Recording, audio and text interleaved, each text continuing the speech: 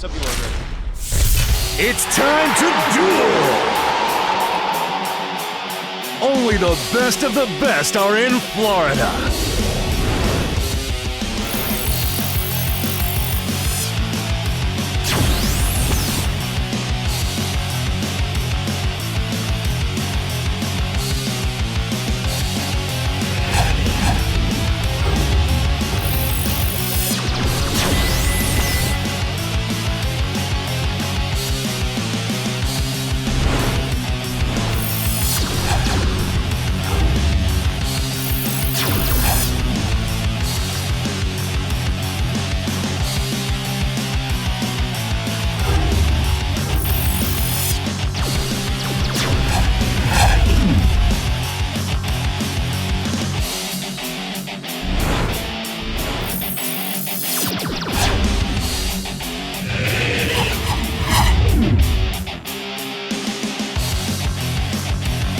$110,000 global participants.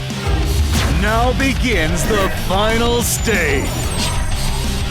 Yu-Gi-Oh! World Championship 2016!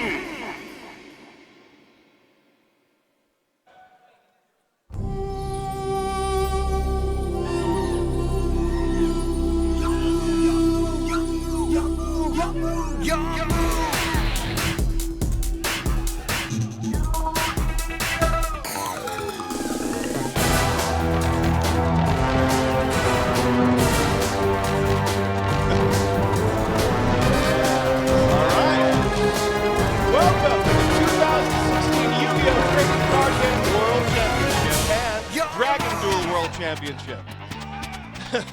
That's right, give yourselves a big hand. The world's top duelists, yes, have gathered here this weekend to compete in a tournament that will determine who is the true king of games. Only 34 duelists qualify to compete in this weekend's main events. But even duelists who didn't qualify will have plenty of free activities to enjoy this weekend. Among those activities are Win-A-Mat tournaments, 2017 regional qualifiers, Dragon Duels, Generation Duels, Attack of the Giant card tournaments, and special Duel the Champion events.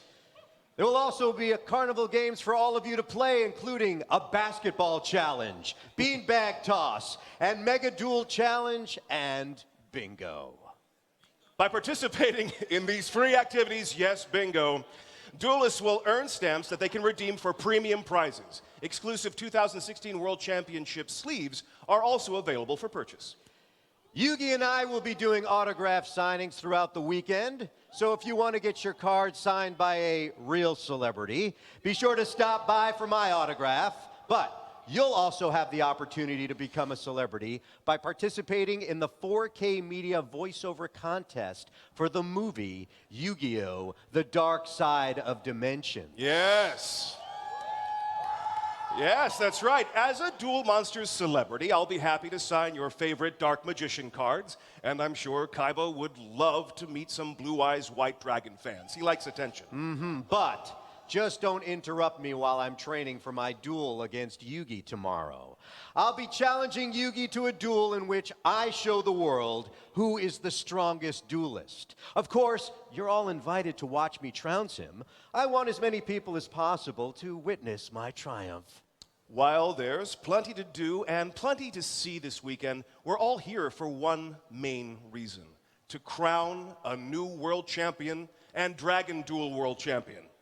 This weekend's worthy competitors have had the past few days to settle in, relax, and enjoy unique experiences, including a tour to Universal Studios and a welcome dinner hosted by Kaiba and me.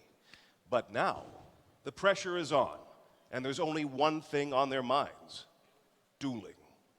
Here are the young competitors competing in the 2016 Dragon Duel World Championship. Aiden Tiemann, representing the United States. Aiden, come on. There he is. Aiden has been dueling since he was 6 years old and was the winner of the 2016 North American Dragon Duel WCQ.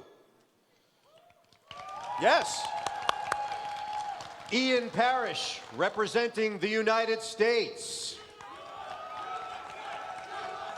Young Ian has played the Yu-Gi-Oh! Trading card game for 7 years and has made the top cut in the North American Dragon Duel WCQ 4 years in a row. Ian will be dueling his hardest to earn the Dragon Duel World Championship title. John Wilkin, representing Canada. John is new to competitive Yu-Gi-Oh! Scene, but loves dueling. He has won several premier level events and is hoping to make the 2016 Dragon Duel World Championship his next conquest. Ronaldo Sierra, representing Mexico. Ronaldo is a big fan of the animated Yu-Gi-Oh! Series and began playing the trading card game 2 years ago. Ronaldo practices dueling against his friends and his brother and always tries to just relax and have fun while dueling. Nice. Christian Suarez, representing Ecuador. Christian won the Ecuadorian WCQ National 2 years in a row and is hoping to add to his winning streak with a Dragon Duel World Championship victory this weekend. Gabriele Scialpi, representing Italy. Gabriele duels with confidence and urges other duelists to do the same. He's here this weekend to have fun and to win. Sean Aliwalis, representing Ireland. Sean won the 2016 Irish Dragon Duel WCQ National and topped the 2016 European Dragon Duel WCQ. Sean's hoping that his trust in the heart of the cards will take him to the top this weekend. Declan Matthews, representing Australia. Declan learned how to duel from his brothers and constantly practices dueling with them. His practice led him to a victory at YCS Sydney and at the 2016 Oceanic Dragon Duel WCQ. Now, he has his sights set on a World Championship victory. Ryuki Shitagaki, representing Japan. Ryuki duels against his father and his brother for practice. His defeat in the final match of the 2015 National Championship in Japan inspired him to train harder than ever before and fueled his determination to become this year's Dragon Duel World Champion. Izumi Yoshi, representing Japan. Izumi duels against family and friends in order to become a stronger duelist and firmly believes in the importance of establishing his own style and strategies. Izumi is hoping to make a name for himself with a victory this weekend. Ponpo Shan, representing Taiwan. Ponpo won the 2016 Dragon Duel Asian WCQ and is ready to compete this weekend. His goal is to become the second ever Dragon Duel World Champion from Taiwan. Hong Uk-young, representing Korea. Hong was the winner of the 2016 Korean Dragon Duel National Championship and is hoping to follow up on that success by winning this year's Dragon Duel World Championship. Those are all of the competitors in this year's Dragon Duel World Championship. Now, here are the competitors in the 2016 Yu-Gi-Oh! Trading Card Game World Championship. Eric Christensen, representing the United States. You may notice there's a few people from the United States in the room. Eric is the first North American YCS champion to win the North American WCQ in the same season. Thomas Rowe, representing the United States. Thomas was the runner-up at this year's North American YCQ. As a duelist who learns from his losses, you can bet that Thomas will be bringing his A game this weekend. Admasu Williams, representing the United States. Admasu is determined to bring home the World Championship title for his country. Travis Smith, representing the United States. Travis is an experienced duelist who loves to duel above all. Travis is looking to have fun this weekend. All right. Adam Hutchins, representing the United States. Adam took 5th place at this year's North American WCQ and prides himself on his innovative deck building and the assistance he gives to other duelists. Jimmy Nguyen, representing the United States. Jimmy is a veteran duelist who earned his first shot at a World Championship title by competing in the 2014 World Championship in Italy. He's hoping to learn from his losses there to take home the title this weekend. Brandon Aguilar, representing Mexico. Brandon is a world-class competitor hoping to bring home the World Championship title home to Mexico. Joaquin Rinaldi Petroni, representing Argentina. Joaquin has been dueling since the dawn of Duel Monsters, beginning his journey as a duelist by cracking open the original starter deck Kaiba. His longtime experience is certain to be an asset to him for this weekend. Samir Bachar, representing France. Samir's 12-year... Hello. Hey, there he is. Samir's full of life. Samir's 12-year dueling career has now culminated in his participation in the 2016 World Championship. Samir is happy to be here this weekend and hoping to take home the World Championship title. Carmelo Budelieri, representing Germany. Carmelo has made countless friends through the Yu-Gi-Oh! Trading card game and constantly tests decks against them. His determination to win this weekend's World Championship and take home the title to Germany will make him a powerful contender this weekend. Lorenzo Roma, representing Italy. Lorenzo is a two-time European WCQ winner who believes that consistency is the key to greatness. He is a talented duelist who encourages fellow duelists to play the decks that they love.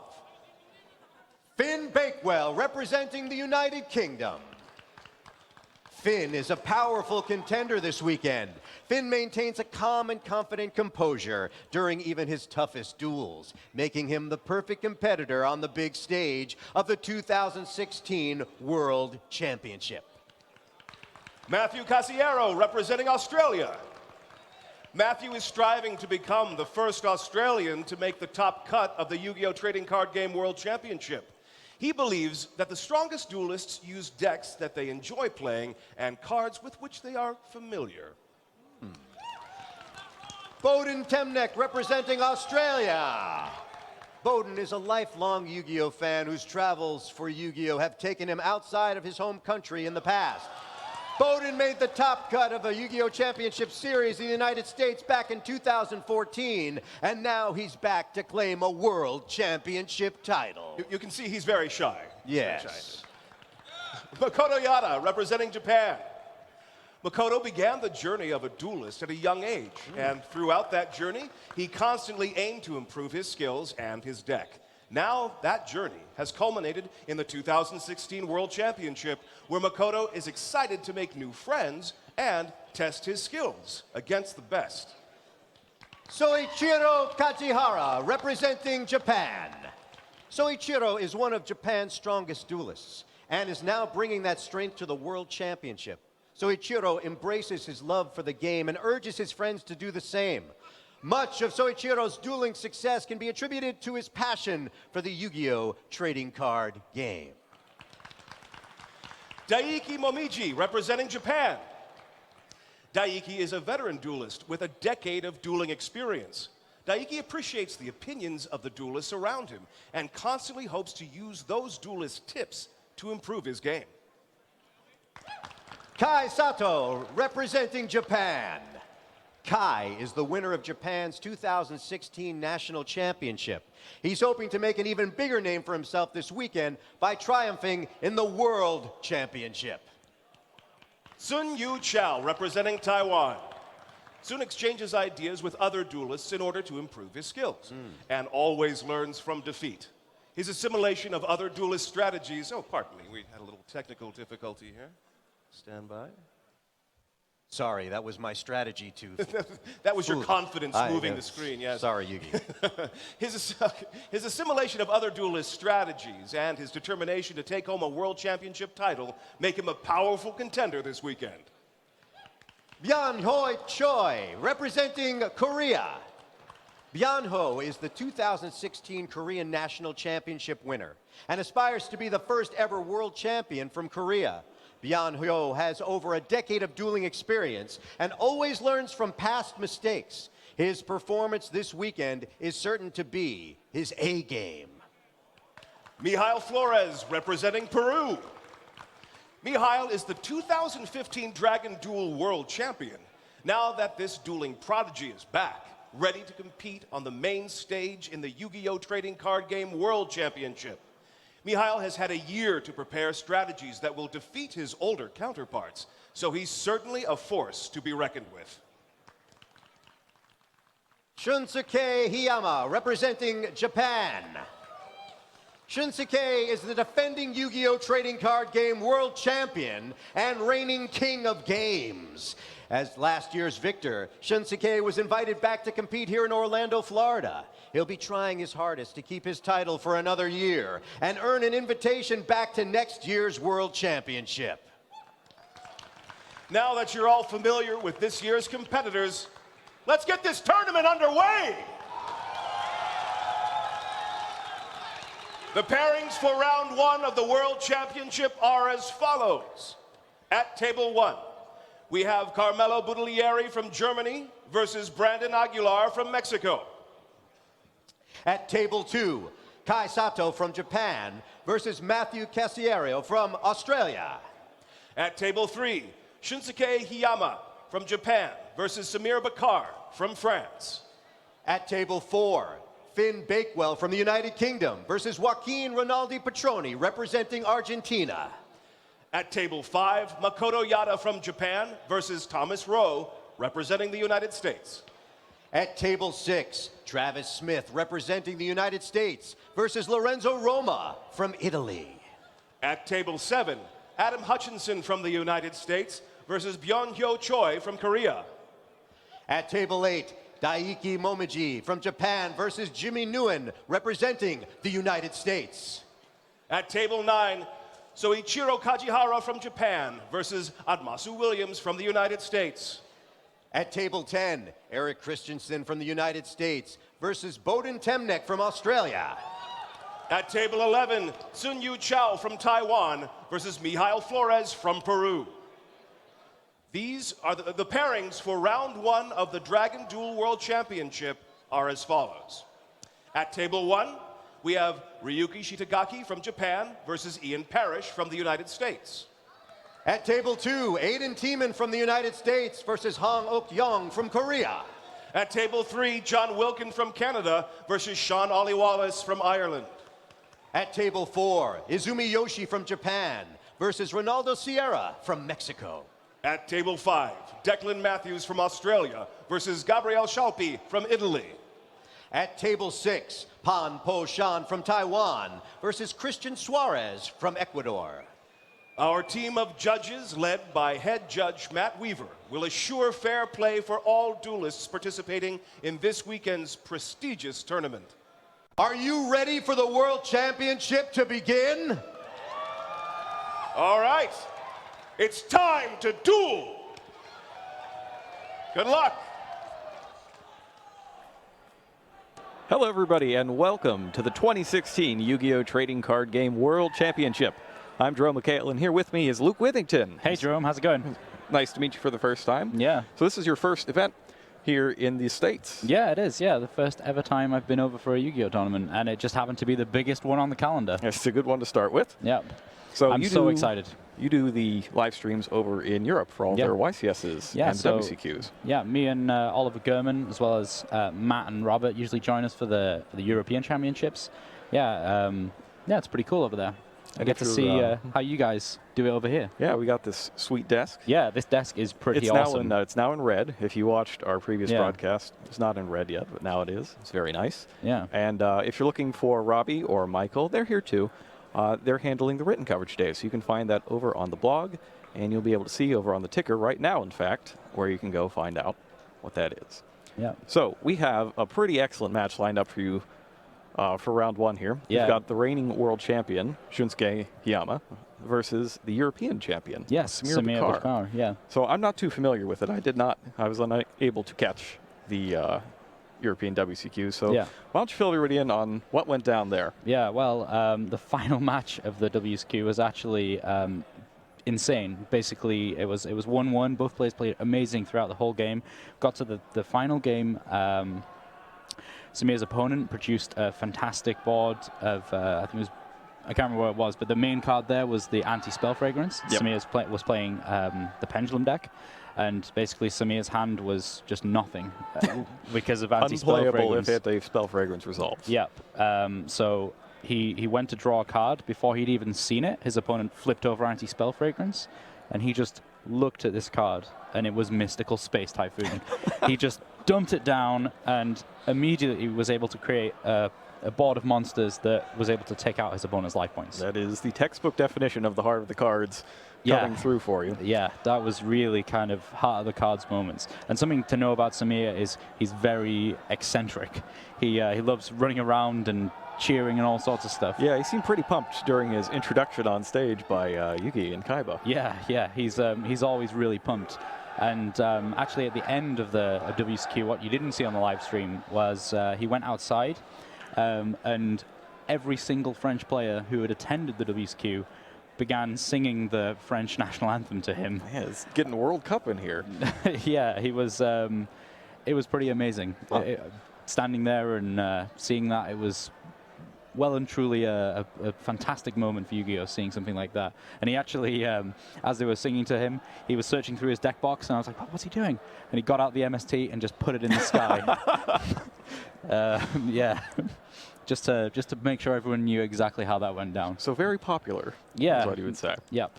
Well, I hope everybody back in France is tuned in right now. Yep. Hope So so. they're going to get to see an excellent showing from him. Yep. So coming into this tournament uses a special format that is only used for the World Championship. Yep. Any card that has not been released everywhere in the world is not allowed for this event. Yep. And due to the differing Forbidden and Limited lists, due to the preferences, etc., and cultures of the various players, we use a combined Forbidden and Limited list here that goes with the harshest restriction on any given card. So Yep.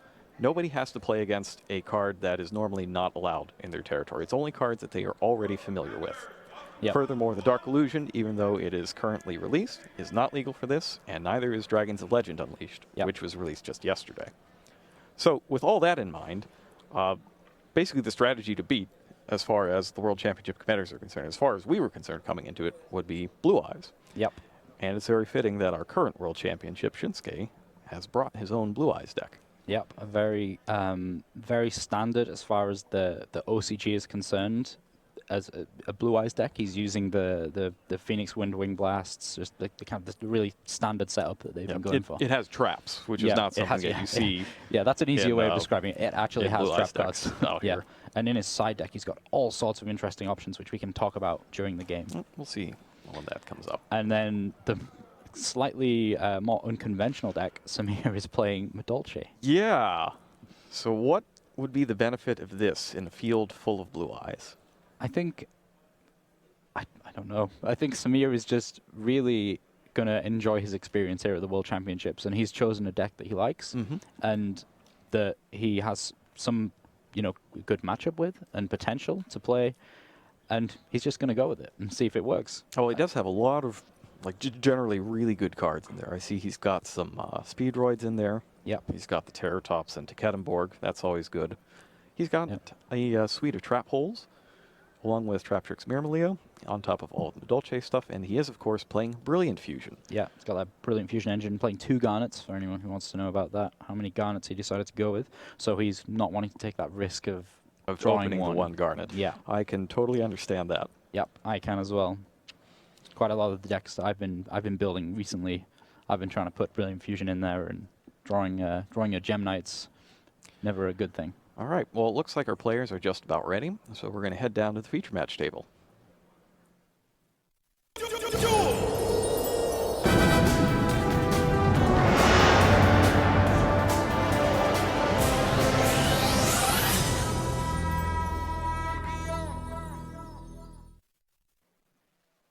All right, we are just about to get underway. The players are currently deciding who goes first. See Bachar on the right, Hiyama on the left, and they're going to have to go into overtime on these dice rolls. I love how Samir, it's only the dice roll, and he was already getting excited about this game. Super pumped. Yep. Looks like Hiyama has won the roll and opted to go first. Yep. Let's see what he's got for us. Now, that's actually kind of interesting because in the United States, at least, the general feeling with Blue Eyes is that you should choose to go second. so that you can inflict damage first and actually destroy your opponent's cards. So it'll be interesting to see what Shunsuke does with the first turn. Yeah, I think a kind of an approach that some people were talking to me about, at least from the European guys, they were saying that they were trying to build their Blue Eyes decks to be able to make some really powerful Exceed monsters like number 38, Titanic Galaxy. Yeah, number 38 is definitely a good one. Yeah, and the Blue Eyes Spirit Dragon as well. Both of those kind of setting it up so that you can stop your opponent playing cards. So if you do end up going first, those are really good options. If you could get them both on the field at the same time, that'd be pretty nice. Oh yeah, Pretty good. Yeah, that would be really nice. Especially if you can swap into Azure Eyes and protect Yeah. number 38. Yep. All right, so Shunsuke's up. He's up first. He has drawn his hand. And we will momentarily see what that is. So this is the first time that we've seen the World Championship playmats here on stream. They look really cool.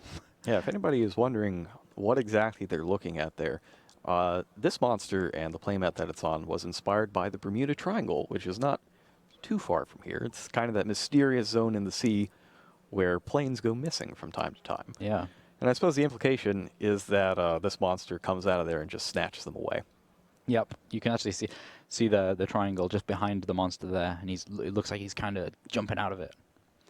But yeah, really cool playmat design. I would not want to see that if I was flying over the sea. No, definitely not. So this is a fantastic opening here, straight away with the Cards of Consonance, discarding the White Stone of Ancients. That'll get him a Blue Eyes in the end phase. And he continues on with Trade and discarding the real Blue Eyes White Dragon. Yeah. So he's just crafting his hand here to try and be able to produce a board that he's going to be happy to pass with. He's got a couple Sages. He's got one of his Effect Veilers. That's always nice to have. Yeah, so I think he drew a White Stone of Ancients from the trade-in. And then Looks one like of the card I couldn't see. There's a second Sage. Second Sage. I think he's got more cards to come. Yeah, there's the White Stone of Ancients. I thought I saw Alternative at some point, but there's a lot of White Dragons in that deck. So he's going to go ahead and just set the White Stone, I think. Set a stone. Yep. Summon some kind of Blue Eyes. Yeah, probably the Spirit Dragon. Now he has Dragon Spirit of White. He's got one copy of that. And then 3 alternative, 3 regular. Yeah. So. Oh, he decides to go with the regular Blue Eyes. In defense mode. 2,500 defense. Yeah. So Samir's opening hand here. So he's got the one that he really wanted in his opening hand, which is the Speedroid Terratop. And that's going to be able to immediately make him be able to produce a rank 3 play. He's got a lot of search power there. He's got the Terratop. He's also got Magellin. Yep. Which you can use to grab Angeli. Yeah, and he's going to have obviously have another draw before we finish up the hand here. The Twin Twisters, though, is essentially dead.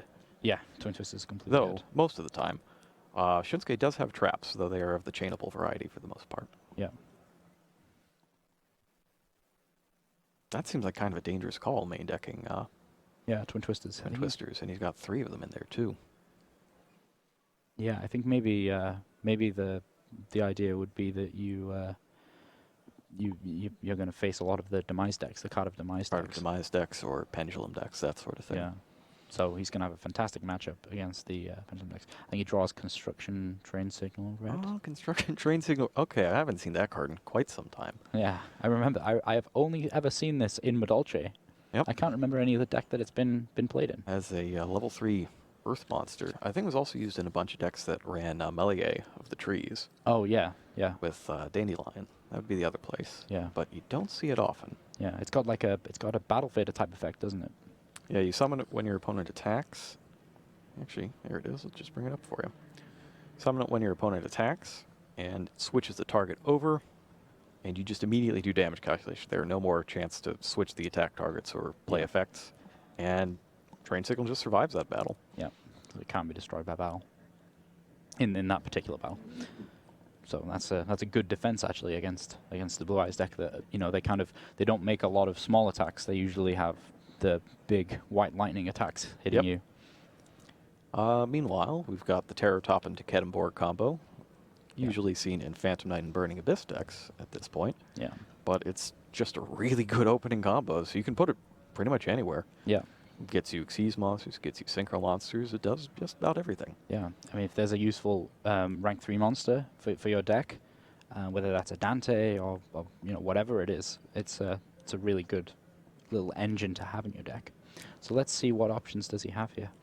Well, he's got, usually the first turn play for Medolches is MX Saber Invoker Yep. to search out Messenger Lotto.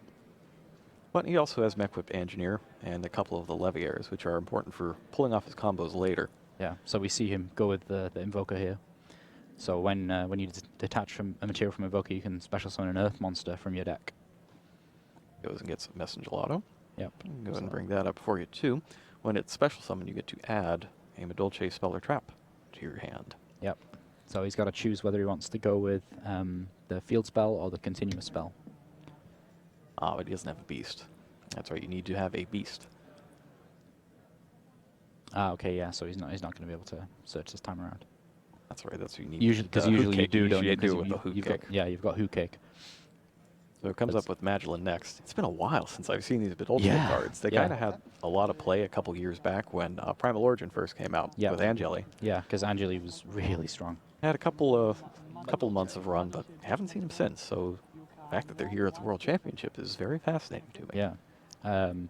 Mike in the office actually absolutely loves the Medolche cards. He's got several of them all over his desk. He loves the Medolche cards. So he'll be happy to see these being played here. So he summons Magellin, and Magellin's effect's most likely going to activate here, so we can go and search for another Medolche monster. It's definitely activating, but if we remember from Shinsuke's hand, he's going to consider whether or not he effect veilers it. Yep. Let's see if he decides to effect veil here. I think he'd wait for Hoot Cake, right? Yeah, probably. I think you're going to wait for like the more powerful Exceed monsters rather than the Magellin.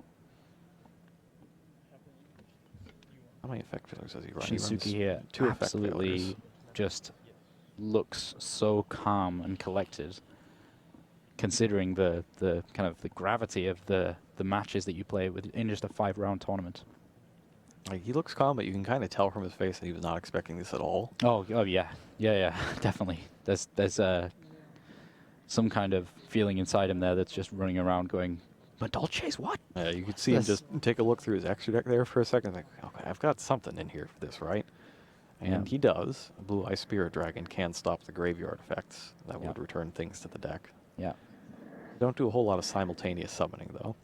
So the other effect, not so much. Yeah, they're quite a linear summoning deck, so it is just kind of one summons the next one summons the next one. So, Hoot Cake and Angeli as well. And eventually they just start recycling themselves through Ticket and Chateau. So here we see just a translation here. So this is something that we're probably going to see a reasonable amount here at the World Championships.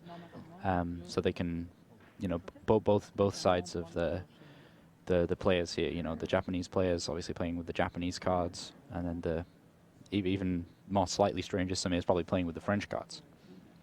Definitely more so with this matchup, though, because I had to look all these cards up ahead of time. Yeah, we were sat looking at them, trying to remember what they all did. And it's like, I know what Angeli does. I know what Hoot Cake does. Yeah. You got to check everything else. Yeah. It's weird. Like, the way that I remember cards, I don't really remember their exact text, but I can kind of remember roughly what they do like, within the I know what archetype. this does. I don't know exactly what it does. Yeah, exactly. And Angeli is the choice. Yep. So he's going to make an Exceed play here. 2 level 4s. Looks like they're both Earth. Goes for Trap Tricks for Felicia. And he does have a suite of trap holes in his deck that includes Treacherous Trap Hole. Yep. So it's he's got Treacherous Trap Hole, Time Space Trap Hole. And I think that's Bottomless Trap Hole. Yeah.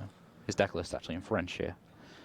So we're doing some linguistics on the fly. Yeah. I could understand most of his deck list. I mean, so obviously I'm from the European side where we've got to have this all the time where we've got different language deck lists. So it's kind of a normal thing for us. Bachar attacks the face-down Stone of Ancients. In the end phase, Dragon Spirit of White is summoned from the deck. Nothing to banish. And Trap Tricks of Fleazy has been activated. And if you're going to use your treacherous trap, fold better be now when you have no traps in the graveyard. Yep. Just a rules note for everybody. Even though you're not actually activating the trap card itself, you still have to meet the conditions for it. So you cannot use treacherous trap hole if you already have a trap in your grave. Yep. So that creates the order of plays that we see here. Yep. Just a note for again, a World Championship specific thing here, the shuffling. It was said in the player meeting yesterday. The method of shuffling has to be the pile shuffling. Yes.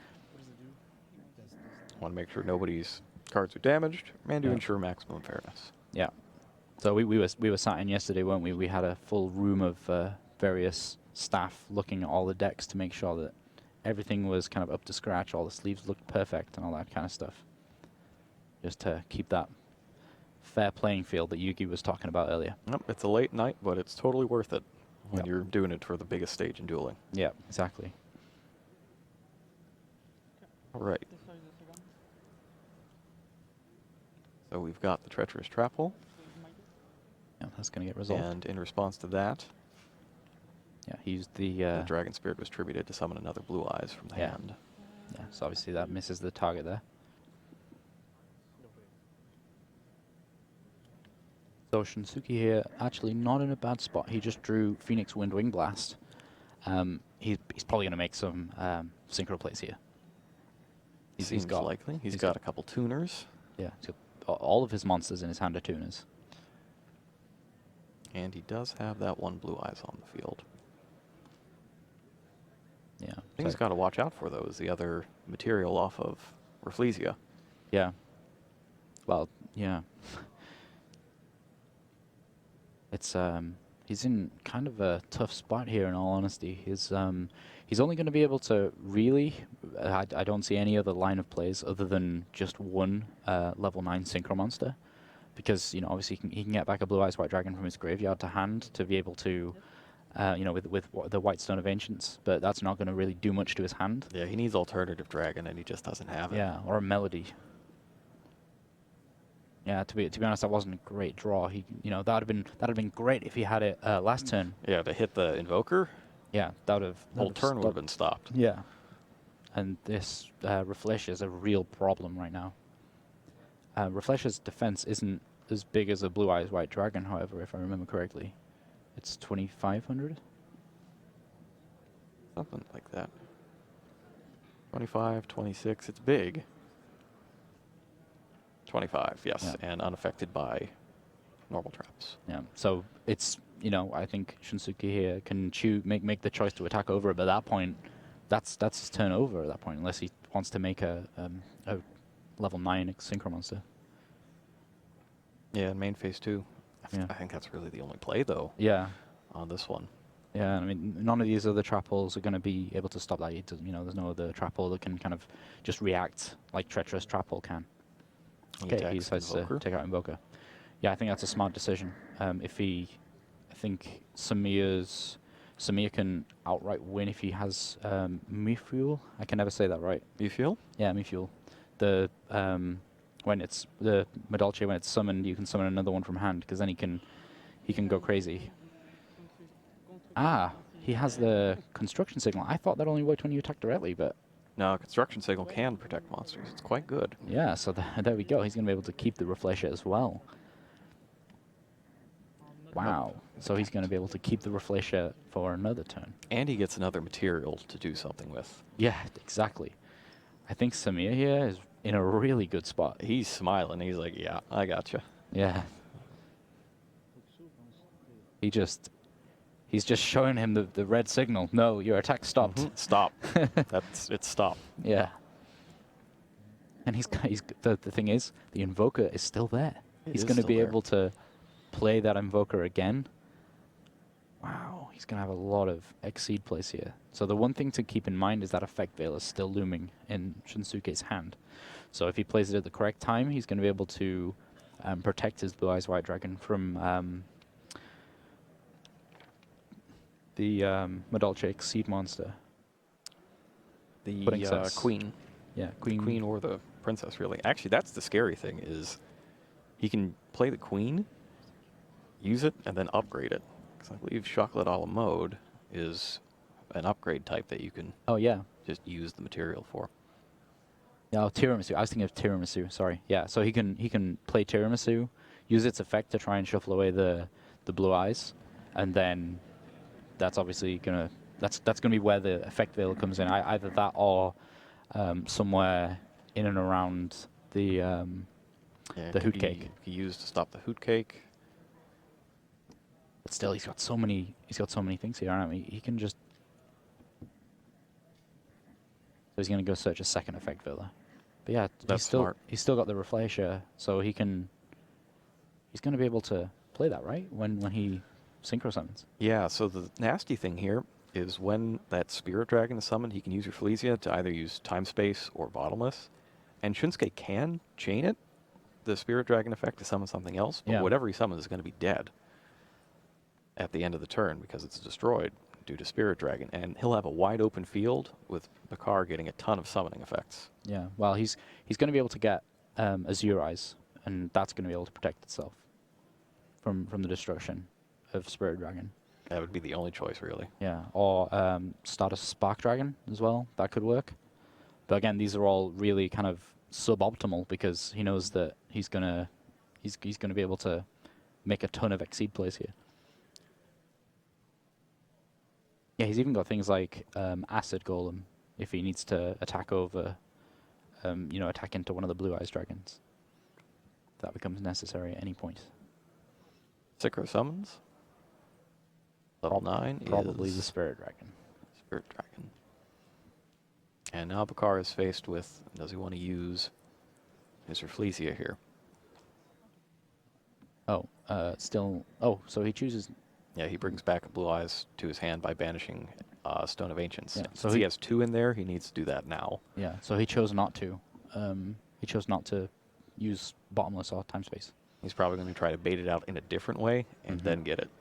Yeah, Got to be careful, though, because the timing still has to be correct. yeah. I think it's still good that it's kind of just looming. It's looming there for whenever he wants to use it. Got a lot of defensive options now, though, with the Phoenix Wing Blast. Yeah, the Effect Veiler, Spirit Dragon. He's got a lot here.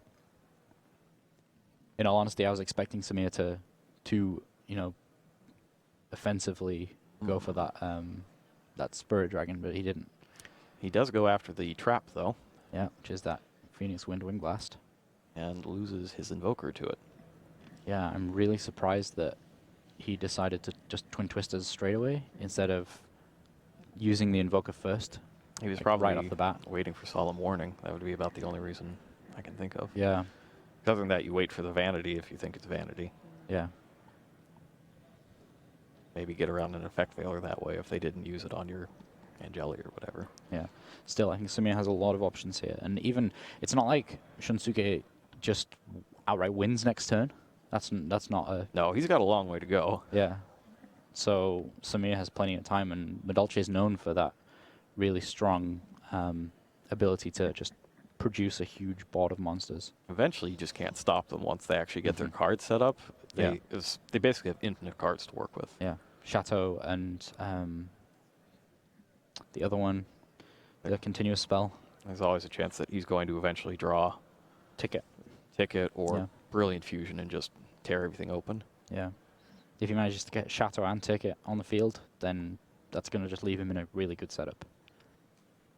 All right, so Shunsuke picks up another trade-in and then retrieves the Blue Eyes with his White Stone of Ancients. Yeah. So this is kind of okay. That's turning into a really scary hand. That's pretty good. He picked up Return of the Dragon Lords.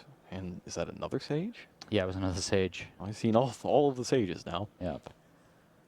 I don't think that Phoenix Wing Blast is in his hand still. I think I got set a long time ago, unless he drew another one at some point. But I don't see it in his hand. So Nope, it's been set and played. there we go. Return of the Dragon Lords on Blue Eyes. That Yep. goes through. Return of the Dragon Lords now lurking in the graveyard with its effect to protect dragons from destruction. Yep. So I think Samir here has got to think about time space trapple instead of bottomless, because obviously you can protect against bottomless. Yes. It appears he drew Time Space Trapple, so that'll be his face down. He could try to just get that return out of the way, though. Yeah, yeah, that's true. It would probably be it would be decent to get that out of the way as soon as possible. Says, well, it's fine. So yeah, Shinsuke's got to go on the offensive here and clear this board out because it's just it's kind of There's too many materials. yeah, there's just too much for him to leave it around. So And he's got to start saw attacking here. Yeah, he saw the cat being searched last time. Yeah,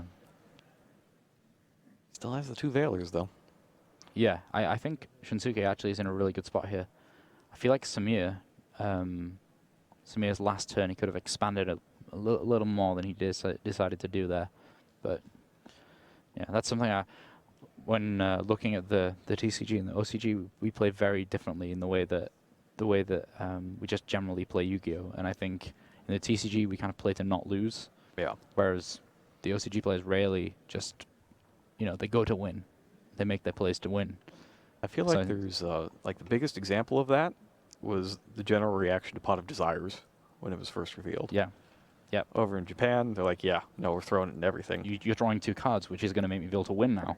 And over here, we're like, but I lose 10 cards out of my deck. Yeah. How will I play forever?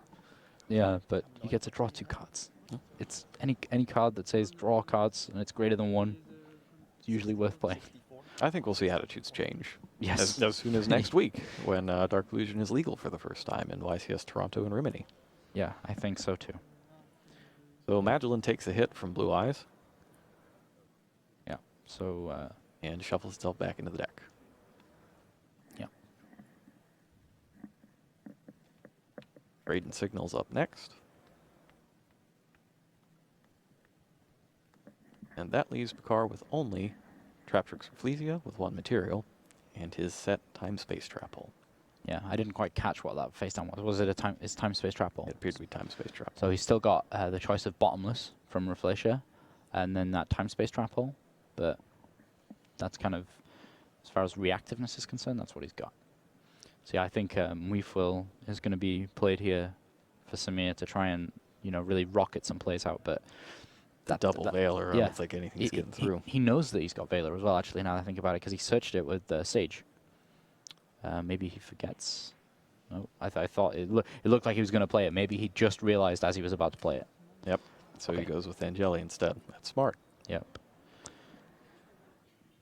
Still, the trouble is that Angeli's effect may get through, but it's still the regular line of plays is to then go get Hoot Cake, which would then get Veilered. Yeah. So. One of the scary things about the Blue Eyes deck is that you can search for your effect Veilers. Yeah. Yeah. I remember, so kind of in my head, I have the cards in the history of Yu-Gi-Oh! Right from the start of when I played that really changed the way the entire game worked, and I think Effect Veiler is one of those cards. Effect Veiler, and then I think a few sets later was Max C. Yeah. Again, really changed the way that the game worked.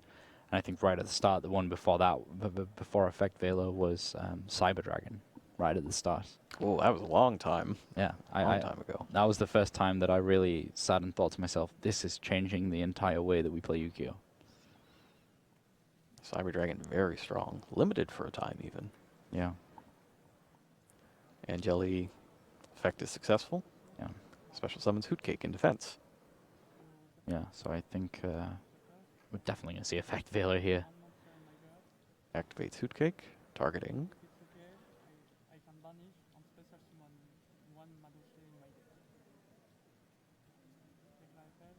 Targeting Angeli. Yep.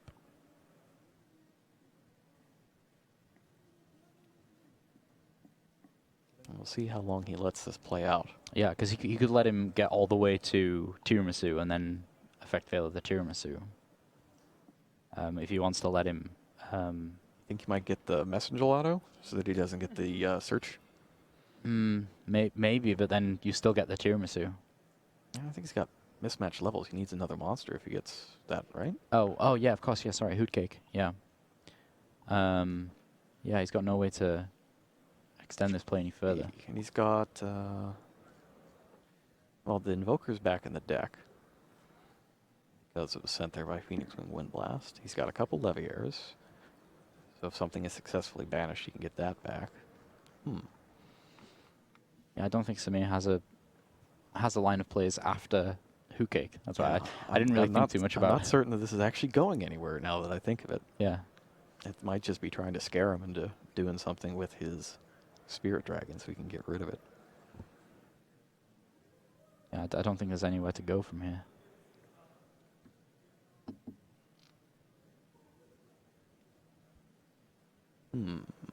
Does he have F-Zero?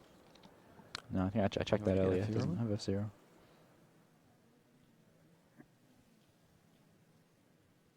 Nope.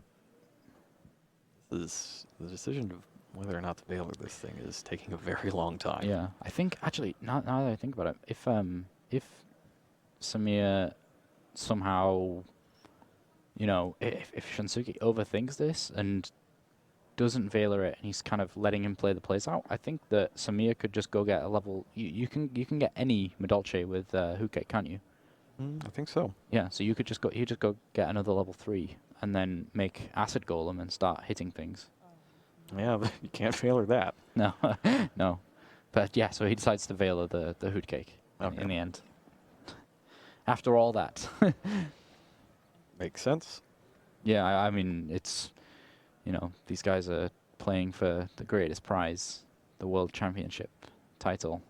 So they got to take their time to think about this. Now, all is not lost. Because remember, Medolce Angeli is a really good card.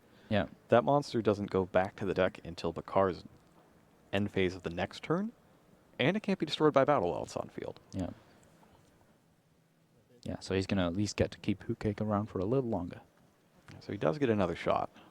Yeah. Though that'll probably get Veiler too. Yeah, I mean, he's got the second Veiler. Samir doesn't know that he's got the second Veiler. Only one of those was searched from Sage.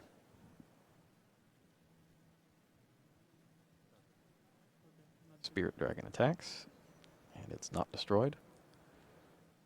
I mean, if he really wanted to get rid of it, he could use Spirit Dragon's effect on Michael, the Archlight Sworn. Main phase 2. He's going to play Ghost Ogre and Snow Rabbit on that Sage. So he summons the Sage, activates the effect, and that allows Ghost Ogre and Snow Rabbit to be chained to destroy it. Yeah. He goes and gets, is that Master? That's Master with Eyes of Blue. Which one is that? Is that Priestess? I guess he's just trying to keep the second Spirit Dragon off the field. Yeah, I guess so. What's the name of that card? Yeah, 'cause I mean, if he gets 2 on the field, that's when you can kind of summon a dragon that doesn't protect itself, and then protect it with Azure Eyes with the other Spirit Dragon, which gets really dangerous. Because obviously the main effect of most of the dragons that protect themselves is that they protect themselves. So if he manages to summon one of the dragons that doesn't really protect itself, but has a really good other effect, and summon Azure Eyes as well, then that's a really good combination.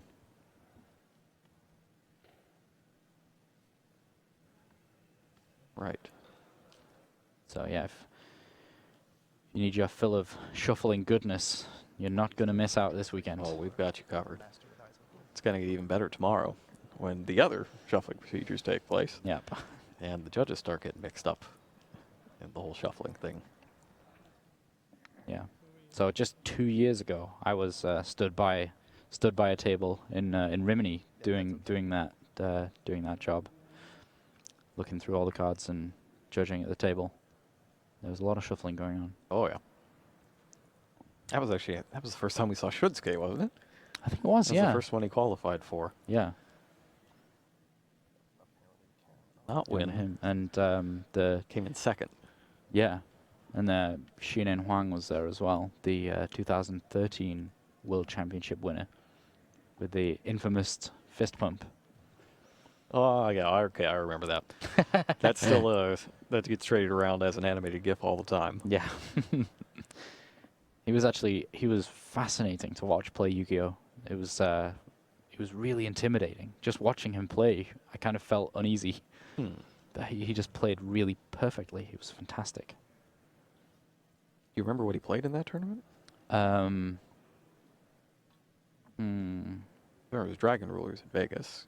Yeah, Dragon was in Vegas, but that was it. He played Gear. He was one of the Gear players. Yeah. I think one of the U.S. players did that. Really? Was it Sean McCabe? I think it was the other one yeah, that played. Yeah, Gear. Sean McCabe was playing. Yeah, Sean McCabe was playing Gear as well. There was a few kind of. It wasn't like just one of the like one of the continents played it together. There was a few from each of the continent that played it. It was kind of strange, actually. Rimini was a weird thing because there was like a group of people that were really big on Infernity. Yeah. And they all decided that they were going to play Infernity. And then a couple who were just like, yeah, I'm going to run Gear. Yeah. That's cool. Yeah, it was kind of a strange tournament, in all honesty. There was a lot of different decks. Yep. I remember the Korean Dragon Duelist who was playing Evil Swarm. That's right, there was Evil Swarm there. I think there was another Dragon Duelist playing Bujin. Yeah, there in that was. tournament as well. Was that the Italian player? I'm trying to remember. Yeah, I think it was the little Italian guy. Yeah. Yeah, the that Evil Swarm deck was actually in my favorite rarity, the DTC rarity. Nice. We don't have that over here in the TCG. Right, so it's looking like Shinsuke has drawn a new trap, which is Vanity's Emptiness. Yeah, which stops off that Hoot Cake play. That's a very fortunate pickup, Yep. as it will stop pretty much everything. And Bachar no longer has his Twin Twister. Yeah, and I don't think he's got very many options here. No, there's just too much negation, and he can't even attempt to play half of the effects. Searching for Magdalene, though. Yeah, so he just has to go with Angeli. I don't want the game to be over before it's over, but I feel like it's kind of, there's not much options here. Quite a few Blue Eyes monsters, really powerful Blue Eyes monsters for Shinsuke here. So he does get Angeli, and then, yeah, Hootcake's going to get shuffled back into the deck. Okay, and that is the end of Bachar's turn. He still has the time-space trap hole, but I don't even think it's going to come into play at this point, because Shinsuke doesn't have to play any more monsters. Nope. He has everything he needs. He can't play any more monsters that would get affected by time space because of the emptiness anyway. Still, Bachar has about 6,400 life left. It's a little bit of a buffer because there can't be any more Blue Eyes. Yeah.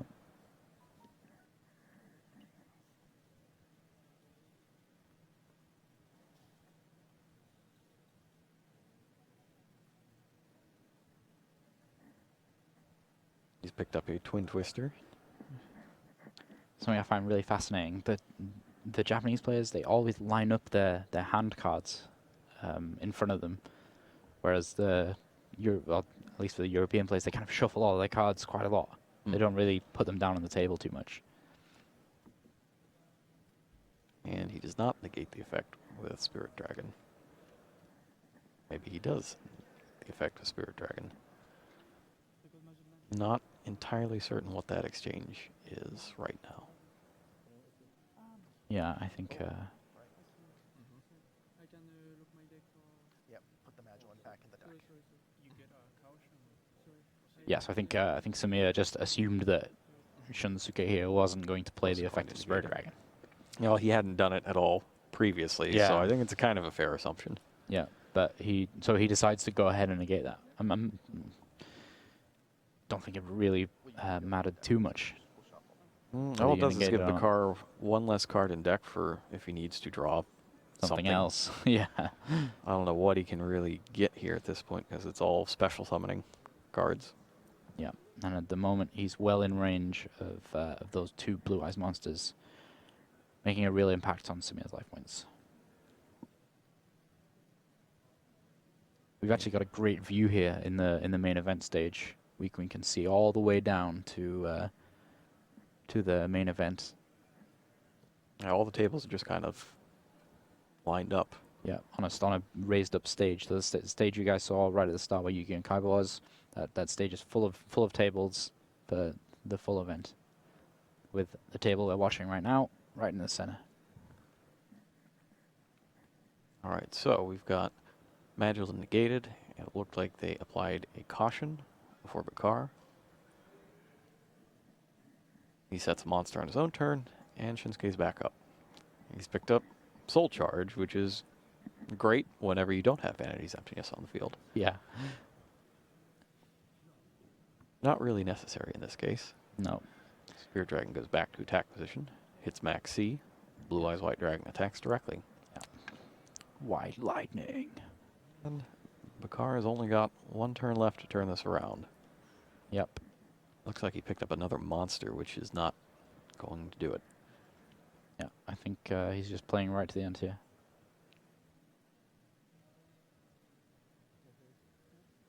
Oh, he's going to try to out Shinsuke. There were multiple times last year when he was just completely beat. He just played it out anyways. Yeah, I guess sometimes you do it to get that extra bit of information. I don't know what possible plays he can do to make this any better than what he already has, I guess. Well, he's picked up Melody of Awakening Dragon, and he's going to go ahead and Destroy show with an off. effect, yeah.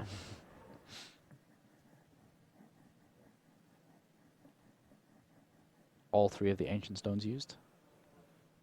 Guess he could, yeah. Decides to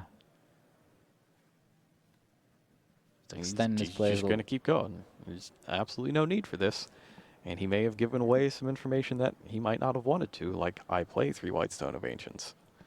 But he's going to do it anyway. Yeah, well, he's able to put a full 8,000 damage on the board there, just to show that he could.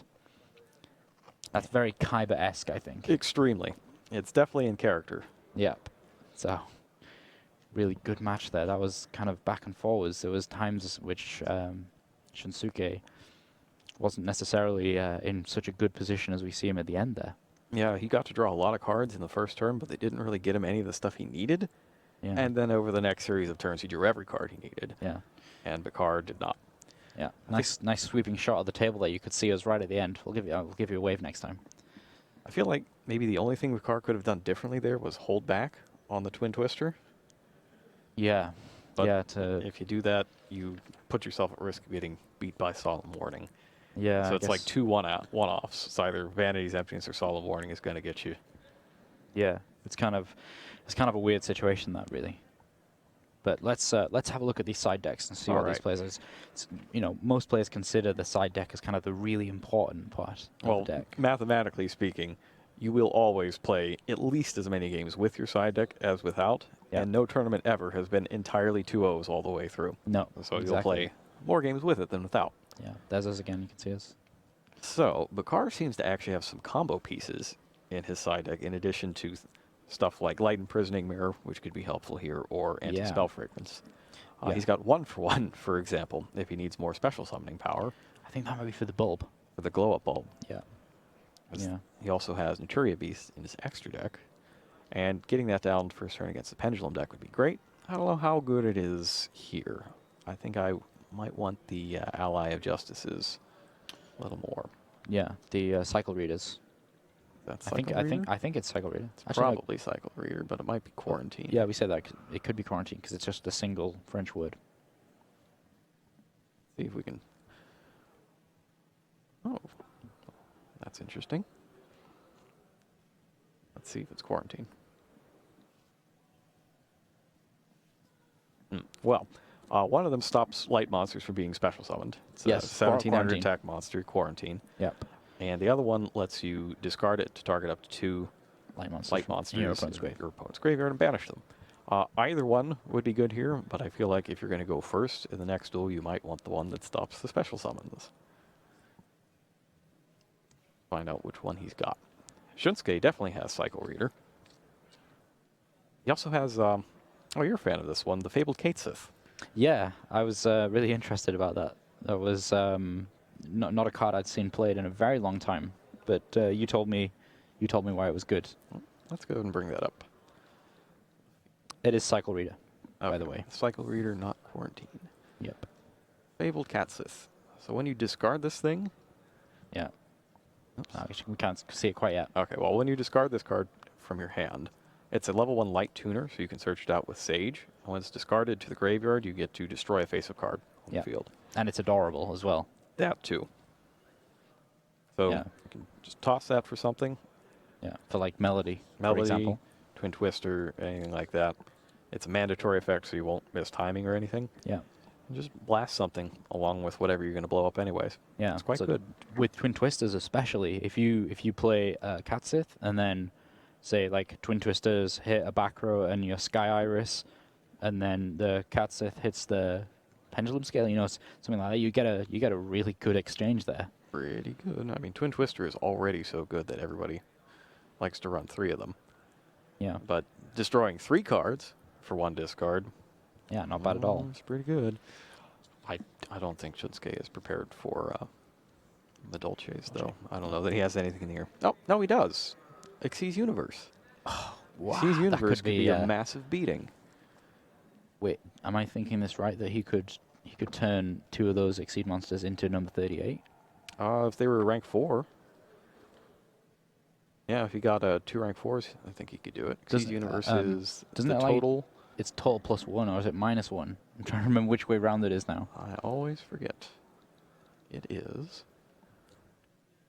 total Total or 1 less. or 1 less. Okay, Yeah. so he would need Oh 2 yeah, level or 2 rank 4s for yeah. that. Of course it was, because back in the hand artifact trap tricks format, we used to use Exceed Universe on 2 Exceed monsters into Mecha Phantom Beast Dracosac. I remember that specifically. Dracosac or Felgran were the 2 choices that we usually made back then. So if he gets 2 rank 3s, he could get a 1-shot Cyber Dragon Infinity. That's Wow. pretty good. Wow, yeah. 6. And then he's got some 8s. You got your Erratic Sun Dragon, you got your number 38. Got various Galaxy Eyes monsters. No Cypher Dragon yet, though. Not legal for this tournament, but No. look out for that at your own tournaments this weekend and next weekend as well. Galaxy Eyes Cypher Dragon is a very nasty card, and you don't want Yeah. to be caught unaware. Yep. Very good. I think that's the OCG have been playing that over the regular one for some time now. Yeah, over number 62, the 4,000 attacker. Yeah. Makes sense to me. Yep. It's really crazy that it changes the name. So if you're using a lot of the Galaxy stuff, like Galaxy Expedition, for example, and you steal their big guy, oh, I can play Galaxy Expedition now. Yeah. If you're getting an Xyz monster, you can upgrade their thing into Dark Matter Dragon. There's a lot of crazy combos you can do with that. Yeah. So Shinsuke probably going to put in his Xyz universe. Yeah, I think he's actually got, like, inadvertently got quite a lot of good stuff from Adolche. He's got Forbidden Chalice as well. Quick play That's- spell that can negate monster effects. Yeah, that's Also very useful. actually really, really good. If you I think just generally, like, the effect veilers, being able to search out effect veilers is really good, and the chalices as well. He actually has a lot of stuff. And he still has 2 Max C in Yeah. his main deck as well. And if he draws one of those against a combo-heavy Xyz summoning deck, you just have to stop. Mm-hmm. And you usually don't win when you stop. Yeah. And if you want to go really far out there, he's actually got Mask of Restrict as well, and that would stop Just stop in jelly. stuff in jelly. Yeah. If you want to go really, really extreme. It'd be funny if he put all that stuff in, and then Bachar took out all of his Twin Twisters after Yeah. seeing he's playing against Blue Eyes. That would be a pretty rough beat. Yeah. Oh gosh. I remember. I always say this on the European live stream about the kind of the way that you side deck. Generally, you want to be, even though you didn't see any trap cards in the first game, you always want to put in your Mystical Space Typhoons and Twin Twisters in case your opponent does put in things like, Exceed Universe, Mask of Restrict, all those good things. It makes sense because a lot of the really nasty trap cards don't come in until game 2. Yeah. In game 1, people are streamlining their decks to make them do their thing as fast as possible, and a lot of time that means cutting down on traps Yeah. until you know what you're playing against. Yeah. Not necessarily, playing to stop your opponent. It's more the, I want to do my thing in game 1 to show that my deck's engine is more powerful. All right, so that's nasty. we're back. Bachar started off with Brilliant Fusion, but Hiyama had the Max C. That's nasty. That is not good for Bachar. Yeah, but that's, Shinsuke here, he made the right play to put those in. And Bakar's making the right play here, sending Electromagnetic Turtle Yep. as his monster, I'm monster. a big fan of that card. I really love Electromagnetic Turtle. Electromagnetic Turtle is actually quite good. It was from Yugi's Legendary decks. Yep. Here it is. Oops, there it goes. Here it is again. Yeah. So this So card, just- it's a free battle phase. Yeah. It's free battle phase for you, Bachar. Yeah, so he's fully protecting himself here against any kind of, really big board presences that Shinsuke could come up with here. I really like the turtle pick. Yeah. It's so good in this exact scenario. Yeah, yeah, it really is. I can't say enough how much of a really amazing play that is. Something that to note about Samir's deck, he's actually playing 2 Seraph Knights.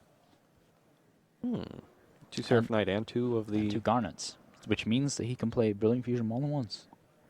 That's something a lot of people don't give themselves the option to do. Yeah, I guess the extra deck for Madolches isn't so tight, or at least in this particular deck it isn't.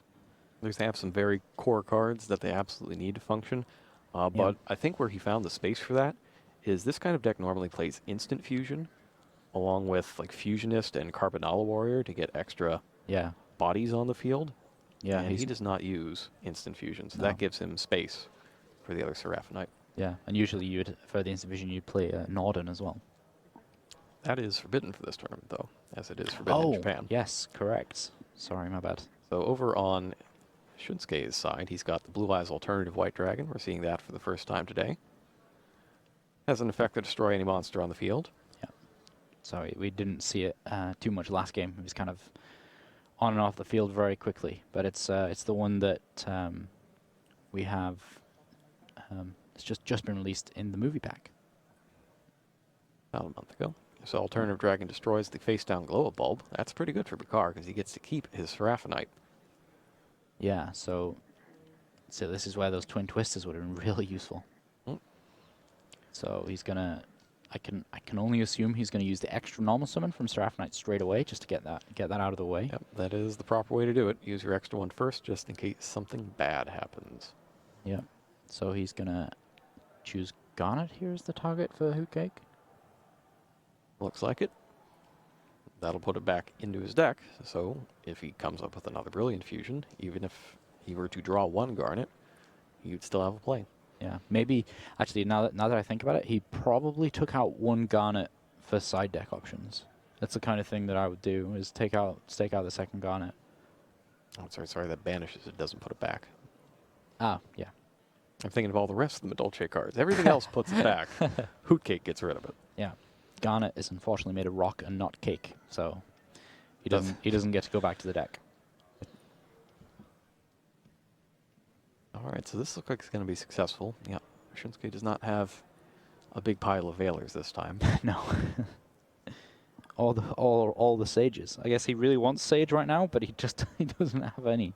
He saw them all last time, not so many this time. Some kind of law of dueling karma in effect here. Yeah. But he did have that max C, so. Don't know how much good it did him. Well, it stopped the flood for 1 turn, but he didn't get to draw all the cards off of it. I mean, Samir has a lot of options. That glow-up bulb's just staring at him. That could very easily come back and turn into my favorite card of all time, Trishula. He is running Trishula, isn't he? Yeah. Yeah, he Yeah, is. he is. He's got Trishula. He's got Juria Beast.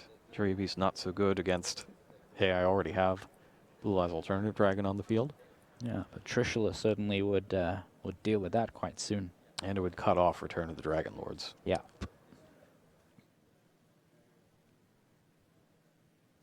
So which one of the spell cards did he search for? I didn't see. He took Ticket. Ticket. Vulture Okay. Ticket. Bring up Ticket. There it is. Yeah. This is the one that lets you just get things from your deck every time Yeah. Every time something goes back to the deck. Yeah.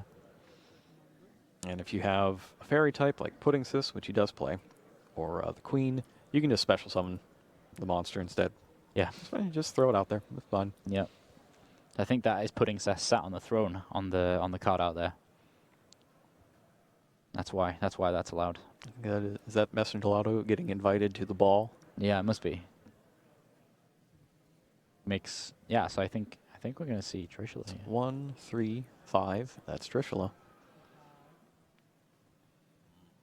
Hiyama can't stop it. No, there's not much to be done about that. That's devastating, Trishula. Certainly would have absorbed a trap if he had one that could be used here. Yes, definitely would have. We didn't quite see what those traps were. But he takes one of them out, along with card in hand. And he decides to leave the Blue Eyes alternative dragon on the field. Probably thinks he can deal with that with something else. In some other way. Hopefully it's a way that puts it somewhere where it can't be brought back. Yeah. And the Maxi, since it's the only card there is. Yeah. He may as well banish that Maxi. Let's get it out. Yeah. So he doesn't unlike the Necros version of Trishula, he doesn't have to have a card in each of the zones. But in this case, he did. That's interesting. So he hit a Phoenix Wind Blast, the Blue Eyes from Shinsuke's hand, and the Maxi. And now he's going to go ahead and bring out something that's going to get rid of it. Tiramisu, a nice ultimate tiramisu. So Shinsuke better flip that other thing if it's something that stops it. Yeah, otherwise all his stuff's gone. Yeah, bad things are about to happen. Wow. This is... Yeah, if this resolves successfully, that's just brutal. Yeah, he might ticket be as done. well. With ticket as well. 22, 27, and something that he can summon. Well, he's going to get pudding cess.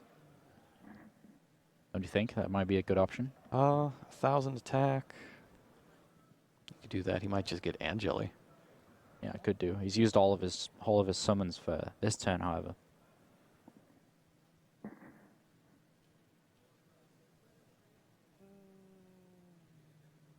He adds Mufil to his hand. Yeah, I mean, it's always great to have, especially if you have any of the monsters. Which he does already. Yeah, so that's the reason why he's searching through his deck here, is Medolce ticket. So anytime a Medolce monster is going to go back into your deck, you get to go and search for one. So the effect of Tiramisu, if you're unfamiliar with it, it returns Medolce cards in your graveyard to the deck, and then it shuffles things on the field back to your opponent's deck. Yeah, no targeting involved. The only thing it targets is the cards in your graveyard. Yep. So you can bypass all of the everything that your opponent might have. I don't know that there's anything that protects you from getting shuffled back into the deck. I don't actually think there is. That's a very good point. I think that's the only thing that is kind of protected against. It's the most permanent removal out there. It's the hardest to get anything back from. Yeah. That's part of why Drowning Mirror Force is so good, because it gives that ability to anything. Yeah, Drowning Mirror Force is really strong. One of those can change the tides of a game really quickly. So Shinsuke's been hit with the 1-2 combo of Trishula and Tiramisu. Yeah. In the same duel, in the same turn. Yeah, I can't say that I would enjoy that one little bit. And he lost the Phoenix Wind Blast that probably could have stopped that. Yeah. I'm kind of surprised that he didn't play the Phoenix Wing Blast on something on at least. Seraphinite. Well, yeah, I mean, I was more just thinking chaining it to Trishula, but yeah, sooner. He could have played it much sooner. What is life points? It's one of those really weird things. I guess, he was saving it for... 100 damage. He was saving it. Shinsuke takes, appears to be 4,900, 22 and 27. Adds up. Yep. And Shinsuke's down to 3,100 with nothing in his graveyard. Yep. I think it looks like he's just played Melody. Yeah, he picked up a Melody. Discarding Return of the Dragon Lords, that's a really good draw. Yes. So he's probably going to be able to take care of this field here. He can take care of one of the two. I mean, it has to be Tiramisu. Yeah, well, yeah. There's Can't no leave, choice. Yeah, you can't leave her around right now.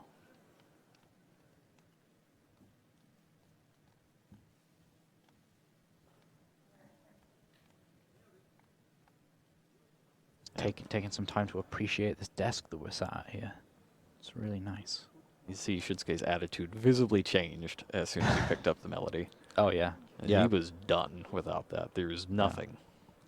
I mean, we had a shot of him just before he drew his card, and you could tell he was visibly kind of... Like, really? This is happening Yeah. at the World Championship? being beaten up by Really? a load of cake monsters. So he summons the Blue Eyes Alternative Dragon, destroys Tiramisu. Can't attack with that Blue Eyes this turn, though. And Bachar is back up. Ooh, he picked up a Hoot Cake. That's not bad at all. I think the play. I think he's won here. I think Bachar's won here. He's able to make a second tiramisu. Refill into Hoot Cake. Hoot Cake activates. Yeah, he can like Hoot Cake Angeli. Angeli go get something else. Make an invoker into something. Overlay the 2 level 4s into tiramisu.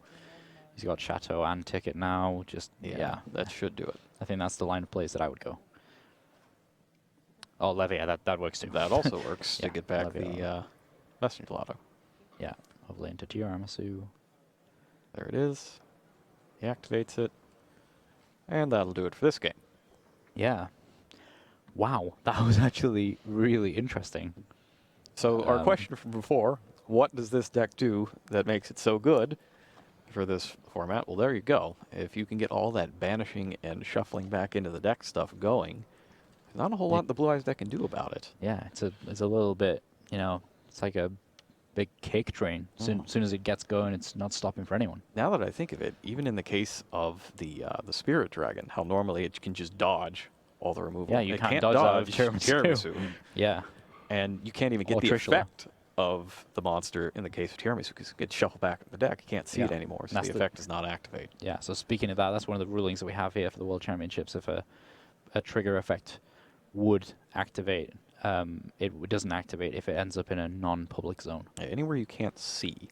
Yeah. So if it's face down on the field, if it's back in your hand, if it's back in your deck, the trigger effect will not activate. Yep. So I think it's very similar to the Europe, the way that it's ruled in Europe. For any of our European viewers who are watching out. And I mean, the thing is, I don't think there's anything that Shunsuke has. We talk a lot about the cards where you just kind of play them and your opponent can't really play their deck very much. Shunsuke is not playing any of those, but Samir is. He's playing the Light Imprisoning Mirror. Yeah, I think it's just the Vanity's Emptiness. Yeah, I think that's the only one. That's a real good one, though. Yeah, it is. We did not see a Light Imprisoning Mirror in that duel. We've got to assume that Shinsuke will go first again. Yeah, since he did to begin with. Yeah, we didn't see it on the field. However, it did get put in the graveyard. Did it get put in the graveyard? It was in the graveyard at some point. I think it got destroyed by the first Twin Twisters that Shinsuke used right at the start. Definitely was in the graveyard, though. Is that Dark Hole? So we did put it in. Yes, that's Dark Hole. Yeah, I can't speak a word of fluent anything from the European languages, but I can recognize the cards. Yeah, I know enough to recognize a few words. Yeah. A few words and a few set numbers. Yeah, so like one for one, you can tell what one for one is. I don't know what Sacrifice Intuit is, though. It's STRL.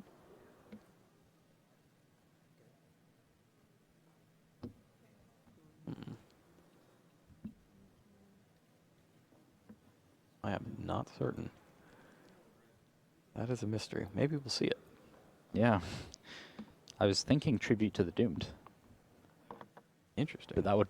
I don't remember the last time we printed that. No. I don't think it was in Realm of Light, though. No, very strange. So in case you're wondering, rounds in the World Championship are 60 minutes long. So I don't believe we are in danger of hitting the time cap quite yet. No. We'll be able to get our game 3 in. Yeah. And probably the full one as well. Yeah, so the reason for that extra time, in case you're wondering, is because obviously, we have players from all around the world competing here, so just to give them a little extra time in case they need any translations or anything like that. And as we saw in this match so far, there's been quite a few instances where we've needed card text. Yeah, but that's totally fine. We can facilitate that and make it totally fair for all the players involved to make sure that they have all the information that they need. Taking a look down the way, it looks like most of our Dragon Duelists have already finished. There are 2 Dragon Duel matches still going out of the 6. It appears most of the all-age division matches are still going, however. Yeah. A couple of them are done.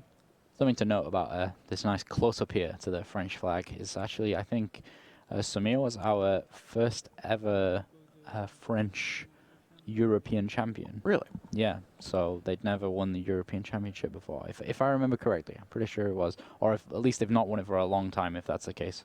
My impression is that it's generally either Germany or Italy. Yeah, those Germany are the two and centers Italy. where they really take things Yeah. seriously. Yeah, the thing that we were talking about this yesterday. The big thing with all the kind of the European countries, they do keep to themselves, but they're really kind of powerful communities. Especially the German guys. They're really kind of really tight knit community that share all their ideas and build decks together and things like that. Same with the Italian guys.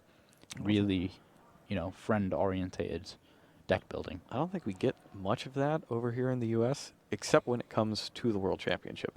Yeah. Every year that I've been here, the U.S. team has basically been working together to come up with something good. It's the same for the UK actually.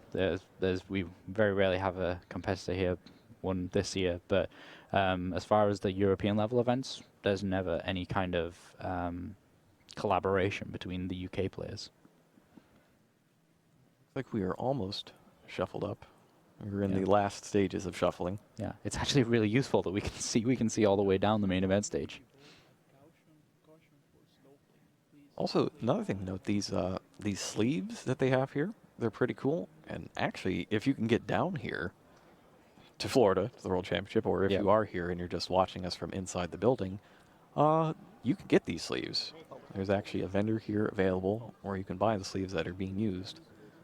Yeah, there's a On limited screen. number of them though at the moment. Yeah, so do that. Grab 'em while you can. If you're here, get them. Yeah. So we see the two translators on either side there. Just making sure the players are both aware. It's such a cool thing, the World Championships, having players from all around the globe. Just like that amazing animation that we had at the start of all the little light balls flying around the globe. Look like the Exceeds materials on the Zexel Oh yeah, series. yeah, I actually think it did. that's what that was meant to look like. Yeah, that's really fantastic. So it looks like we were ready to go. And Shinsuke is starting things off with Dragon Shrine. That's good. Dragon Shrine, not bad. Lets you send a dragon to the graveyard from your Yeah. deck, and if it's a normal monster, you can send another dragon. Yeah. So something to know about this, you can actually send Dragon Spirit of White, even though it's an effect monster, because it's treated as a normal monster in the graveyard. Yep. And then send another effect monster, so basically sending two effect monsters. Kind of dodging that restriction of Dragon Shrine. All right, so Shinsuke starts off with that. Sets Xyz Universe, and in the end phase activates his Stones ability. Gets hit Yeah. by Max C. It's interesting that he chose to use that now. Yeah. Ooh, he's got Garnet and Brilliant Fusion. That is... Hopefully he has the other Garnet back in his deck. But the fact that he used the Max C there kind of makes me think he doesn't. No, makes me think like he needs to get some more cards to try and make that hand into something that's really, really playable. That's brutal. At the North American WCQ, every time somebody showed up with a Brilliant Fusion deck, in Game 3, they would always draw the Garnet. Oh, and yeah. lose. I actually watched the North American WSK. I saw that all the time.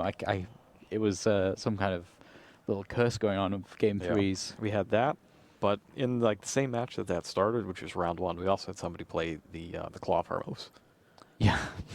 Yeah. And successfully summon and equip Rai's Black Dragon Sword.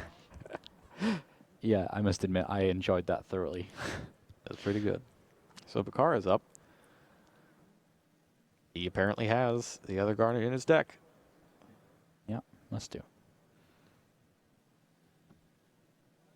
That is good news for him, because the rest of his hand is not that bad. There's some good he's- stuff in here. I think he may have just realized that he sided it out. Uh-oh. No, Nope, he's no, got he it. didn't. He has got it.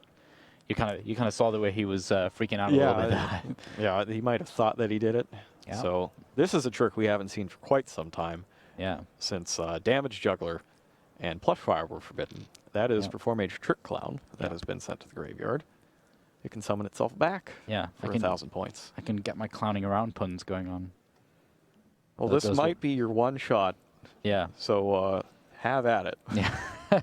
We might not see any more Trick Clowns. I don't think anybody else in the tournament is playing this card. No. Well, Samir is getting his clowning around on. He's going to use that as some kind of Exceed material. It's a level most 4. likely. It's a spellcaster too. Level 4 light spellcaster. So Samir actually he's got a really good shot here because he's got a second normal summon that he's going to be able to use for the Magdalene. So he's going to be able to play Magdalene, go search for another Madolche monster, and then continue with the other normal summon that he has. He's just got to be careful about that Xyz universe. Yeah, I think, in all honesty, I think what's going to happen here is Samir is going to think, oh, my hand's just been fixed, and then he's going to play a load of cards and then get hit by that Xyz universe. So He goes for Reflesher. Ecclesia, which is unaffected by Xyz universe. That's a good move. Is that the case? I thought it was just trap hole. I think it was just trap hole cards. Is it all trap cards? Let's bring it up. I believe it's normal trap cards. Well, it has material. This card is unaffected by all trap All effects trap while it has cards. Xyz material. That's Wow. a really good move. Yeah, so that's not one of the most common ones. I just, earlier we were talking about how you kind of know what it does and you know how it functions. Yeah. I just know that Trap Tricks Reflesher, you can Treacherous Trap Hole it and it not get hit by Treacherous Trap Hole. You need to hit one of your opponent's monsters. That's how I remember its effect. But yeah, so Shinsuke's checking his card. Like, oh, yeah, that's a problem. This is good for Samir here. Garnet is banished to Hootcake. Yeah, probably gonna go get Messengelato. Nope. Is that a pudding cess? That is Puddingsis.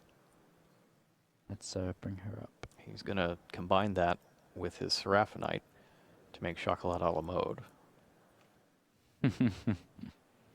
I believe that's what he's going to do. I don't think he has any other rank 5s. There she is, Chocolat a la mode. So Chocolat a la mode has Puddingsis as a material. So her regular effect is to just put Madolche cards back in your deck. But if she has Puddingsis as a material, when you put a card back in your deck, you can destroy a card. Wow. Bring her up. There she is. Dolce card in your graveyard is shuffled into the main deck, except during the damage step. You can detach material. Oh, sorry, you special summon a monster from your deck. I'm getting my cards mixed up. Yeah, so once per turn, you can target a Madolche card in your graveyard and shuffle it into the deck. And if it's got Pudding System as a material, when that happens, when a Madolche card gets shuffled into the deck, you can special summon a Madolche monster from your deck by detaching one material. What monster am I thinking of that destroys things? Yeah, I'm trying to think now.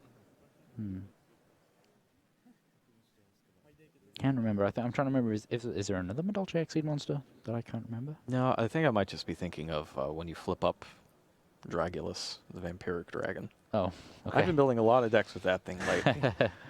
And whenever it gets destroyed, it comes back, all that good stuff. Yeah.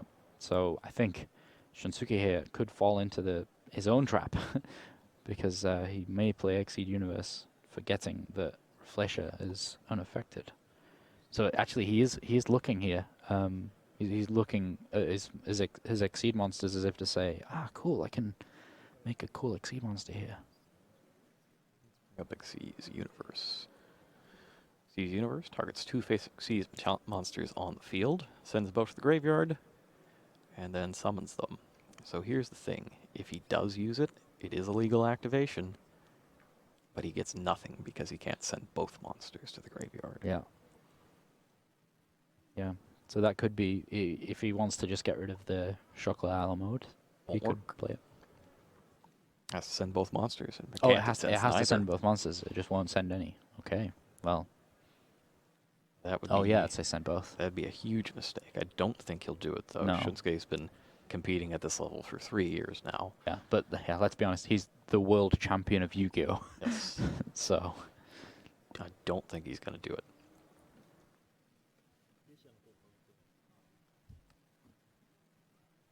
Now, Shinsuke does have an Effect Veiler in his hand as well.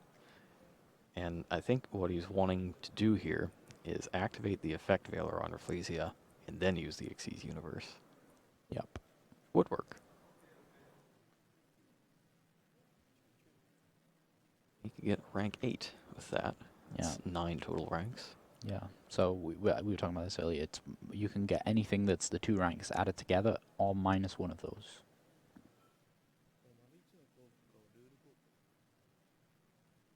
So Shinsuke here just getting some clarification about exactly what one of those cards said. I think he might lose out even if he tries that, though.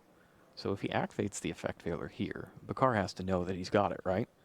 Yeah. There's no way you would do that unless you had something that you needed to use on the Rafflesia. So what could happen is Bachar could chain his Rafflesia's effect to the veiler Destroy and destroy his own Pudding Sis and the Blue Eyes with Treacherous Trap. Treacherous Trap Hole, Mm-hmm. and then continue with the summons. Yeah. And, well, it's just thinking exactly whereabouts we are in the game state here. It's possible that we could be still in the summon response window of Chocolat mode. So that kind of adds to the fun of things for the potential of him using some of the other trap cards. Samir giving us a nice wave there. Hello, Samir. Yes, we can see you. Everybody can see you. Yeah. You can actually see us right in the background there. Yeah, so our fantastic translators here just making real sure that both players are completely understanding the game state. And he veilers the Rafflesia. Yes, veilers the Rafflesia.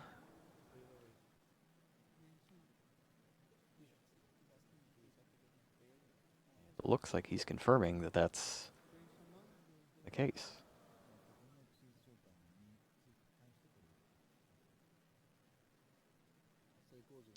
So he's saying he wants to play Effect Veiler on. Yeah, so on summon of Chocolat mode, he wants to play Effect Veiler on the Rafflesia. Then post chain, he wants to. I think he's assuming that his opponent isn't going to use Rafflesia's effect, which is... Oh, after Effect Veiler, you mean? Yeah, that he didn't Chaining want to to do it in Effect Veiler. response. Yeah. Yeah, well, yeah, now he's seen Exceed Universe. Now he's seeing Xyz's universe, and he's probably coming up with the Treacherous Trap Hole play. Yeah, in his head, he's kind of got to solve this right now.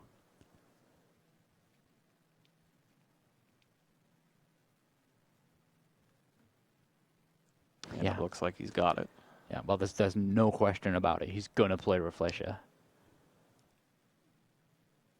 It's just a matter of what he's going to do with it. I mean, there's all sorts of weird stuff you could do, like you could destroy Hootcake to try and get... Get damage through and return something to your deck. yeah, Yeah. something like that. There's no possible way that he can get rid of his own Rafflesia. I'm just thinking you could destroy the Hootcake and keep your Alamode to somehow be able to...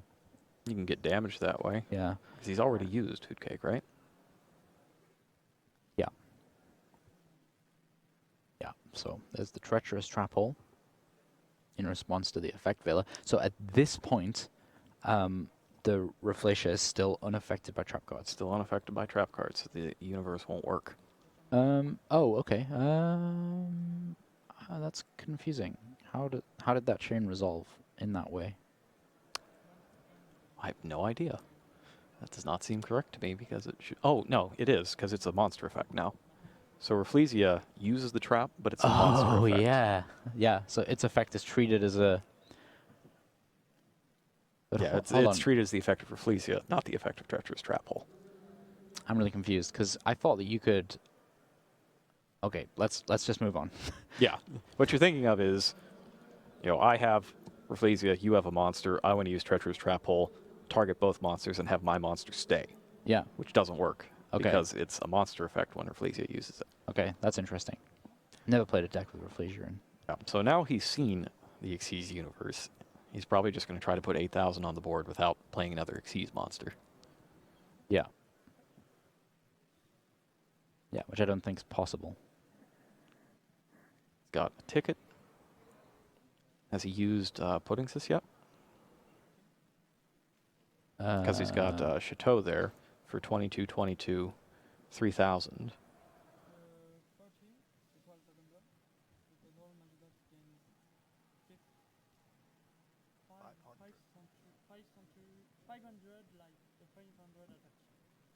So Samir's just calculating up here. It looks like he's trying to find a little bit more damage. He took 7,200 damage. Okay. It would be 22, 72, I and think. 3,000. Which would be 74. 74. Unless, oh, Messenger Auto might only have 16. Yeah, Master Log got 16. Is it 16? Okay. Yes, it is 16, so it'd be 7,200. And now Shinsuke, well, here's what he's got. No longer has the effect value, though. He's got an alternative dragon, Return of the Dragon Lords, with an alternative... No, he's got a regular Blue Eyes in the graveyard. So he's got plays. He could make a rank 8. He could make a Synchro Monster. Yeah, so you can have a level 9 Synchro Monster or a rank 8. I'm checking to see if there's any Gaga Cowboys in here, which there are not. Tough situation for the current reigning world champion. Yeah, I mean, Ticket and Chateau causes real issues. Because everything he blows up just goes back to the hand and can be summoned because Puddingsis is on the field. Yeah. I guess his first target has to be it's the Chocolate Isle mode, right?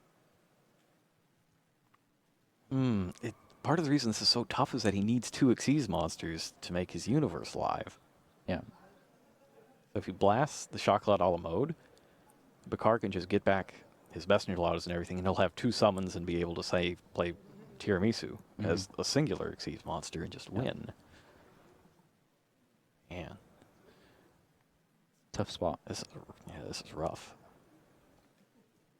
You could destroy 1 monster, Synchro Summon, and return the alternative back to the field and destroy another monster. Or at least attack and try to clear stuff out. Goes for return. I'm thinking that I think he's got to end with a Spirit Dragon. Because, yeah, because I guess if you're going to leave the Chocolate Isle mode on the field, that like, you have to leave that on the field to be able to then keep XC the Universe live. XC Universe, yeah. I don't think Chocolate Isle mode can get any bigger than 3,000. I don't think Bachar has any other attack pumps in his deck. Let's take a look at his hand. Ghost Ogre and Snow Rabbit could be gargantuan here. Yeah. I would use Ghost Ogre here. Oh, and then he's got the return. It was summoned with return, so you can block. Oh, yeah. That's a very good point. Still, I kind of like Bachar's position. He can flip everything down next. Yeah.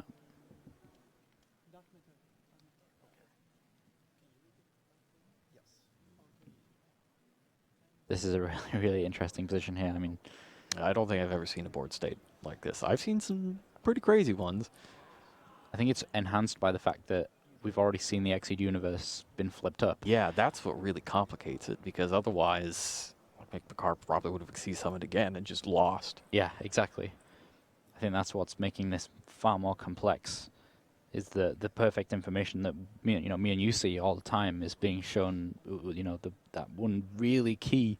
It's so important because, yeah, if you were able to go up into a rank 8 monster, and Bachar is now calculating.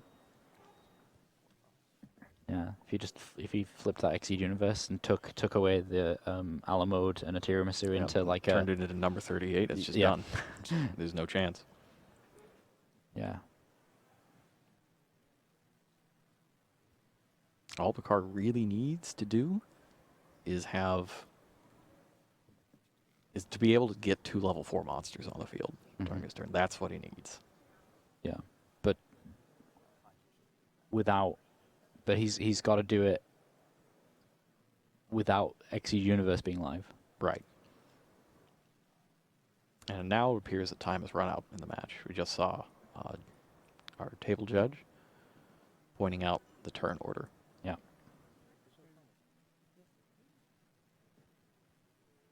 That's Ticket's effect, yes. Yeah, if he controls a fair game of Ultra, he can special summon. So Bachar is...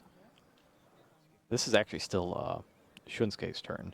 So we had the Hoot Cake destroyed. It was returned to the deck, and that triggered Ticket. And then Ticket is now summoning a Hoot Cake. So that is what's happening here. It's Alamode that's summoning the Hoot Cake. Alamode summoning the Hoot Cake ticket is adding the card to the hand.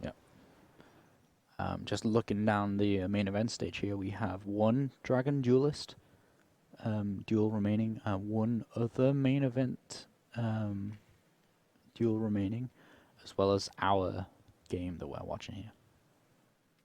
I still can't believe my eyes. Like I was, I was stunned last night when I saw that Samir was playing Midolces to begin with.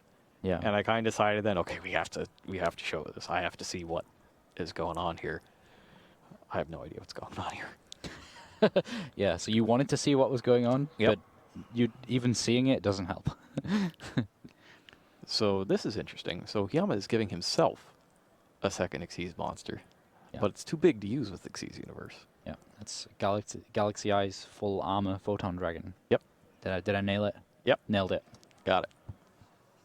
Destroys a face-up card on the field, and it's gargantuan. It's 4,000 attack. Yeah. That's pretty big. See, Bring this things. guy up. I remember back in the day when a magic cylinder would be really scary. With monsters like that. Yeah, huge 4,000 attack points. Can even be further upgraded into Galaxy Eyes Dark Matter Dragon for a double attack. Yep. Should be useful here. I don't believe Shinsuke's gone to his battle phase yet. No, so he's using the full armor effect and then up into dark matter. Right. So Dark Matter, when it's Xyz summoned, let's get Dark Matter Dragon up here. He can send 3 different Dragon-type monsters to his graveyard. Yeah. Force card to banish that many monsters from his deck. And it also gets him a bunch of free special summons because at least one of those is going to be a White Stone of Ancients. Yeah. It's actually really, really good because you can send the other white stone as well to get a blue eyes to your hand, or you can put your spirit, the dragon spirit of white in the graveyard. That as well. There's lots of potential in this deck. I remember when which deck was using dark matter previously? There was another deck that It was a Dragon Ruler deck when it first came out, right before the Dragon Rulers were forbidden. yeah. So So it did this. it was deadly in that one as well. So we see him here. Yeah, puts both white stones in the graveyard, and the mandatory effect of the White Stone of Legend's gonna activate. He detaches a Blue Eyes to give himself the ability to attack twice. Yeah. It's going to clear out the Messengelatos, most likely. It also does the most damage, Yeah, there's actually a Which is lot of damage. very relevant in this scenario. Yeah. He'll do 19 for each, total of 38. Yeah. Yeah, actually, yeah, because they're on 2,100, aren't they, because of Chateau. Yeah, with the Chateau. So yeah, I think that's the best play, just to take out all of the Madolche monsters, and then leave the Chocolat a la mode, so that he can't really do much because of the Xyz universe. And with the Chateau, makes it so that the monsters will return to the hand instead of the deck. Oh, you can add it to your hand if you're instead of the deck. So it he looks like decides he's put to- it back. Yeah, I think that's a good move because he's got Angeli somewhere in hand. Oh no, it's Hoot Cake, but still, yeah, Hoot Cake. He's gonna go get the Messengelatos. This duel would be academic if he had Gaga Cowboy in his extra deck, but it's not there. No. I don't really see where he's. Yeah, let me just. Oh, this is interesting. Now, I don't know why my head comes up with these crazy lines of plays, Mm-hmm. but he could actually use his Chocolat a la modes effect, Ghost Ogre it from his own hand Yeah. to destroy his own Chocolat a la mode, and then make the rank 4 Xyz play that he needs to make to go somewhere with that. Just thinking, that's a crazy line of plays, but it's possible. Could he get, because he does have that, could he get the materials for Trishula? Possible. Is there a way to do that?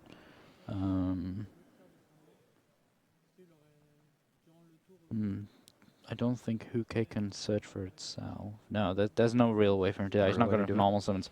If he like tops Brilliant Fusion or something, then yeah, that could possibly work, because I think one kind of banished and then one's in his hand. Yeah, so the other's in his hand. That's not going to work out too well. So he draws a Messenger Lado. Right after he shuffled it back, too. Yeah. Activates Swords of Concealing Light. Yeah, I think that's got to be the first thing you do is done. Get that out of the way. Dark Matter Dragon has 0 defense, interestingly enough. So we could actually see this ruling come up here if he plays the Concealing Light, the Swords of Concealing Light. Yeah. And then Shinsuke Dragon Chain Spirit. Yeah. Goes with Hoot Cake first. Yeah, I think he's... Yeah, he never did get back the Trick Clown last turn.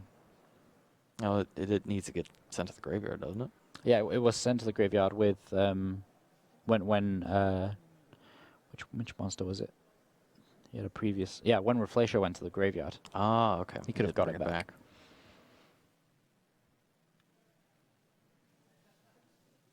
Yeah, oh no, not when it's banished. Only when it's sent to the graveyard. Goes Hoot Cake into Puddingsis. Puddingsis, that's who destroys monsters, isn't it? Pudding. Pudding. This card battles an opponent's monster. You can target one card your opponent controls and destroy that target. That's where that was coming from. Okay, I knew it was one of the Puddingsis. I knew it was coming from somewhere. I just didn't know which one it was. Yeah. And again, as all the other Madolche monsters look, absolutely adorable. Nope. Bachar has gotten caught up in the rule. He thought that the thing would flip face down, and he's arguing that the text is wrong, or that the text says that you flip everything down. Let's see which version he's using here. Yeah, he's using the starter deck version. So I think that was the first time it was printed, wasn't it? In starter deck 5. That's an old card. It's from Flaming Eternity originally. Yeah, so I think that's it. It's this one. I think this is the Swords of Concealing Light. So yeah, he's actually got the wrong text of Swords of Concealing Light. That is. And he's appealed. Right. My calculation normally are monster facing face down. This will only check the ones that were in play when you activate it. It won't touch the one that came out as Chainlink 2. It says when you activate the card, when it resolves, it only sets the monsters that were on the field when you activated it. The card, not Let's when go it ahead and bring resolves. that up for all of you at home. Yep. Yeah. So like I said in the meeting, it would So not very affect the interesting card ruling that is here. summoned in response to you activating. Here it is. So all monsters your opponent controlled when this card was activated yeah. are changed to face down defense position.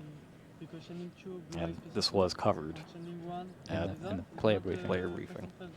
When you activate Chainlink 1, Yes, I'm changing it. it checks for monsters on the field then. Yes. And then Chainlink 2, I'm going to summon. I still think and it's let fine, nothing else though. on chain. Yeah, I know. I think it's fine because he's play, going to be able to use pudding. He's going to be able to use pudding This cess was to not attack here the when Dark Matter checked. Dragon and It's then not blow up the effective. blue eyes with its effect and then just attack the game. No. If I remember correctly, what pudding cess does. Dark Matter. Here it is. You can see 0 Yeah. defense. Not got a lot going on in the defense department. Pudding. Not that. Pudding. Damage calculation when it battles an opponent's monster. Target one card your opponent controls. Destroy that target. So yes, he's got it. Yeah, he's going to destroy the Blue Eyes White Dragon. Though, what about the return? Does he still have the return? Oh, he does. So he'll have to crash with Big Puddingsis, but I think he still has it. A la mode.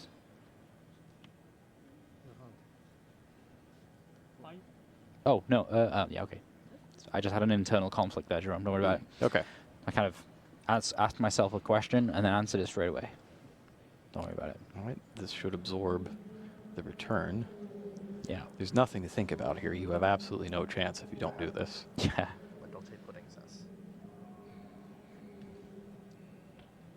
Yeah, so he's just asking for the translation of Madolche pudding cess. I think there it the is. cake's dropping here. The crash.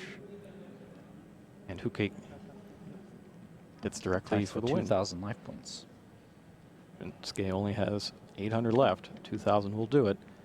And no amount of thinking is going to get him out of this one. There's nothing left. We can show you his hand. There it is. And that's it. Yes. The reigning world champion is taken down in round 1 by the European champion, Samir Bachar of France, with his Medolce Yeah. deck. Should we rewind back to the start of this round when we said Medolce? Yeah. So, if you didn't know, apparently Medolce Puddings, this is a really good card.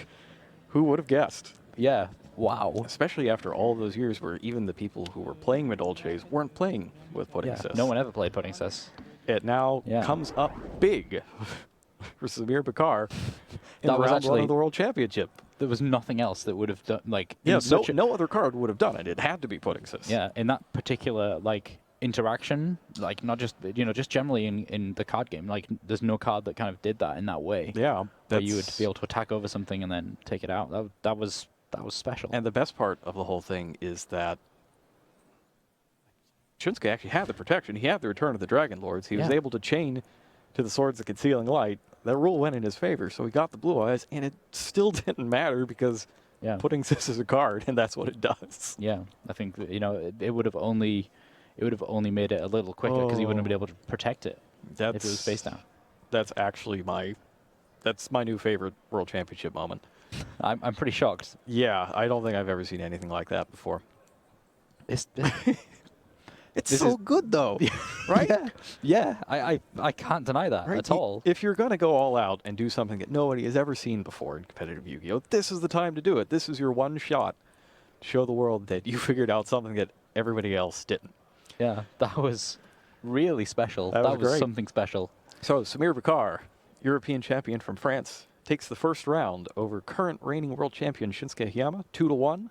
Medolce's defeating Blue Eyes. But up next, while our duelists are preparing for the next round, we'll be able to show you how some of our duelists got here with playbacks from the World Championship qualifiers. Don't go away.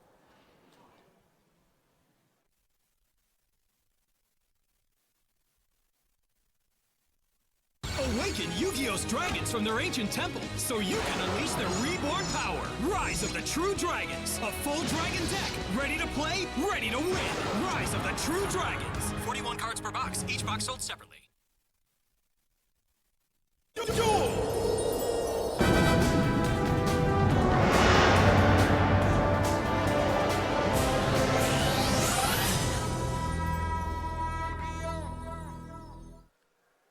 Welcome back to the 2016 North American World Championship Qualifier. We are in the top 8, and that means that the winner of this match is going to the World Championship to represent North America this year.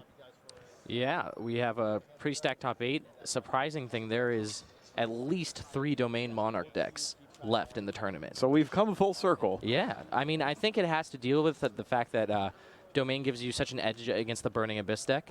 Very and true. There was 21 copies of that in the top 64, so that's close to 33%. So if a third of the field in the top cut is going to be Burning Abyss, maybe Domain's where you're supposed to be. Meanwhile, speaking of that, Jesse Cotton is here with his Phantom Knight Burning Abyss deck as well. He is one of the 21. Yeah. He is running, let's see how many Beatrice. 3 of them.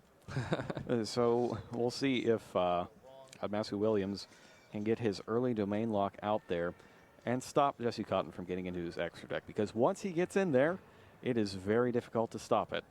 Yep. Domain isn't going to help you then. Yeah, so we have 3 Domain Monarchs, 4 Burning Abyss Phantom Knights, and everyone's favorite Psychic Machine deck left in the top 8. It's a very fascinating top 8. Yeah, no Pendulums, no extra deck Monarch.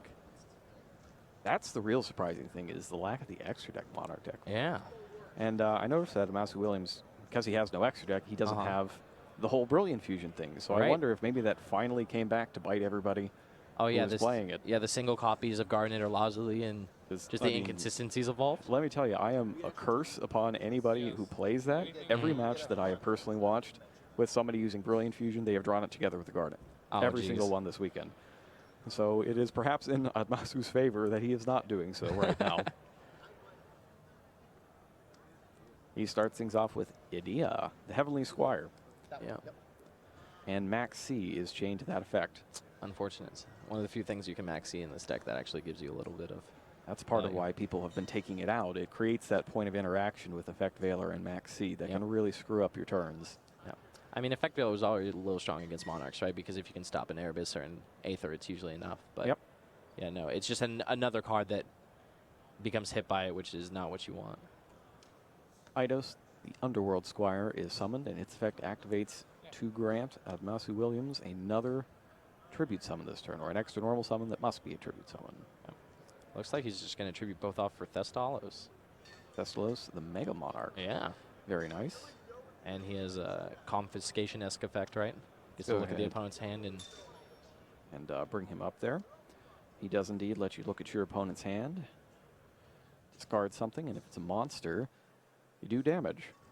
So the problem with that against the Burning Abyss deck, though, is that a lot of those cards will activate their effects when you do. Yep.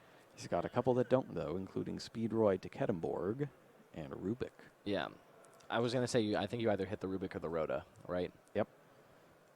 Because the Rhoda guarantees you access to the Phantom Knights, so it's essentially level 3. Yep. The Rubik in this case, it would get you one Phantom Knight with a hand of Burning Abyss that would be mismatched. Yeah. So you think it was better there to hit Rubik? It would stop him from having the 2 Malabranch opening start that could get him to Dante. Yeah. Which is the big reason why the deck is so successful, right? Just it has such redundancy in the Malabranches that you always have Dante. Upstart Goblin was played, giving Masu an extra 1,000 life points. And we see that Jesse Cotton has drawn into Allure of Darkness and then Phantom Knight Fogblade. Yeah, I've always been iffy on Allure in this deck, specifically because I feel like some hands you want as many Burning Abyss as you as you can get, and alluring away doesn't always guarantee you more monsters. But a lot of people that I respect who've been playing this deck for a while all use Allure of Darkness, so I feel like there has to be something to it. I'm sure with the Levier combos that has to deal with it, or just the fact that you get improved card selection, you can find your better Burning Abysses quicker. Your better Malabranches. Not a very good pull off of Dante there. 2 Terror Tops and another Skarm. Yeah, but with such a weak opening from Edmasu, it's a little rough.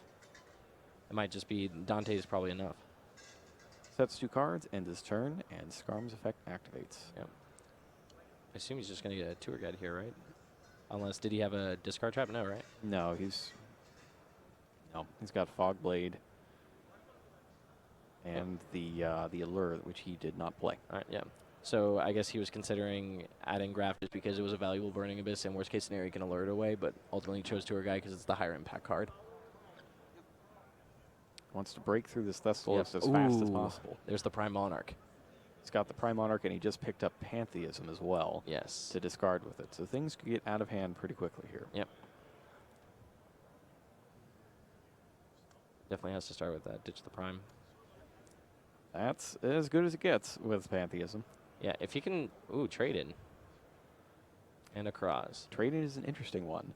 The one trade-in I actually like. I've played that quite a bit in my own Monarch decks. Yeah, I like it with Erebus, because once Erebus is in the grave, you can discard whatever spell to add back a Monarch, so it essentially makes all the spells in the later stages of the game. My problem with it, though, is that if the biggest problems with Monarchs is you bricking and not being able to do anything, trading is one of those cards in your opening hand that definitely doesn't help you. Like, your brick has to be all high-level Monarchs, which is usually not, the brick that this deck has. It's usually just like a bunch of spells or ways not to get to a Monarch to tribute summon, especially the domain version. Special summons back Adia by banishing Eidos from the graveyard, and that'll let him summon Mithra, the Thunder Vassal, from his deck. Mithra, when tributed, will allow a second tribute summon, although there's only one Monarch available at the moment. Yep. I assume he's just going to banish Pantheism, right, and make sure that Adia can get it back. Maybe find a domain of the True Monarch. Yep, I would probably want a domain. Yep. Sounds like a good deal. Because if you grab the domain there and then take out Dante... Yeah, it gets rough. Cotton is locked out. Yeah, definitely gets rough. Even with such a weak opening, all he needed was Pantheism, and then boom, his deck's online. So there's 3 copies of Tenacity. Ooh, so he's just going to go into Aether, I guess, and then tribute some to Aether and use that to get to his Prime? I don't think he has Aether yet. Well, he has Tenacity, right? So the Tenacity can find the Aether? Because that's what he just grabbed off Pantheism? Tenacity, I believe, has to get a Monarch spell or trap. Oh, I'm mixing it up with Return. You're right. You're definitely right.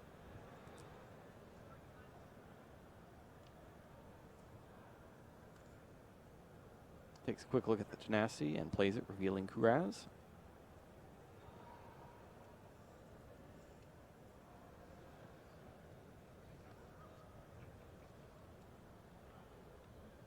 Sends it to the graveyard. So he's just using that to find the domain then?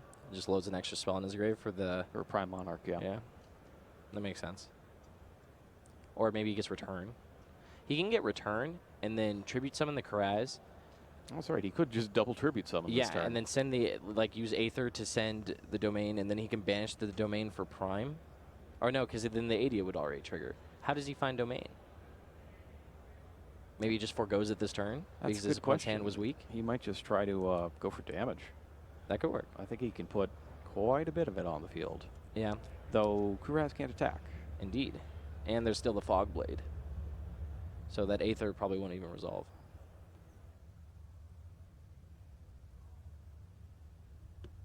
Adds another copy of Pantheism. He just wants more cards. Interesting. Yeah, very interesting. Actually. Activates Pantheism, discarding the Monarch Stormforth. And now he's picked up Erebus. And Escalation of the Monarchs. Well, that's sort of like an Ether. There's definitely going to be tribute summoning during the opponent's turn. Yeah. But he doesn't have a way to get any more Monarchs after that. Mm-hmm. And he doesn't actually have the Ether to summon a Kuraz. He's got the Erebus for traded, though, if he wants to draw even more cards. And he decides to do so. Yeah, looks like it. I mean, worst case scenario, he can just discard a Monarch Spell Trap to add back the Erebus, right? Picks up another Mithra and a Tenacity that he cannot play due to having already played one this turn. Right. But he can discard it. That he can.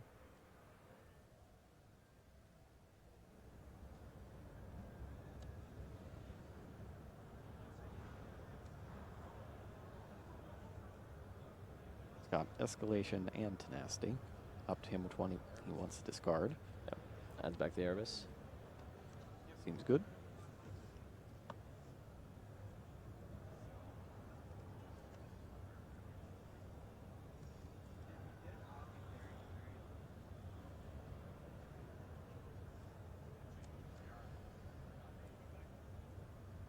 Next up. He's thinking about Kuraz. Tributing off the Mithra, I'm sure. Deciding whether he wants to go Kuraz first or Erebus first. Yeah. And just get both effects at once. He can, like, tribute the Mithra for Kuraz, right, and then use the Kuraz to destroy the Adia, and then the Adia will get back the Pantheism. He could do it that way. And then he also has a tribute summoned monster already, so he could just tribute that for Erebus, maybe. But we'll see what he does. Let's bring up Erebus there. You do get it for a discount for tributing a tribute summon monster. Yeah. He does destroy Adia, which is going to get him a draw and a Pantheism back, assuming that it doesn't get negated by Fogblight.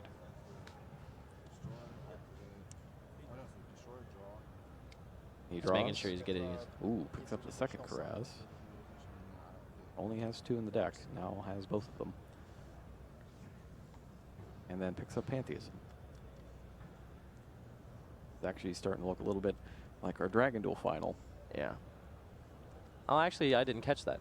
Tell me what happened in the Dragon Duel final that makes this so reminiscent. In the Dragon Duel final, in I think it was game 1, the Monarch Duelist just had basically everything. Played all his combos, played all of his Ethers, got through all of his cards, and he just couldn't win. And he gave the Pendulum Duelist enough turns to just come back and destroy him. Oh, that's crazy. That was another one where Brilliant Fusion showed up. First, he couldn't play it because he had Return of the Monarchs on the field. And then after he got rid of it, immediately afterwards, his next card was Garnet. Oh, no. Do you think the Brilliant Monarch deck, or I mean the Extract Monarch variant, or the Domain Monarch variant is better at closing out games? I would suspect that it's the Extra Deck Monarch. Yeah, because there's so many extra, like additional combos. Additional combos, and a lot of them just put a lot of damage out, like Volcasaurus. Yeah, I completely agree. So the Kuraz is fine, but the Erebus is not fine. Yep, and Frostblast takes out the other back row. Which is the Lure of Darkness that he wasn't really going to play. Jesse Cotton fighting back, showing why he is one of the last 8 duelists left in this tournament. Yeah.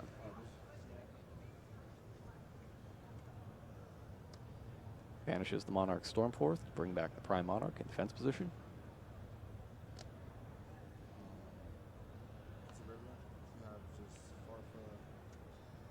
Quickly checking which Burning Abyss monsters are in Cotton's graveyard. Yep, goes to attack. And then attacks Dante.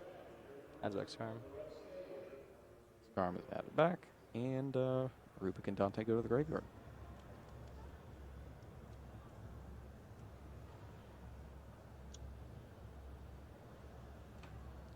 So up there, the Fog Blade's still just sitting there, so that means he can't accelerate the Burning Abyss out of his hand until he gets rid of it. Yep. So that's kind of good, actually, for Williams, even though he lost out on his Erebus.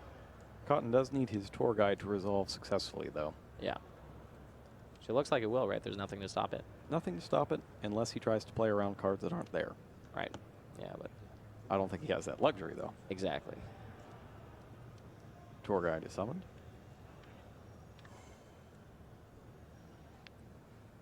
Oh, can he do something cool with, like, the Famni Break Sword here?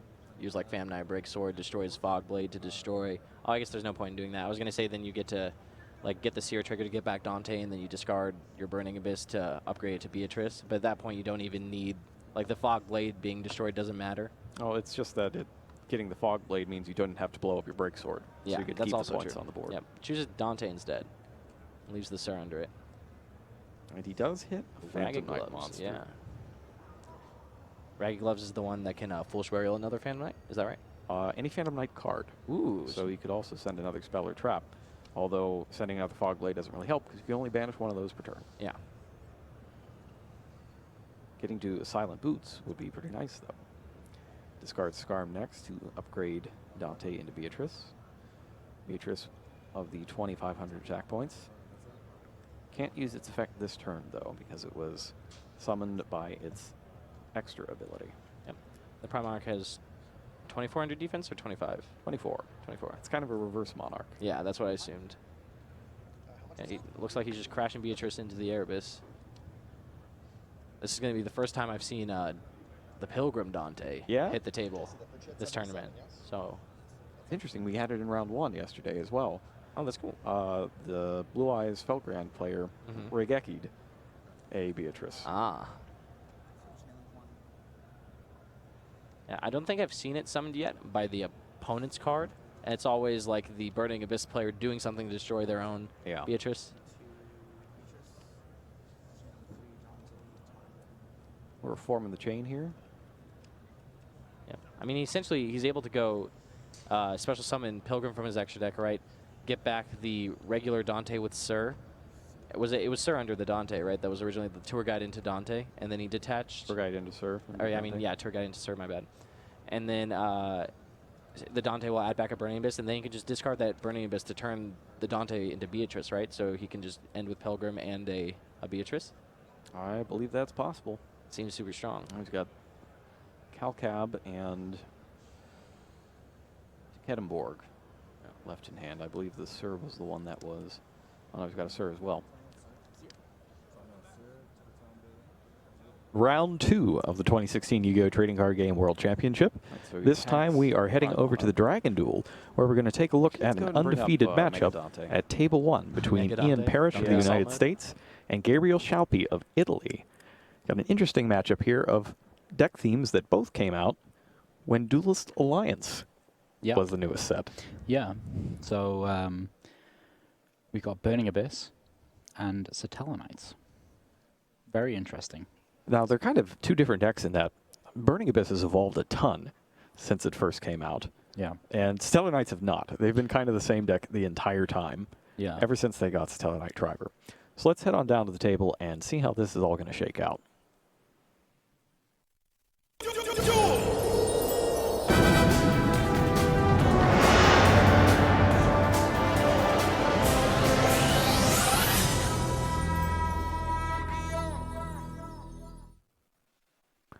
All right, we are ready to go. Our players have their opening hands drawn. We've got Shalpi over here on the left. He is running Burning Abyss with Phantom Knights and Speedroids and a Shadow Dragon, because why not? Yeah. All cards love to go to the graveyard. Just put them in there. And on the right, we have Ian Parrish, who's running a very standard Stellar Knight build. He's got his Denebs, Altairs, Unalkalai, Vega, Maxi, and that's it on monsters. half of his deck, exactly half, is trap cards. That is a lot of traps. I thought for sure that if somebody played Stellar Knights, they would go with more of a Card of Demise version. Yeah, same. But that is not the case here. No, just playing Tellarknights. The only Card of Demise deck I've seen is there is one Clifford deck in the Dragon Duels. But other than that, the card's not made an appearance. Yeah. So Gabriella here starts with Farfar and 2 set cards. And He's max seed. Yeah. Round about now, this is when Gabriella is thinking, Satella Knights? Question mark. Vega is summoned, Inspect is activated, but hit by Phantom Knight's Fogblade to negate it. Yep, that stops that right off. However, we do see the one itself, the Stellanova Alpha even, really powerful. Oh, Not going to get to make a difference here because both face downs are getting hit by Twin Twisters in the end phase. Wow. Taking out a Quaking Mirror Force, which would have been devastating against this particular matchup. Yeah, but that Twin And Twisters. Stellanova Alpha. That's nasty. And he discarded Phantom Knights of Silent Boots as well, so we know there is another Phantom Knight trap where that came from. Yeah, and he drew Tor Guide off the top as well. Oh, jeez. Oh, dear. This could go kind of quick. So this was destroyed, though. Yeah, but that's not necessarily a bad thing. He might be able to pave the way through that Vega. Because right now he can't attack it because it's got the Phantom Knight's Fogblade stuck on it. Yeah.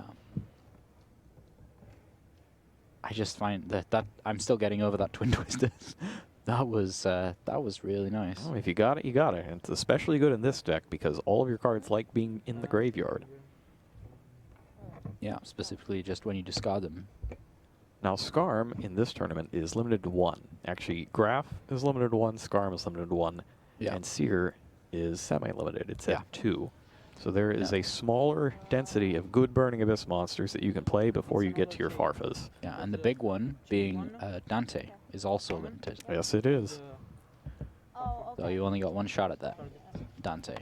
So, yeah, that's what I said earlier. He's going to go with Fafa to...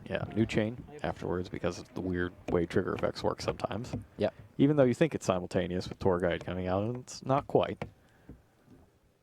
Nope, Tour Guide's got to finish up her effect before we start that new chain. Shuffles up. That gives him a free revival if he wants it. Because he does have Silent Boots in there as well. Yeah.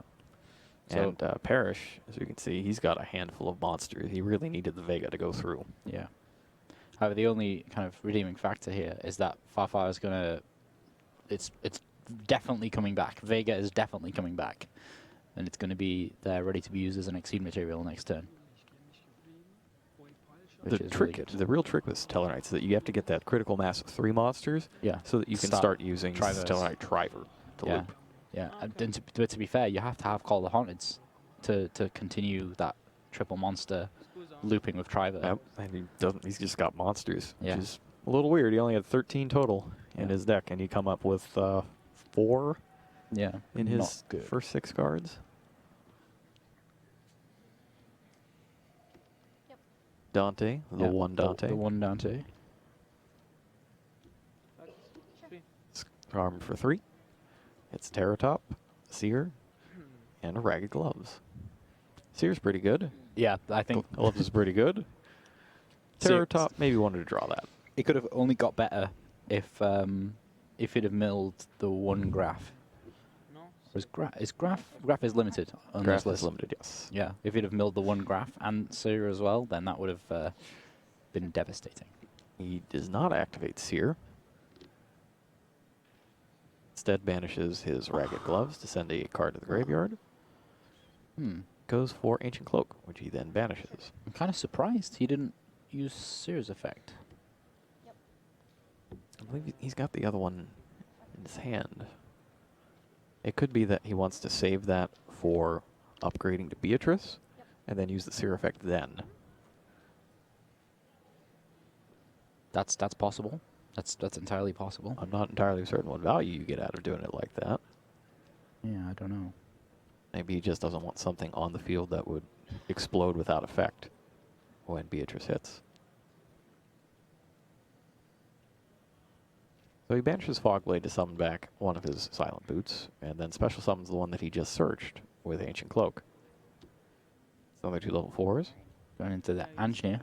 Equip Engineer. Haven't seen that card in quite some time. No, neither have I. Last time I saw that was in Mermill. Let's go ahead and bring up the Engineer.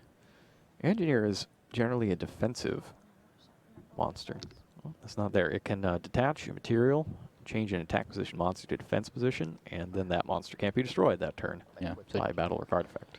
Yeah, so generally you'll use it on itself to protect itself. Well, it makes it a very nice wall. Yeah. And also being able to detach materials freely whenever you want is also useful for continuing on combos. Yeah. Attacks are 25 with Dante, 18 with Engineer. Yeah, going ahead and using the Yu-Gi-Oh card database there to search up the card and show Ian the translation, because Gabriele is Italian, and he presumably is playing with the Italian cards. Yeah, Engineer is not a card that you see every day. No. So it makes sense to make sure that you know exactly how that works. In phase 2? In phase 2, he now discards Seer to upgrade to Beatrice. Yeah, that makes sense, doesn't it? There she is. Looks like she's in attack position, so that Engineer can target her. Very smart. And Very that smart leaves play. it so that Engineer can target itself next turn. Yep. So now this line of play makes a lot more sense. Yeah, and he goes and gets Fogblade, the searchable Fiendish Chain, And phase Scarm. and he remembers the Scarm in the end phase. See, I Yeah. tried playing Burning Abyss, but it wasn't ever something I could get a grasp of, is remembering that Scarm in the end phase. Yeah, effects like that, we tend to not do them very often because it's really not fun when you forget about them. Yeah. I mean, I've been playing for 12 years now, and kind of the only time that's really been super relevant was with the X-Saber monsters.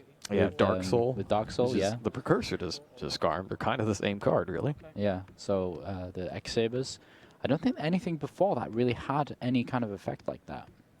I think the best thing I could come up with is maybe Drill Warrior. And there's Gen X Neutron, which I think was in the same set as Dark Soul. Yeah. But Drill Warrior was at least mandatory. You couldn't skip it. Yeah, exactly. It's really easy to forget Scarm. Yep. A little harder now that you only have one, though. It's not Yeah. such a commodity that Yeah. you look at it and be like, it's just a Scarm. Yeah. During the kind of the Burning Abyss format, where Scarm was obviously really, really important, I was playing Necros, so... So I guess the reasoning for not using Seer is that the only thing you get back is the Scarm, which is going to use its effect anyways. Yeah. And it would already just explode. It just seems weird to see both Seers sent to the graveyard in the same turn. Yeah. And just not using it at all. Doesn't Yeah. happen often. Twin Twister activated over on Parrish's side to take out the Fogblade. Yep. Altair is up, and he had discarded... That Twin Twist is perfect. Yeah, that was pretty good. So he discarded Deneb, one of the Denebs, for Twin Twisters, which puts it in the graveyard to be retrieved by Altair. And now Shalpy's going to have to go and probably Beatrice one of these materials. Okay. Because if Driver comes out here, that could be it. Yeah. He'll be left with just one card, the Graph. I mean, Burning Abyss decks, they aren't gone. They haven't lost until they've actually lost because they're so good at recovering. Yeah, they've got great bounce back. And he'll get the Dante effect as well. And that's sent to the graveyard to get back probably Seer. What up? Sure. Target?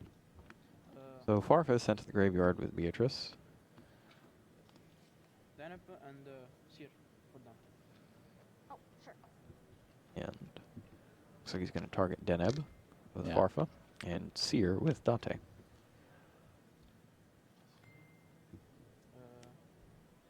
And now he gets the Deneb effect. So at least for now, that stops him being able to summon that key monster Triver. Yeah, it stops Triver. I think he can still get Castel, though. He just can't attack with it. Let's bring up that Triver. There's Triver. Now, if that did come down, he could have bounced everything back to the extra deck, which is brutal especially once your one Dante is gone. Yeah, and there's that Bermuda Triangle again on Triver's shield. Could be the same triangle, Yeah, Jerome. it makes you wonder if maybe that's the same monster, except he fell from space into the ocean. And that's why it's there. Could be. You never know. So 2 level 4 monsters on the field. That's not enough to get Triver. He needs 3 level 4 Teller Knights. He goes for a 2 material Xyz summon anyways. There's a bunch of good ones. Castel, for example, could kick Beatrice back to the extra deck. Yep, and he's not got any Burning Abyss monsters underneath Beatrice. Yeah, I mean, if he manages to get rid of Beatrice here, that'd be quite good. Because, let's be honest, no one really wants to see Dante Pilgrim, because that would be not great. That's an interesting play. He goes for Bujinte Tsukiyomi instead, figuring that he needs to get those monsters out of his hand and maybe draw some Call of the Haunted or something similar. That's Anukalai and Compulse. Compulse? Well, that'll definitely do the job a little bit. Oh, yeah. He'll take out... at least one of them. I'm first. He will still get the ability to do Beatrice effect again, though, as it is a trap.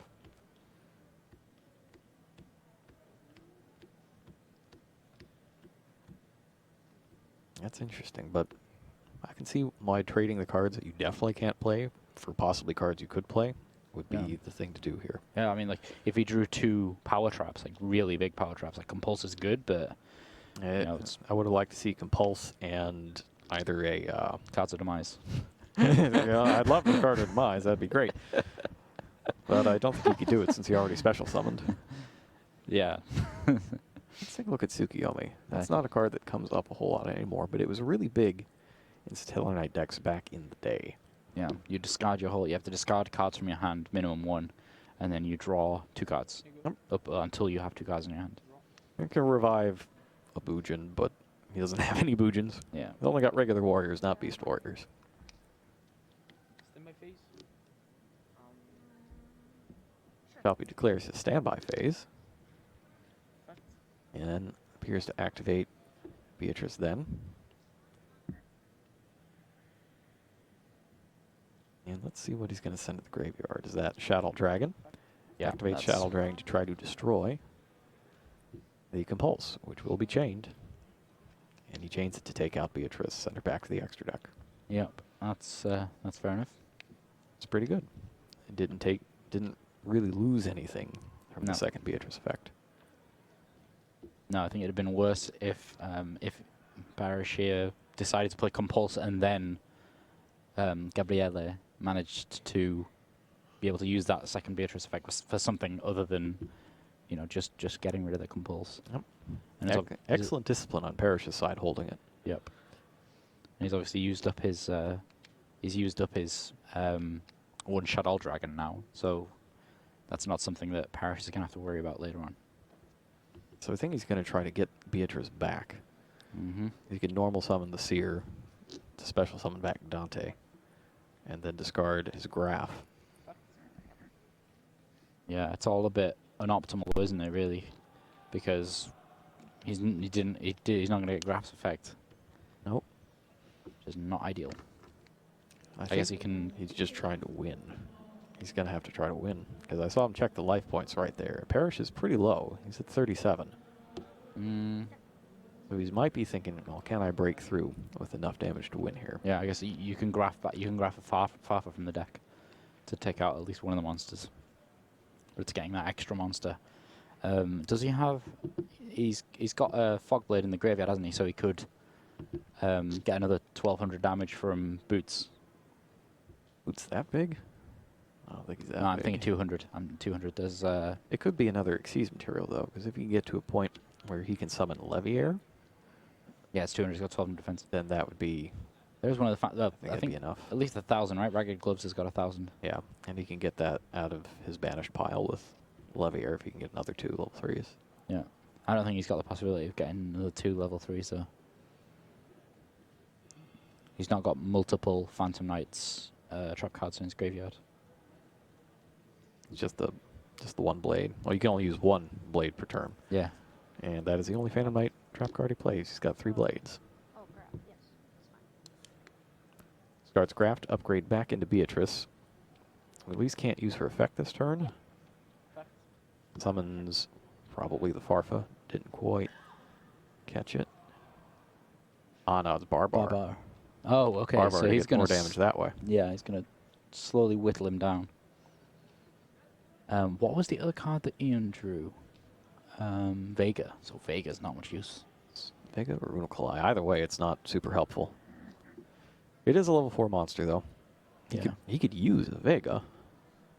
Yeah, Vega. Get 2 more summons on the field. And he can always just pitch whatever he has to Tsukiyomi. Yep. Assuming that it still has a material. Yeah, and that it's still there. Yeah. It's got pretty high defense, does it not? I thought it was like 22 or 2300. 20 something. We'll see. 28. It's 23. Not enough to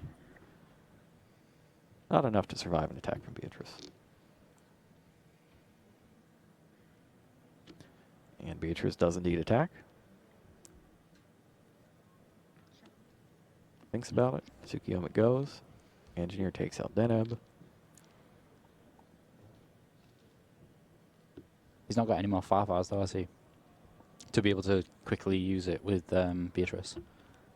I'm not certain. Oh, no, he only plays 2. And we have seen both. Yeah, one's banished. And the question is, does Parrish know that he only plays 2? That's a good point. Or will he just give up thinking that there's a 3rd? Yeah, I think either way, though, Parrish has got to make his plays in the hope that he doesn't. Because he has to try and make a rank 4 Exceed monster here, notably Castell. That's about the only one I can think of. Let's see, does he play Alec? He does play Alec, so Castell could get negated. Yeah, so that's even more troubling. Its effect. Alec is the negation one, right? Calcab is the bouncer. Yeah. There. So in the case of a trigger effect, like Altair, he couldn't send Alec to the graveyard to negate that. It's already been activated. But in the case where the 2 monsters hit the field and then they're combined into something with an ignition effect, there is an opportunity. Yeah. In the summon response window. Looks like he drew... Looks like it's Solemn. Yeah. That's not much use to him right now. His Solemn life would have points been are fine like a while ago, but not now. No. His life points are too low.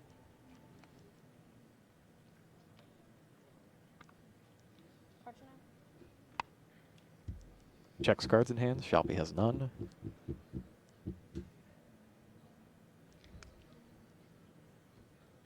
Really thinking about that Unokalai.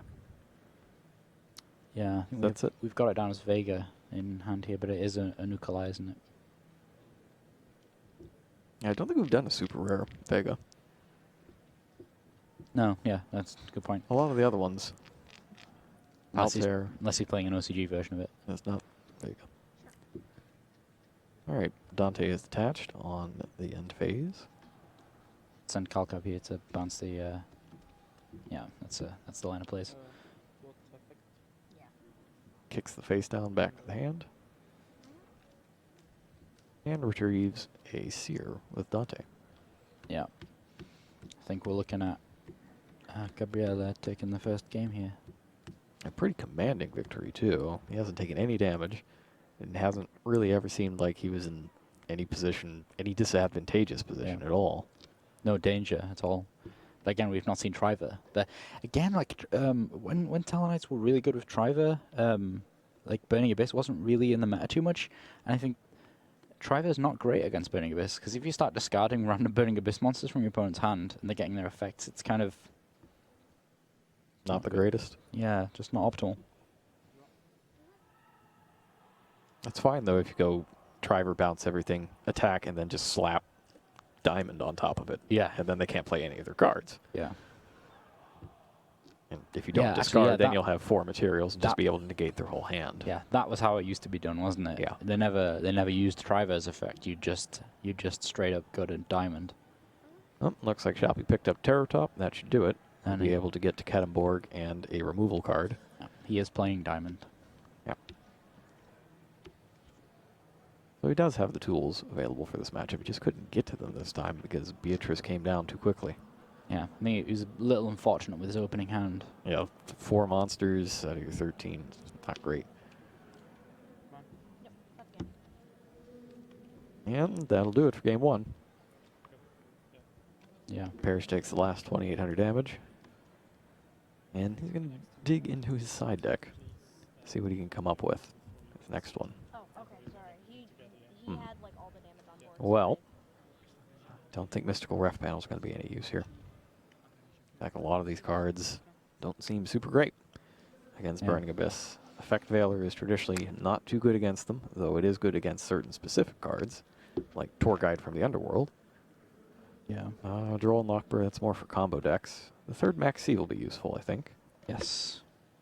Twin Twisters, you might want it anyways, just in for the case Fog Blades. a lot of other cards come in. And just being able to discard something so that your Altairs are live faster is very useful. Yeah. There's a small chance that Gabriele would be playing Light Imprisoning Mirror for the Blue Eyes matchup as well. So that might be a possibility to side that in against this. Although Dante is obviously light, still, you know, you might want to side that in. Yeah, we saw that in Bachar's deck last time. He had the Light and Imprisoning Mirrors in his side deck. It's certainly a good choice in this format, I think, for the Blue Eyes deck. Let's see if he's using them. Let's see. Now he's got Vanity's Fiend. Anti-Spell Fragrance is not Anti-Trap Fragrance, so I don't think it's going to be super helpful. Plenty of Max C's, though. Max C is also really good against this deck because it has to chain 2 or 3 special summons together. Yeah, and you've got to commit to them as well. Right. Otherwise, you've got nothing. You can't really stop.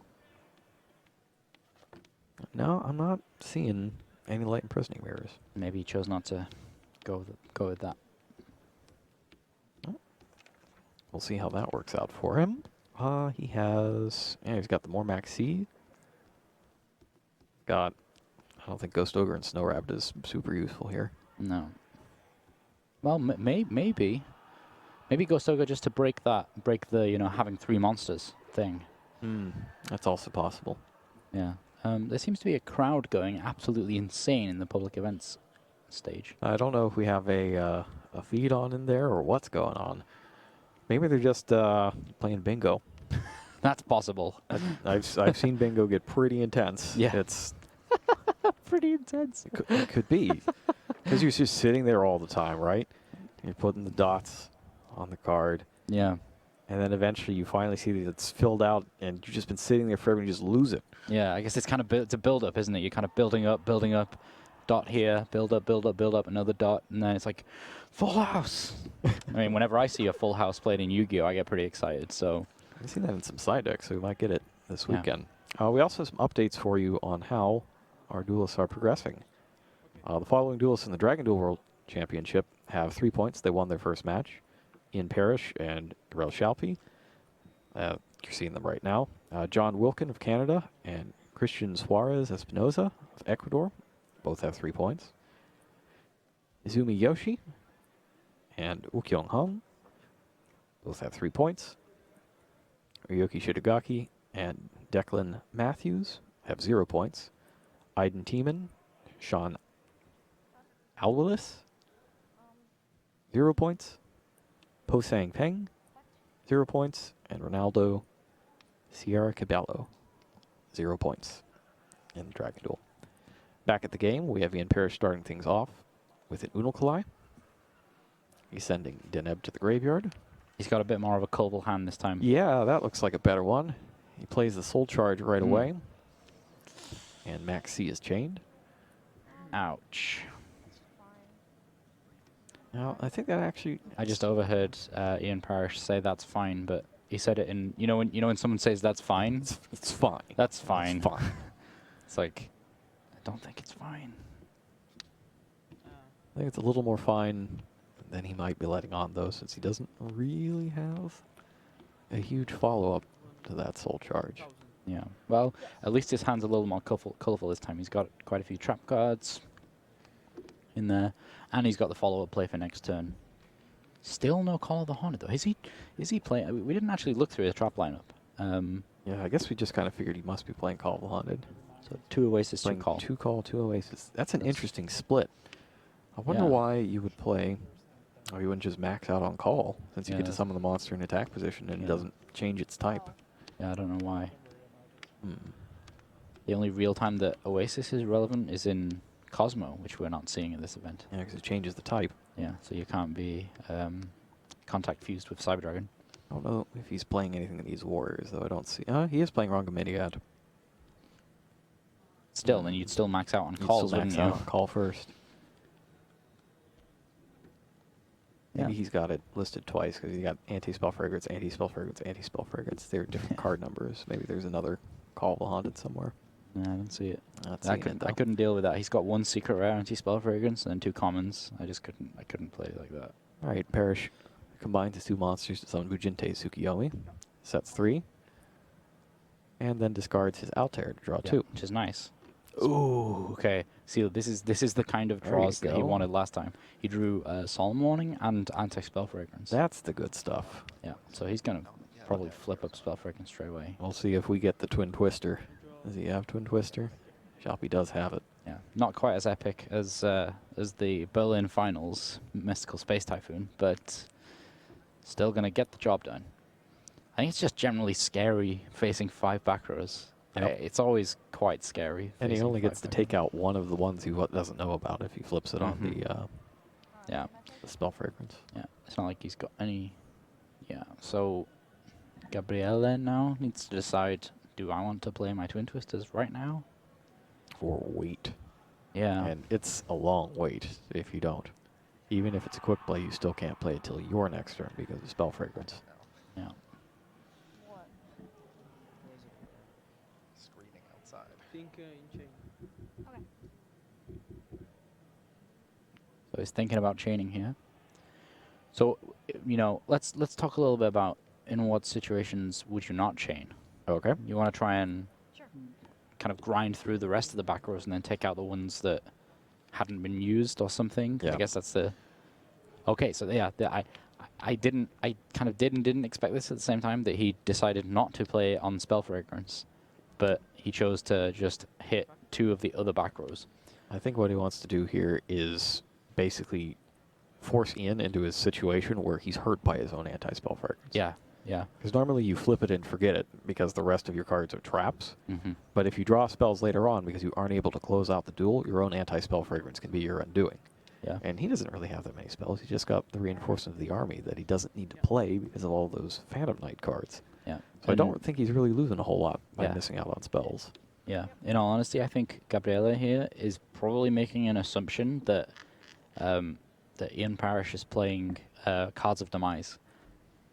Because Yeah. we know that he's not, but Gabriele doesn't know that yet. It would be reasonable to think that anybody playing a 20 trap deck would also be playing Card of Demise. Yeah, exactly. So I think that could have factored into his decision there as well. I'd buy it.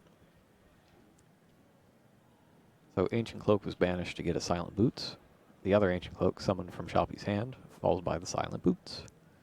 And now he is consulting his extra deck to see if he wants to take out another spell or trap card yeah, I was gonna with say- Quantal Mech Beast, Grand Pulse. Yeah. He seems to be going for something that isn't Grand Pulse. Yeah, it looks like he's got his hand on, is that a Break Sword?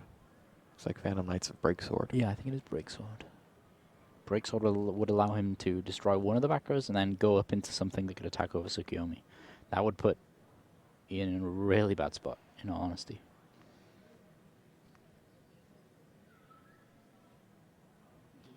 That's that more aggressive international style play. I think a US player would just go for Grand Pulse and try to sit on it for Yeah. 2 turns. No, I completely agree.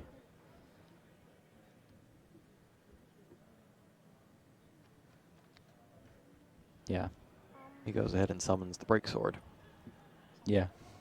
and it gets hit by Solemn Warning. It has to be extra Yeah. summon first. I don't think it gets its effect. Yeah, that's what he's checking right now. We'll check it as well. There you go. Phantom Knights of Break Sword. Card The number effect in zero, particular so is it doesn't count if as this a Exceed summon card is destroyed, you Yeah. can target 2 Phantom Knight monsters with the same level in your graveyard, summon them, increase their levels by 1, and you cannot special summon monsters for the rest of the turn except dark monsters. Yeah. So it wasn't Exceed summoned at any point. Nope. I got the summon negated. So this effect will not be able to activate. Yeah. That's kind of rough. Yeah. Yeah, it depends on. Yeah, he could have really done with that Tsukuyomi not being on the board right now, because that's going to get him an extra card that he shouldn't really have had. Yep. And depending on if that's on top of the call as well, because I believe he still has that. That was the other one that didn't get hit. He lost Torrential. I think he lost Torrential and Solemn Strike to the Twin Twister. Yeah. But was left with Warning and Call. Okay, I didn't. Yeah, I can't remember what his other set cards was, because he kind of set them all at the same time. It's hard to see.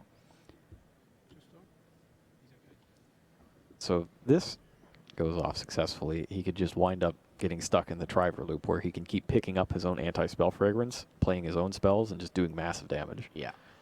In the meantime. Fortunately for Shalpy, he's got 2 Fog Blades, not 1, and can probably search a third if he really wants it. Yeah. Yeah, that's a good point. Keep himself in it for a while. Yeah, I didn't see all those Fog Blades in his hand. He did get a couple draws off Max C.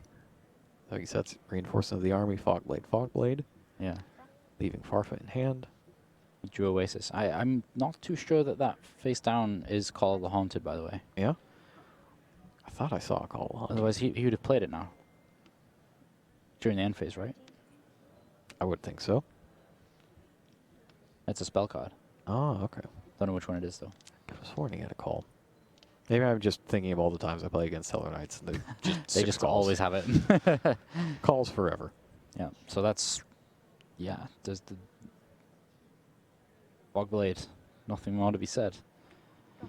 Well, he's got one now. Yeah. Still, that's going to be able to be Fog Bladed by the second Fog Blade. And it's kind of a tough situation for Shalpy, too, because he can't special summon Burning Abyss monsters while he's got all these spell and trap cards on his field. Yeah. And that's what he's got, is Burning Abyss monsters. Yeah. So he banishes a Ancient Cloak. Yep.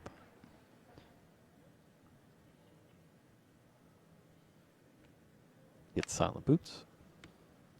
Flips a Reinforce of the Army, since it's now been set for long enough. Yeah, probably going to go for basically any other... Anything. Just anything you could play. Yeah. And he takes Ragged Gloves. I think he might go into a second break slot here and start. So, you know, you were saying about that conservative kind of dealing with the back rows. I think he might start doing that now. I don't know what the spell card is for Ian Parrish that set down there. But it's got to be something good that he decided to keep out of it that long. Let's see. Well, he's already played Soul Charge. Could be Dark Hole. I got Reinforce of the Army, Dark Hole. Yeah, could be the Dark Hole.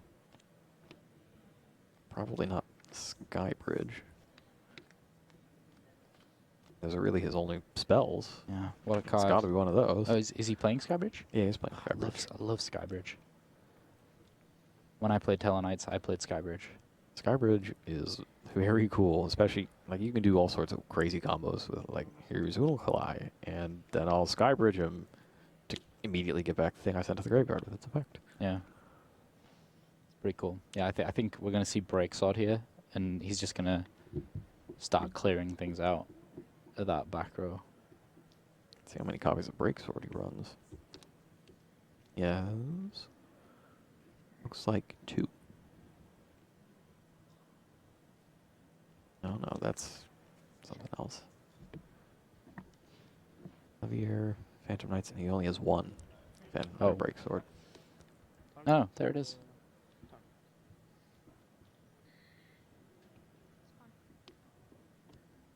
Or is this a 1-1 situation? Because I could have sworn he just played. But we've only ever printed Phantom Knights Breaksword in 1 set, haven't we? I'm not crazy, right? He played Breaksword and it got solemned, did it not? Yeah, I did. Let's have a look. No, that is indeed just 1. 3, 4, 5, 6, 7, 8. It could be that he's got a second sheet for his extra deck where the other Breaksword is written. Could be. Could be somewhere else, yeah. Okay. Well, regardless of where it is on the deck list, it is on the field. And he has destroyed Phantom Knight's Fogblade. And Looks like a face down card, and then attacked with Break Sword. Yeah, he got rid of the spell card, which again I didn't see what it is. But it was Twin Twisters. Oh, was it Twin Twister? Yeah, and obviously Can't play it Parrish without a couldn't- hand. Yeah, And he searches out another Fog Blade. That's the third one. yep.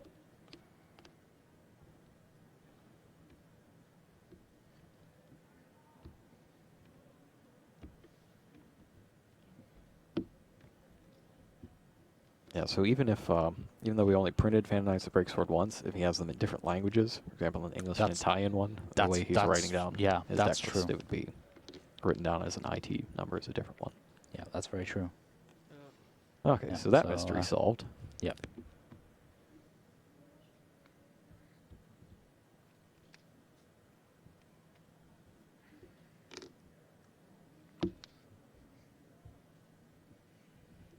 Break Sword on the field. Parrish still has his Oasis.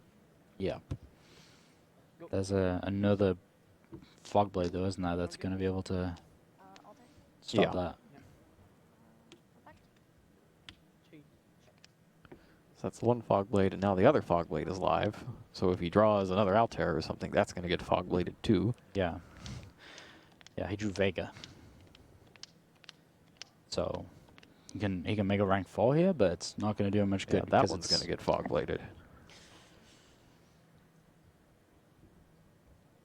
Goes in and checks anyways.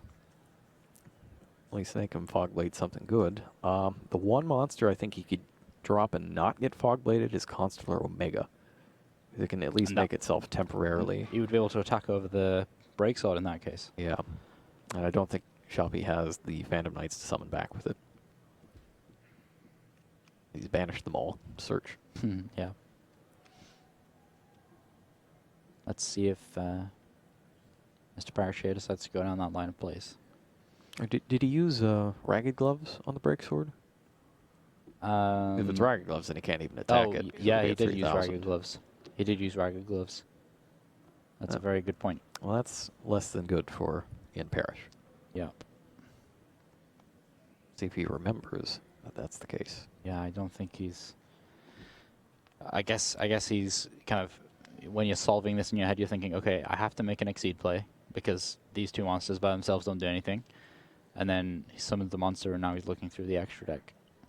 Nice dual terminal. That goes to Emerald there.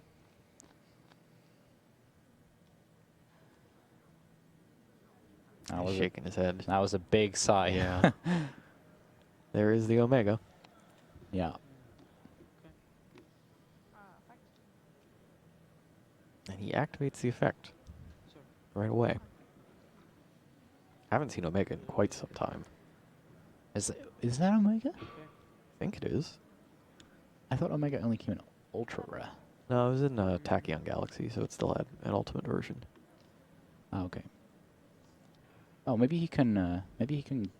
No, that's still not going to work. I'm just thinking he could go up to Diamond, but that's still not going to help. Yep. How much Sting? damage? I guess Gloves wasn't used. I could have sworn that was the monster that was used.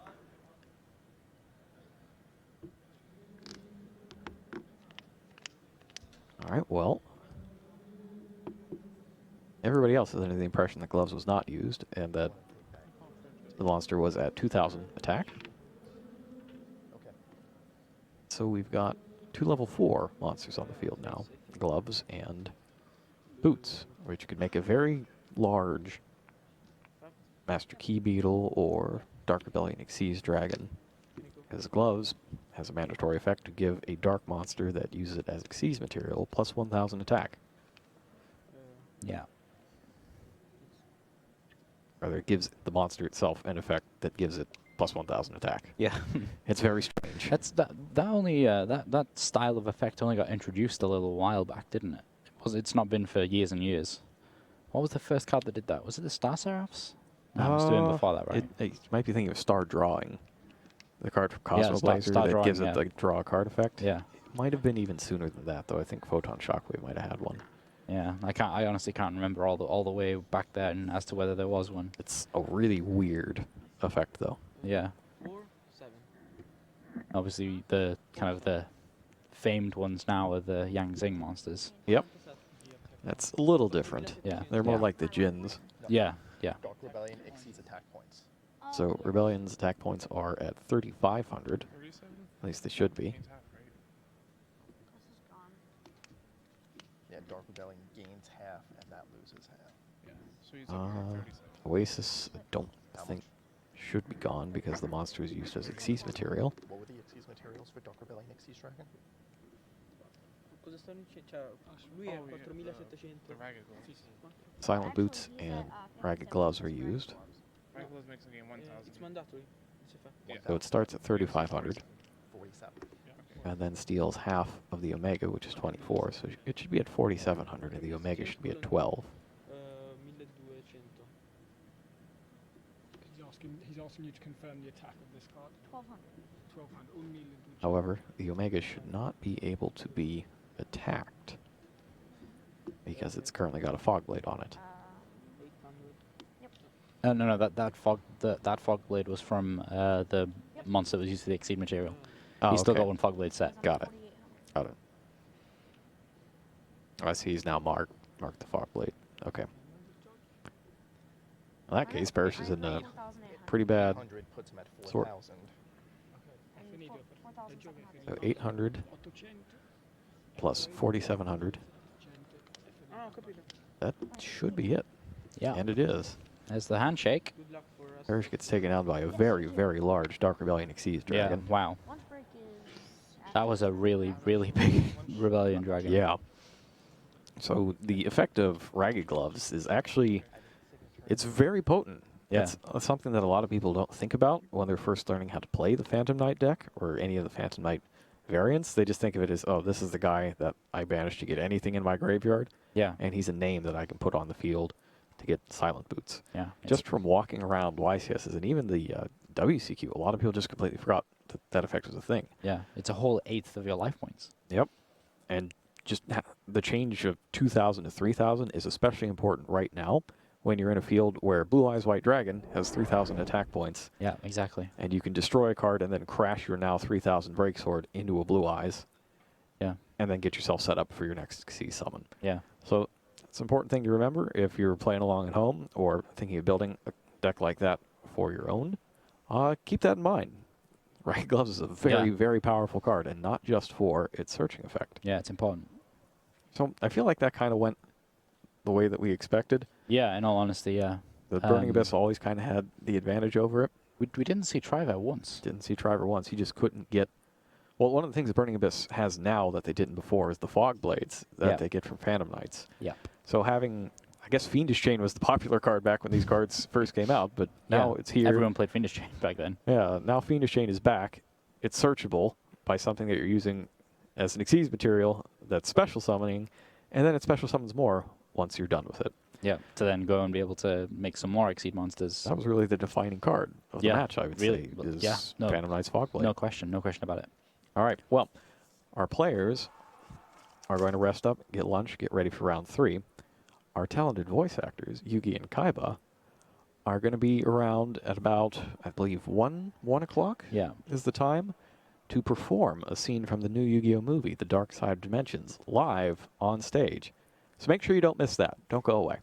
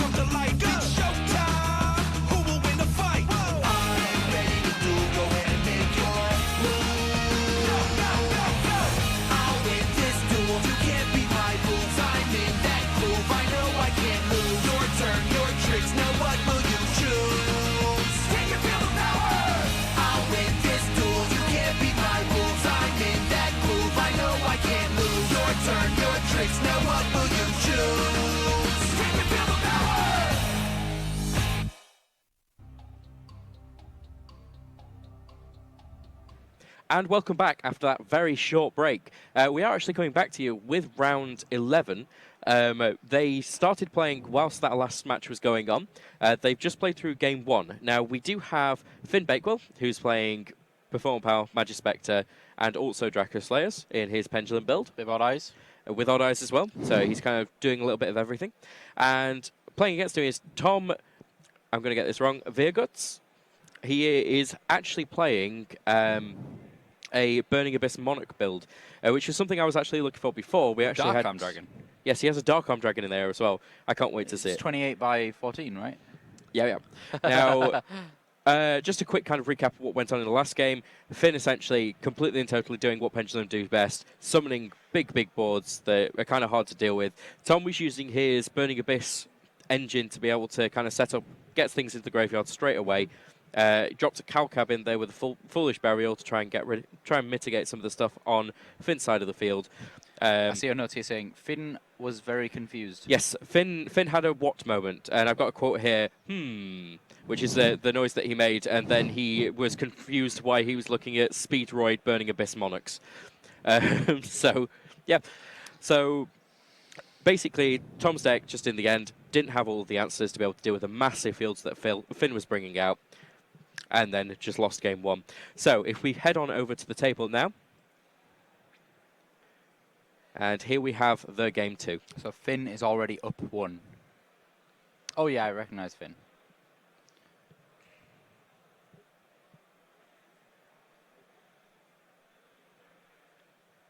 So hands coming in now.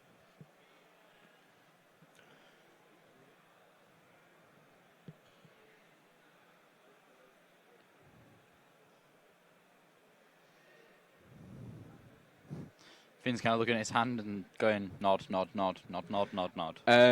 He's incredibly nervous.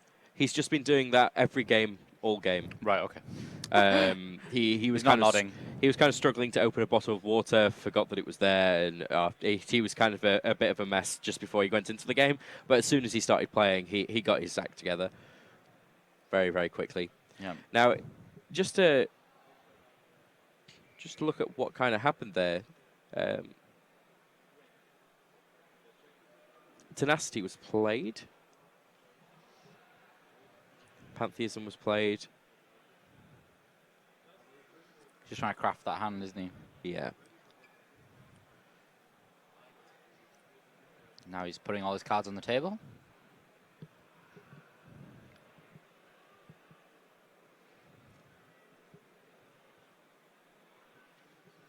It's a really strange build, this. Yeah, it's very weird. But it actually does make sense. Yeah, yeah. I don't know. I don't like it. I'm not a fan, but obviously it's been doing pretty well. Okay, so... Card draw or search, your choice. Yeah. I think I don't know, it's a tough one. He's going to give him that. Because the other one isn't a decision. Yeah. It's just potentially giving your opponent cards that you don't know what they're getting. Correct. Now, we've just come into this, but what are the Twitch chat saying about this particular matchup? Let's have a look. There's a quiz.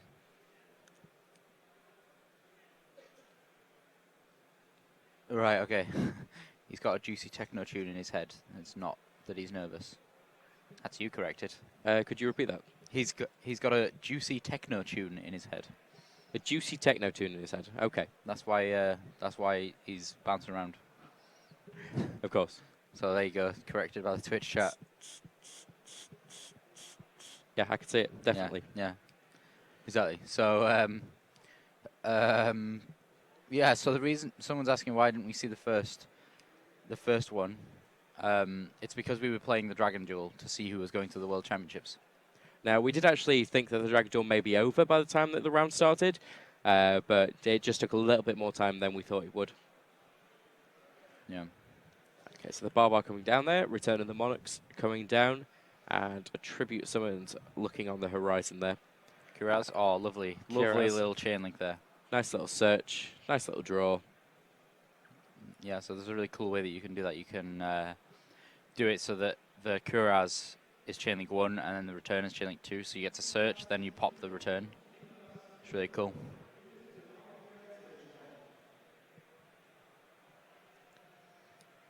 Now, when I left them with game 2, they had exactly 20 minutes left on the round to be able to play their game 2.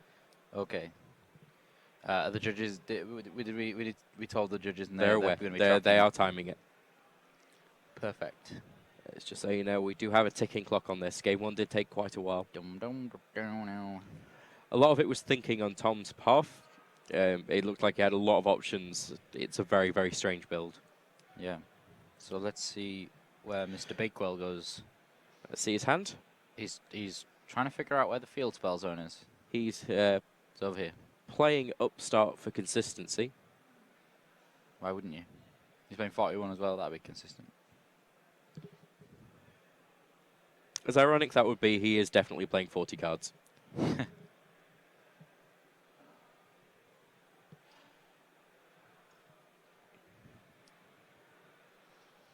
So I think I've been saying this quite a lot. You know, kind of when you're ahead, you can make a lot of kind of risky plays just to try and to win. Yeah. So we might see Finn here try and extend his plays a bit more than he should. Now there is a Monarch Storm 4th in the back row and an Aether in hand. Yeah. We've yet to see this weekend the big combo that people have been talking about, where you have Return of the Monarchs, Storm 4th, and then you Storm 4th a Monarch with Return. Sorry, Escalation. You have Escalation and Return, and then you play a Monarch and then go straight into the Ether from the Return. We've not seen that yet this weekend. I don't rate Upstart Goblin in this format. Why is that? I know life points don't matter as much, but you're still giving your opponent an extra 1,000. And when you're in a format of OTK, do you really want to make sure that you might not reach that for the extra card? When you already, most decks already have a lot of card draw and a lot of search. What do you think? I think if it's with other draw cards and you're just kind of shrinking down the amount of cards you have in your deck, then Upstart's never a bad slot to have. But if you're you know, foregoing some other card that's reducing the potential of your deck, like, oh, I'm suddenly not going to play Sky Iris or something, you know, it's just crazy. But you know, you pick something that genuinely could do you quite well, then it's not a great thing to put in. I mean, he's running 2 Sky Iris, Yeah. 1 Terraforming. Yeah. Seems really strange. We saw Eugen Height and Edo Marcus both playing the full 3 Terraformings. I guess that they were playing more Magispector versions. I actually prefer that version. I prefer the version where you really abuse terraforming. Yeah. Now, I'd love to see Darkholm Dragon come down. Yeah. That'd be a lot of fun. Did he draw it? He has not. He's still on his Graph, Erebus, Aether, and Erebus. Finn, he's got a Solemn Warning in his hand now. Getting quite a nice little hand. Yeah, that's what it's all about in the Pendulum Deck, just kind of crafting that perfect Pendulum Summon into multiple things. He must have drawn that Abductor, because otherwise he'd have played it much sooner. Oh, this could be big damage. Could be. But he can now get rid of one of the cards on the field because of his Stormforth and the Aether in hand. Yeah.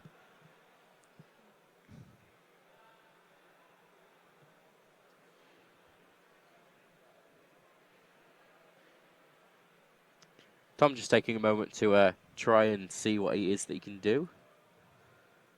Or he's asking the judge a question. Yep, he's asking the judge a question.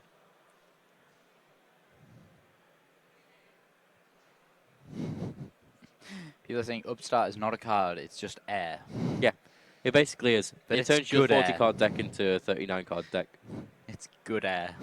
It's almost like having an illegal deck, but not. Yeah. I can get behind that.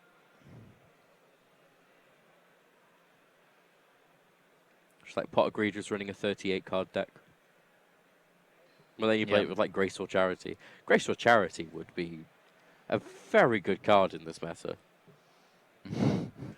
What's that? I get to draw 2, and then I get 2 card effects. Yeah, exactly. Okay, we're coming back to us. Yeah, so this is just a really strange deck. Oh, he's playing a random Gen XL High Birdman. Yeah, just a completely random. Didn't see that. It was just out in the middle of nowhere. Speroids. That makes sense. Yeah. Is he playing Trisha though? Definitely. Gotta check if he's playing Trisha though. Yeah, I think we should advise him to play Trishula. Trishula's the boy. I love Trishula. Oh, I wish he was playing Trishula. I'm not quite sure why we were taking so long there. Don't know. Quick question, I think.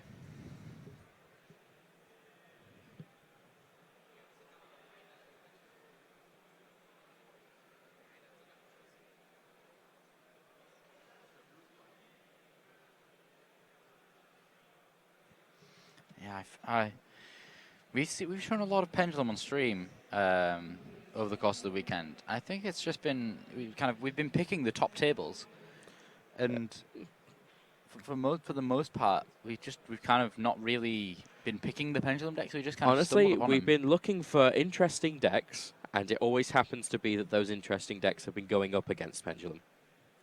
That's the way it's been working out. Yeah.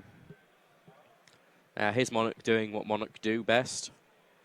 Yeah. Summoning an Ether and disrupting turns. Yeah. Just completely wrecking Finn's home.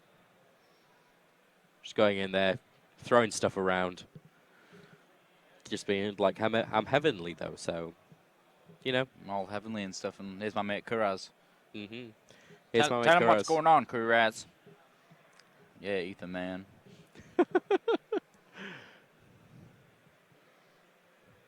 See you later, Ether. I'm going. See you later, Ether. I'm going. Okay, there. So, Tom setting 2 back row. Let's see what he set. He set his terraforming and a solemn warning. So Finn setting 2 back row. Yes, you're correct. Right, so Tom's going to draw in a Monarch Burning Abyss. He has drawn into a solemn scolding. That's pretty good. That's nothing to complain about. It's a big life point cost. Yeah, it's 3,000, isn't it? 3,000, yes.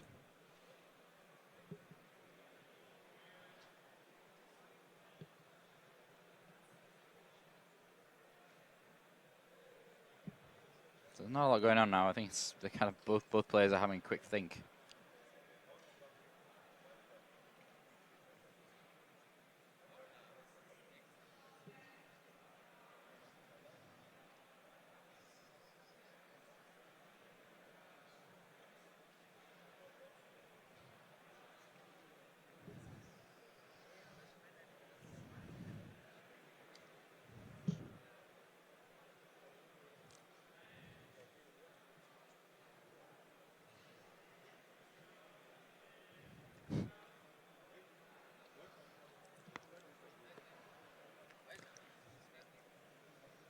Okay, so where are we going from here?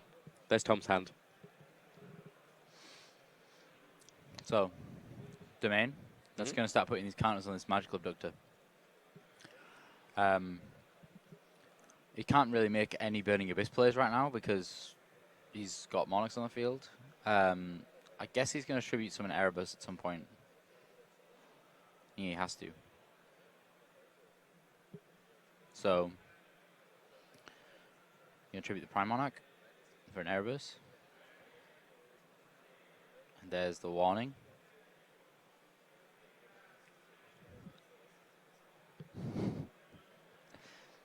So that's the Erebus straight off the field. There's no, yeah, it's one of those situations. Yeah, let's not be having any of that. Yeah. I mean, Erebus did keep coming and turning up and disrupting all of his plays, flipping the table. Yeah. Whenever he was trying to do anything in the previous game. So, yeah, he definitely doesn't want to see that Erebus again. Yeah. I've seen some amazing internet memes about Erebus. Seriously. Yeah. hopefully Matt always watches over all the feature matches. I hope he watches this one and hears me speak about that. He knows the one I'm talking about. Right. He knows. If any of you guys ever meet Matt, you can ask him which one I'm talking about. Matt knows. Put it this way, Margaret wasn't very happy. I mean, if you walk up to Matt and say, "What do you know?" You'll be there for a while. So just asking specifically about the beam. Yep. Yeah. Or you'll learn nothing because he's a secretive guy. Yep. Kind of has to be. A bit like the spiral cards. Yeah. Yep. Very secret. Yeah. Very safe. And he's keeping it that way. So yeah. Yeah. Okay, a lizard draw is coming to Finn's hand there. Yeah, so he was able to take advantage of the magical abductor.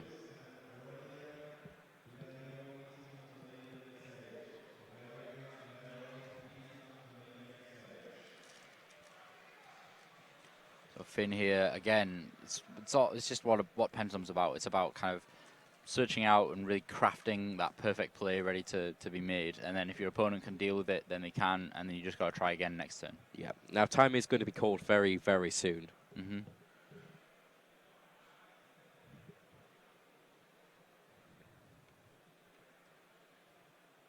Wow. So Tom's gone for the Solemn Scolding there.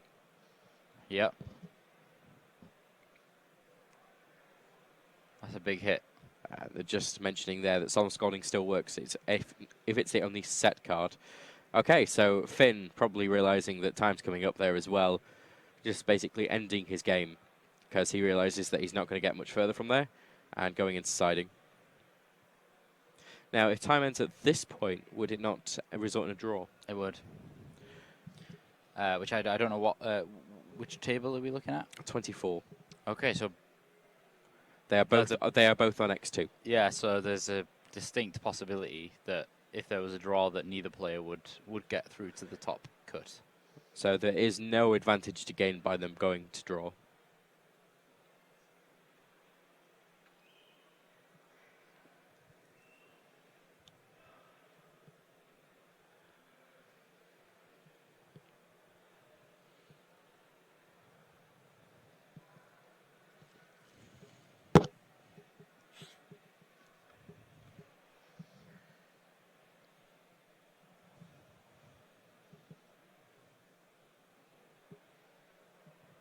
There's 4 minutes remaining, so that's enough time.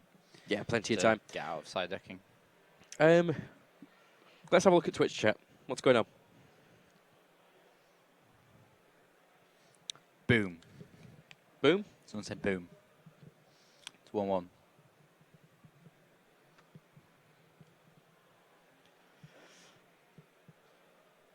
There's a few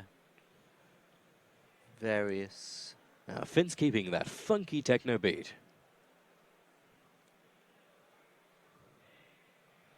With the Untis. The Untis. The Untis. The Untis. The Untis.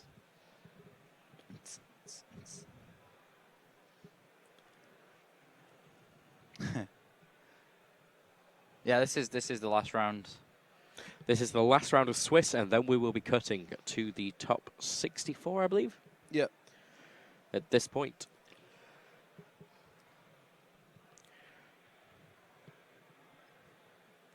Now, we did finish extremely late last night, so a lot of players at the moment are suffering from from sleep deprivation, basically. A lot of people maybe only getting 3 hours sleep before coming here, after playing a full day from around 12 to gone midnight, around 1 a.m. So they're looking at 13 hours of Yu-Gi-Oh! Up to this point, up to the morning. And then they've just played another 2 rounds. This is the 3rd round that they're playing in now.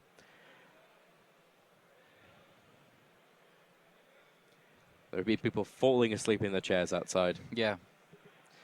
That Chaos Trap Hole? Yeah, it is a Chaos Trap Hole. So let's see what we've got here. So we've got Finn up over there. Just waiting for the hands to come in. I can see a Chaos Trap Hole. I can see some Pendulum guys, which you'd expect. I can see a Massacre Restrict there. One of the far left Pendulum Sorcerer, I think. Massacre Restrict? Looks like a Master Restrict, doesn't it? It's either Pendulum Sorcerer or a Guitartle, but Yeah. we'll see. We'll see. Here it goes. So Guitartle. I was going to say it's either that or Guitar, but, you know. But there is Can't have it also a all. Pendulum Sorcerer there. Oh, that's what I must have seen. Draw cards, set some back rows, pass.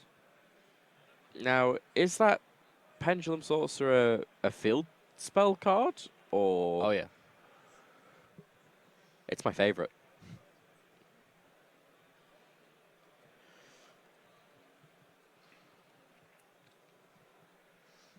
Yeah.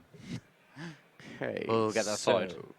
Set face down is Chaos Trap Hole, Solemn Strike, and Massacre Restrict. There they go. In hand is Lecter, Pendulum, Draco, Overlord. So he has got Massacre Restrict. So Tom's going in for a draw, doing what Monarchs do best, getting ready to... Enemy controller. Wow, I haven't seen that in a while. We were talking about that just earlier. We were. There's obviously... Sure, we were just talking about the German pronunciation of it, though. Yeah, well, obviously there must be an enemy controller here somewhere, but it's in German. Enemy controller is... Yeah, it's Find Yeah, Controller. Find Controller. Yeah, I see it here. Is it? Yeah, there. Yeah. Okay. I think so. If you say so. Don't know. He's got really small writing. Yeah, he's actually handwritten his deck list and then photocopied it.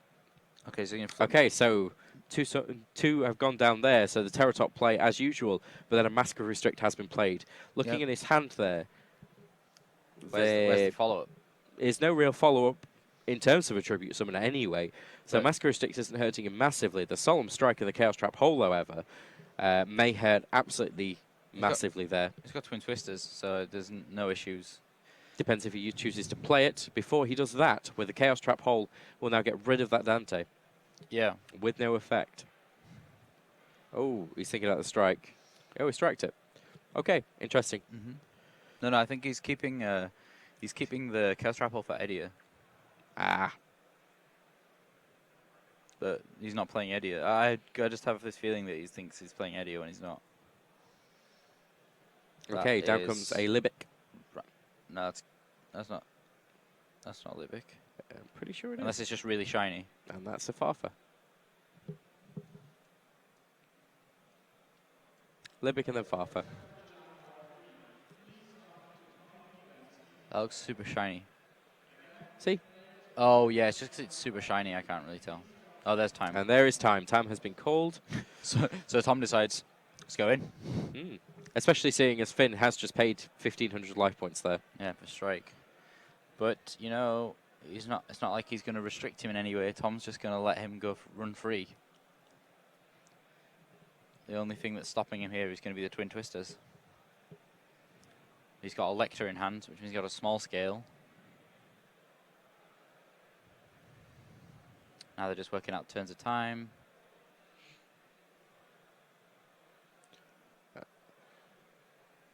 Okay. He's putting time over there That's for it instead. to be moved. Okay. Bit of a relocation of time. Time has been relocated. Yeah. Somebody played Time Wizard.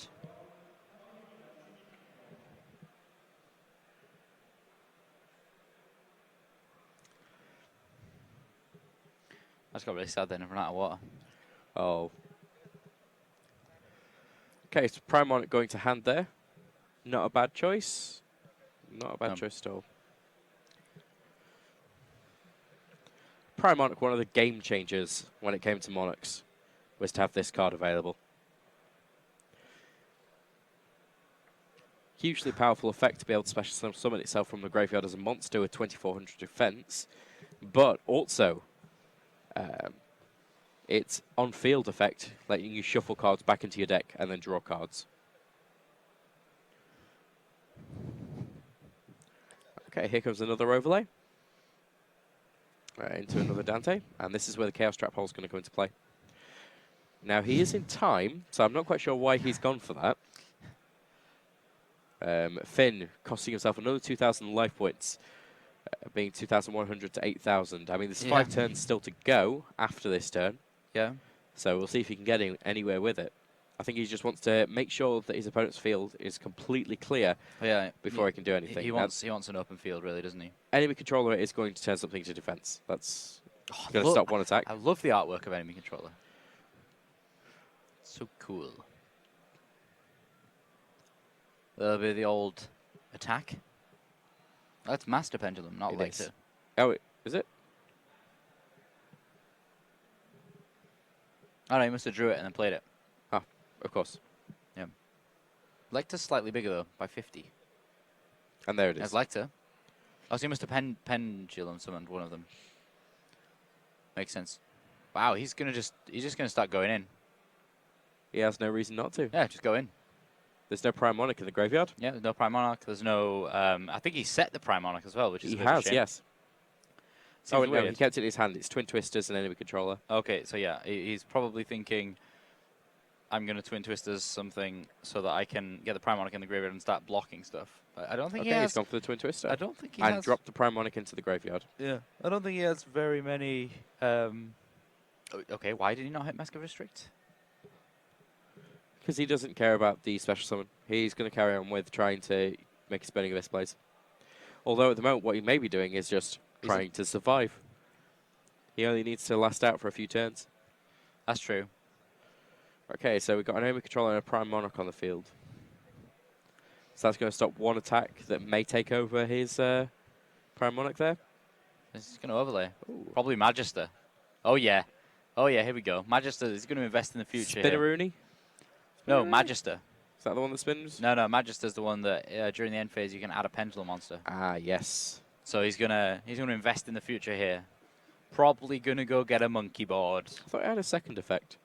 It does have a second effect. You can detach one to special summon one Draco Slayer monster, Draco monster, Pendulum monster from your Pendulum deck.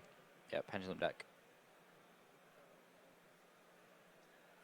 Oh, that's just as good. That's pretty much monkey board. The Skullcrabat Joker. I love Skullcrabat Joker. It looks so cool. Looks so happy to be. It's a very nice card. And I was especially happy when his super rare version came out. Yeah. He's just happy, isn't he? He's just joking around. I bet he misses the clowns. Well, I remember just when the adjusted list came in. Yeah. Which limited that to 1. It's just as I pulled the super, it's like, well, at least I don't need to try and chase this playset of these now. Yeah. And 1 is good. Even just 1 is really good. Everybody thought this deck was going to not exist anymore after that, but it's still ridiculously powerful. Yeah, I think Sky Iris has been the one that really changed it. Yeah, so Joker, get monkey board, get another dude. Pendulum summon time.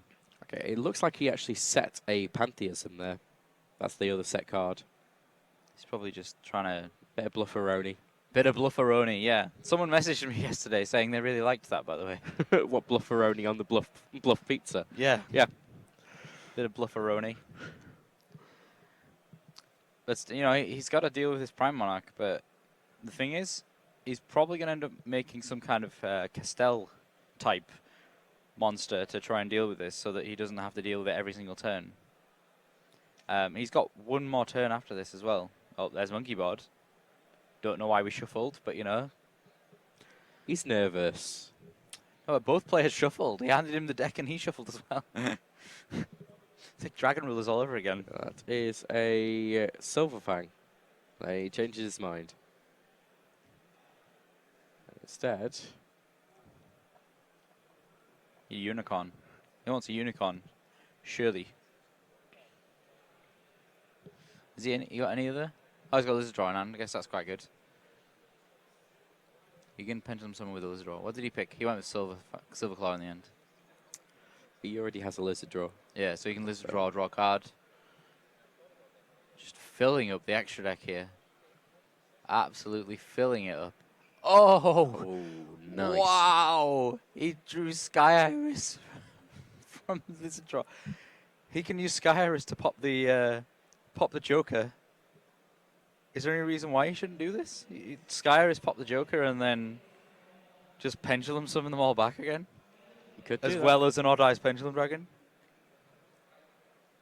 I feel there's got to be a reason why he's not doing that right now, because that seems like the play. But okay, he's not going to do it. There must be a reason why. Chat will soon tell me. He's using Pendulum Sorcerer? Yeah, Pendulum Sorcerer will clear those scales, and he'll go search for ones that he prefers. Don't know whether it's going to be ones that he's going to play straight away. Probably going to be the Unicorn and the Phoenix. I think he must just be really scared of Strike. Yeah.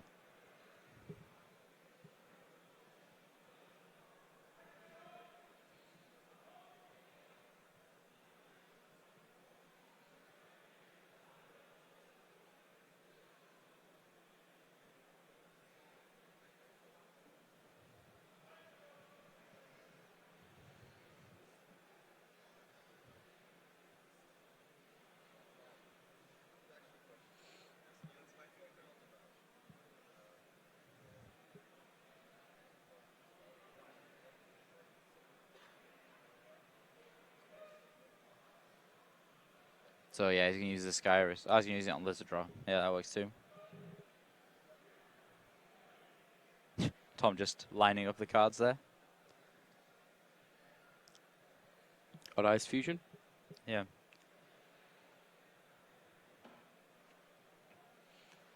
And gives him a negate, doesn't it?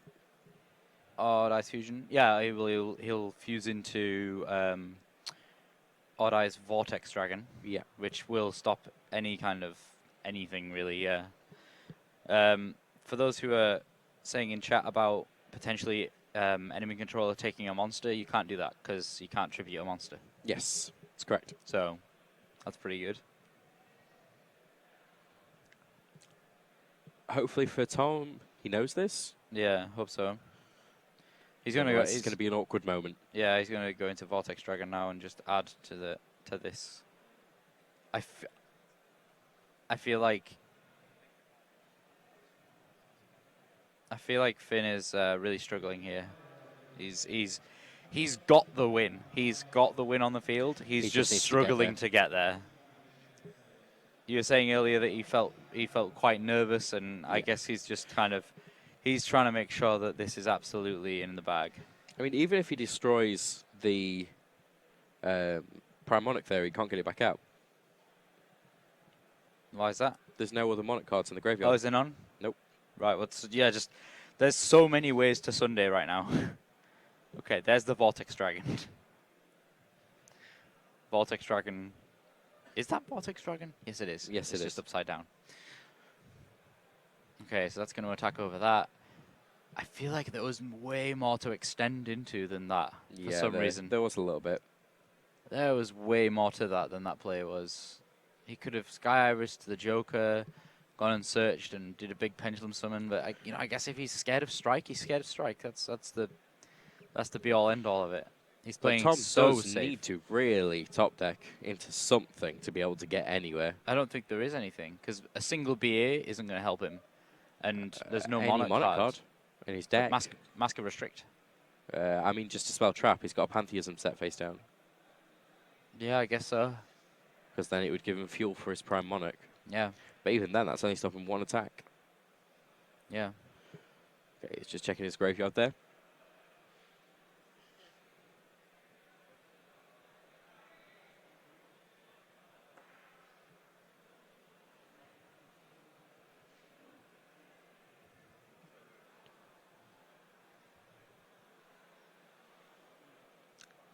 Don't think that's going to help too much.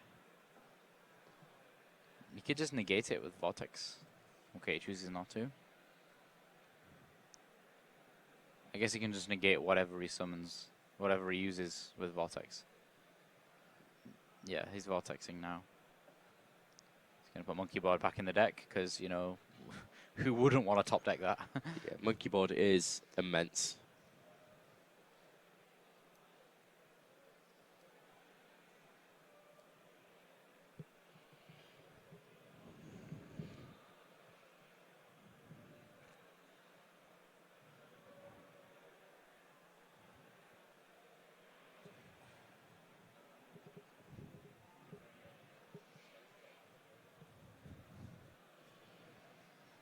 So I think it's just, I think, you know, Tom is really trying to extend this game out when in reality it's very, very much over here. He only has to attack with Vortex and that's it to win. And that's it. And that's it. That's it. Well played. So, offers the handshake. Tom there putting up a good fight with his pretty random assortment of cards. Yeah, the Burning Abyss Monarch deck. Yeah. And Finn just taking it with what has been one of the strongest decks we've seen on stream. Just any Pendulum build. Yeah, it's been really strong. Really, really strong, the Pendulum deck. Now, looking... Okay, sorry, the tech team was just asking if we wanted waffles. I was quite confused for a moment. Sorry, you pronounced it wrong. It's wafers. Wafers? Yeah. Okay. Yeah. Okay. So it doesn't look like we're going to have an interview for this one, simply because it's quite late into the round. They started 13 minutes after the rest of the event, just because we were seeing if we'd be able to get them on for the game 1. Yeah. But as we say, that game 3 in the Dragon Duel took a little bit too long. Now, is there anything you'd like to say about any of these decks? No, I think the Burning Abyss Monarch deck is the list that people have been playing of the Burning Abyss Monarch deck is pretty standard. He's not really playing anything weird apart from Genetic Sally Birdman. I mean, my initial prediction of Cosmo or Pendulum seems to be coming true. Yeah. The Pendulum decks are just wrecking every time we see them on stream. Burning Abyss Phantom Knight is still holding strong as far as we know. I mean, we could check. Let's just see if that's charged. I guess we can do the deck breakdown when we get to the top cut, can't we? Yeah, okay. If you'd rather do it that way. Sure. So, we will be back very soon, hopefully. At the moment, we're just looking to see kind of what's happening with the top 64. As soon as that's about to start, we'll be back. Or, if we can get the finals of the Dragon Duel, if it's not already started. To chat. Hello, everybody, and welcome back to the Yu-Gi-Oh! European World Championship Qualifier 2016. BAM! Ah! Why? Did it. We're in the top 4 now. It's hype time. Okay. This is where I drain all the batteries. It's not hype time. It's meant to be relaxed. No, neither of the players feel relaxed. I know.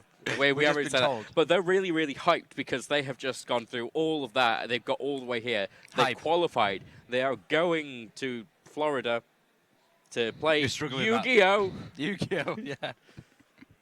Okay. So, our match is Finn Bakewell, who is the first UK player to be going to Worlds in 6 years.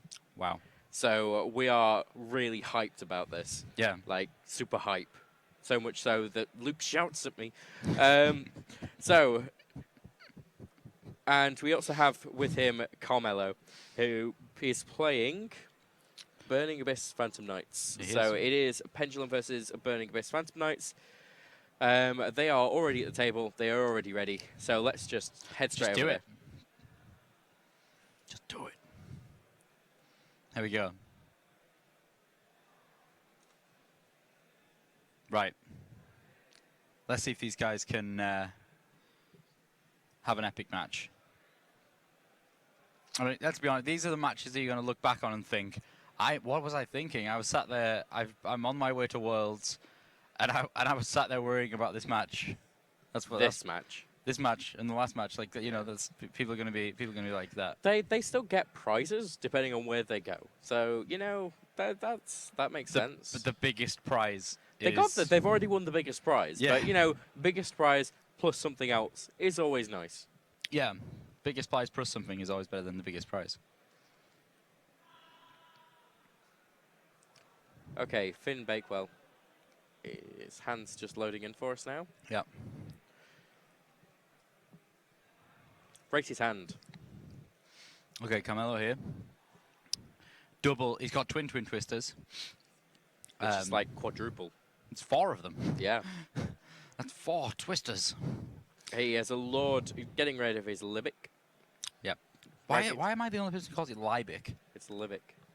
Why am I the only person who calls it Libic? Okay, so Ragged Gloves to come down. Silent Boots, Smith Special Summoned. He's going into a Dante. He's going to get his mill on. Get his mill on. He's going to think about he can't make one of those things. No, but what he can do is banish that boots to go and search for a fog blade. Now, as we were speaking to Joshua Schmidt earlier, unfortunately, I spoke to Joshua Schmidt after he was eliminated from the tournament, and he was pretty upset. But you know, I honestly, I will stand by my statement. That was one of the most insightful interviews that I'd ever done. Oh yeah, definitely. Really was. So if you want to go watch that, you can go see that on YouTube. All of the videos that you've been watching today, you can catch up on over there. It's pretty much being uploaded as it's shown. Yep. Everything is also live on YouTube. If you are watching on YouTube, hello there, people from YouTube. You can hit subscribe on there to see whenever we upload any videos. And also, if you're following us on Twitch, hit the follow button and you'll see it whenever you want to see live Yu-Gi-Oh! Action. You will get it straight directly to your email inbox. Yep. So when that World Championships rolled round, you'll get an email and it'll say, World Championships, Yu-Gi-Oh! 2016. Yep, just send you a quick email. Yep. Right, so obviously he's going to get Tour Guide in the infitters there. Quick shuffle. He set just one Twin Twisters, did he? Yeah, just one Twin Twisters and then one Fog Blade.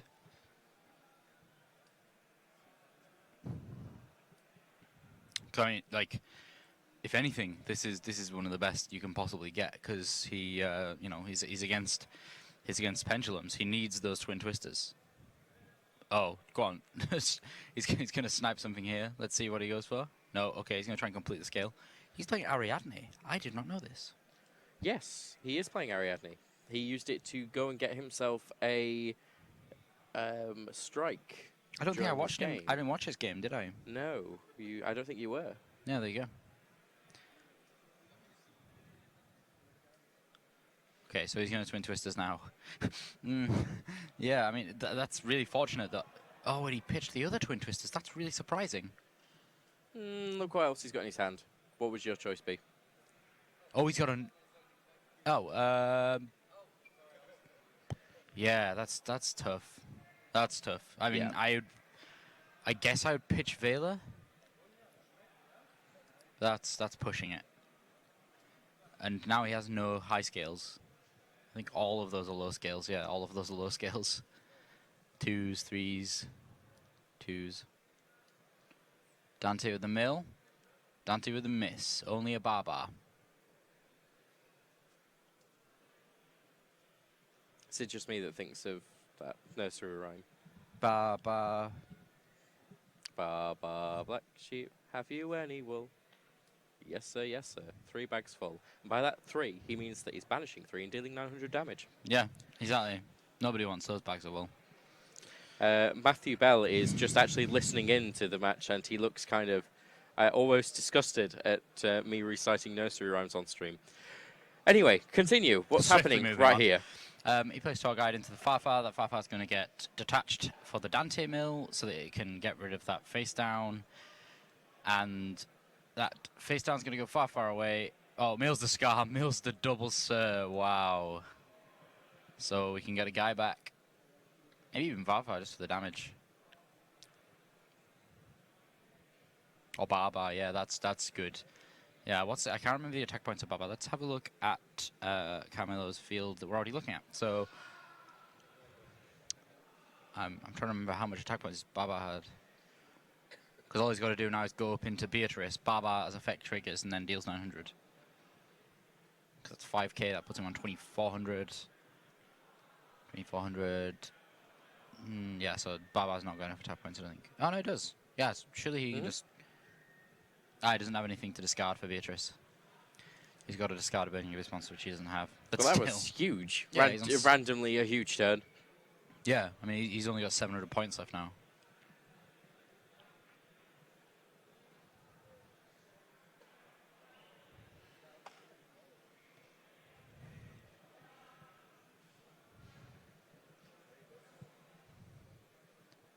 Yep, that's it. He's going to use the Fog Blade to summon a Phantom Knight monster and then use Baba's effect. Finn asking for 3, and there it is. And there's the scoop. Wow, that was swift. That was very, very quick. Now let's head over to the Twitch chat and see what their reaction was so far. I know they haven't seen that yet, but...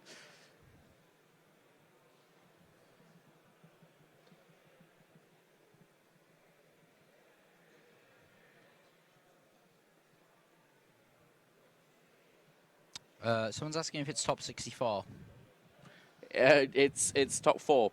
Yeah, he was half right.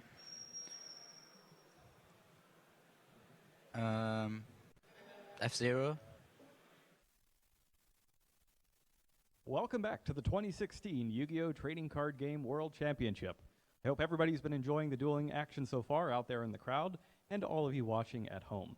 But now we have a very special treat for all of you. As you all know, there's a new Yu-Gi-Oh! Movie in the works called The Dark Side of Dimensions, and today we have an exclusive scene for all of you watching. But it's not just any scene. This scene will be performed live by the voice actors themselves. Please give it up for Dan Green as Yugi and Eric Stewart as Kaiba.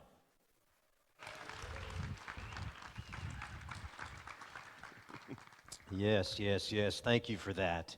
Next time, introduce me first. Always in character. Yes, always.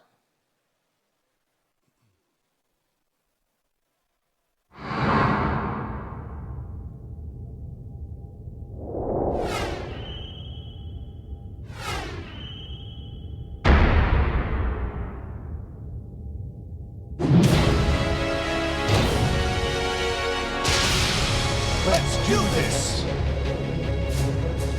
Make your move, Yugi. Very well, Kaiba. I draw! I summon Mark in defense mode. Then I'll end my turn with 2 face downs. Is that all? Fine then. It's my turn. Fly in, Assault Flyper. Now slice and dice that blob. That's much appreciated, Kaiba, because you've just created double the trouble for yourself. Then let's give this a try. Assault Wyvern's ability allows me to summon the legendary Blue-Eyes White Dragon. Next, I play Dragon's Fighting Spirit. My Blue Eyes gains an additional attack for every monster that you have out on the field. Now go, Blue Eyes! Triple White Lightning attack!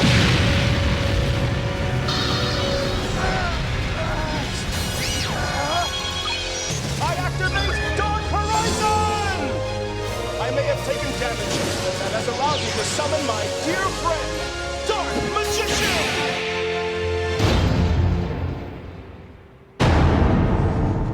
That looks really cool. I really like that. You sounded awesome there, you know, man. once again, it's really great to see Awesome. hear you. Wait, again. wait. We don't like each other. We don't like. Okay. Sorry. I should win that duel, you. Yeah.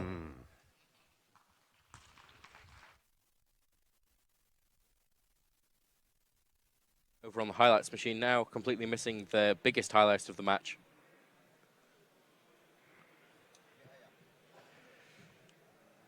What was that? What just happened? Oh, I thought we did something that was a Oh, highlight. No. Okay, I was really confused. Yeah, that was pretty smash-tastic. I mean, it was Far just dealt with that, and that's what I mean. You know, you saw he had double twin twisters. Oh yes, it wasn't and a Vela. It wasn't like he was going to go anywhere with that. I think what Finn is missing is his funky techno beat. He is missing the funky techno beat. Yeah, That's what it is. I mean, the funky techno beat really helped him in the previous round. Yeah, well, he won his previous round. Carmelo agreeing. He can't hear me, but he agreed. Yeah.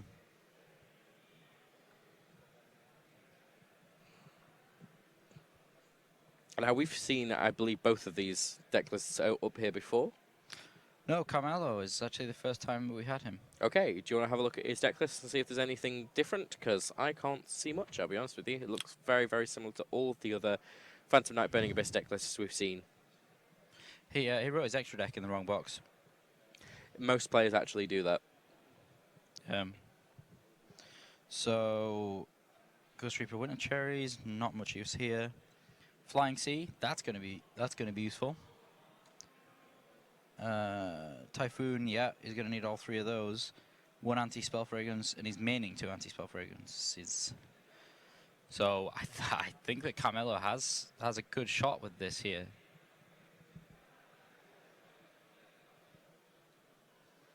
Our 2 judges returning straight to the floor now.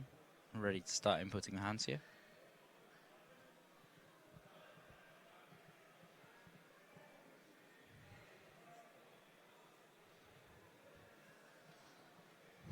Just kind of leaning on his hand there. Oh, that's Sky Ice in Finn Bakewell's hand. It is also the only card we've currently got in the app. What else does he need? Vector Pendulum, Drac Overlord, Monkey Board, Odd Eyes Light Phoenix. Monkey Board's pretty good. Not sure what. And Skullcrabat. Monkey Joker. Right. He's gone for a Guitartle. Yeah. Yeah, this is the combo. Don't know why he shuffled. Oh yeah, sorry, he has to shuffle the draw and then he has to monkey board, yeah. Rake Carmelo's hand. Wow. It's a pretty good going first hand. Yeah. But not a great going second hand. Yeah. Maybe he can make a big play here. I mean, he can. Look at the amount of pendulum stuff he's got. Surely Sky Iris is going to be used here.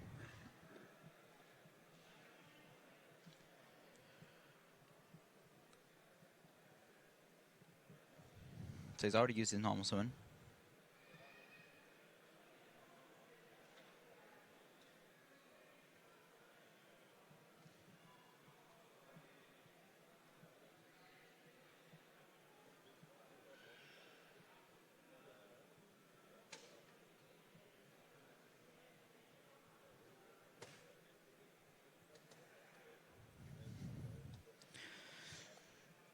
So, yeah, Finn's just deciding what he wants to go for here. So he's probably going to... Well, yeah, there you go. So he's going to try and get that Vortex Dragon out.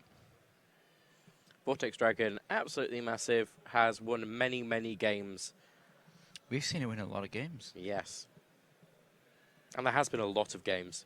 Yeah. Oof.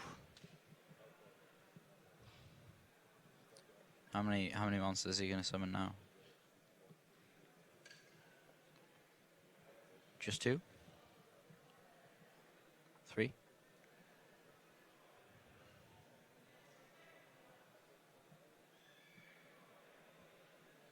3, 4. 4 Pendulum Sorcerer. It's pointing at Monkey Board. He's probably going to hit both the Pendulum Scales. Or maybe he was trying to play it. Or just one Monkey Board. Yeah, and then Lizard. He's going to use Lizard Draw. Yep. Draw more cards. Yeah, I think Guitartle's only once per turn, though, so he's going to have to wait till next turn. Or just draw one more card. You can get 2 if you wait till next turn. And there's the Odd Eyes Fusion. Yeah, using the Phoenix, which is really good. And there's the huge big negator. Yeah. And probably into a Magister here. Ooh, no, Dweller. Oof. Ooh. Yeah, big move. Nice. Using his Dweller so soon, that's pretty risky. Now, he's just using it in his standby phase. Wow. Yeah, let's just not be having any of that Burning Abyss stuff going on this turn. turn. To be fair, it's going to help him because Alec's not going to be able to use this effect now if he was able to get it off, negating the fact that he could negate anything. So yeah, still, he can always chain it. He could have chained it regardless. Ooh, Typhoon, that's pretty good.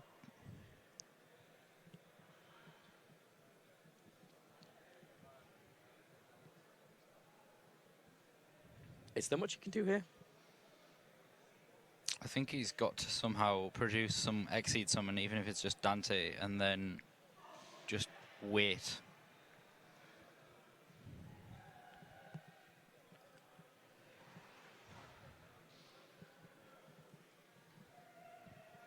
Let's see if he's going to special summon the Alec there. Yeah, I think that's no problem. No problem for Finn here.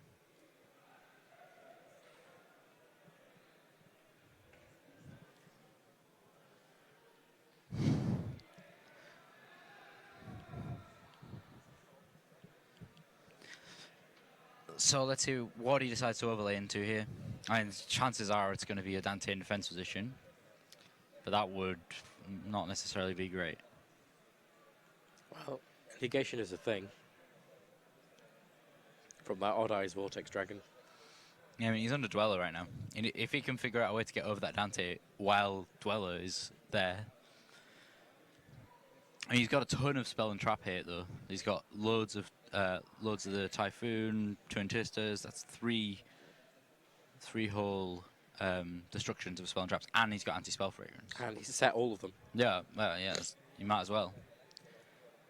All of them, as in he's not kept any cards in his hand with Twin Twisters. Nope. Okay. So anti-spell fragrance. But if you think about it this way, you've got. I'm saying I don't have a Twin Twister because I don't have anything in my hand. I have no way of getting rid of anything. But he is playing Typhoon. So he's basically saying, go ahead, play your stuff. I'm not going to stop you. I'm not going to be able to destroy anything. But he's playing a card that will let him do it. Surely he would play anti-spell fragrance. Yeah. Straight away and stop Well, that right off. He's done it right there. Yeah. So he's going to negate the anti-spell fragrance. Negate the anti-spell fragrance with the Vortex Dragon. Finn's just having to think about this. So now this is probably. See, the thing is, the Twin Twisters, all the time, like he's gonna have to Typhoon and Twin Twisters. Yeah. Because of Sky Iris. Oh, this is true. Sky Iris is he does the need thing to get that's rid of causing both. the issue here.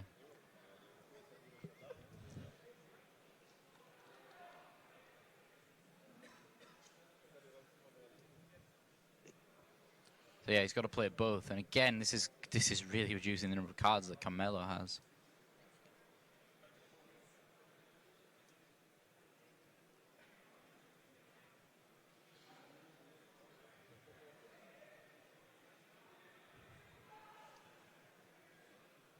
So he uses the Abyss Dweller effect and then... Oh, that's clever. Tribute summon to Kirin, which was then destroyed by Solemn Warning. Yeah, still, I think that was a clever maneuver. Just unfortunately his opponent had the answer to it. I just think now that he can't really go very far with this now. Finn thinks that he can extend even more, but I don't think he can because he's got, his opponent's got Typhoon and Twin Twisters. Although Monkey Board's a thing. Yeah. Still, he could... I don't know why Carmelo isn't just Typhooning the Sky Iris and then Twin Twistering, like, somehow. Well, because he didn't keep got no cards in hand. I don't know why he didn't keep a card in his hand.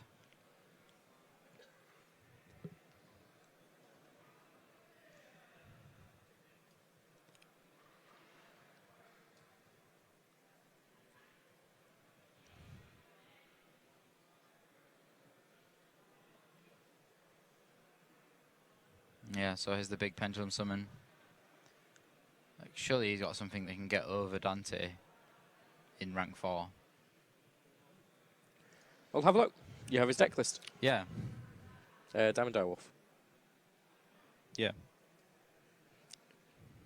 Even Xyz Rebellion Dragon. Castell. Yeah. Castell's. There's loads of stuff. Oh, wow. Finn's playing Double Dweller. That's why he did that. To be honest with you, he could Diamond Direwolf to put everything into the graveyard. Yeah. And then no effects would kick off at all. Yeah. Yeah, true. He might use the Light Phoenix as the target for Diamond Direwolf as well. That'd be smart. Okay, he chooses to use Castell. That's fine too. Oh wow, yeah, okay. And he calls it a day. Yep. That's 1-1 here in the top 4 match. So still extremely relaxed. Yeah. Finn's a lot more relaxed. Yeah, you can tell he was really stressed out before. It's just under the table, right? But it's got like a few tens of lights and maybe a couple of thousand people watching. Yeah.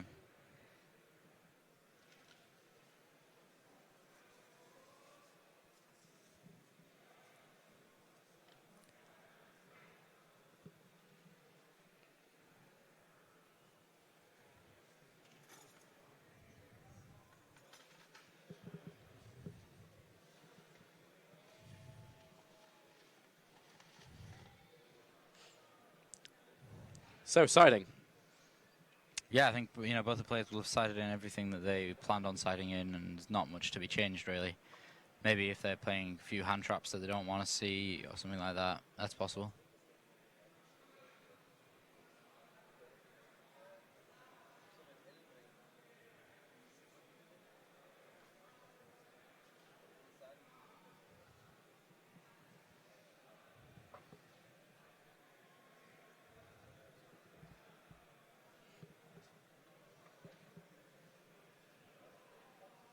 So the players just getting over their side decking here.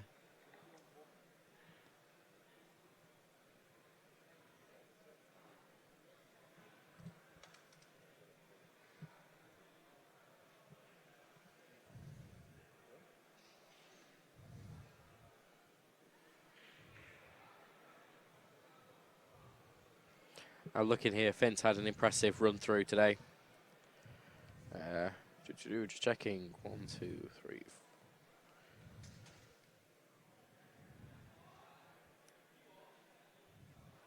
He's got to have won at least 3 games in a row at this point. He has, yes, but he's also looking at 12 wins for the entire day so far.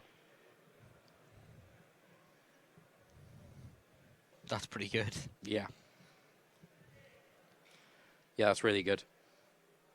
That's how it works. I guess in the Swiss rounds you can lose a few games here and there, but as soon as it gets to the top cut, that's when the business starts. There's no losing.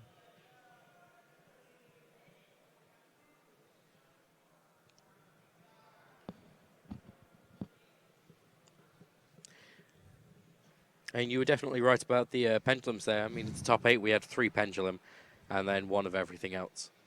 Yeah. Well, I didn't. To be fair, I thought Cosmo was going to win. But my on level but next choice was Pendulum.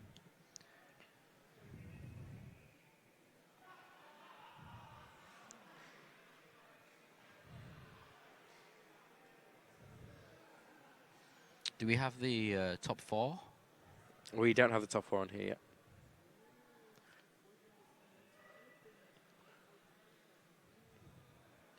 Oh, here we go. We do. 2 Pendulum, 1 Burning Abyss, and 1 Phantom Knight Burning Abyss. So it's basically a Burning Abyss and Pendulum top 4. Yeah.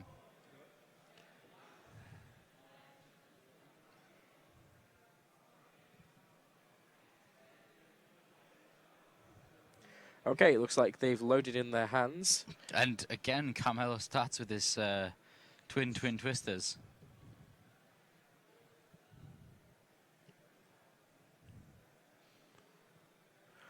And it actually looks like we have a multinational top 4. United Kingdom, Italy, France, and Germany. Okay, yeah, so that's pretty good. Yeah. All across Europe. That wasn't a fantastic mill. Go straight away, use your boots and get that fog blade.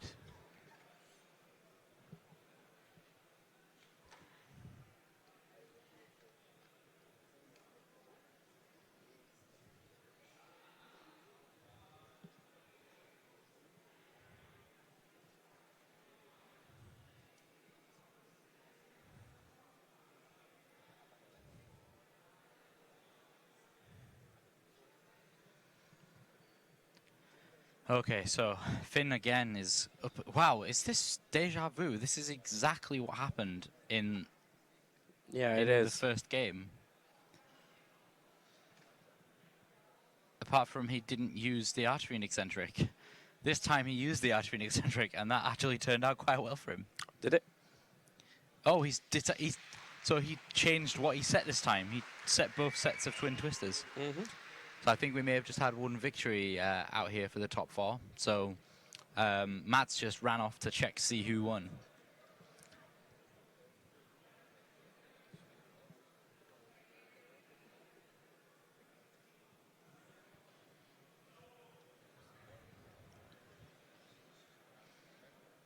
So I actually think that Finn's got enough here to just make multiple scales as long as he does it in the right way.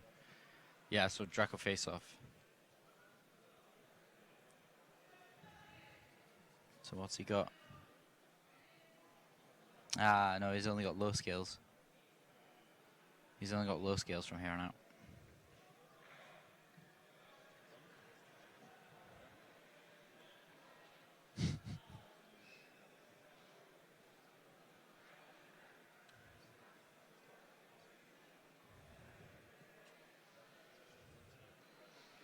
So Lecter wasn't the card he really wanted. He kind of wanted Luster.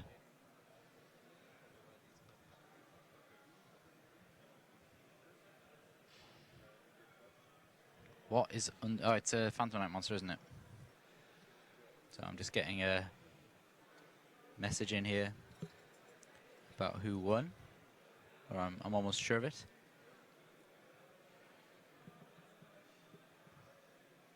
Samir, so who we saw in our feature match last round. So that was BA, wasn't it? Pendulum. Samir was playing Pendulum. Pendulum. Okay, so we have one Pendulum in the finals. So my dream still clings on.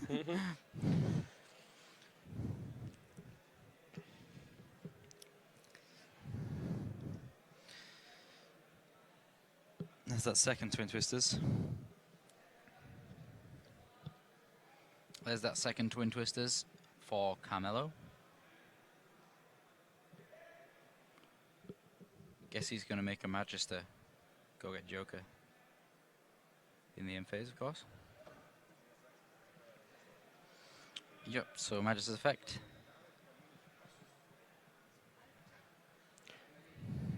I will say one thing for Pendulum, all the cards are incredibly pretty. They are. They do all look really good. Oh, so he's getting Monkey Board, not Joker. My mistake.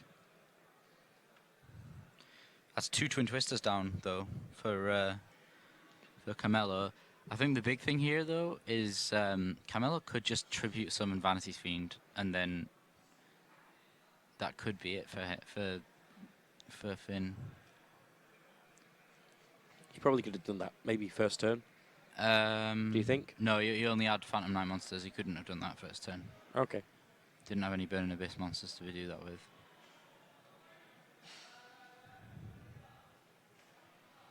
Yeah, so Carmelo just gets a turn here. Yeah, okay. He's just done it. Yeah, so he has to destroy both of Finn's monsters, and then that's kind of it.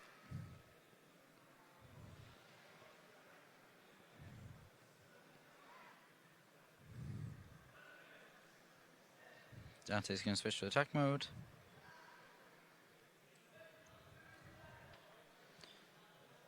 Wrong way. Why is Magister in the extra deck? Okay, so let's see what Finn manages to come up with here. He's in a tight spot. A very, very tight spot. And looking at his hand, he doesn't really have much he can do. Well, he's got a Monkey Board, which means he's going to be able to at least get any kind of Performer Pal Pendulum scale that he wants. And I'm sure there must be one that deals with this Vanity's Fiend here. I can't remember all of them, so it's hard for me to remember if that's possible. I don't believe it is.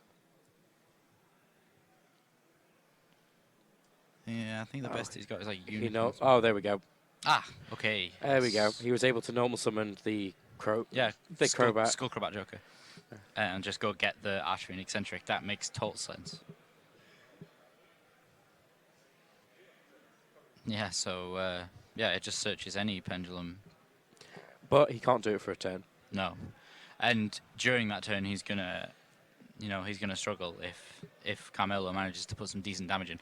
Well, However, looking at Carmelo's hand, he does have that ability. Yes, he does. Oh, and he's got a Typhoon for the turn afterwards as well. He has this in the bag at the moment, but he can't special summon, of course. Yeah, he's got a lot of board presence here. I mean, even if he was then to get rid of the Vanity's Fiend, he just still then have the ability to kind of just kick off. Yep. I believe Typhoon, you can actually play it from your hand, can't you? If your opponent has a certain number of spell or traps, 2 spell or traps on the field, they got to be face up. Yep. So, Pendulum Scales. Yeah, exactly. Yeah, so as soon as you get oh, he topped the Sky Iris. Whoa.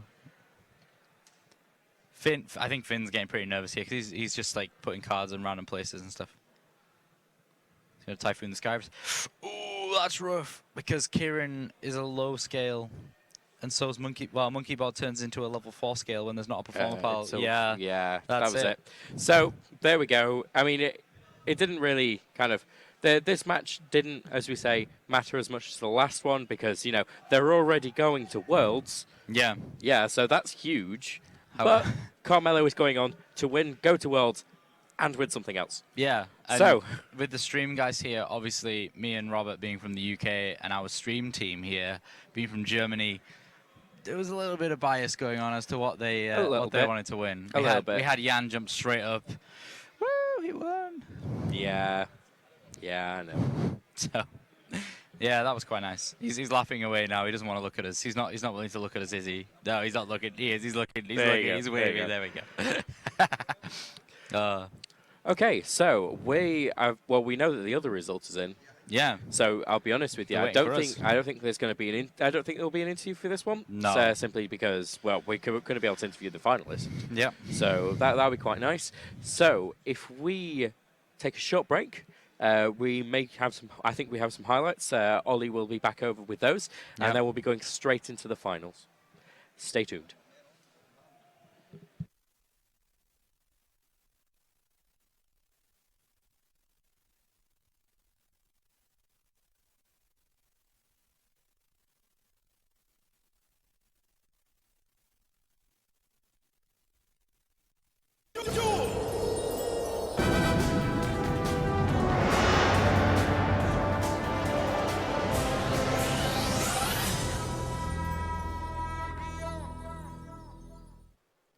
Welcome back to the 2016 North American Yu-Gi-Oh! Trading Card Game World Championship Qualifier. I'm Jerome McHale here with Robbie Boyajian, a bona fide survivor of the redemption round. Yep, not fun. So we are going to follow Jesse Cotton on from his loss during the last match. Yeah. He has one last chance to make it to the World Championship. But to get there, he has to go through former World Championship competitor Jimmy Nguyen. Yeah, Jimmy Nguyen qualified the year it was in Italy. So I guess that's 2014, right? 2 years ago, yeah. Yep. And he's one match away from making it back. I'm pretty sure he actually won in the redemption round last year, or in 2014 when he made it the first time. Well, let's see if that experience helps him out, because the most stressful 60 minutes in dueling starts right now. Definitely, especially in the Burning Abyss Phantom Nightmare. It's known for how grindy it is. And just whoever can more efficiently manage all their resources can have the advantage. Yeah. So Seer is special summon, and then Fiendish Rhino Warrior is normal summoned. Yeah. It stops the Malabranch from destroying itself with its own effect, and Dante is Exceed summoned. Indeed. First time I've actually seen Fiendish Rhino Warrior this weekend. Yeah, it's not been a particularly common pick as far as I can tell. Yeah. It's obviously a very powerful card. It basically just additional copies of the good Burning Abyss monsters, right? Because it can send whatever you need. Sends not a lot of help from Dante, but he does get to detach Fiendish Rhino Warrior, which will allow him to send Skarm to the graveyard as well. Remaining in Nguyen's hand, Farfa, Twin Twister, Solemn Strike. Farfa is pitched to place Beatrice on the field. Sets one card, that's the Solemn Strike. And now we get to see how good Cotton's hand is. In the end phase, Tour Guide is added to the hand.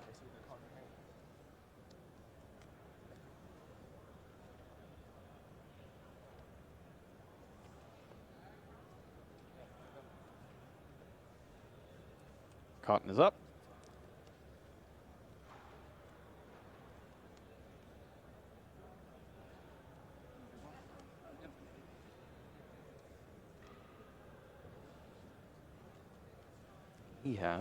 He's got a max C, and it appears to have been his draw for the turn. Yep, the 6th card hand trap. It's bane of most duels. It's rough. That took out Andrew Fridella. Yep. In top 64 this morning. Definitely did.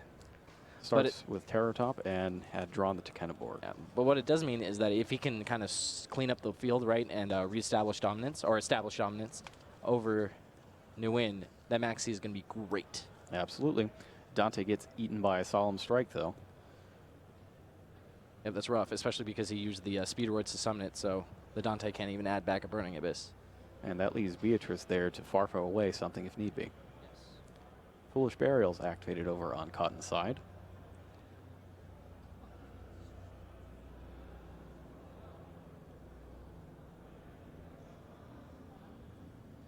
See what he chooses here. He Graph. sends Graph. Assume Graph's going to get Sir. Unless there's something. Okay. It's got to keep in mind, though, that that Dante is now verboten. It cannot be special summoned back from the graveyard. Yes.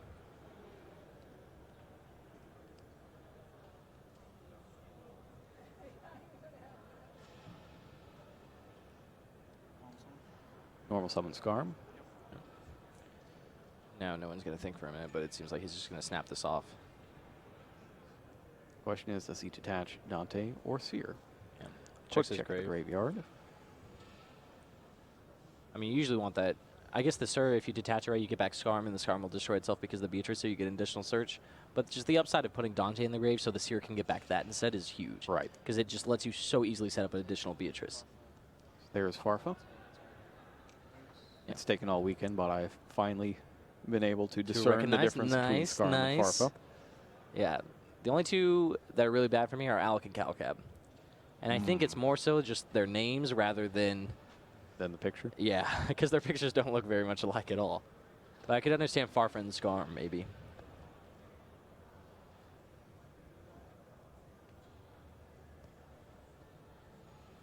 So, Farfa sent to the graveyard. Yeah. No one's choosing what to banish. Oh, no, he just banished and then just returned. Well, that works too. Yeah. Wynn picks up a Chaos Trap Hole for his troubles. Yep, which another is huge extremely draw, good. yeah.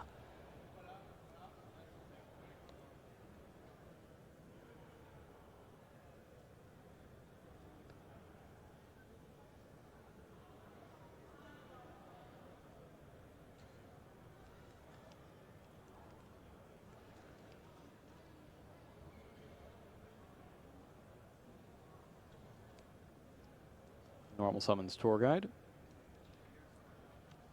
And Maxi is played from Cotton's side, so perhaps he could draw something here to help him get past that Beatrice. Yeah. Or at the very least, kind of stop Wynn from going too crazy here. Mm-hmm. It's Skarm. Skarm in attack mode, 800 points. I believe Cotton drew a Fogblade off the Maxi.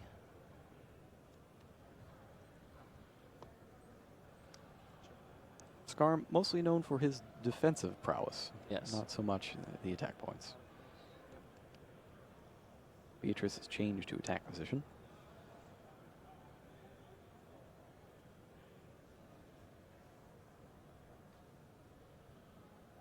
Chooses to crash in the Skarms. That's interesting. And then Seer is destroyed. Yep. And Seer's I think gonna that leaves him with just Graph. Yep. Yes. Graph He has to leave have Skarm in the graveyard. Yeah, Graph has 1,000 attack, right? So it can just crash into the guide if he needs to. Is But it that's probably not even that 1,000 or strong. 15? I think it's 1,000 attack and 1,500 defense. Graph. Yes, you are correct. And Seer is the choice during the end phase. Yeah, makes sense.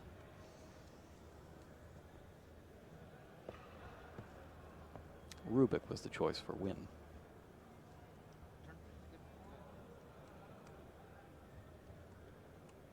Cotton's up.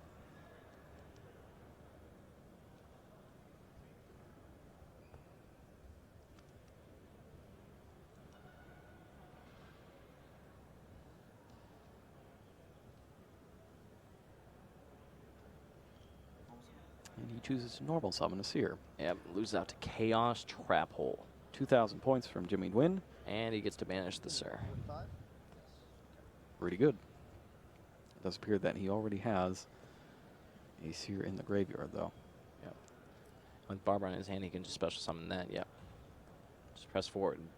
But this also gives Nguyen another opportunity to activate that Beatrice and probably banish away something with Farfa again. Seems likely. Yep. Attaches a Seer of its own. Yeah. Here, he can actually just send something. Oh, no, he wants the Seer to get back the Dante. I was going to say that he could just use the Seer to get back the Farfa, and then the Farfa is going to destroy itself, but getting back Dante seems it's a little better lot stronger. because that is your next Beatrice. Yep. Welcome back to the 2016 Yu-Gi-Oh! Trading Card Game World Championship. Hope you enjoyed that special sneak preview of The Dark Side of Dimensions performed live by Dan Green and Eric Stewart. I thought it was super cool. Yeah, How it about was you? really awesome. I've actually never seen something performed like that, so I'm pretty pumped. I've never even seen those guys before because we don't have them over in Europe, so it's a real experience seeing them. Actually, Really cool. I think they did that in Japan last year as well before the movie premiered there. Oh, the okay. Japanese voices of Yugi and Kaiba as well, Yeah. and they got a gargantuan response. Yeah. People were lined up out the door all the way around for that. This year, though, getting back to the tournament, we are going into round 3. And before the tournament, what we found was that people are really big on Blue Eyes. Yep. It's by far the most popular deck. But if there's anything that could take it down, it could be this deck, Magispectors, piloted by Suichiro Kajihara of Japan. Yep. So, in round 3, we're going to show you Blue Eyes versus Magispectors. We should have Tree Smith of the United States versus Soichiro Kajihara of Japan. We're still shuffling up. So let's take a look at the leaderboard. Right now, Suichiro is in first place with 6 points, immediately followed by Travis, also with 6 points. And rounding out the top 4 are Makoto Yada and Byung-Hyung Choi. With a draw, we have Samir Bachar, who you saw in round 1, and Brandon Aguilar-Gonzalez. So the last 2 spots in the top 8 still up for grabs with a ton of people on 3 points. But right now, those top 6 are looking pretty good. We're about ready to start things off, so let's take a look at the table.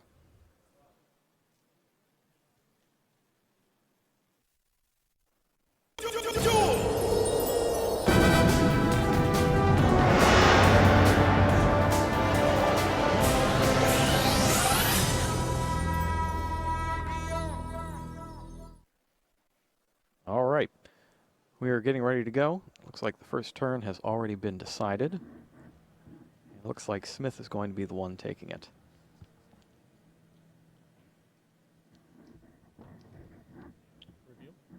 He starts by revealing Galaxy Soldier. This is one of the key tech cards in his version of Blue Eyes. He plays a full complement of Galaxy Soldiers that he can use to discard extra light monsters out of his hand, like the stones, White Stone of Ancient and White Stone of Legend.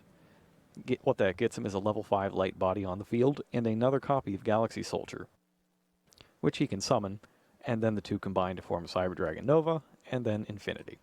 Yep, so that's exactly where he's going with this now. Pretty good. It starts off by discarding the White Stone of Legend for that first Galaxy Soldier, which also gets him a Blue Eyes White Dragon. Taking a look at his hand, we also see that he's got a Sage with Eyes of Blue. That'll let him search something out. Level 1 Light Tuner. He's got a couple Veilers he can pick. He's also got a bunch of stones. Takes a Veiler. Now, does he run any level 6 synchros? That's just what I was looking at, actually, Jerome. Don't think so, you know, that I can see. Not super shocking. I can't think of any that are quite as high impact as the rank 5, or the rank 6, rather, Cyber Dragon Infinity. Yeah. Or any of the Blue Eyes stuff. Effect Veiler added to the hand. Yeah, the only one that I could think of. What's I guess no, I think was that in the Dark Illusion? Yeah, I think the Think of Coral Dragon? Coral Dragon. Yeah, that would be the only one, but not quite legal yet. Discards Blue Eyes to summon the second soldier. Searching is only once per turn with the soldier, but summoning is not. So you can combine the two for Cyber Dragon Nova and further upgrade to Infinity. That's a pretty solid first turn play, Jerome. Yeah, and he might even be able to go further with Return of the Dragon Lords on that And Blue Spirit Eyes Dragon. for Spirit Dragon. So Spirit Dragon Infinity. What do you think about that? Well, do you remember earlier how we were talking about Spirit Dragon plus number 38? Yes. I think this is one step further than that. It's maybe a little better, huh? Yeah, a little bit. That's really strong. With an Effect Veiler in hand, that's... He's got Effect Veiler in hand as well. Yeah, he searched that off with the Sage, so that's a dominating first turn. Now, the effect failure is not very good against Magispectors since they can't be targeted. None of them can be targeted by your opponent's card effects. But still, Infinity and Spirit Dragon, if you're... It's extremely good.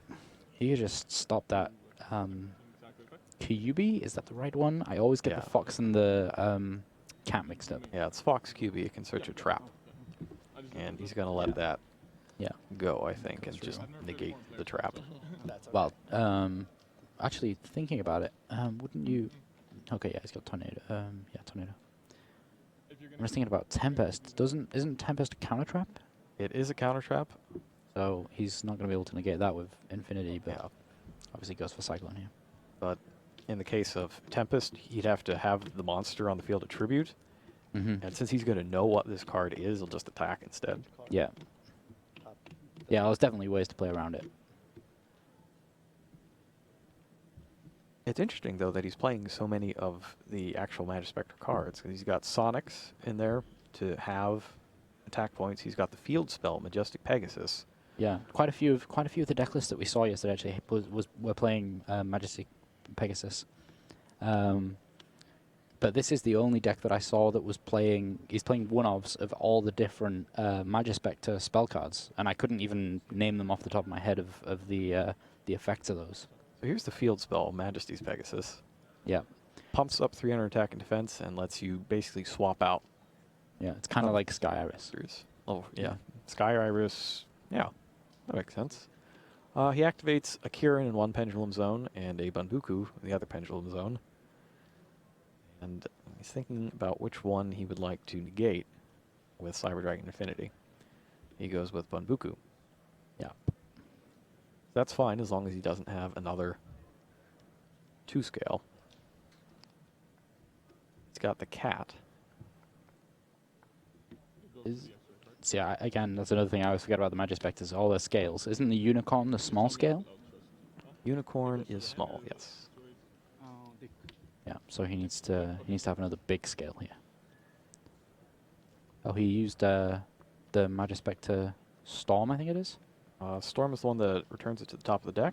Oh, no, I guess not. No, he managed to get rid of that Infinity with it. Yeah, which one's that one? He baited it out with the one Pendulum card. Oh, yeah. And then he did play, in fact, play Magispector Storm. So it's you tribute a wind spellcaster to shuffle monster into the deck. Yep. It does target, though, so you couldn't go for the Spirit Dragon. Not that he'd want to. So here's the Zero Eyes play here. Yep. And that protects from both targeting and destruction by card effects after its effect resolves. And because he's doing it in the end phase, Tornado wouldn't be able to get it anyways. Not that he has a monster to tribute. Yeah, so standby phase, its effect's going to activate. He's going to be able to summon back that Blue Eyes White Dragon. Normal summons Effect Veiler. Synchro summons again. He's going to get another Spirit Dragon. And this might actually just wrap it up right now. It'd be 2,500, 2,500, and then Silver's Cry in the battle phase for game off of Blue Eyes. Wow. And in just 2 turns, Travis Smith destroys Soichiro Kajihara. There's really no other word for it. That was swift. Unrelenting. Wow. I don't think I've ever seen that fast of a start from a Blue Eyes deck without having Pot of Desires legal or a bunch of draw cards or anything like that. Yeah. Wow. That's really the power of Galaxy Soldier, isn't it? Yeah, that really showed kind of how powerful that is. I mean, he managed to stop the completed scale there. That was obviously a big thing for Travis to be able to do that. Kajihara just had nothing else to be able to kind of follow up plays there with. That is the weakness of a lot of the Magispector spell and traps, is that you actually have to have that tribute for them. Yeah. And he didn't have the option to both have the monster to tribute for Tornado and get rid of the Cyber Dragon Infinity. Yeah. So, we quickly moved to side decking this time around, and I'm going to guess Soichiro has some stuff for Blue Eyes. So, the 3 Cycle Readers? Yep, that seems to be a very common pick this weekend. Yep. Couple more Effect Veilers. Not really that useful. Not great. Although, in this particular variant, it might be more useful. Yeah, because you can hit Galaxy Soldier. You have to hit Galaxy Soldier, and you get their discard, too. Yeah, I was thinking that and Sage, it's kind of good against. That's really it. He's got one copy of Pendulum Storm. Yeah, Dark Hole, maybe, but I guess you can't really Dark Hole. I guess you can. Yeah, you can Dark Hole Dark Hole Spirit Dragon. That would work out, but that's only going to happen once before you start seeing preemptive Azure Eyes plays. But still, even with that, it's good to bait those out. Even if you're only going to get it once in this match, you need it in this game because you're down one already. Yeah. Yeah, I think that's another thing I'd like to talk about, the kind of the mindset that changes with going up a game. When you go up a game, you can take so many more risks. Yeah. Because you may as well. You're up a game, so you can just go ahead and take a ton of risks. Potentially even when you see these big floodgate cards, as people call them, the big trap cards that really restrict your opponent. If you see those in people's side decks and you're already up a game, even though you might not be going first, if your opponent wants to go first, you'd still put them in because you might as well. Because if you manage to get them there and to stick, then you're gonna win the game, even though it's kind of a bit risky. In general, there's always a better chance of your opponent opening normally than of just blowing the doors off. Yeah. So in cases like that, cards like Vanity's Emptiness are still useful because they need time to build up to their strategy. Yeah. This case, let's see if there's anything for Magus Specters hiding in Travis's deck. Well, he's probably going to play anything that's generally good against Pendulums. Yeah. Book of Eclipse, I actually think, is kind of decent against this matchup because if they throw a bunch of Kirans out there, you can flip them all down and either force a preemptive activation or make it so they can't use it at all and then clear out their field one by one. I think he's using Book of Eclipse for what we talked about earlier. It's definitely for Blue Eyes, but it might be useful here too. Yeah. He's got triple Twin Twister. Twin Twisters, always good against Pendulums. A Wingbeat of Giant Dragon, it's another similar card. You basically get a Heavy Storm if you return one of your level 5 or higher dragons to your hand. Wingbeat, I've not seen that in a long time. There's this other card you might have heard of called Anti-Spell Fragrance, and it stops Pendulum monsters from being played in the Pendulum zones completely. Yep. It's pretty good. Yep. Yeah, I used to have a friend we called Wingbeat Pete, actually. So he always liked playing Wingbeat. So, yeah. Yeah, some combination of those I think we're going to see on Travis's side. He's actually playing Ghost Reaper and Winter Cherries. Not expected. I'm just generally. Travis's deck here, just looking at that, that's kind of interesting. Reaper is actually really good in an environment where you think you're going to play a lot of mirror matches, especially when you have a vital extra deck card like Spirit Dragon. Yeah, well, just think about that. If you manage to hit your opponent's Spirit Dragon. Oh, they just can you come back from that? I guess you have to play Azure Eyes. Yeah, whether or not even follow up, who knows? Yeah, that's the thing. You just play Azure Eyes instead, right? Yep. All right, here we are back in game 2. So each row started off with Terror Top. Great opener. That seems good. Gets to Kettenborg. And special summons it as well. Yep. He's got a handful of Magus Specters along with Solemn Warning. So he's probably going to perform a pretty decent Pendulum Summon here. Well, when I say decent, he's going to have some scales this time around. Yeah. He can end with a Kirin on the field, though, and that's always useful. Unless Nikomata and... Yeah, I can't remember if Neko and Kyubi are the correct scales. Actually, that's the thing. The one thing about regular Magus Specters, as opposed to any of the mini hybrid decks, is that their scales are 2 and 5.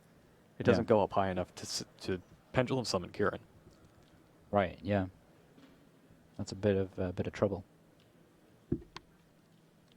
Yeah. So we'll see if that comes into play. Well, he is running just one copy of Odd Eyes Unicorn. Okay, so there's an 8 scale, and he's got Archfiend Eccentric as well. It's a 7.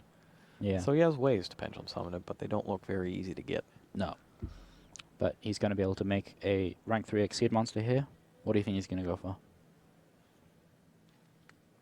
One route would be to play a Totem Bird. He's got a pair of them in his extra deck, and it will stop an early spell, like a draw spell.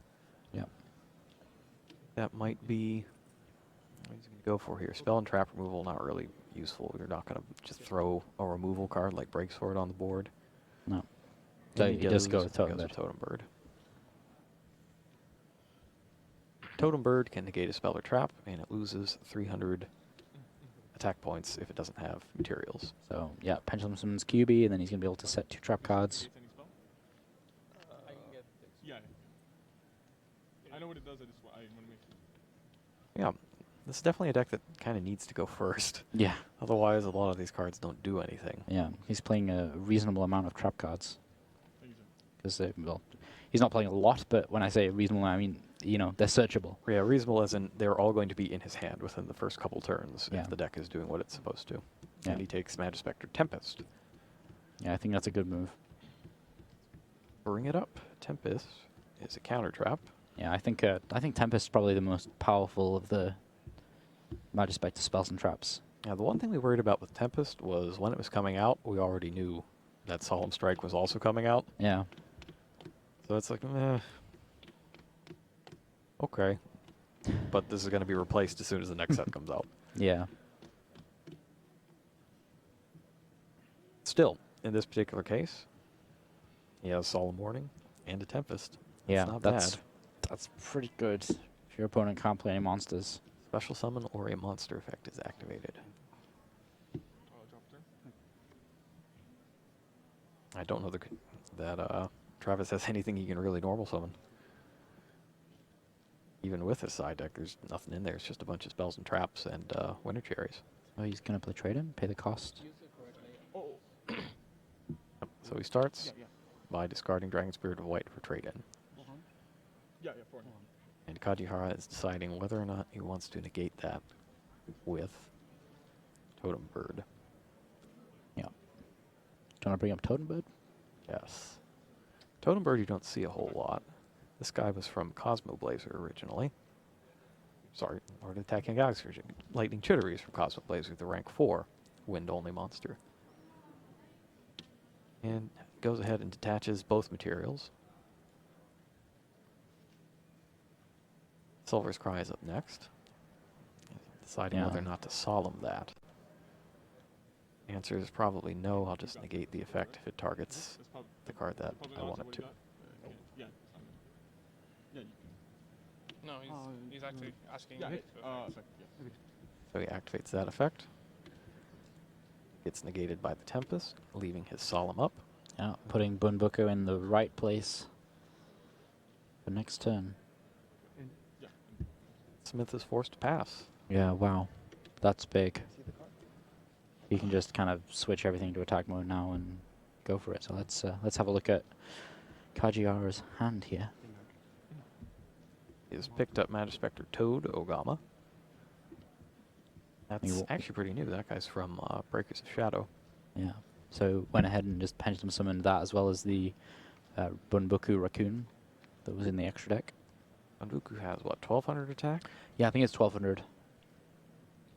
Ogama, 1300. So we've got a 16, a 12, and a 13 with the Fox, which is 15. Kajihara is also doing the math. It's a lot of damage, but not quite enough. Yeah. He is deciding what to pull with his Bunbuku.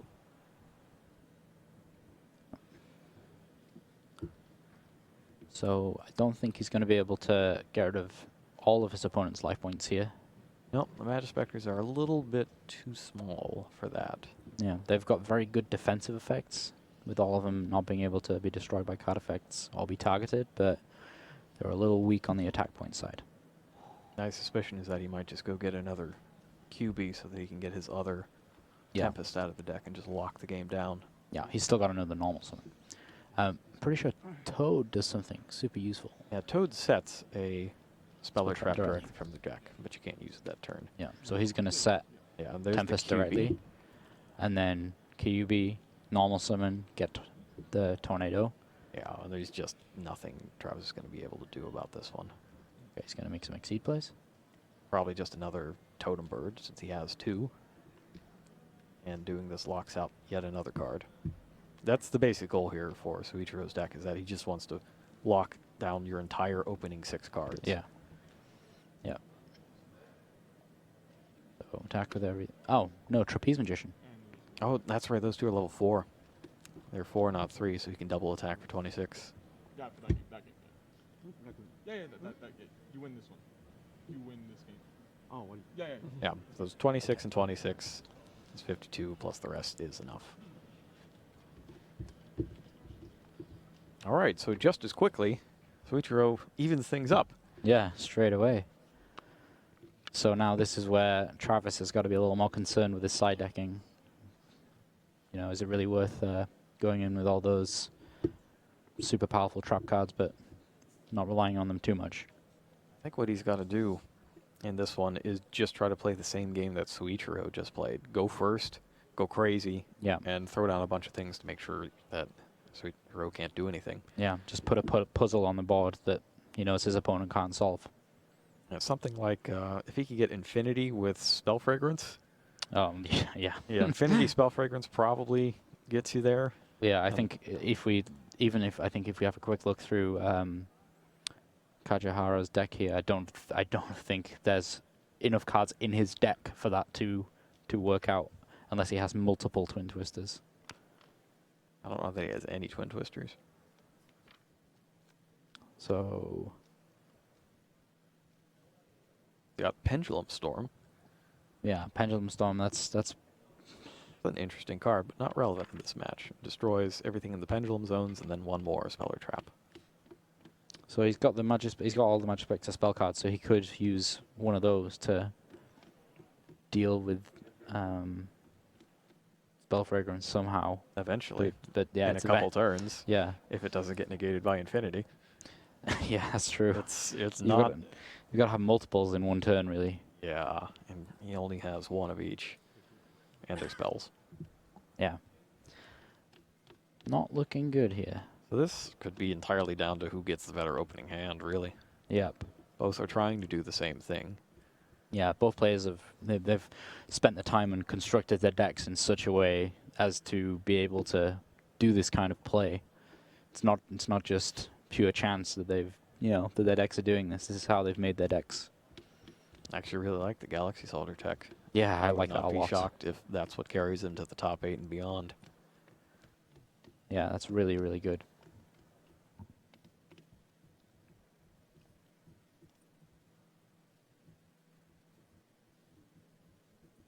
Shuffling very intensely. Proper randomization is vital at this point. You don't want clumping.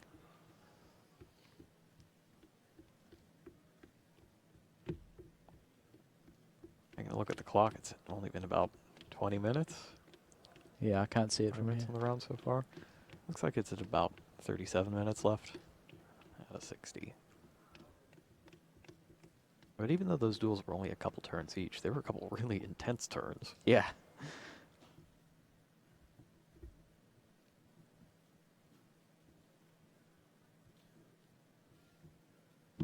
All right. They're handing the decks back. And Travis is choosing to go first. By the looks of that kind of notion, it looked like Travis was saying, I'm going to go. I'm going. I'm doing it. Let's do it.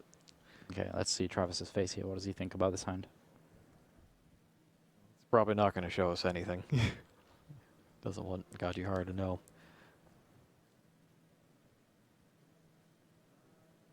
I see a bunch. Actually, I see Archfiend Eccentric, Gajihara's hand. Banbuku.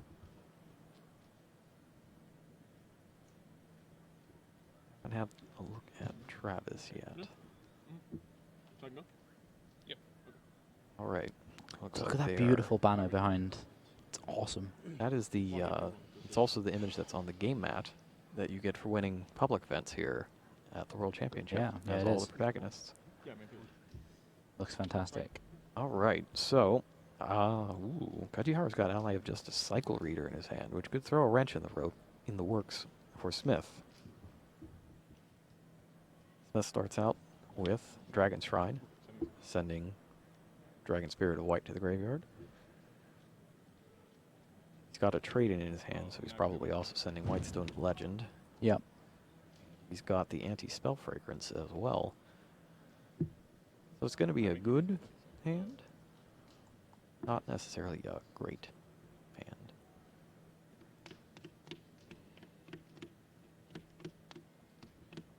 Now the question is, how far do you play around something like Cycle Reader? Like, would you try to use it's kind Cry of first? I don't know if you really can get around it. No, I don't think it's a particularly great way to play around it here. But where in this combination is it going to really make a difference. Does he have the Silver's Cry in hand? He does. Okay, so that's gonna make the difference. It looks like he's going ahead and playing that trade in now. Yeah. Yeah, so I guess that's where the difference is going to be made. He's going to play the Silver's Cry and it's going to get cycle readed.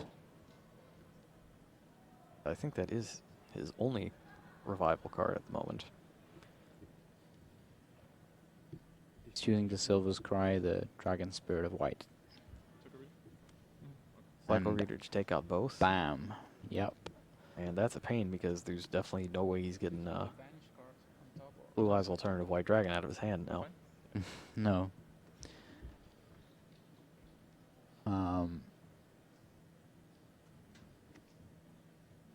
He's deciding whether to summon Sage and use its effect, or summon White Stone of Ancients and use Sage's Yeah, effect, Sage's effect on on, it. yeah, I think that's the best line of plays here. Normal summon this and then Sage's effect. Uses it. Both are sent to the graveyard. Yeah, I think this is the best play. Like a Blue Eyes and Spell Fragrance is probably the best you're gonna get at this point. Okay. I feel anyway. Could very well be good enough. Yeah. Then during the end phase, goes Yeah. and gets another Blue Eyes. Yeah. He just needs one more and he can make the ultimate Blue Eyes. Unfortunately, it's already been taken out of the game by that Cycle Reader. So I'm That's a shame. afraid Blue Eyes Ultimate Dragon's going to have to wait for another day. If only Kaiba didn't rip up the fourth Blue Eyes, he would have been able to play another one and still make the Ultimate Dragon. It's nice of him to be able to lend them out to so many people. Yeah, it is. At this weekend. Yeah, It's a little too generous, perhaps. Yeah. I kind of wonder what's going on here. Yeah. Well, 2 Blue Eyes and an anti-spell fragrance. That certainly trumps 1 Archfiend Eccentric. Yeah. Magispector Sonics. Those 2 Blue Not Eyes gonna could do have only been better if they had entered the Exceed materials of a number 38. That was the only way that could have kind of been a better.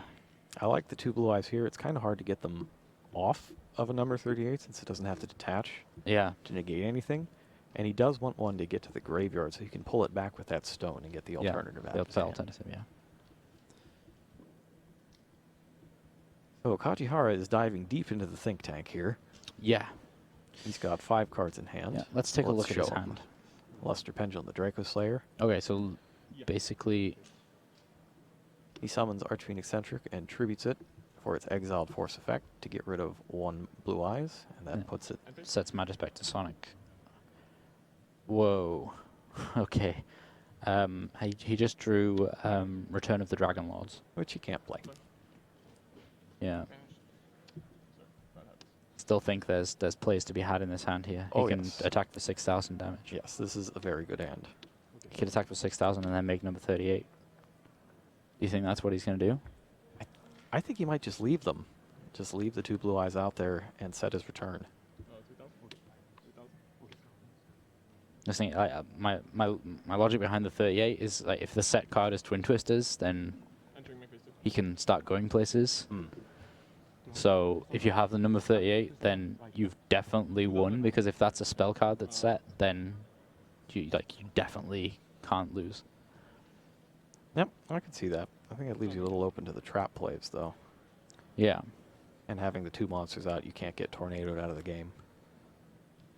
Yeah, that's true. Well, fortunately, we're not the ones whose tournament depends on this. Nope. Kajihara has to make the choice. He goes for... He's going up to number 95.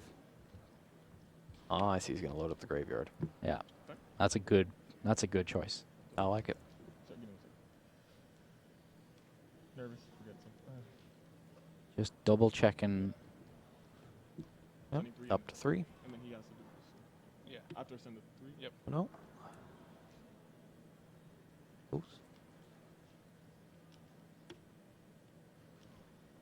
He's going to leave the Dragon Spirit of White in his deck so that the Ancients can summon it in the end phase and banish that Magispector Sonics. That's very clever. So even if it was a Twin Twister, he's already got the answer to it. He's put one in the How many is he He playing? plays a lot, though. Is he? I think He's only playing 2. He only plays 2. He's put in the graveyard. One's already banished.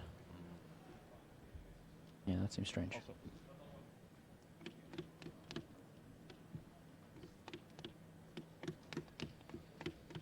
All right, well, we'll see how that turns out for him. Yeah. I really liked that play, though. I thought for certain he was going to leave the spirit in the deck and summon it during the end phase. Is there another one in his side deck by some chance? Oh, that's a good question.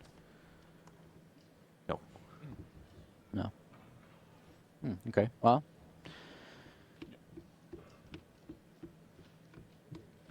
Still, he's got a big monster on the field here. 4,000. Yeah. It's pretty impressive unless you're playing against Madolche Puddingsis. I'm still not going to get over that. I'm not over that yet. Let's just replay that every single event forever. Yeah. I don't know. I'm just going to be dreaming of that match tonight. I mean, you saw the standings. You know, he took a draw last round. Yeah. Which can happen when every single one of your cards needs to be read twice because they haven't been seen in 3 years. That's a good way of putting it. But, yeah. All right. So, we've got the shuffling over and done with. So Smith looks like he was going to banish his stone there for a second, but he's already done that this turn. Yeah. Okay, so let's see what Kajihara draws here. And Smith did set the Return of Dragon Lords. Kieran, not helpful here. Yeah, I don't think there's anywhere to go from this hand. Doesn't have a way to search a trap. Yata searches a spell. Oh, that could work. Yata. Oh no, because that's still not going to work because he's going to have to set it for that turn. And Sonics just doubles the attack. It's not enough to get over a 4,000 attack point. Dark Matter Dragon. Yeah. This is a real shame for Kajihara here. This anti-spell fragrance just said, yeah, I'm sorry, your deck doesn't do anything now. That's the story of this match is your deck doesn't do anything. No, your deck doesn't do anything. No, your deck doesn't do anything. Yeah, that's basically what these guys have built their decks to do. They've gone schoolyard. Yeah. Really good decks, though. Like, these are well built. Yeah, really well built. I feel like these are the, some of the best built decks. You always wonder, like when you have, okay, here's this new format that you've never played in before. Yeah. You have 3 weeks or whatever, it's 4 weeks. Yeah. You kind of wonder how many people will intensely test it and spend a lot of time trying to come up with the best build, and how many people just be like, actually, I'm pretty cool with the vacation, and I'll play something I like, and whatever happens, happens. Yeah, I think, both the players here have shown that their deck building was absolutely fantastic. Yeah, and it's just kind of pipped to the last post. Flips return. Kajihara here. Return activates, and Kajihara puts his hand over his deck. Yeah, he's conceding.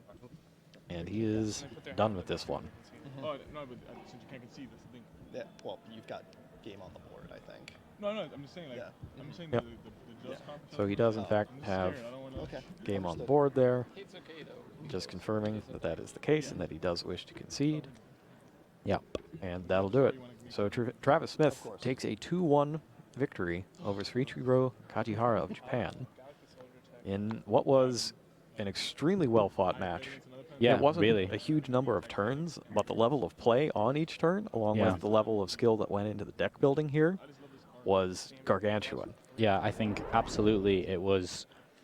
I don't think all of, everything that we saw in that match wasn't done at the table. Yeah, there was well calculated ahead of time. There was so much more that these guys put into that match that was before the event.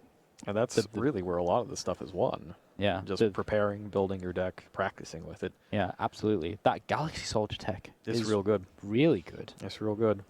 I'm not certain. I don't think he's the only person running it here this weekend, but I wouldn't be shocked if all the people who are came up with it together and were practicing beforehand. It's that whole team spirit thing. Yeah. That tends to show up for the World Championship. Yeah, that was really, really good. Yeah, so 3-0 for Travis Smith now. He's on 9 points here. He's probably going to make it into the top 8. Yeah, just generally, one more match. if you win your first 3, you're probably good, even if you lose your last 2. We've had a few instances in the past where that happens.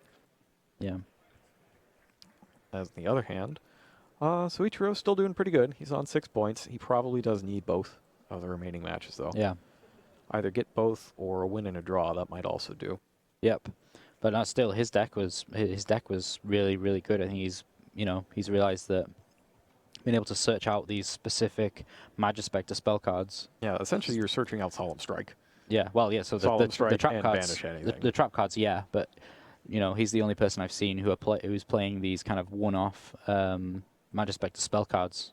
Yep, so he's got a limiter removal. He's got a Phoenix Wind Wing Blast. He's got just a destroy something. Yeah. And the field spell, he didn't see the field spell at all in this that's match, a and I shame. think that's a real big portion of the strategy. Yeah. Is being able to summon the crow and get a spell, and then swap it out immediately for the fox and get a trap.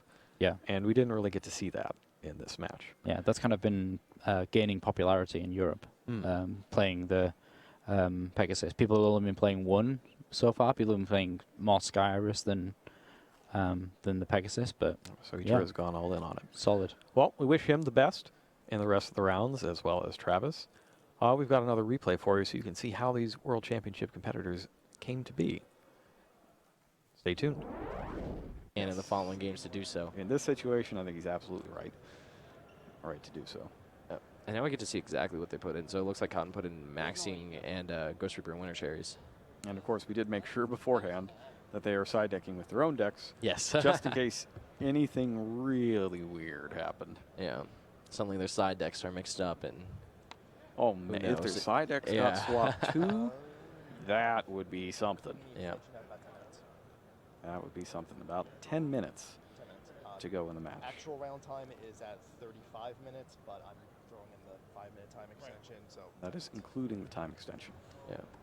Well, that was an additional 5 minutes that was just thrown on. So it was a total of 10 minutes, I think, on the time extension now. An additional yeah. one? That's what it sounded like for you said. Yeah. Oh, that's right. It's keeping in the increased round time. Yeah. So 10 minutes left to go.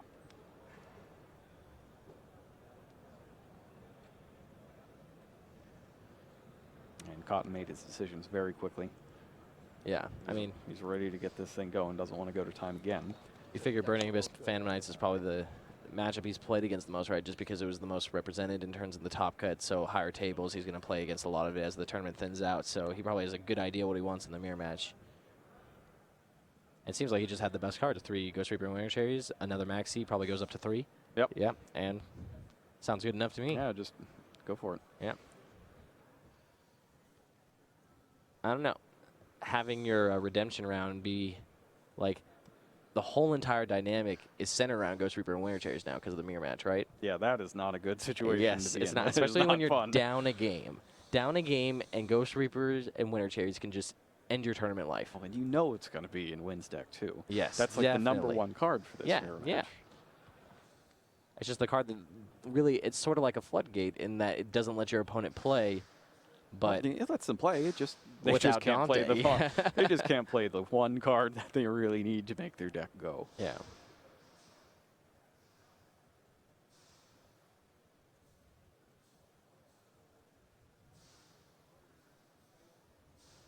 All right, looks like Wynn is about ready here.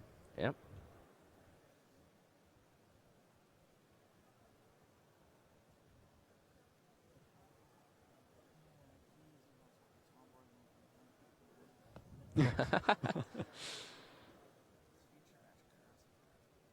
And Cotton is praying to the random number gods that he does not come up with to Kettenborg with Terror Top in the starting hand again. Yeah. He just doesn't want to draw that Borg.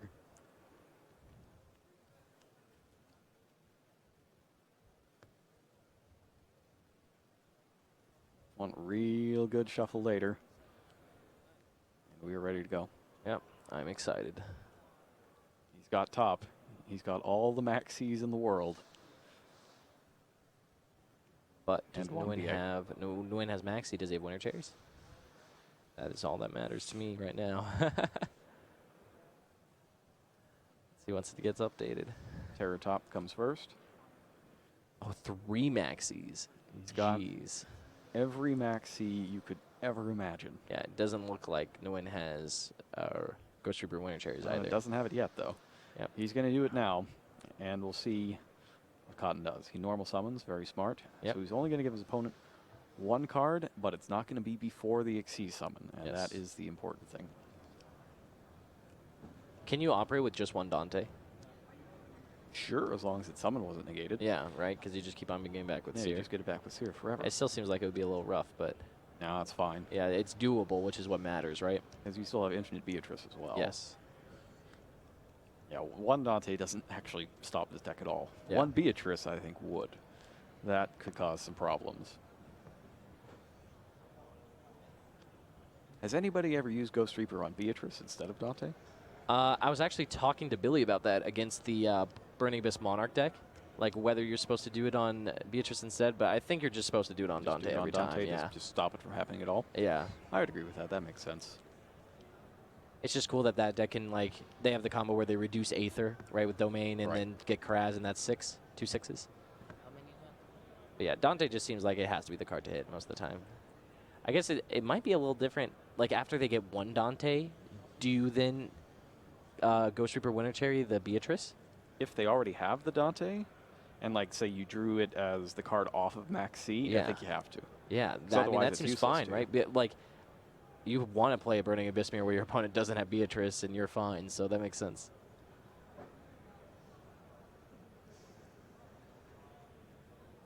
Oh, I've just gotten word on something from the last match. You actually can't use Domain on Kuraz. It doesn't have 2000 attack. Oh, well, that's cool. Back in this match, Phantom Knights of Ancient Cloak is normal summoned on Wynn's side of the field.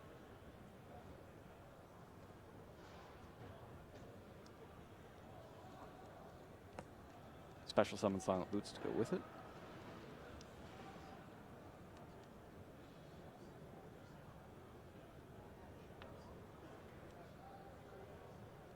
And now Cotton is thinking, yes, he has sent 1 Max C. Now he's thinking about using Beatrice, which he does. Yep. Yeah, this is going to be so rough for the win. Having to fight through that many maxis just seems almost impossible. Like, especially because Cotton already has the established Beatrice. Right, and what Cotton needs to do here is get a lead. He doesn't want to wind up in the sudden death situation like he did last time. I mean, I think he has it, though, because, like, you can't press that much further into the Beatrice under Maxi, and because he has consecutive Maxis every turn, it just seems way too rough.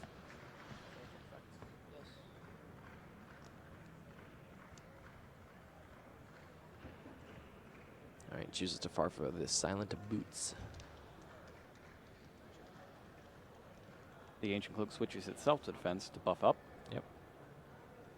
And that also keeps his life points safe, so it's a good move all around. Yeah. The small things are what matter. Just want to see tight play from both players. Yep. For both of them, this is their last chance to duel on the WCQ stage until next year. Yes. With Nguyen's record, though, maybe 2 years from now, he's back in the same spot playing for a Redemption World slot. I think next time around he's gonna try extra hard to win that top 8 Yes. match. Not have to go through this again. Foolish is a Silent Boots. Banishes it to get Fog Blade.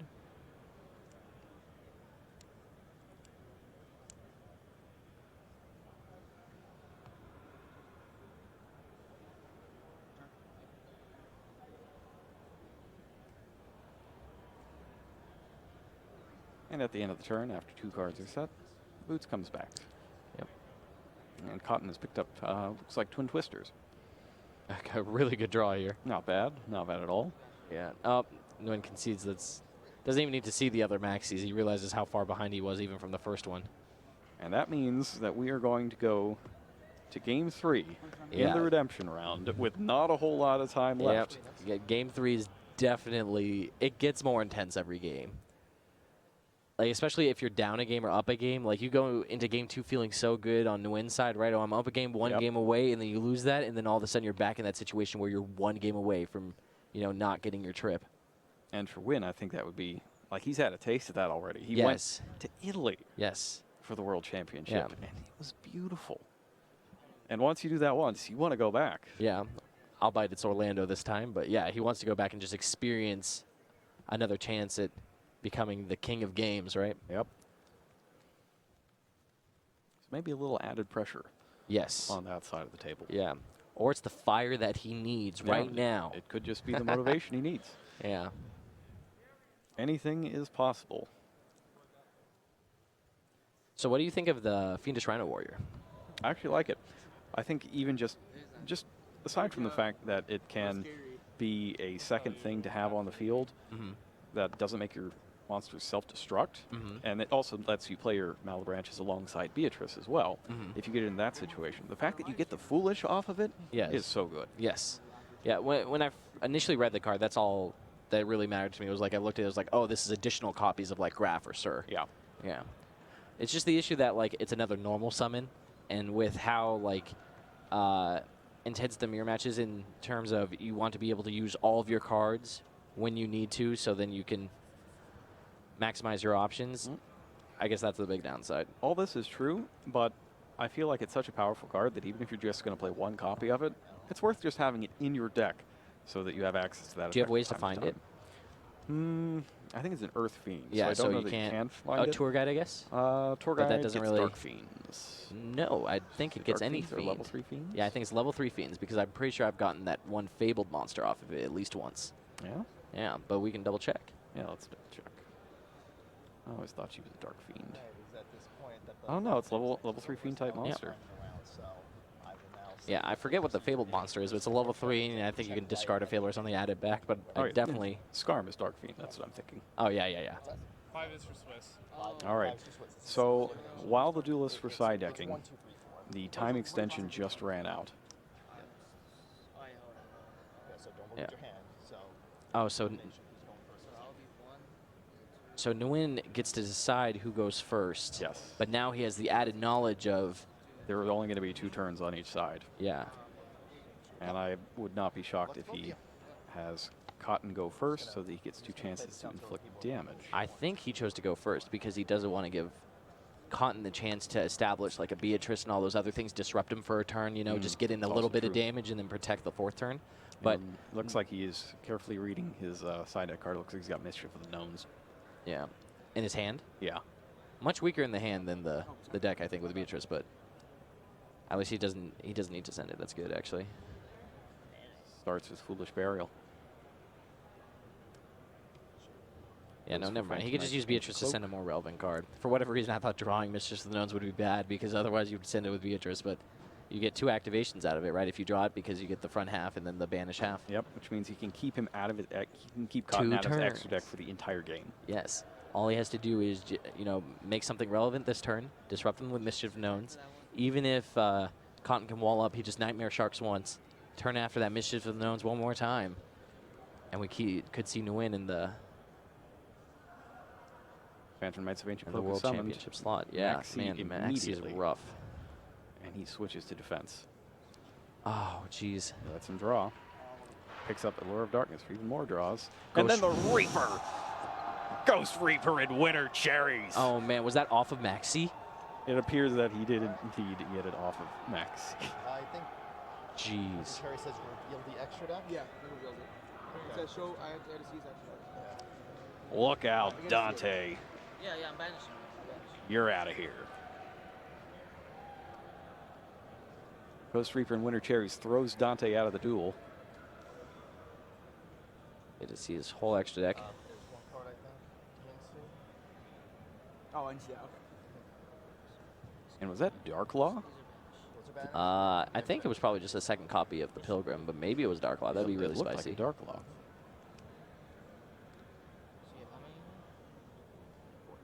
Four cards in hand, and now he's going to go for another Xyz summon and give him another card. But, oh, geez. How many cards is he going to give him? This would be the second. Well, no, this but is it is the Levier, yeah. so he's going to give him another. Third. Or Ancient Cloak. One more card. Oh, so he did that just to get the Silent Boots to the grave. So he could search Fogblade. I guess that makes sense in that, like, you give your opponent an extra card, right? So they get one more resource, whereas you get to special summon a monster off of Levier and banish your Silent Boots for Fog Blade, so it's kind of like you're getting 2 cards. Still definitely rough, though. 2 cards face down, and he hasn't drawn into a Twister yet. Yeah. Though he's still going to have to deal with Mischief, regardless if he draws Twister or not. Now, I do see that Cotton has Barber. So this could be a case of Barber Burn being the man. damage that wins it. Pillar of Darkness is activated. He picks up Twin Twister and Reinforcement of the Army. Not bad at all. It seemed like Nguyen had it. Like he had Mischief, he had everything he needed. And that's the crowd freaking out. Yep. Banish Ghost Reaver Winter Cherries. I don't even know if I like that here. I don't know if you even need it. Well, like, what if I just want to reveal my Nightmare Shark to get rid of your Nightmare Shark? But has he got Nightmare Shark? No, he doesn't even have Nightmare Shark. I guess, yeah, that's definitely, yeah. It gets much worse. Oh, Mischief of the Gnomes. This reduces all levels by 1 in hand. Yeah. Okay. Just making sure. This thing's getting crazy. This is only turn 2. We got 2 more turns of this. So it reduces all the monsters by level 1 in the hand. Yes, even after they're summoned. Okay. And it can do it again from the graveyard. Is there some crazy thing you can do? Like the Reinforcement of the Army will add the monster from the deck, right? So it's not affected by gnomes, or? Oh, it'll be in his hand. Oh, so then it'll be reduced? Okay. The way that you get around it, though, is if you have like a tour guide, whatever you summoned with that would be level 3 still. Okay, yeah, and then but that's stuff only you get one back thing. from the grave, too? Stuff from the grave okay. as well. Yeah, but Terratop However, doesn't get around it, right? The other thing with Mischief, let me bring out Mischief. Oh, no Maxi. Mischief does not have the you can't do this the turn it's sent to the graveyard. Yes, but how about 3 level 2 Malabranches with a tuner to summon Virgil? I'll buy it. I'll buy anything you're selling in this match. Oh, man. So was Nguyen supposed to activate? They're all level 2. 2, 4, 6. He was, but he didn't realize what was about to happen. Seer effect for Bachar. Oh, my God. Cotton got it. He gets some damage through. Yeah, and now Nguyen has 1 turn to deal the difference, and then survive. He still has to survive the next turn. There's no way. And he has to survive Barbar damage. Yeah.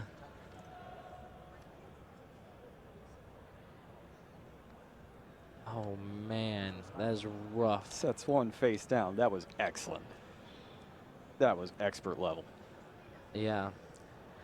I feel like when they reveal the Rubik, you just need to snap off the second. You said you can use the back half, right? Yes. Even when oh, man. He didn't think for a second that that was what was going to happen, though. Yeah, the judge even had to clarify what had happened. He didn't even realize that that was just 6. So the difference is 700 life points. Nguyen needs to make it up right now, or it's over. Here's what Do we he's know got. Khan's back row is Fogblade? What else is it going to be? It's his only trap. Right? It could be a Twin Twister or something, but yeah. Or a Bluff. Like, didn't he have Reinforcements to the Army? That seems like a solid card to set because, like, yeah, you can just flip it during your turn, turn off all the burners. It still shows it as being in Cotton's hand. Okay. Oh my goodness. Oh, there you that go. goes there, that goes there. Thank you. Turn 3. Nguyen is being informed that this is his last turn. His last turn. His last turn. Possibly the last turn. Yeah, However, he does have a Terror Top, so the plays exist. Yeah, but he has to normal summon it, right? Because he controls an Ancient Boot, so... But I guess he can start with something else? He's got a Fog Blade in his graveyard, right? Yeah.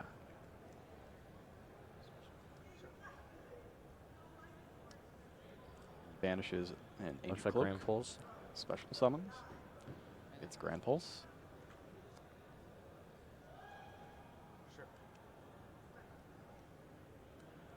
Activates, destroy the face down.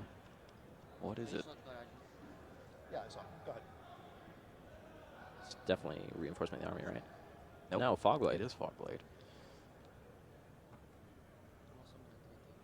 Normal summons Terror Top.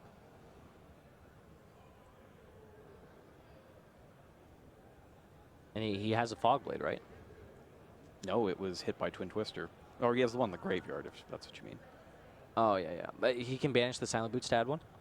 To add another one, yes. Yes. And he's going to. Yes. I think what he's going to try to do here is maybe Nightmare Shark, just get in a little bit of damage and then try to Fog Blade to live. I don't even know. That's crazy. He's reading Mischief of the Gnomes. This is stressful. Yeah. I'm stressed. I'm stressed. I'm extremely stressed. It's good though that this might be the most exciting match I've seen all day. You're correct. That is Nightmare Shark. Yep. 2,000. So 6. All right. So Win takes the lead, 7,300 to 6,000, and he has a Fog Blade as well. Yep. Does he have 2 to set? No, just 1. Okay, so what do we got like that? This is the third turn, and it's currently I have it as 6,000 to 73. Yeah. Is that right? You guys? Good. All right. I just want to see Cotton's hand so All right, go bad. ahead. This is turn 4. He is not drawn yet, but he picks up. He has some good ones. He has Tour Guide, Reinforcement of the Army, Rhoda, Allure, and I think Win just snapped off Mischief. Yes.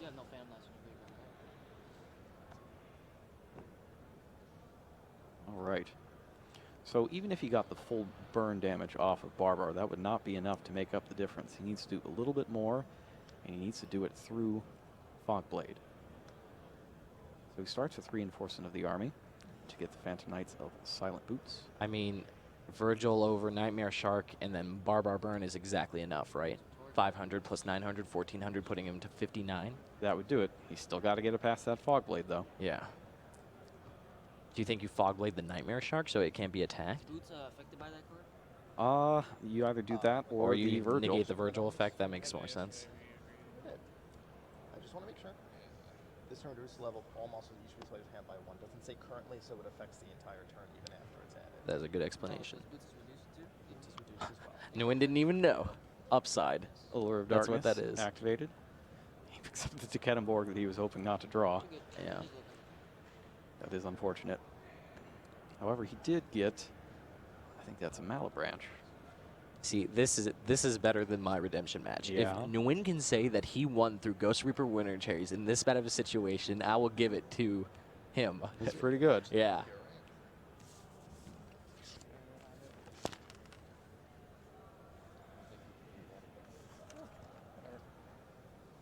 Right. So we're thinking about what to banish. Yeah. What to banish for Allure of Darkness. On the last turn of the duel, essentially. Unless he can deal exactly 1,300 damage. I don't know that he wants to go back to the sudden death version of overtime, though. Yeah. Especially with Nightmare Shark staring him down.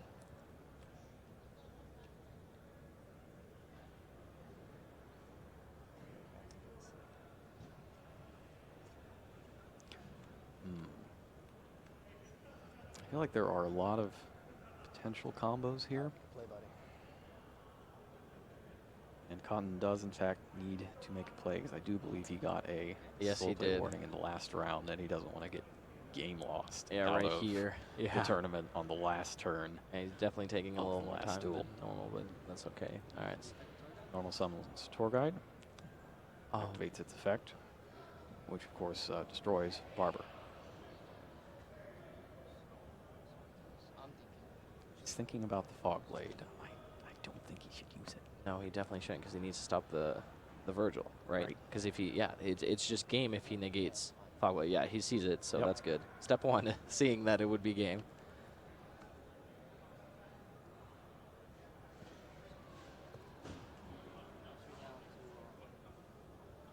Did he not use the effective tour guide? He did. So the chain was formed, Tour Guide chain 1, Barber chain 2. Oh, because the it was Barbar immediately destroys destroyed. itself. Yeah, it doesn't use the chain. Yeah. Okay, that makes sense. It's the same reason the crane trick works. Oh, yeah. Okay. 900 points off of win. He needs 400 to stay alive, 500 to win. Jeez. And whatever he gets is a level 2, right? Is there anything relevant he can get here? Whatever he gets to the field is level 3. Oh, yes, you're right. However, everything else is level 2, so that's why it doesn't matter. Yeah. He does not have a second Virgil, does he? Even if he did, I don't think he has the... Yeah, how does he synchro summon it? I don't know, maybe some sort of crazy thing happens and he gets Rubik back and weirder things have happened, Robbie. You're right. They switched decks in the first game. Exactly. You're right. We got Graf in defense position. And what is it? It's Tekinenborg and Calcab. How does he? He can't win, right? He attacks with, or he activates or attacks with the Virgil. It gets fog bladed. Yeah. And then he can't do anything else. He discards Calcab. Oh, but then the Calcab can bounce it once it's face up? It can't. Oh, it can't because it's set. That's well played, and guys. the wind gets it. Oh my goodness. And Cotton realizes it. There's nothing left that he can do. And Jimmy Nguyen. Yeah, so excited. Fights back from Ghost Reaper and Snow Cherries. And actually Cotton, if he had Nightmare Shark in his extra deck, actually could have stopped this. Yeah. That was phenomenal. So Jimmy Nguyen becomes a 2-time North American World Championship competitor. Yeah, that is a big deal. There are only so many. He is going to Orlando to join Admasu Williams and 4 others. Yep, I believe it's Eric Christensen is guaranteed in. Yes. Do we have the rest of the top of the bracket? I might be able to read it. I think Eric Christensen is guaranteed in. And then who else? Maybe I don't know, actually. I'm not quite sure who else. Yep. So I guess Eric Christensen, Jimmy Nguyen, and Amasu Williams are the 3 we know for sure. Yep. Yeah. So that was an absolutely amazing match to go out on. Yes. Because of the various teams and requirements and logistics needed to pull off an event of this size. I'm afraid we're going to have to leave you for now. However, you'll be able to get full coverage of the final match from the 2016 Yu-Gi-Oh! Trading Card Game North American World Championship Qualifier at our official coverage blog. So head on over to yu-gi-oh-card.com, head over to the organized play segment, and you will be able to find that there. So, final thoughts? It was a super exciting weekend. These last 2 matches are more than I could have ever imagined. I had 2 people I knew very well, you know, fighting for their world slots. Both got it. And I don't think I've ever been so stressed watching someone else's match. Yeah, as I know. was watching I wasn't even playing that last one, and I was freaking out. Yeah, it was just so much back and forth. It was crazy. Oh, geez, that was the best Yu-Gi-Oh! I've watched in a while. I'm so stoked on it. Really, really good, and I'm really excited to see how the North American representatives perform in Orlando this year. This will be the first World Championship where Burning Abyss are legal. Oh, man. Yeah, that's true. So that's going to be a whole lot of fun.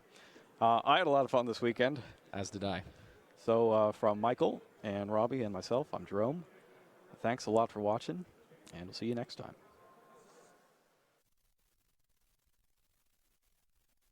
And in the following games to do so. In this situation, I think he's absolutely right.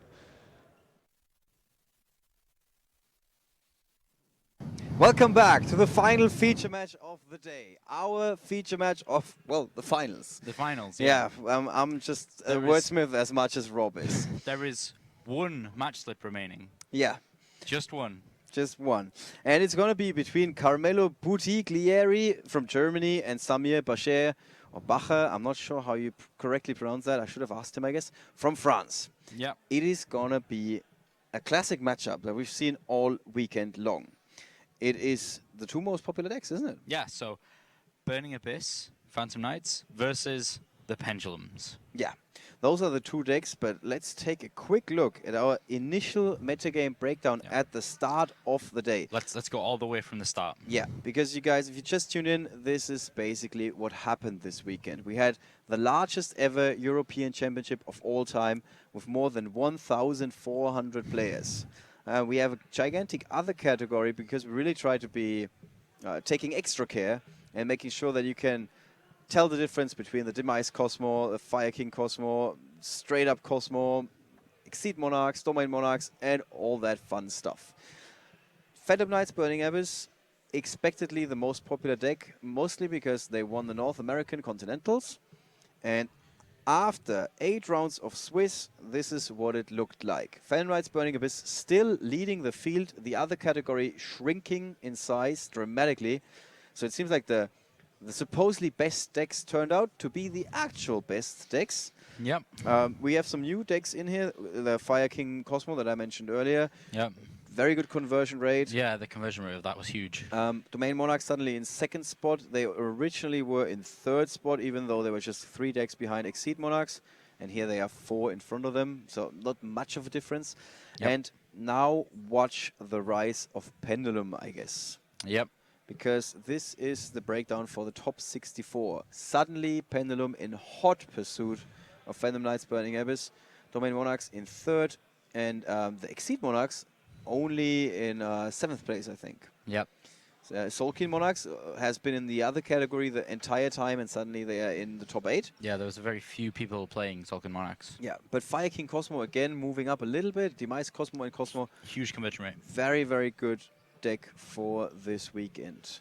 Now, if we take a look at that, basically you have to halve all of the bars in half. Jesus, it's a little late today. You just reduce 50% of all the decks, then you end up with this bar. I think there's not much of a change. Nope. And let's just go straight to the top 8. Suddenly, Pendulum, 3 players, and then 5 other archetypes. Yep. So that is your proof that you need. Pendulum was a good choice, not just to advance to the top 64, but also to advance to the top 8. Yep. So very good choice for the weekend. And then they only lost 1. There were only 2 other decks, and now we're in the finals with the classic matchup, Phantom Knight Burning Abyss. So it's still in there.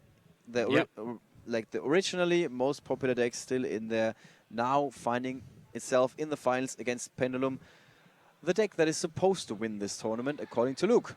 Yeah, well, I don't know what it was. I had a strange gut feeling that Pendulum hadn't been seen for a while, and a lot of the big players were saying to me, "Oh, Pendulum's good. Yeah. Pendulum's very good." Well, it's hard to argue at this point. Yeah, well, it's hard to argue at this point. There's video evidence, by the way, of me making this prediction all the way back in round 1. Right. So just for those who are thinking, "Oh, I'm jumping on the bandwagon," I was very much saying Pendulum right from the start. So we'll see. I could be very wrong or very right. And you don't want to change sides now. Yeah, you're going to stick with... You're going to give me the swap. Why not? Oh, well, okay. That's so tempting. No, I'm going to stick with Pendulum. I'm going to stick with it. All right, let's see if these players are any better when it comes to bluffing than Luke. This is it. This is the finals of the European Championship 2016. It is time to duel between Carmelo Buttiglieri, very hard, and Samir Bachar from France, our 2 finalists. And Samir on the right and Carmelo on the left. Our judges here, this is the final matchup. We have the full team still there, raring to go for this one final match. There is only 1 game happening in the room. 2 competitors left to see who will finally be crowned the European champion of 2016. Yeah, it's slightly anticlimactic when these 2 guys are sitting there, shaking hands, being all friendly with each other. We want to see you. We want to see a duel, guys. We want to see a duel. Yeah, let's duel. We have some problems with the communication here, it appears. Yeah, here we go. At least we can... What is this? Handshakes all around. Okay, we're going to call over the head judge to give Ryan and Andrea stalling warnings. I don't know what's happening. I don't know what's happening. Okay, what? Okay, if anybody's going to doubt me when I say that there's a relaxed atmosphere at this desk and they're going to write something different in a Twitch chat, we're going to jump through the computer, pull you out of there, and do something to you. Steal all your cards. And your star chips, excuse me. Steal all your star chips. You're not going to Dueling Island. You're not going to get 2,000 euros. No. All right. So the hands are coming in. Samir, we have an effect Vela performer called Lizard Draw. Well, we are 100% certain that these guys cannot hear us, because otherwise they would have started 5 times over. So that is good. That is definitely good news. Fair play to both of them. Effect Vela performer called Lizard Draw, Terraforming, Odd Eyes Light Phoenix, and Luster Pendulum. Double Fog Blade. Double Fog Blade in the opener. Ooh. Still, he opens with anti-spell fragrance. I'm sure. See, we didn't see this on stream at all, where this happened, where BA just opened up anti-spell fragrance and their opponent just couldn't play. Yeah. So, unfortunately, he doesn't have really anything to play here. Okay, he's going to normal summon a Lizard Draw. He's going to attack. Don't see that too often. Yeah, Lizardro only has 600 points of attack, so that's pretty strange. Maybe he's not taking this seriously? Maybe not. Maybe both players have said, let's just not bother. Let's just goof around. Yeah. No, I don't think so. It is, after all, yeah, we have had these trophies so long in front of us that we at some point stopped realizing that they were there. Of course, we could have shown that to you guys, of course. The trophies for the first, second, and third/4th place. Yep.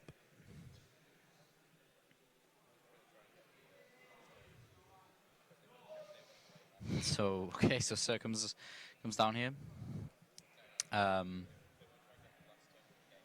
Yeah, so bit of damage going through, but at least Samir has those 2 set cards that he can play now. Right. So we got one of the so-called floodgates with anti-spell fragrance that really slows your opponent down. I don't really think he's got much to go here. Nowhere to go. Well, there's a terraforming, but what do you do with a field spell if you can't activate it? Yeah. At least not right away. He's just gonna have to set it and hope. Yeah. Is this the first time we... I don't want to say it's the first time because we saw that big Titanic Galaxy play earlier on, which was kind of a massive blowout. But yeah, people in chat are kind of saying, this is like last year's Euros all over again. It kind of is. He's just opened with a huge floodgate here. Huge floodgate. Right. Our very valiant tournament organizer, walking in circles around the feature match area, didn't really know where he was going. Seems to have found his way now. Right. So, currently, Luster Pendulum is the biggest monster on the field. Yeah, that's what we would have predicted. That's it. That's all that has to be said. The simplified game state is that and that alone. Yeah, simplified seems like an understatement considering this. Wow. I mean, you could have Gemini twins and you would have the strongest ones, so that's really old school right there. Is that what it's called in German? Elfenzwillinge. Is that Gemini twins? What do you mean? It's called Gemini Elf. Oh, in right, English. right. Yeah, they are Zwillinge, which is twins in German. So I just translated it back, which Yeah. obviously. That was just interesting. This was actually at a time when I didn't do the translations.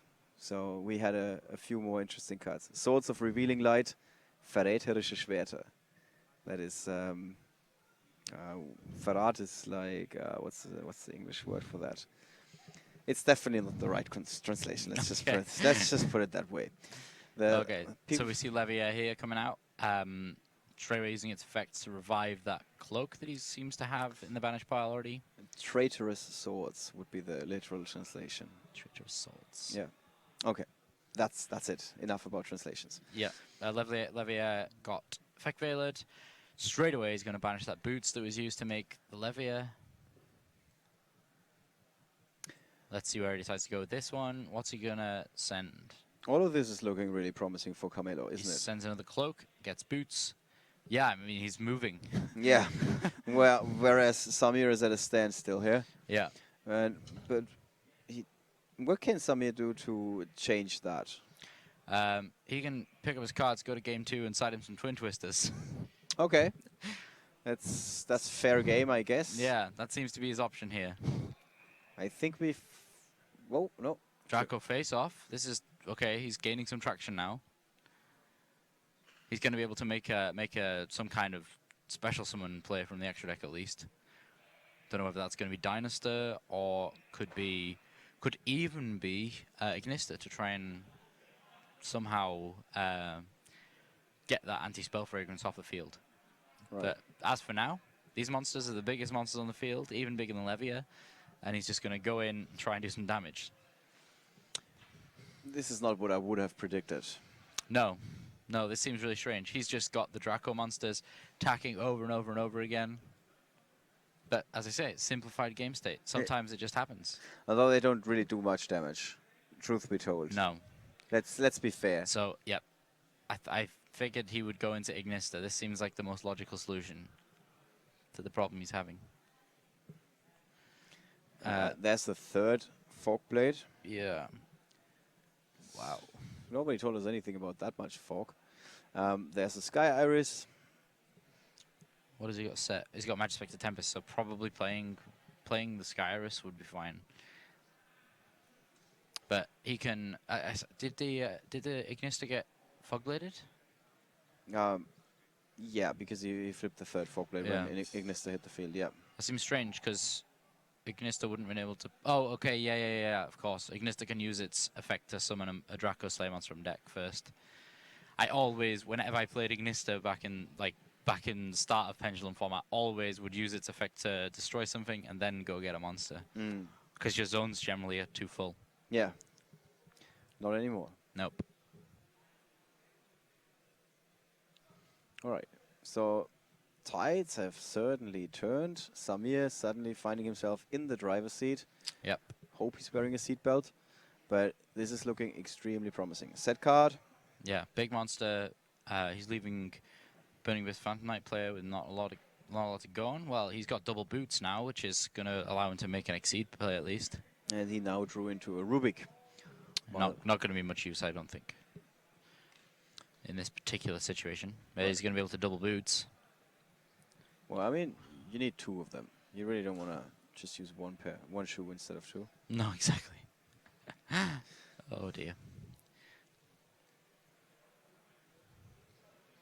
Yeah, so let's see what he decides to go for here. Yeah, what are his options really? I'm thinking it's always the same card, isn't it? It's got to be Break Sword. Yeah. Not necessarily Dante this time. It's going to be Break Sword, I think. He's probably going to take out those back rows, try and produce a big board before he can. Ooh, that would have been dangerous. That would have been a dangerous one. Yeah. Although, I mean, he kind of saw that coming, right? Because that was the last card being set. Yeah. So, not like a gigantic a huge read. surprise. Yeah, it's not a super big read or anything, but yes, well played. Well played. Yep. And again, monsters destroying other monsters in battle. Is he going to tribute that for Kieran? Oh. That's, of course, an alternative. That is interesting that he's reading his own Sky Iris, to be honest. I think he might tribute it for Light Phoenix and then get Light Phoenix to attack over it. That would be strange. Okay, no Kieran, okay. But still, that's very strange. This is probably the MVP of the weekend, isn't it? Kieran, yeah, we've seen Kieran so much this weekend. The Unicorn Club just loving it. He's been just doing so much work here. It's just it's untargetable, it's indestructible, it's a quick effect during your opponent's turn. You can just get rid of any problem monster that seems to be causing you issues. Right. And that's what it just did. Yeah. Then it's back to Camelo, who just sets a card, either Rubik or Farfar that he drew for his turn. It was Farfar. Right, yep. And now we are in one of those situations where both players are just simply setting monsters. Yeah, I think Camelo's going to get some immediate traction, though. Okay, he's saying it's not going to last for long? No. This momentary moment of peace? Yep. Now this is probably going to be the Dante. Or unless he wants to break Sword the back row, that's possible too. Okay, so he goes for the Dante. And Dante flips the Farfar.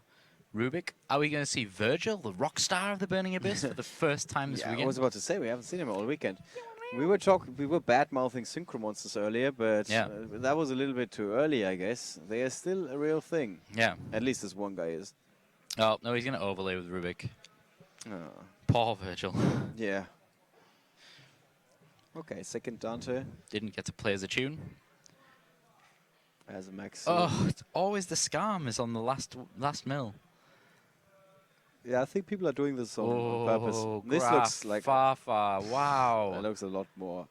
Yeah, so he's going to be able to use Farfar's effect to banish the monster. He's got Graph to summon another monster, and he's got Scam in the end phase. Wow, that's a lot of advantage that he's generating here. Yeah, really picking up some traction here.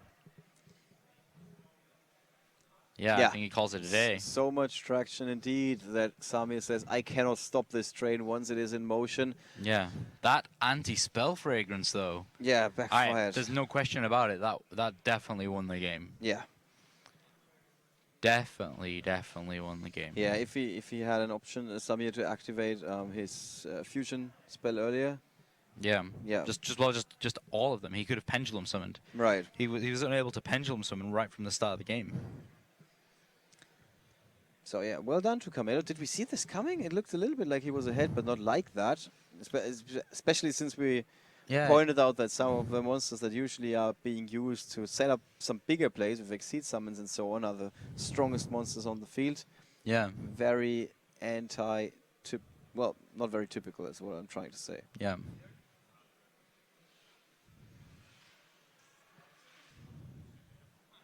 All right. And Camelo is in the best of moods. Yeah, well, I mean, at this point, he's going to keep all those, most likely, keep all those anti-spell fragrances in and just think, you know, let's just try and get this game over and done with, so I can be the European champion. Yeah, so I can stamp my little passport and fly over. Yeah. Okay, any moment now, with our delay, we might be hearing some loud noise in the background, because we, of course, got a lot of players that are watching this match on the Twitch theater that we have in our other room, in our second room. There we go. No, there we don't go. No, I think that was judges celebrating. Oh. Yeah, the judges are also happy, of course, that they're about to call it a day. Some of them already did. Most of them didn't.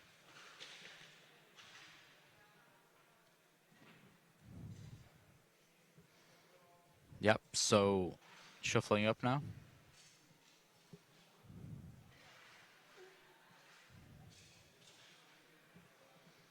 And who is your favorite going into the second game? Are you sticking with your, well, he's leading 1-0, so he can make all the risky moves now? Well, yeah, I think Camelo is up one here. He can definitely make the risky moves, but let's have a look into Samir's side deck here. So, it's in French. Yep. Effect Veiler, Maxi, a dragon. Well, yeah, I could read. It's a dragon, but I don't know what it is. It's a Koakimaru dragon. Koakimaru. Is it Doom Dragon? It's some. What's it called now? Koakimaru Drago. Yeah, that seems correct. Koakimaru Drago. That's quite good against Burning Abyss. They can't summon light or dark monsters. That's some kind of Aphomage card? Amorphage, yes. I'm really not sure what this is. Mali Mountains. Secret Village of the Spellcasters. Spellcasters. Got that one. Mystical Space Typhoon, Twin Twisters, Typhoon. Typhoon. What is this one? I think Most Wire sounds like moisture, like wet or something. Mist Valley, Avale Valley maybe? Mist Valley something? I don't know. Doesn't really make sense, does it? No, well. Unless he's playing Epic Sabian and there's some kind of other Mist Valley card that you can use. Don't know. Yeah, maybe somebody on the chat can fill us in. Yeah. But until then, we have to keep puzzling. Yeah. Caramel, on the other hand, is playing a very interesting side deck with Dante, Beatrice, another Dante, and a Virgil. But then at this point in time, you realize, wait a second, he mixed up the columns for his extra and for his side deck. Yep. No. Yeah, so the first... So a couple of Flying Seas. First impression is a little bit misleading. Yeah, a couple of Flying Seas, one extra anti-spell fragrance. He was only main decking 2. Right. Majesty's Fiend, 1 Raigeki, 3 System Down, 3 Typhoon. So he's probably Gamma Sail. Gamma Sail, yeah. So he's probably going to put that Typhoon in.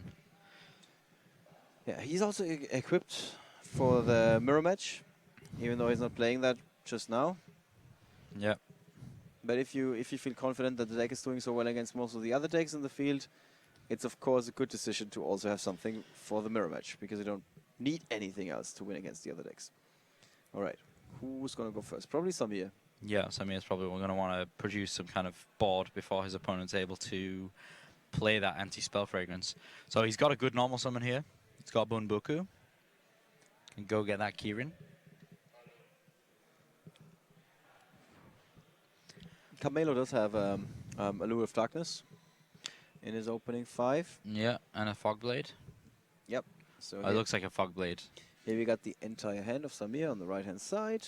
Ooh, that looks pretty good, actually. Magical Abductor, Draco Face-Off, Flash Knight, and Luster Pendulum, the Draco Slayer. Yeah, that looks pretty good, actually. Is he going to be able to do it? And no responses from Carmelo. So okay. Samir can just get busy. Yep. Probably going to pick 2 level 3s. Scale 3s, sorry. Yeah. Yeah, Master and Lecter. And Carmelo's also like, yeah, bring it. It's not like I'm going to do anything. Yep. So that's 1 counter on the Magical Abductor. A Maxine would be really good, I think. He's choosing whether to summon it or not. Well, what would you be choosing? In all honesty, I don't think he's got that good of a hand. I think he wants to maybe summon it and then put the Luster into the other scale and cycle that out. Or just, yeah. Or just do that. Just go into Dinoster Power.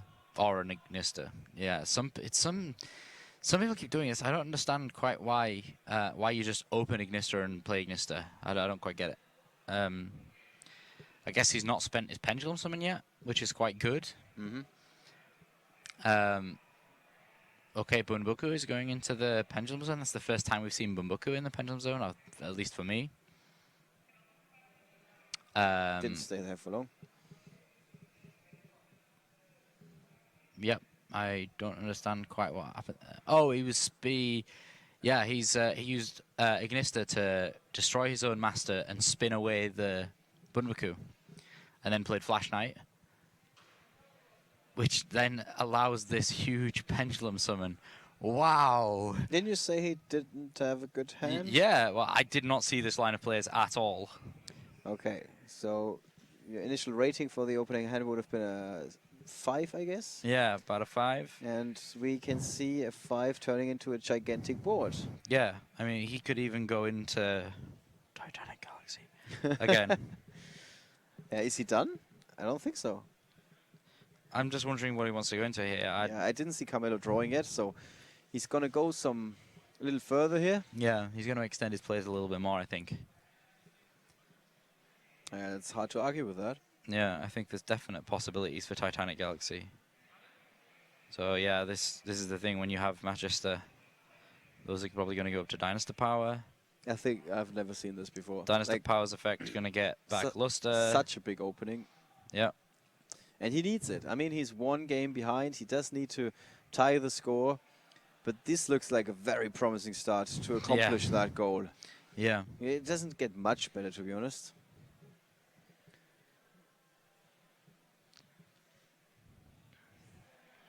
So my rating for this opening turn is a 9. A 9, okay. Wow, that's pretty good. It's a pretty good one. Problem with this one is that a quick Regeki would solve a lot of problems. Yep. However, Carmelo doesn't have it yet. Yep. He's going to start out with the Allure of Darkness. Yeah. See where he can go from here. Yeah, he really wants that. Yeah, Dinoster Power. He's got a second Twin Twisters. The card has never been more useless. Well, he's got his Typhoon now. He could have done with that in his opening hand. Oh. I think he's still going to be able to play this out. Wow, Magical Abductor's just counting up.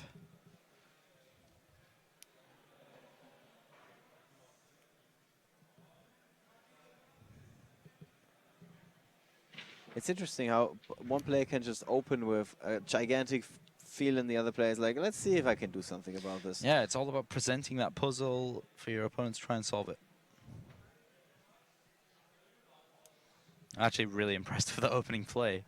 Didn't see that at all. Well, Using his own Ignister to spin away the Bunbuku. That's really smart. It's always the question how he came up, how he stumbled across. Yeah, such a play. Yeah, either he did just a lot of playtesting and eventually he realized, oh, wait a second, there's some other thing I can do. Yeah. Generally, when you come across something as obscure as that, it's that you weren't trying to do that. You're trying to do something else. And then you realized, hold on, I can do this? Right.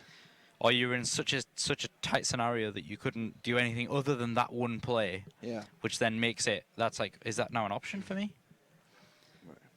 Okay, so Dante attacks into the Kirin. Dynasty Power protecting it. Why Because not? pendulum cards can't be destroyed. I thought Samir just offered him a handshake just now. Yeah, but that's a little. That's a little risky. Just a little premature. We're not quite there yet. Yeah, he's at least got a fog blade. But there's a certain chance we're going to end up there. Yeah, I mean, Twin Twisters, Typhoons, not doing anything while that Dynasty Power is on the field. Yeah, all of these are good cards if you're starting. Or at least more useful cards if you're starting. When you go in second, you really want to have a card that stops your opponent from attacking or can wipe the board after he had such a great opening.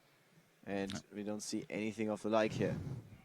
Going to use Kieran's effect now. It's just helping him out, putting that Dante back where it belongs. That's a bit racist. What? Saying that this card can only exist in the extra deck. Or in this case, graveyard. That's what the chat would say. Yeah? I'm just playing Dante's advocate. Okay. Yeah, he just got sent away by Kieran. Only unicorns are allowed on this field. Yeah, they're having a party. With rainbow colors and balloons. Yeah, plenty of balloons. All right. So what can Carmelo do to turn this around? Not awfully much. Not with his hand, I guess, or with his field, rather. Yeah, I mean, he's got... so let's have a look at his field. Good. So, he's got plenty of destruction here. I think as long as Dynasty Power sticks around, then there's not a lot that he can do. Because he's got a lot of back row here. Well, spell and trap here. Yep. Well, there's a Maxi appearing for Samir. Yeah, so just that one guy in chat who doesn't know what Dynasty does. Wait. He's just done it again. Wait, oh, okay, he fog bladed Dynasty first. Okay. Okay, that's fine. Yeah, Dynasty protects all pendulum monsters from being destroyed. Full stop, whether that's pendulum scales in the spell pendulum zone, or whether it is in the monster zone. Either way, they're not going anywhere. That's what the Fogblade activation ensured. Yep. So let's see here. Is he going to be able to Archfiend Eccentric the right card in the back row here?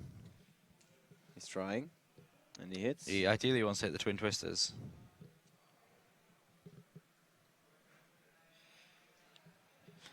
I guess Camilo kind of has a choice. He can make him hit the Typhoon because he just flips up Typhoon and then hits the Eccentric, so he saves the Twin Twisters. So, yeah, so he just does that instead. Yeah, that makes sense.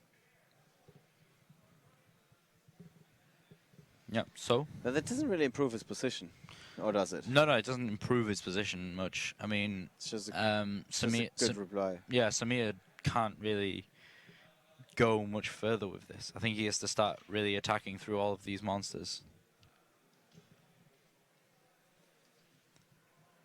I guess he can use Kieran's effect. But the biggest attack monster he has is the Ignister, and that's not going to work out for him because he can't attack with that because of Fogblade. He's going to bounce. Oh, no, okay, he's activating Ignister's effect. Destroyed the master. Okay. I'm being silly. Now he cleared the back row. The Fogblade was on the Dynasty, not the Ignister. I got the names mixed up. So, yeah, he's just going to be able to slowly but surely clear this board away now. Yeah, so... Oh, he's going to overlay. He did it into number 38. You don't see that? Hope Harbinger Dragon Titanic Galaxy. The correct move for the opponent is to scoop immediately. We've seen that before. Yep. And that's what he knows. Yeah, here we are, 1-1 in the finals of the European World Championship qualifier in 2016. Wow. There he is. Look at his name. It's just an epic name. Yeah. That number 38 certainly deserves some praise. Yeah, I love Titanic Galaxy. It's so cool. It does so much stuff. If your opponent's going to activate a spell card, you can just negate it and then attach it as an Exceed material. so good. Puts the work in. All right, so it's 1-1 in the finals of our 2016 Yu-Gi-Oh! European Championship. Just one more duel. Yeah. Caramelo seems to be in pretty good spirits still. Samir suddenly as well. Not so much after the first game, but now that he's won the second game, he's cool. Yep. And Carmelo is, yeah, he didn't seem to get dragged down too much.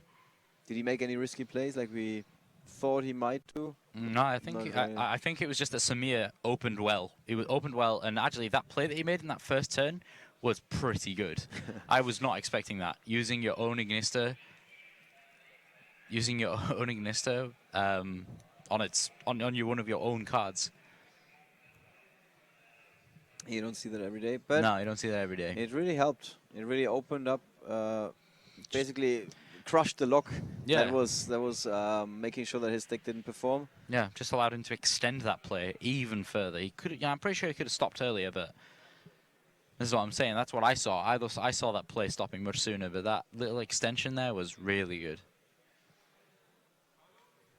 All right, so 1-1 now. Last side decking procedure of the day with these two. Yep. Somebody please steal the phone. This is never a good idea. It's never. No. You do not text when you're in the finals. This is opening a gigantic can of worms. Because there's a chance that somebody's just texting you what your opponent is siding into or something like that. You're not allowed to use your phone.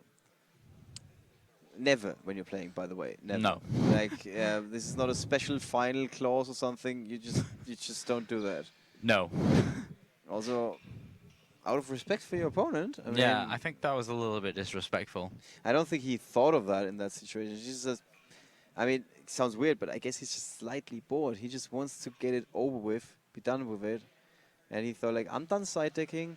He's still doing it, so I'm just going to take a quick look because somebody sent me a message. Yeah. Not a good idea. Don't want to get disqualified for that. Nope.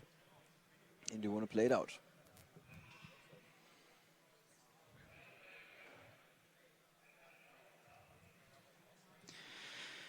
Okay, so after that little little drop there by Carmelo, let's hope we see a nice third game here.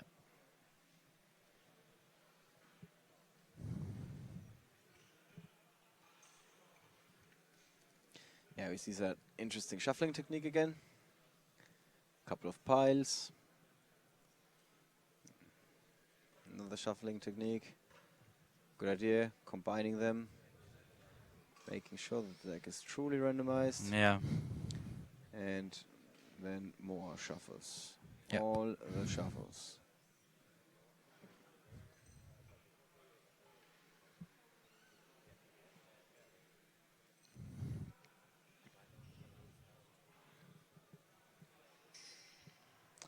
Sami really taking his time here, making sure that the deck is properly randomized. Yeah. Not the worst idea. Don't get me wrong. Not condoning it.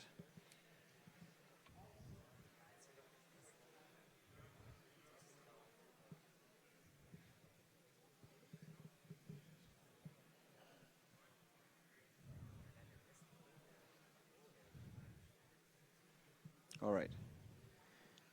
You still think Pendulum is going to win this? We've got a good feeling. Good feeling. We'll see. We'll see if we see anti-spell fragrance opening.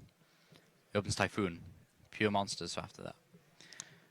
He's got Typhoon and then Pure monsters. Oh no, that's not Typhoon. It's spell fragrance. Oh wow, he's got spell fragrance open again.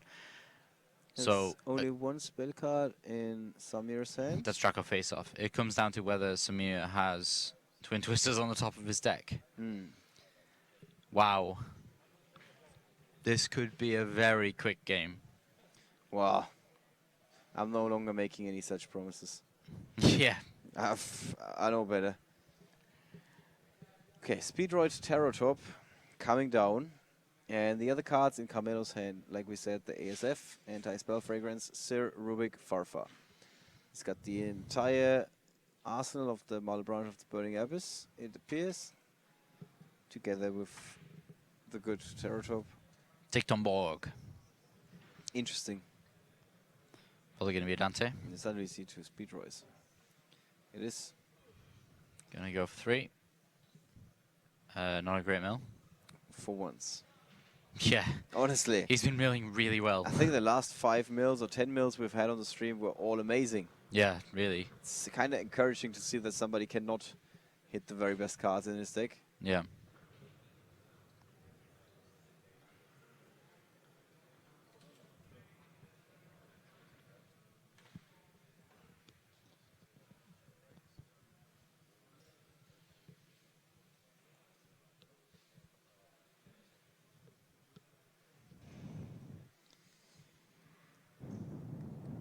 Second Dante? Yeah, just he's going to be playing multiple Dantes here and then setting up with Fogblade. This is a really good opening from Carmelo here. This is the 7s we were talking about. Yeah. Double Dante, not just single Dante with a bit of Beatrice added on. Double Dante. Are you sure it's just the 7? Yeah, well, he's got Spell Fragrance as well. What is an 8? Yeah, I think it's getting bumped up here. It's going to go. It's going all the way up to a 9. Ah. I think if he's not got Twin Twisters on the top of his deck, then yeah, that's going to be all she wrote. So anti-spell fragrance, Phantomized Fogblade, and a Dante and a Beatrice on the field. Oh! He did get it. MST from the top. Off the top. One of 2 answers in his entire deck. He finds it. We didn't even realize it yet. He's got Joker in hand and Draco face off. Okay, this is like he's got the nuts right now. This is far from over for Carmelo. This might be suddenly completely upside down that entire game with Samir being in the. Whoa, that was insane! Holy heart of the cards! Yes, that was pretty special. I think I heard the Millennium Puzzle go off at some point. Oh, did you? Yeah, that's what that must have been. Did you hear it click? Yeah. Well, here we go. Samir's got everything he needs. He does have everything. And this must feel terrible. He's the Joker. This must terrible. He's going to go get a monkey board. And prior to the game, Rob asked us, do you think there's going to be any highlights in this game? And, well, yeah, but generally speaking, we were like, okay, maybe it doesn't even pay out because we cannot talk about them after the game. And then you have a scene like that. Where you're like, yeah, this game is over. He definitely needs a Twin Twister. We didn't even think of MSC. No. From the top of his deck. And he only needed 1 Twister. Yeah. 1 twist can be all you need. Yeah. If he's going to summon that. Wow. There it is. Yeah. Wow. Yeah. So we just heard the reaction. Obviously, you guys are on a delay. We just heard the reaction in the hall. That was that they're about 100 meters away from us. Yeah, at least. Well, not quite, but they are in a different room. Different room completely. Yeah, and we can hear them, and not just like a little. This was wow. This is basically like you heard an entire stadium of people erupt into cheers. Yeah. So all we need now is some holographic cards in the middle, and then we can go nuts. Yeah. So Beatrice is going to have its 1 interrupt this turn, but then he's going to just go to town. Oh my! They are still going. Yeah, the level of excitement in the room has just hit critical level. They are still going. Okay, Farfar's away the Lecter. That's a great move. I guess he's going to stop that immediate Draco play. But you're still not like, oh, wow, no, this is over, because it really is not. No, all this has done is turn it from an Ido Marcus final into not, basically. There is a monkey board. There's a unicorn. Yeah. We've seen that before. That is not good news. This is going to be a huge pendulum summon here. I don't want to be Carmelo, honestly. I would hate to be Carmelo right now. Like, nothing against the guy. He's the nicest guy, honestly, don't get me wrong. But, like, you got such an opening. It's looking extremely promising. Your opponent does not have an answer. Look at that. Screenshot that. Boom. Here we go. This 5 monsters on the field. He's just got to go up into the right stuff now. Yeah. This is what we're talking about when we're talking about explosive plays. Wait a minute, wait, hold on. We need to back up. Okay, it's straight Ignis there. He's going to be able to Dweller and then just start clearing this stuff out. He's got an Archfiend Eccentric. He's got Kieran. Oh, yes, see, look at that. He's going into look Dweller now. Yes, that's it! Oh, wow! With the best single move, single turn we've seen the entire weekend, I think. Wow! This was a roller coaster ride. Pendulum wins! Yeah, that is true as well. Yeah, Pendulum wins. That was the roller coaster ride of emotions. You can't help but feel for Carmelo Buttiglieri, if you ask me. You got this match, your opponent is completely out of the tournament, basically. Samir draws, and he's like, this could have been a scene from the anime. Yeah, it absolutely could have been. Like, no disrespect to Katsuki Takahashi, but he couldn't have paid. Yu-Gi-Oh! Trading Card Game World Championship. We're just about to enter round 4 of the World Championship. That means that this is going to be the last round of competition in the day for our Dragon Duelists. Yep, final round for those guys. After that, we'll cut to a top 8, which will play out tomorrow. Yep. So we got this round and one more round for the main event guys. And they are still fighting for top 8 as well. Yep. So we have here Adamasu Williams. He's from the US. Oh. Yep, he is from the United States.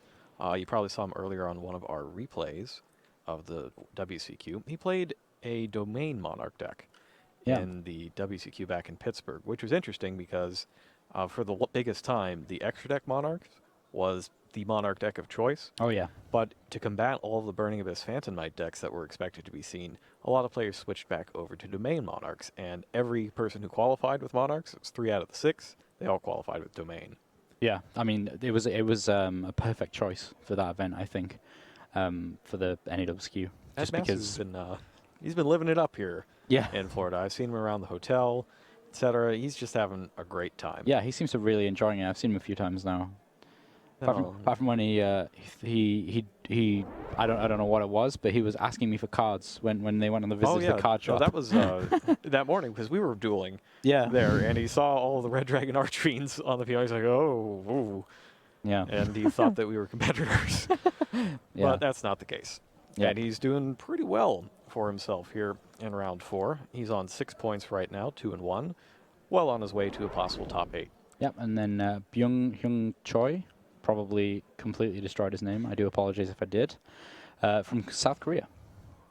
So, yeah, let's see what's he playing here. He is playing Phantom Knights Burning Abyss. No, not even Burning Abyss, just Phantom Knights. This is like the very first version of Phantom Knights. Like if you watch a lot of the streams that we do in the US, and you see that one Phantom Knight deck video over and over again, it's kind of like that. He's basically playing that. Yeah, which is really super interesting because not many people are playing this. We've seen another one of the OCG players playing this deck, though, right? Yes, we saw a couple playing that. I think one of the Dragon Duelists was as well. Yeah, really interesting. He's playing Mass Change 2.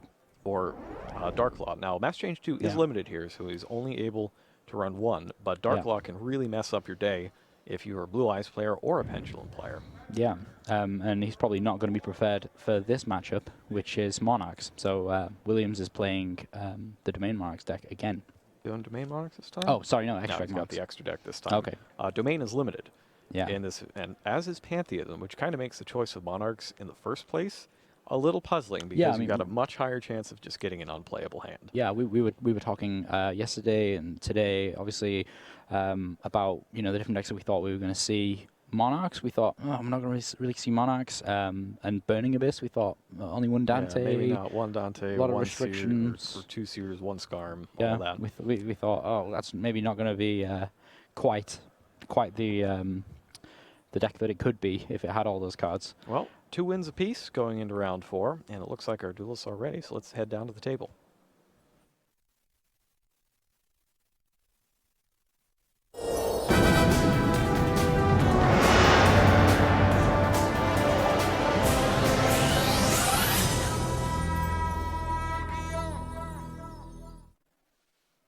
All right, and we are now heading down to the table to see Adamasu Williams take on Byung-Hyun Choi. So here we see both players are ready. We actually saw Williams there just... Is that camera coming right towards me? Okay, so he opens up Pantheism. He starts at the Pantheism, discarding return. That's only pretty one good. Pantheism, and he's straight in there with that. It's a little easier to get than you might think with Tenacity of the Monarchs available at 3, but he's not even playing 3. He's only playing 2. Yeah, but still having it on your opening hand is really strong.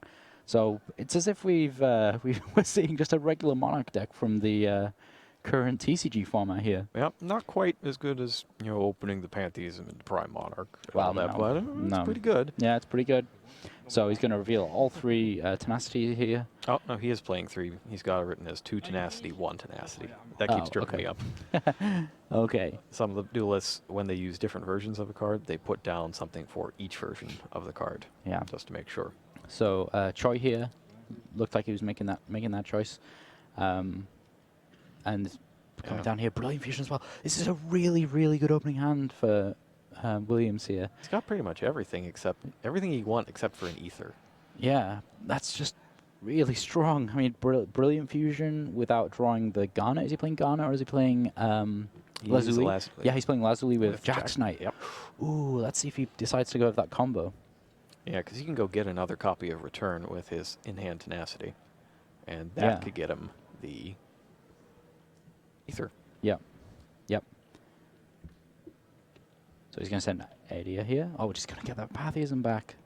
Wow. It's pretty good. This is pretty strong. So he could make that move if he wanted to. He could use Tenacity to go search for the Prime Monarch. Make that move. All right, he goes ahead and reveals a Monarch. Yep. Like showed him Kuraz. Yeah, showed him the Kuraz. So Tenacity's going to go searching here. What do you think he's going to go for? It's either going to be Prime or Return. Since he hasn't played the Pantheism yet, I'm suspecting he wants to set up his Prime Monarch. Yeah, I feel like it's going to be Prime or Return as well. Probably Prime to... oh, no, he goes for the Return. So that's a more consistent option. Yeah. So he definitely knows what he's going to get with that choice. He could have risked it with the Prime Monarch, but decided not to go down that route. So in this case, he's probably going to try blowing up the Brilliant Fusion. Oh, yeah. With Kuraz. Yeah. And he can draw many, many, many more cards in this opening hand. I see he has an Idia in his hand already. Yeah. So he must have opened that, as well as the Stormforth and... as well as the Stormforth. And Erebus as well. So whatever happens is going to be an extremely strong start. Yeah, definitely. This is such a great opening for Williams here. See what he might be facing down on the other side. Looks like Choi has drawn a Tekkenenborg. At least it's not the Singleton one. He does run 2, but that is a hand that you wanted to go first with. Yes, definitely. I mean, look at that. He's got a hand full of really fantastic trap cards. If he'd have been able to open up with Anti-Spell Fragrance here, he'd have just shut his opponent down right away. Meanwhile, we've got... So here's Kuraz. Kuraz is going to take away some options here. Yep. So, he's going to kind of choose his targets and chain links in the correct manner, because you can perform the chain links in such a way where Return is chain link 2, so that gets to resolve, and then Kuraz destroys it. I don't know whether he's targeted it in this case, but we'll see. I believe he targeted his face down. It's face down. It's interesting. I think what would his face down be? It's got to be the Pantheism. That seems strange that you would do that. Pantheism and then blow it up, and then you can get another search off it while it's in the graveyard. Yeah. Yeah, I guess so, yeah. What else is he going to want to go search for, though, really? He's kind of already gone through... He's got all the cards that he really wants. He's, like, crafting the perfect hand here. He still doesn't have a Prime Monarch in grave yet. Yeah. So he draws 2, picks up that's another a Brilliant Fusion. And another Stormforth. Yeah.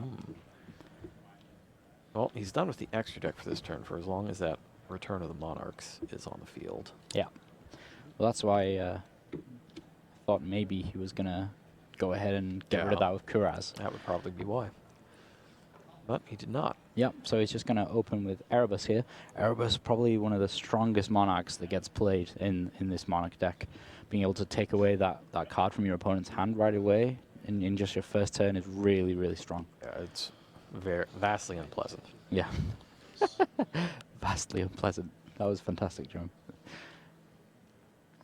And he's taking a quick look to see what that other card that was sent to the graveyard. If he's looking at a Monarch card, it's probably Frostbolt of the Monarchs. That's the one that doesn't see a whole lot of play. Yep. So, but he's got double Stomp, like Stomp off for as many times as he wants. Also, something to note, that Williams actually plays double Lazuli. Let's check to see if he plays two. He plays two Seraph Knights. That means he's going to be able to play another Brilliant Fusion next turn. As long as he doesn't draw that second Lazuli. Yeah, and he can just destroy a face-down card with the Frost Blast of the Monarchs. You can play it from your graveyard and banish Monarch Spell or Trap. Yep. Just destroy a set card on the field. It's pretty good.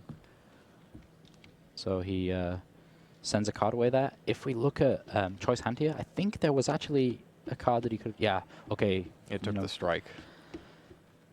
Could have been worse. That's kind of how I'm looking at it right now. That could have been worse. Yeah, the good thing for Choi is that Solemn Strike is often completely useless against Monarchs because they can order their chain links in such a way that Return of the Monarchs protects whatever Monarch they summoned. You have to chain it directly to that effect. It is useful for stopping the quick effect of Ether, though when you haven't had a chance to set it, it doesn't really matter.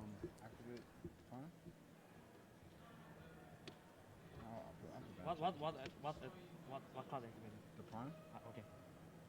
So before he ends his turn, he's summoning back his Prime Monarch, making sure he gets the maximum number of activations out of it. Yeah, you may as well. I mean, he's gone through so many spell and trap cards here. He might as well just keep summoning it back. Actually, something interesting. Is he playing Ultimaya? Ultimaya Zulkin? Yeah. No, he's not. I don't think he's got the tuner for it in No, his he's deck. Zulkin might be just a little bit too cute, even if it's only a 5-round tournament. Yeah. Well, yeah. It's actually the creator of that deck, or who many people see as the creator of that deck, Jared Stone, who's from the UK. I spoke to him a lot about the deck. He said it really raises the potential of the deck as far as the strength of it's concerned, but the consistency of the deck gets sacrificed for that. And that's kind of the one thing that stops a lot of people from picking up the Monarch deck is that the unplayable hands in Monarchs are actually just unplayable. You sit there and do nothing and lose next turn. Yep, that does happen. But we didn't see that here. We saw Williams open the best possible hand here. Yeah, this one is this is how it's supposed to work. Yep. So Choi has gone and set 3 cards face down. He's left both monsters in his hand. Whatever he drew for this turn was set. Yeah. I will activate. Goes ahead and banishes. Yep. To activate Ether on the end phase. Yep. So he's going to attribute the Erebus, and here comes down Ether. Ether's effect's going to activate, Return's going to activate. Williams has got so much going for him here. But Choi could come back with these back rows. We'll see. About the only way that you win a game like this is by exhausting them of all of their resources and then hitting them with a sweeper like Darkhold. Yeah, this is the thing. This is the thing. So Williams, however much we're saying how Williams has got a great hand here, he is burning through his resources very quickly. Oh, I'm sorry. Yeah. Yeah, the biggest thing you can run out of really is Monarchs. Yeah. Like eventually you just don't have anything left to summon, and if you haven't won by then you're out of luck. Yeah. I think at that point, you've got to hope that you can get your Return of the Monarchs off the field so that then you can just repeatedly use Prime and try and make some Exceed plays with it. I think that's kind of the approach you got to take here. Because he's got his Kuraz out. Yeah, I feel like he's going to have to use Kuraz's effect to get rid of that Return so that he can make some Exceed plays next turn. That just seems like the most logical move. Well, he's going to shuffle up first. We'll see Kuraz, where he decides to go. Yeah, Kuraz is a card drawing effect, so he does need to complete that shuffle beforehand. Yeah. And you can see his deck is already getting kind of small. There's only, what, 2 cards? 2 or 3 cards in each of those piles? Yeah, not very many at all. Like, we're not quite in the Pot of Desires era yet, but eventually you're not going to be able to tell what's the deck and what's banished. Yeah. Just getting a sneak preview of small decks. Yeah, I mean, I was playing you with the Pot of Desires deck yesterday. Yeah, I couldn't even tell.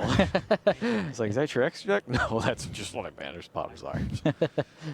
Yep. All right, so Ether, or rather, Return of the Monarchs is off the field. So try here deciding to set a monster. Yep. Because you have to use Ether in the main phase, he's allowed to back up and set a monster. Yeah, so instead of the main phase going through to the end phase, I assume he was going to the end phase, he chooses to stick in his main phase and put a bit of defense up there. How many cards? 7. Stand by. Williams has so many cards. How many cards do you have in hand? Like 7? Take a look. 1, 2, 3, 4, 5, 6. Ooh, 8. Yikes. 8 cards in hand. Usually I only see that when Max C is involved. Yeah. Wow. Okay, this is really strong. I mean, he's going to be able to exceed. He's going to be able to make an exceed play now. He's got that Brilliant Fusion, which is live. That's a third level 5 monster. Just Yeah. there's level 5 monsters Unless everywhere. unless he's drawn Lazuli, which I don't think he has. Nope. He could just go ahead. Oh, he's got Spell Fragrance anyway, so that's not a possibility. So if he chains Stormforce, that means no extra deck this turn, but he can still drop a Monarch. Yeah, I think he can. Yeah. Which there are many. Oof. And he doesn't I realize. don't think he realized. Yeah, he didn't realize. Ugh.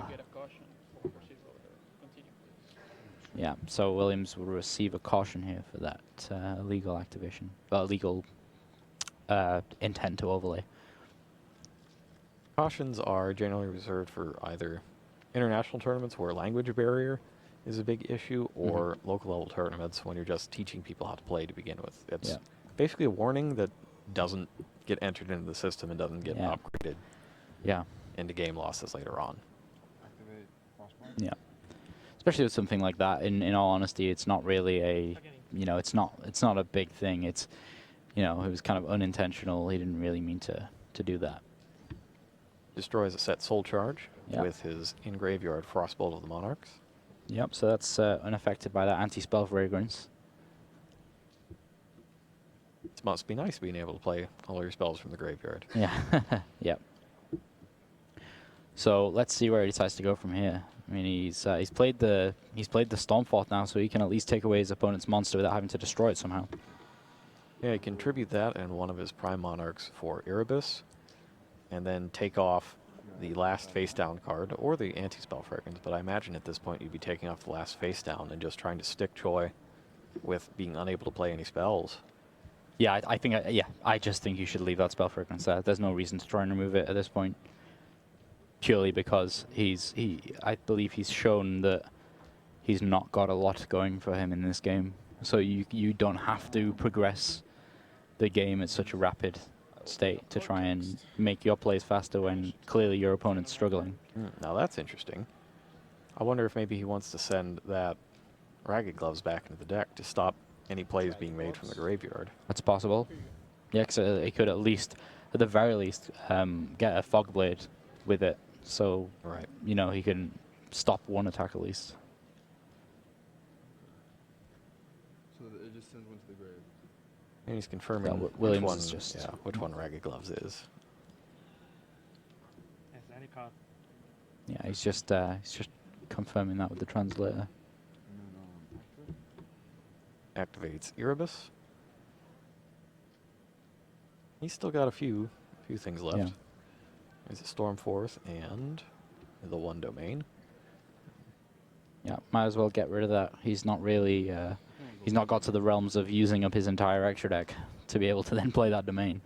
So deck is starting to look a little thin. Yeah, this is what we were saying just now. I mean, if he comes out with some like big Dark Hole or something, I don't think he does main deck Dark Hole, so that's a shame. But if he comes out with some like big board, gets a lot of board presence quite quickly, then Williams doesn't really have much left in his deck to play. I believe he did, in fact, send the face-down card away. That other face-down card in the field is Choi's Hand. Yeah, so that makes sense. That makes sense because then that anti-spell fragrance is just sat there restricting Choi. Yep. I see that he is main decking the fragrances. So he's got 3 of those main decked in his low spell count.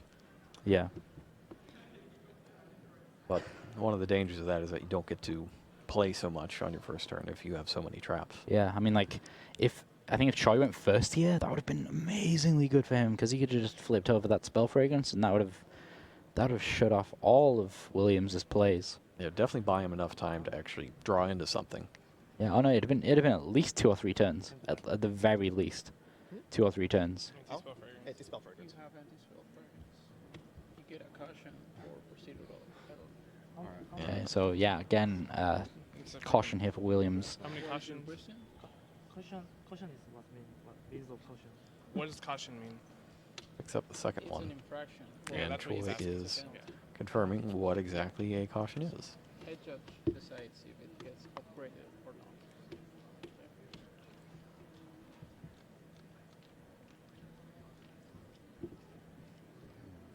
All right. So we've got that taken care of. We'll get this shuffle done. Yeah, not many cards to shuffle at this point.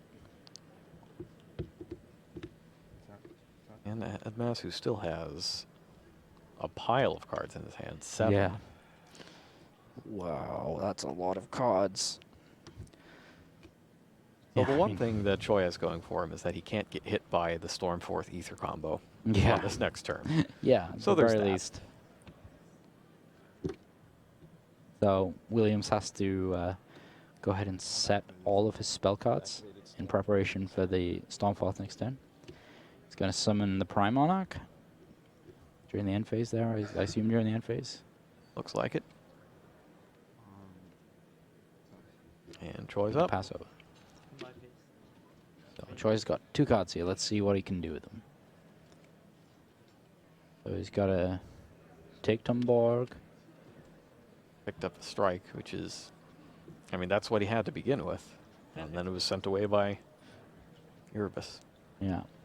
Now it's back, but all the important monster effects have been played. Yeah, that's exactly what I said last turn. So he was able to just get a Fog Blade off that Ragged Gloves.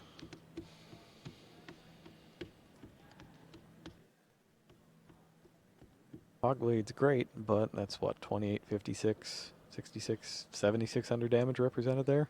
Yeah, quite a lot of damage. I think it's you know, it's kind of all she wrote here in this first game of round 4 of the World Championships. Just did not work out for Choi here. No, I think he got pretty unlucky. If he'd have gone first in this game, it would have been very different game. Sets everything. Maybe could buy him 1 turn. Decides to pass over to Williams here. So Williams is probably not going to make that same mistake of keeping a hold of the Stormforth. He's going to be able to make some Exceed plays now. He could just didn't go into Constellar Pleiades. And bounce it away. Yeah, bounce away the monster. Flips Brilliant Fusion. Yep, so he's going to go ahead and he's probably just trying to make sure that he 100% isn't going to lose.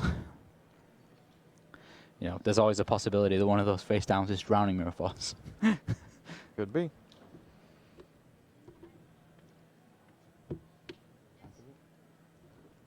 Uses his Idiot effect. Picks up Frostbolt of the Monarchs again. Another Frost Blast. How many of those is he playing? Just 1. He sent it, banished it, and then just got it back. Yeah, just the one. So 2400 or more attack. I love Frost Blast.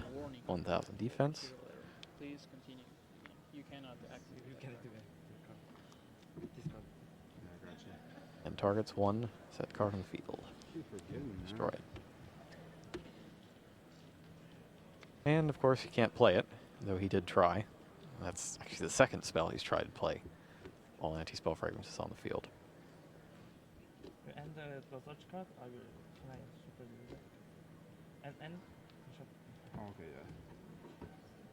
Frost, that anti-spell fragrance is causing a lot of problems for a game that's essentially was over a long time ago. Yeah. Wow, okay, there's only 15 cards in his deck. It's just like not there. Like I'm tripping.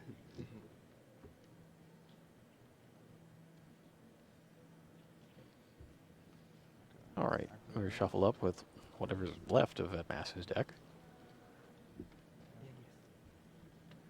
Using Erebus's graveyard effect there. Yep, to get back Erebus. Maybe he's going to try and just really make sure that he's going to win here. And he banishes the Frost Blast that he discarded along with another spell to destroy. Yep.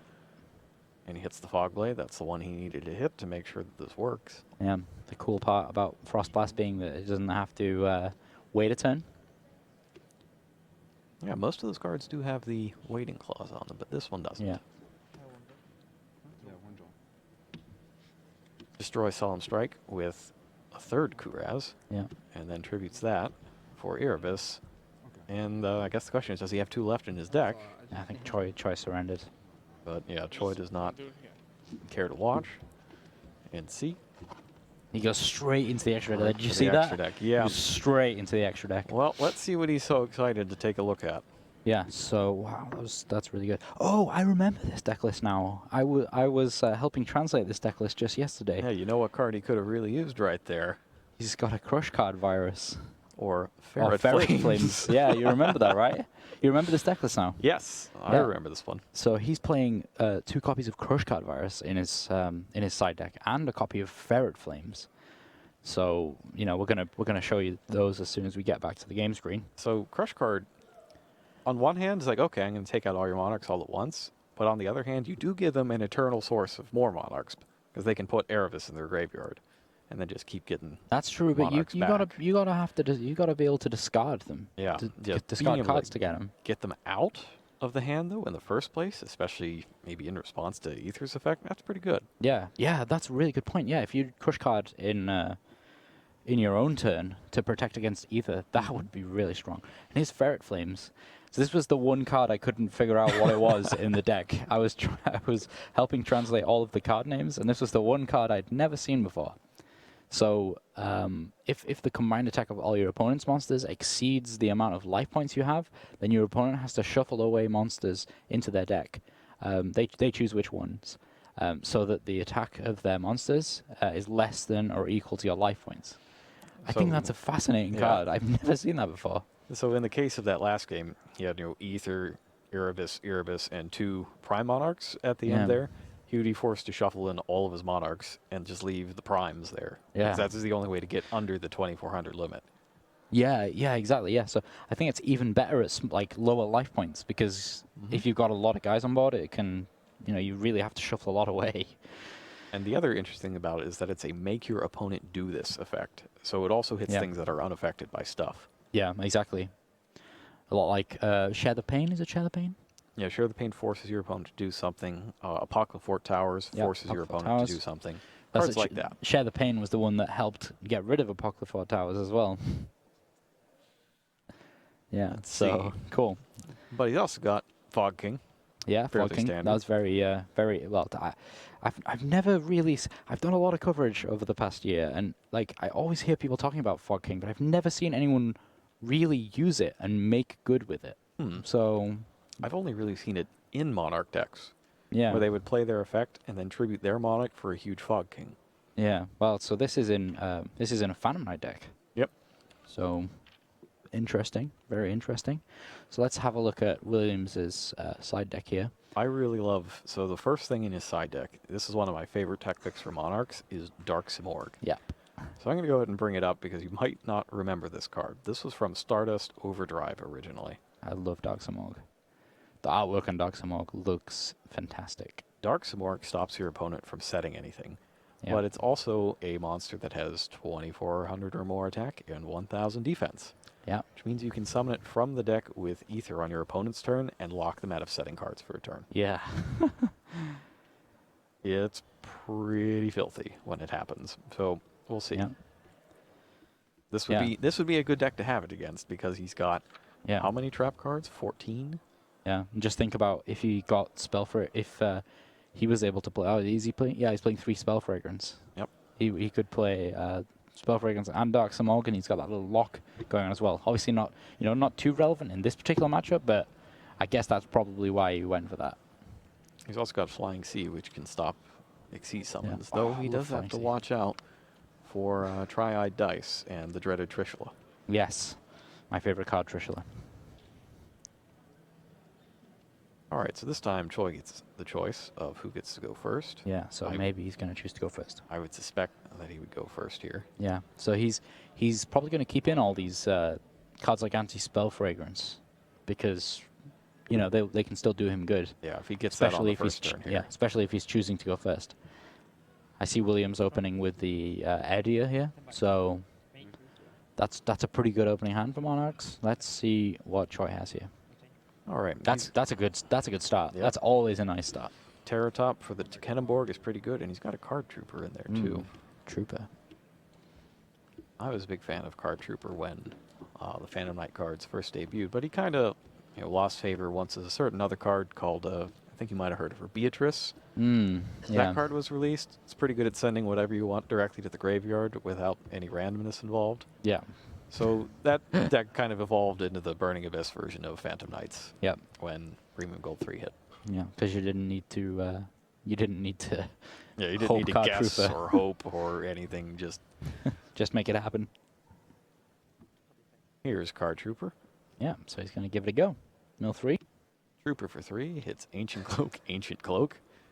Ooh, and a Tri-Eyed Dice, and that's really good. It has a good graveyard effect, doesn't it? Yes, it does. It is. Oh. It allows you to negate an attack or something, isn't it? Yeah, it's essentially a Necro Gardener. There it is. There it is. Speedroid Tri-Eyed Dice. Quick That's from High Speed Riders, like a lot of the Speedroid cards. Yep. I'm a big fan of Tri-Eyed Dice. It's also fun when you keep bringing it back with Leviair and using it for more synchros. Yep. Or if you've got a deck that can summon Psyframe Lord Omega, you can keep putting that back as well. See a nice camera pan of all of the prizes and all the playmats there. Really cool stuff. Oh, I finally got to have a look at that playmat we were talking about. Oh, yeah? It looks really nice, the Top Cut playmat. Did you get to see the cards? Yeah, I got to see the cards as well. Excellent. They look fantastic. Yeah. I saw the trophies. The astronaut one is named Juno. Yeah.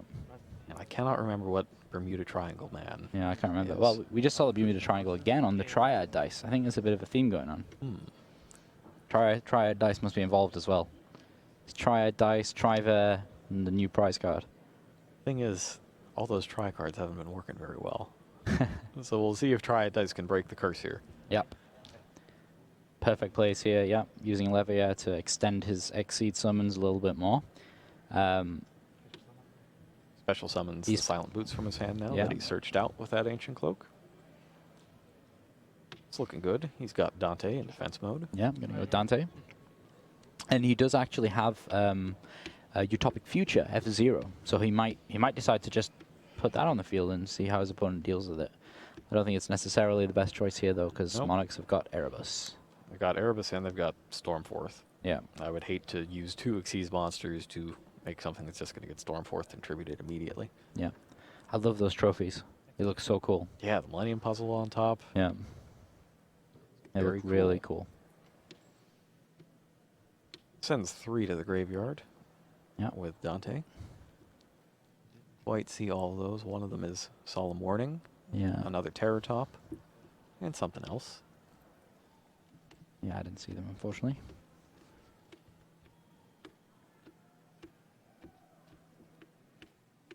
And looks like he's going to get... He's got the Fog Blade already.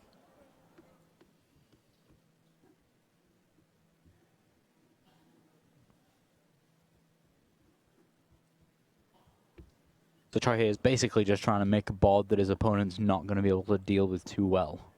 And trying to invest some time into next turn, really. So, you know, this Dante's got a material still. Leviair's got a material still. Card Trooper could get him a card if it gets destroyed. And if it doesn't get destroyed, then he gets to use it again next turn and mill more cards. And Choi set the Twin Twister in addition to the Fog Blade. Here are the cards. Oh, is that Shiga? Something. Shiga and Juno. Juno. Yeah, they look fantastic. I can't wait for tomorrow for you guys to be able to see the Top Cut playmat. Yeah, see those up close? That'll be great. So I like setting the Twin Twister here because it gives you a preemptive way to get rid of a Return of the Monarch, something like that, to at least stop the train of free cards from coming on. Yeah. Yeah, definitely. Starts by normal summoning Eidos, and that's going to get Fog Bladed. Yeah, straight away. Pretty much end the turn for him. Yeah. He's got a Foolish Burial. He's got... Oh, here we go. Double Erebus, Kuraz, Idia, Eidos, which he just played, and a Foolish Burial. That hand. It's just is not very good. It's kind of the opposite of his last hand. Yeah. Well, it could have been worse. Let's put it that way. It could have been worse. But let's see here. He could just put 8,000 damage on the board. That is what I would do in this situation. But Yeah. he's got to be careful. He needs to get rid of the Fog Blade and or the Eidos, because Yeah. right now he can't attack it. Seems like the best option, doesn't it? To just win. Instead of not winning, just win. Yes. You might as well. Yes. It's always a better option. That is my advice, is just win. Yeah. There's Travis there on the left. Eric Christensen behind him. Because I'm using Pante. You should. So, yeah, shuffling don't worry, again. you guys are not missing much. Oh, here we go, back to the shuffling. And it looks like Choi picked up another Ragged Gloves for this turn. Yeah. I think Choi's going to be able to do the thing he needs to do. Seems likely. Especially if he can get, an extra 1,000 points onto a Break Sword with one of those Yeah. Ragged Gloves. Yeah, I think he needs to summon Break Sword. Yeah, you get the 1,000 points on there, you blow up both the Eidos and the Fog Blade, and that gives you even another summon. So it's like 25 and 18. So what, 43 plus 3,000 plus the Card Trooper. He should have this. Yeah. Maybe it's the last time. End phase, you should suffer.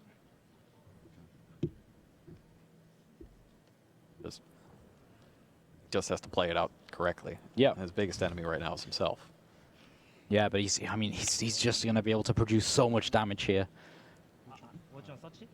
It all comes down to whether he's going to make this Break Sword or not. Not normal summon. Let's see if he's going to do it. Hasn't summoned anything at all other than off of Levier.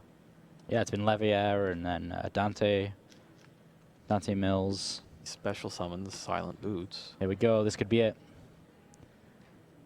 We're going to see... There he is. There's the Break Sword. The prismatic secret rare version of Break Sword there. 2019, 18, 25s, 45, and the 37. That should be enough. Oh, there we go. Now he's got the Ragged Gloves. He's going to just make another Dark Exceed monster. That's going to gain 1,000. You don't need style points. You need attack points. So that's 3,000, 2,500, 2,000, and 1,800. That's definitely enough. That's a lot. And he's got another summon ready from the graveyard if he wants to banish that Fog Blade. So, looking like Choi is going to even it up here in this game. And he is...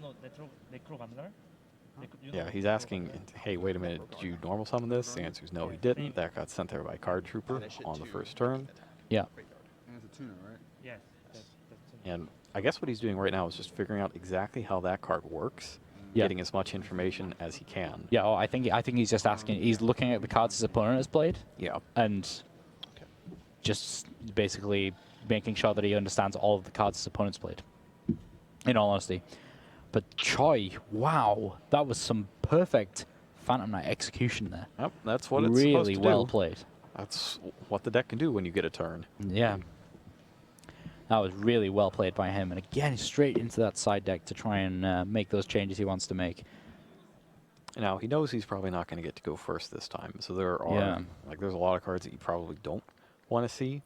For example, I don't think you really want Fog King when you're going second in this, because it loses value a lot as soon as your Monarch opponent gets one turn. I think Effect Veiler could be useful, though. Yeah, definitely Effect Veiler could be useful. He's going to be able to use that against any of the Edia or Eidos plays. Yeah. Anything like that. Oh, there we go. Get a full sweeping view of the main event there. And you want to use that, if Masu goes for the first turn hand disruption with Erebus, it is better to toss the Effect Veiler there. Yeah. You're going to lose a card anyways. Choose the one you want to lose and keep their Monarch spells and traps in the deck. Yeah, exactly. Yeah, you might as well. It's just kind of like how, do you remember Gemini Imps? Yeah. It's kind of like how Gemini Imps used to be played. I remember that. Rather than you wanting to discard, if you got all your other cards discarded, you discard the Gemini Imps instead. That was kind of a weird time when a whole lot of discard effects prevalent, and I think it came out around the same time as the Dark World monsters too. No, it was a little before that. Little before Premium that? pack came out because it was in Premium pack, wasn't it? In the It was TCG. in Premium pack, yeah. Because I remember it. I remember it being released in the OCG. I can't quite remember where it is. Yeah, that's a similar kind of card here. Oh, no, There have been some few Dragon Duelists. Oh, you're gonna see us in a Yeah, second. there's Teeman. Also from the United States. Let's see Yeah. how he's doing. Teeman is right now. He's got 3 points. Yeah. Sitting at table 4 in the Dragon Duel Championship. we So go. still in it. Promised I was gonna give that camera a quick wave. Give him a quick wave, Jerome. All the way over there. Oh. I'm trying to keep an eye on the side decking over here, trying to see what a Batsu is switching. I know, out. we're just waving at people, aren't we? Yeah. All right, he's still I making... see the Crush Card virus. I just saw the Crush Card. And Ferret Flames as well, actually. Yep. Is that going in or out, though? Let's see where that goes. I think that may have been out. Out. Yeah, so he chose to not play that Crush Card virus. Maybe he's still deciding. Yeah, it does seem like there's a lot more thinking involved here. Yeah. It's a lot tougher to go second with the side deck cards because you don't get the first chance to play them. And a lot of them are designed to be, or you play them because they are such blowouts in the match that you want to get them straight away. Yeah.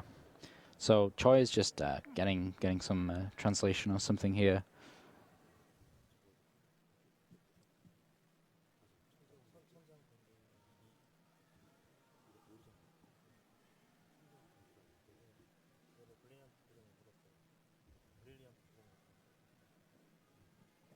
He's still conversing. We're going to go ahead and get card text now. Yeah, I think they must just be asking about some card text or something. And now he goes back into his extra deck. Yeah. Looks like he's taken out Mass Change 2. Yeah. It makes sense, because going second, you won't have the choice to flip it on your opponent's turn in response to a search or anything like that. Oh, look, there's those playmats I was talking about. Beautiful looking playmats. Playmats, the sleeves. You got the prize cards in there. You can sort of see Juno. She's a bit obscured. Yeah, I really, really like the Juno playmat. There's Kana. She's also checking out the playmats. They're really hard to take your eyes off them. They're such They are nice really, mats. really good looking. When we were making sure the colors and everything were all fine, the designers brought them into the R&D room, just plopped them down on the table, and I was like, ooh, what's this? Yeah. Can I have this? No. Oh, okay. I was going to use that for my videos once we start filming them again. But it's not to be. Nope, not to be. I'll see if maybe I can snatch one of the number 93 ones. Oh, for the new yeah. prize card. Yeah. Utopia Kaiser? Utopia Kaiser, yeah. Kaiser. Yeah, we were talking about that, weren't we? So Yeah. Matthew Bell, you guys know him from the European commentary. He made me a deck that we optimized together, and you got to see yesterday that used the new prize card. Yeah, it was pretty cool. As well as the spiral cards. Have a lot of really good search cards. Yeah. And machine duplication targets in that deck. Yeah, that was the idea. Yeah, Matt did a really great job on that deck. Spiral has a lot of good stuff. I would not sleep on that. Even if it's just like the super agent, just a monster that you can summon from your hand and it's a breaker that stays at 1900 and it's a material and it lets you peek at your opponent's cards. It's just a really good monster. Yeah. And the rest of the cards are good too. Yeah. Even if you just want to have a quick look at what your opponent's top card is, it's really good. Yeah. And if you have the drone, you can just mess with their draws. And they might never draw anything good. Yeah. I mean, I've been playing that deck quite a lot, and that's happened before where I've not necessarily been able to make Utopia Kaiser, but I can just play the drone and mess around with my opponent's top decks. Like, I don't play very many trap cards, so I can just, give them MSTs and things like that. Looks like we're ready to go, and Admasu opened his Pantheism again, discarding Tenacity this time. Yeah. Seems pretty good. He's got Flying Sea to stop Xyz summons. That's what he wants to see. Yeah. Twin Twisters, Adia, and we're still waiting on what his new draws are. Looks like a Stormforth and an Eidos. Yeah, I thought that was Eidos. So there's not much to go on here, really. I mean, is he going to be able to... There's not a Monarch. He doesn't have a Monarch. No, and that's part of why you just pitch Tenacity. You can't play it. Yeah, so he's actually going to struggle, really, here to get this hand going anywhere. the best he can probably do is to summon Edia to get Eidos just to protect himself. The saving grace, though, is that he has the Flying Sea to stop the 8,000 points of Xyz damage. Yeah. Yeah, exactly. This is really big for Williams here. If he's gonna just try and thin the deck out so that next turn he can get what he needs. And Choi's hand is pretty good, but not if he's stuck with Flying Sea. Yeah, but Jerome, that anti-spell fragrance is going to play a really big part here. I bet it will. I know that Williams does have a Twin Twisters, but still, it's still going to play a big part because is he going to want to set anything else? So he's going to have a set Twin Twisters as well. But still, going to play a big part because he's going to force that Twin Twisters straight away. So one way to get around Flying Sea is to use it for a synchro. So Yeah. I can see if Choi can pick up a Terror Top here, he might be able to grab Tri-Eye Dice. Yeah. And get him with That the would be really Trishula cool. plus Necro Guard. Oh, you know how much I'd love to see Trishula. We've seen it once already. Yeah, it was just a couple rounds ago. I know, but I want to see it again. Your hunger for Trishula knows no bounds. No, it knows no bounds. Trishula is amazing. I've had my dual terminal Trishula sat in the front of my binder since 3 years ago. Forever sits there. One day. Right. So, Admasu sets a card face down. Yeah, that's all he does. He's left. Oh. I always think that Flying Sea is like the kind of the best bad manners card you possibly have. Yeah, it's really annoying. It's just how you're able to put it on your opponent's side of the field during their turn. It's like playing my cards, I'm playing cards. Hold on, well, my opponent just put a thing on my field. He's still on a bit of a clock though. Like he has to draw an actual playable Monarch before Choi draws. That was amazing. Choi, big thumbs up. That is fine. I am fine with this. And then he activates the little-used ability of Ancient Cloak to add 800 attack and defense to a Dark Monster while switching itself to defense position. What does it do? I just know he's just trying to change it to defense mode, but what exactly does it do? It changes the Phantom Knight to defense and gives the Phantom Knight 800 attack. So he's going to give attack and defense. Yeah, and you know what? I'm going to be honest with you guys. I didn't have a clue that did that. Yeah. I use that effect all the time. All the time. When I draw poorly. There it is. 800 attack and defense until the end of your opponent's turn. That's the real key, is that it lasts through the opponent's turn. Yeah. He flips anti-spell fragrance, but Admasu's got the Twin Twisters. Target. Targets. Targets both, and takes out his opponent's Twin Twisters as well. Yeah. So it's kind of a wash, but Admasu discarded Idea, so he gets back Pantheism. And he actually drew a Monarch now. This is really big. Williams has got the Monarch that he needs. He's going to be able to just extend through all these players now that the Monarch deck can do. Also, the fact he's got Pantheism is going to provide him with even more draw power.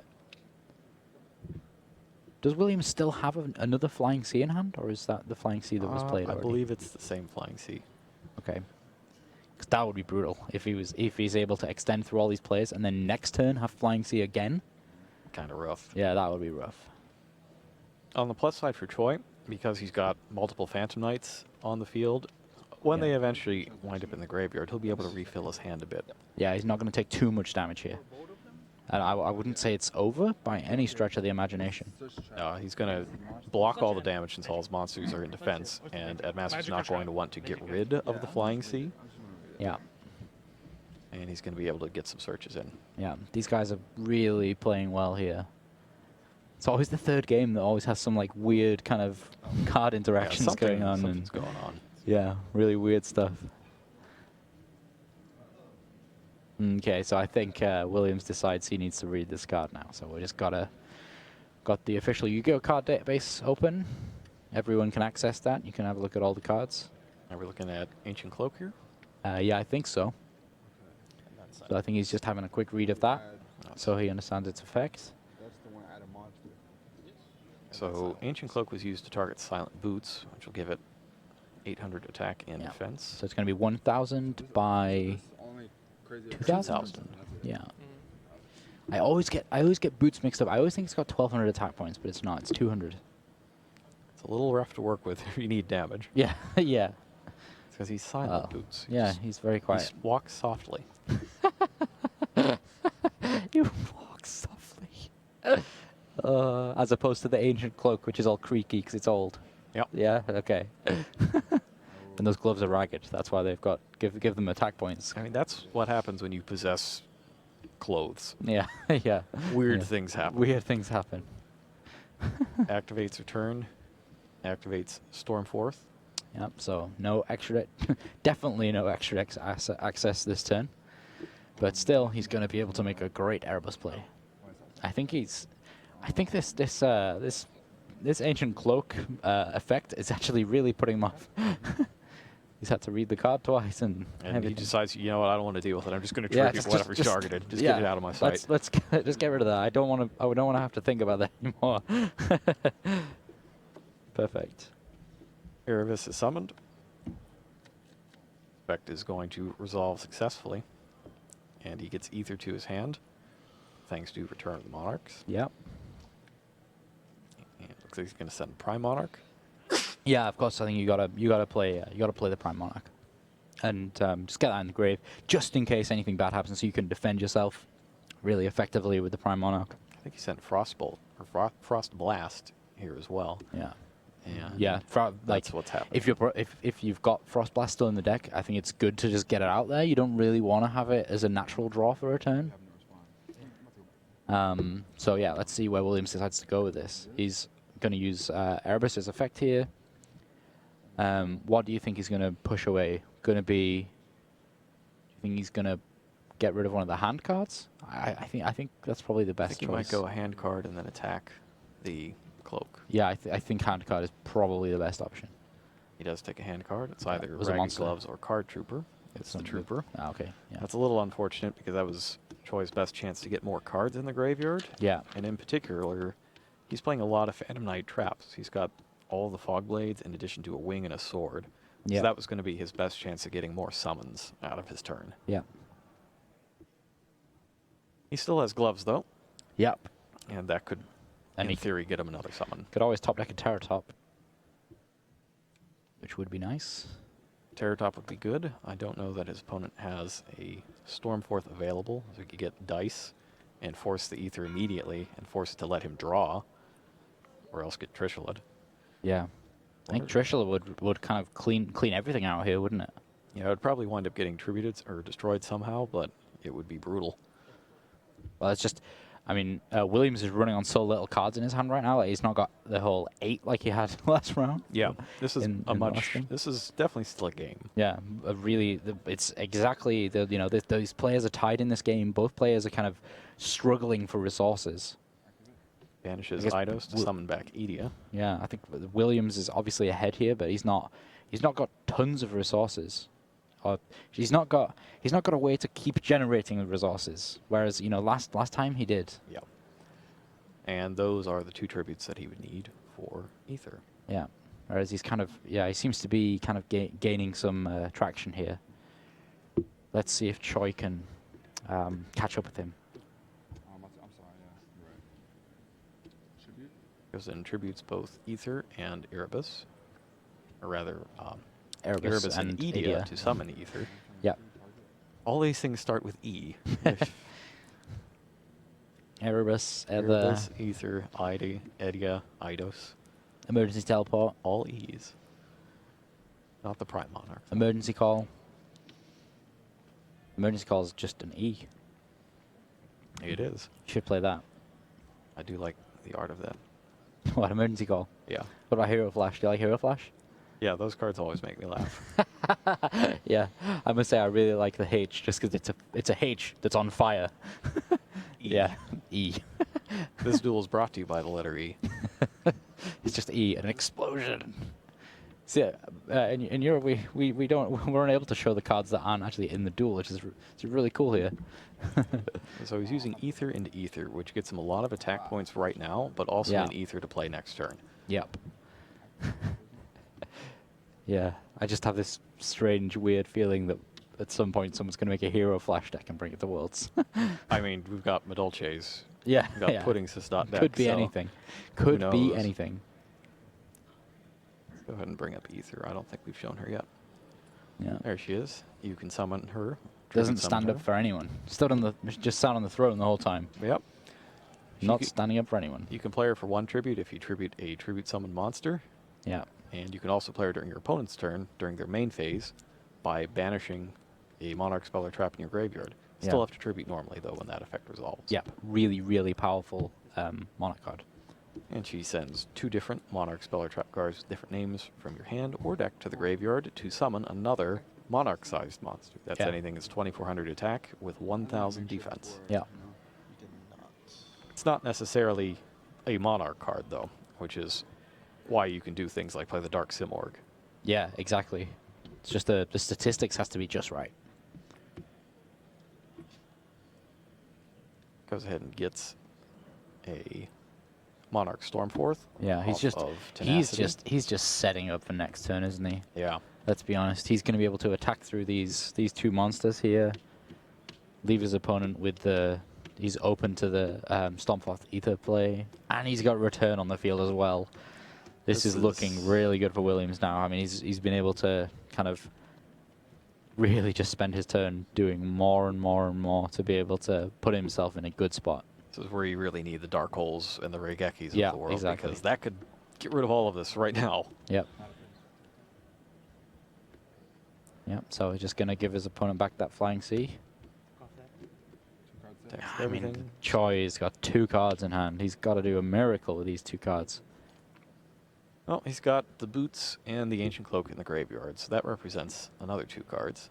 Yeah. So technically, he's got 4 available plays, but one of them is a trap, which isn't Yeah. super useful at the moment. Yeah. He is going to be able to make an Exceed monster because he's got boots and the gloves. He does. So he can summon the gloves, summon the boots. Get Stormforth Ethered. Yep. I was just trying to pick up his play, Jerome, you know, and you're just saying to me, oh, but he's just going to get Stormforth Ethered. Well, he is. Yeah.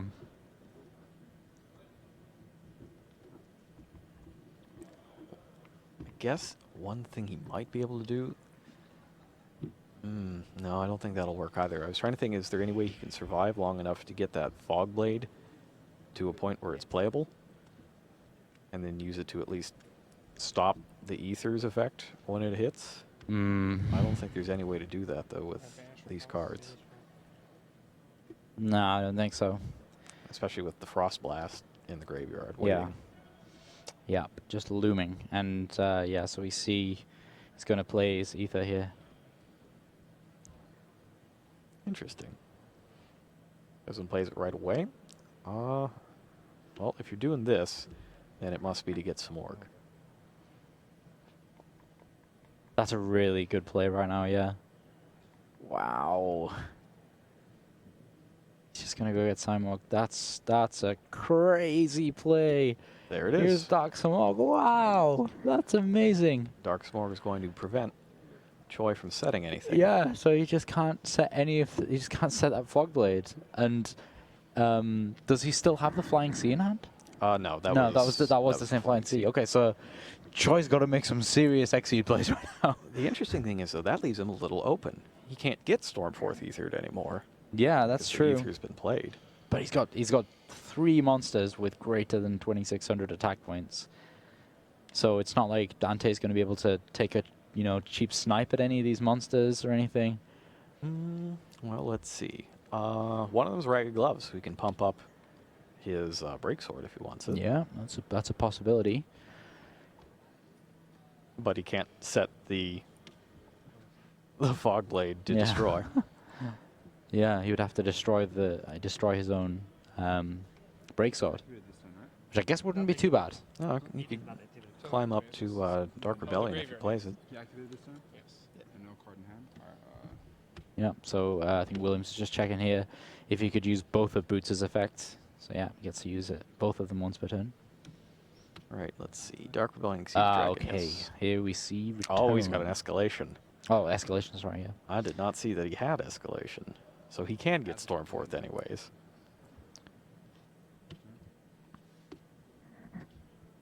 goes Stormforth.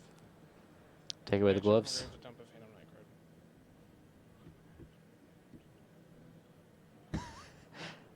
The thinking that's going on here for Williams. And the last card in his hand is Erebus to just take away whatever's left. Yeah, Admasu- actually, yeah. Admasu wound up with the exact perfect. That was literally the perfect Monarch play. Wow. Look at this here for Williams. Wow. Absolutely it doesn't get any better than that. Absolutely everything. That's it. Nothing to be done. That's it. There's the handshake. Whoa. That game was amazing. Just brutal. That was so cool. So the Samorg, the escalation.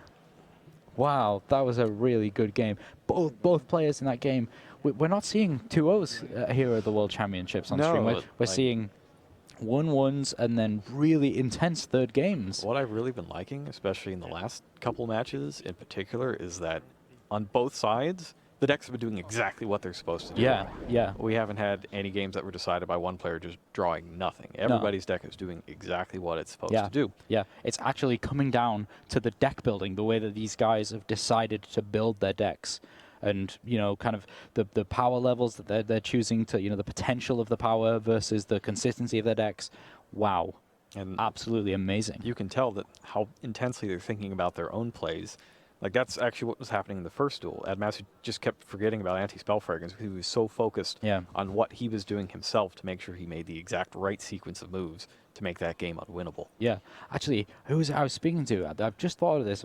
I had a conversation with one of the competitors earlier today, and he was saying to me, the thing with the World Championships is because there's such a variety of decks, you have to really focus on what you're playing and focus on your plays and hope that it's strong enough to beat the other decks that are out there. I think this has really been shown in the past couple of duels that we've had, because they've had, you know, all the opportunities to have their deck do what they're supposed to do, and you know, we had that in round one as well. Yeah, where Shinsuke Hiyama had to think on his feet to try to figure out what this Medolce deck was doing, and in the end, he didn't quite make it because apparently Pudding says this is a really good card. Yeah, but I think that's just because the Medolce deck did what it was supposed to do, and that just happened to beat what his opponent was playing at the time. And I think, you know, we're going to have to check up on Samir where he is with his Medolce deck. Yep. All right. Well, in the meantime, you guys at home can check up on how some of our World Championship competitors got here. Round 5 is coming up soon. Don't go away.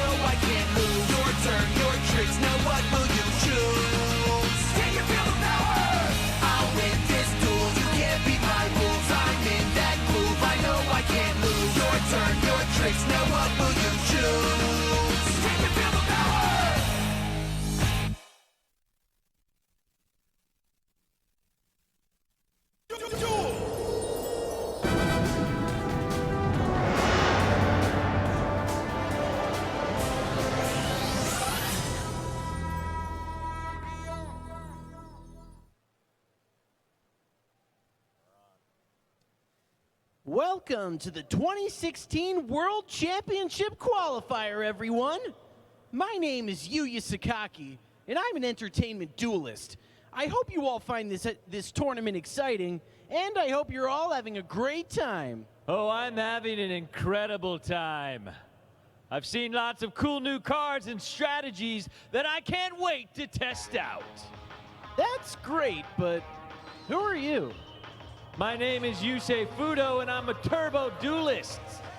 Perhaps you've seen my red motorcycle outside. I love the fast pace and speed of a duel.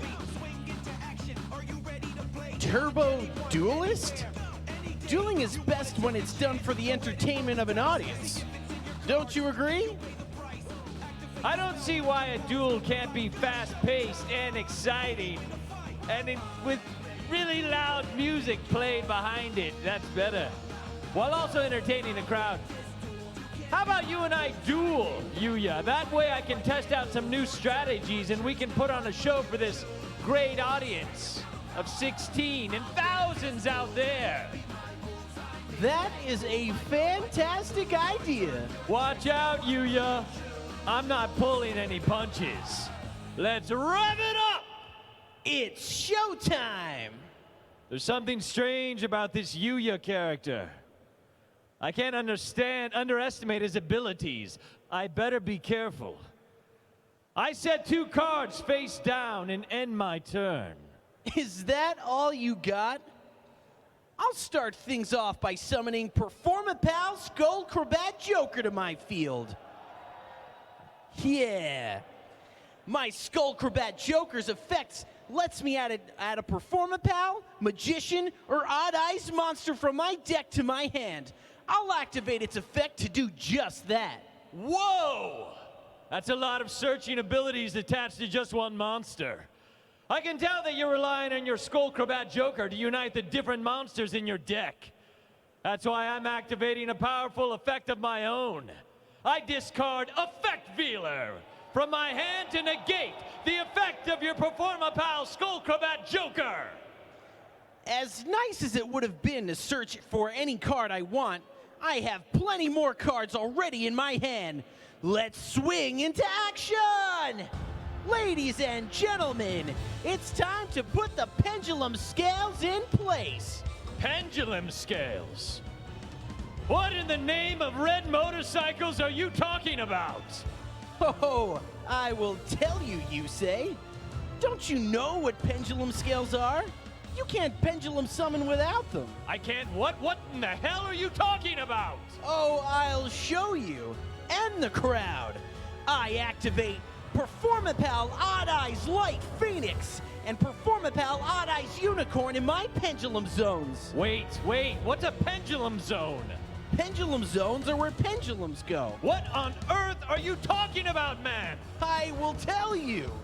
Pendulum monsters are unique cards that are spells and monsters. They can be placed in a pendulum zone as a spell card or summoned in the monster zone as a monster card. Okay, and what do they do? Each pendulum card has a separate effect depending on whether it's in the pendulum zone or the monster card zone. But most importantly, each pendulum card placed in one of my 2 pendulum zones gives me a pendulum scale. Performapal Odd Eyes Light Phoenix gives me a pendulum scale of 3, while Performapal Odd Eyes Unicorn gives me a pendulum scale of 8. Now I can perform a pendulum summon. This isn't good. Oh, no it isn't.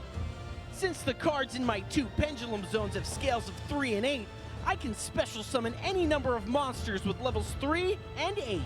I'll special summon my level 6 Performapal Bubble Bow Wow with 2,300 attack points and my level 7 Odd Eyes Pendulum Dragon with 2,500 attack points to the field. Just like that, you're able to summon 2 high-level monsters at once? This is insane! Yeah, that's the power of the pendulum summon. Now it's time to attack. I'm gonna wipe you out with one single attack. What? Yes, sir. I attack with Odd Eyes Pendulum Dragon and activate the effect of the Performapal Odd Eyes Unicorn in the pendulum zone. While my Performapal Odd Eyes Unicorn is face up in my pendulum zone, I can increase the attack points of an attacking Odd Eyes monster by the attack points of one of my Performapal monsters. I'll increase my Odd Eyes Pendulum Dragon's attack points by the attack points of Performapal Bubble Bow Wow, giving it a grand total of 4,800 attack points. You're finished, you say. It looks like the entertainment isn't going to last as long as I hoped. Hold it right there, Yuya. I activate Defense Draw. This card defends me from your attack and lets me draw 1 card from my deck. My life points are safe. You're still in trouble. Performapal Skullcrabat Joker, attack, you say, directly. Oh no. Now it's my Bubble Bow Wow's turn to attack. Bubble Bow Wow. Finish Yusei off. I activate Scrap Iron Scarecrow. This card negates your monster's attack and then goes back face down so I can use it again later. Oh, since you didn't even know what a pendulum summon was, I thought this was going to be a quick and easy duel. But it looks like I was wrong. You made it through one of my strongest opening plays. It's your move. My turn. I draw. First, I special summon Unknown Synchron from my hand. As long as you control a monster and I don't, I can special summon this monster to the field. Next, I activate 1-for-1. This spell card lets me send a monster from my hand to my graveyard to special summon a level 1 monster from my deck. I send Quillbolt Hedgehog to my graveyard to special summon Tuningware. Next, I summon Synchron Carrier. This card lets me normal summon an additional Synchron monster this turn. Now I'll tune my level 1 Unknown Synchron, and my level 1 Tuningware, and my level 2 Synchron Carrier. Come forth, Armory Arm! A Synchro summon? That's right, Yuya. Whenever my Tuningware is used in a Synchro summon, I get to draw a card. Next, I activate this spell card, Tuning. This card lets me add a Synchron Tuner monster from my deck to my hand, and then send the top card of my deck to my graveyard. I'll add Junk Synchron to my hand and then discard the top card of my deck. Are you still with me? I sure am. Now I'll use the extra summon granted to me by my Synchron Carrier to normal summon Junk Synchron. I activate Junk Synchron's effect to special summon Tuningware back from my graveyard. Welcome back, Tuningware. It's been too long. Next, I activate the effect of my Quillbolt Hedgehog. While I control a tuner like Junk Synchron, I can special summon Quillbolt Hedgehog from my graveyard. I see you have your own ways of summoning multiple monsters to the field. That's right, but it doesn't stop there. Now it's time for a second Synchro summon. I tune my level 3 Junk Synchron with my level 1 Tuningware and level 2 Quillbolt Hedgehog. I Synchro summon Stardust Charge Warrior. When Stardust Charge Warrior is summoned, I get to draw a card. Plus, I get to draw an additional card for using Tuningware in its Synchro summon. That means I draw a total of 2 cards from my deck. My Performapal Bubble Bow Wow and Odd Ice Pendulum Dragon are both stronger than your Stardust Charge Warrior and your Armory Arm. Well, they won't be for long, my new friend. I activate Armory Arm's effect. I equip my Armory Arm to Stardust Charge Warrior to increase my Stardust Charge Warrior's attack points by 1,000 to a grand total of 3,000. Whenever my Stardust Charge Warrior destroys one of your monsters and sends it to the graveyard while equipped with Armory Arm, you lose life points equal to your monster's attack points. My Stardust Charge Warrior also has a special ability that lets it attack all of your monsters. You're finished, Yuya! Stardust Charge Warrior, attack and destroy Yuya's Performapal Skullcrabat Joker! Since my Stardust Charge Warrior has 3,000 attack points, and your Skullcrabat Joker only has 1,800 attack points, let's do the math. You lose 1,200 life points. Then, thanks to my Armory Arm's effect, you'll lose another 1,800 life points when your Skullcrabat Joker goes to the graveyard. Wait, what is happening? What's going on? Why isn't your Skullcrabat Joker in your graveyard? And why didn't you lose 1,800 life points? Let me teach you a little lesson, you say. Because my Performapal Skullcrabat Joker, like each of the other monsters on my field, is a pendulum monster. And when pendulum cards are destroyed, or would have otherwise be sent from the field to the graveyard, they go to the extra deck instead of the graveyard. Since my Skullcrabat Joker doesn't go to the graveyard, Armory Arm's effect doesn't reduce my life points. Wait, a group of monsters that start out in the main deck but move into the extra deck over the course of the duel?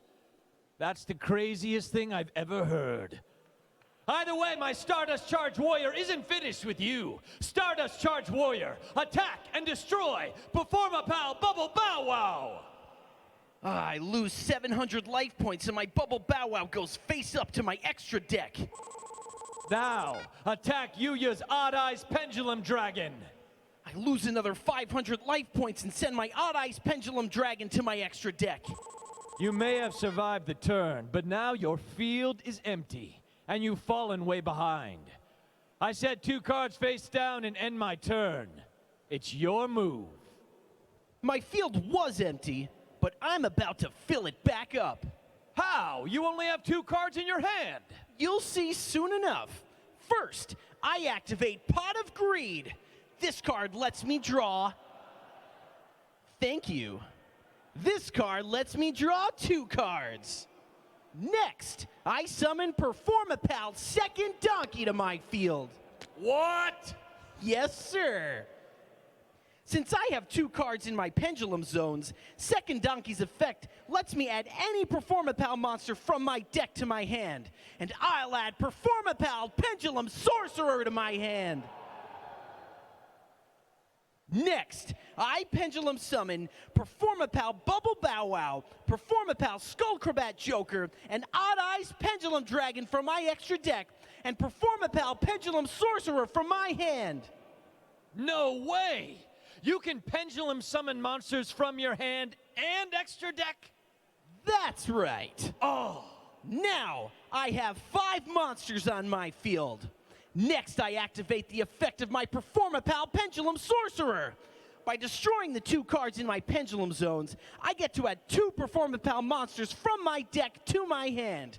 I'll destroy Performapal Odd Eyes Unicorn and Performapal Odd Eyes Light Phoenix, sending them to my extra deck, and then add Performapal Spring Goose and Performapal Sleight Hand Magician to my hand. Next, I tribute Performapal Second Donkey to special summon Performapal Sleight Hand Magician from my hand. I can special summon my Performapal Sleight Hand Magician simply by tributing any Performapal that isn't a pendulum monster.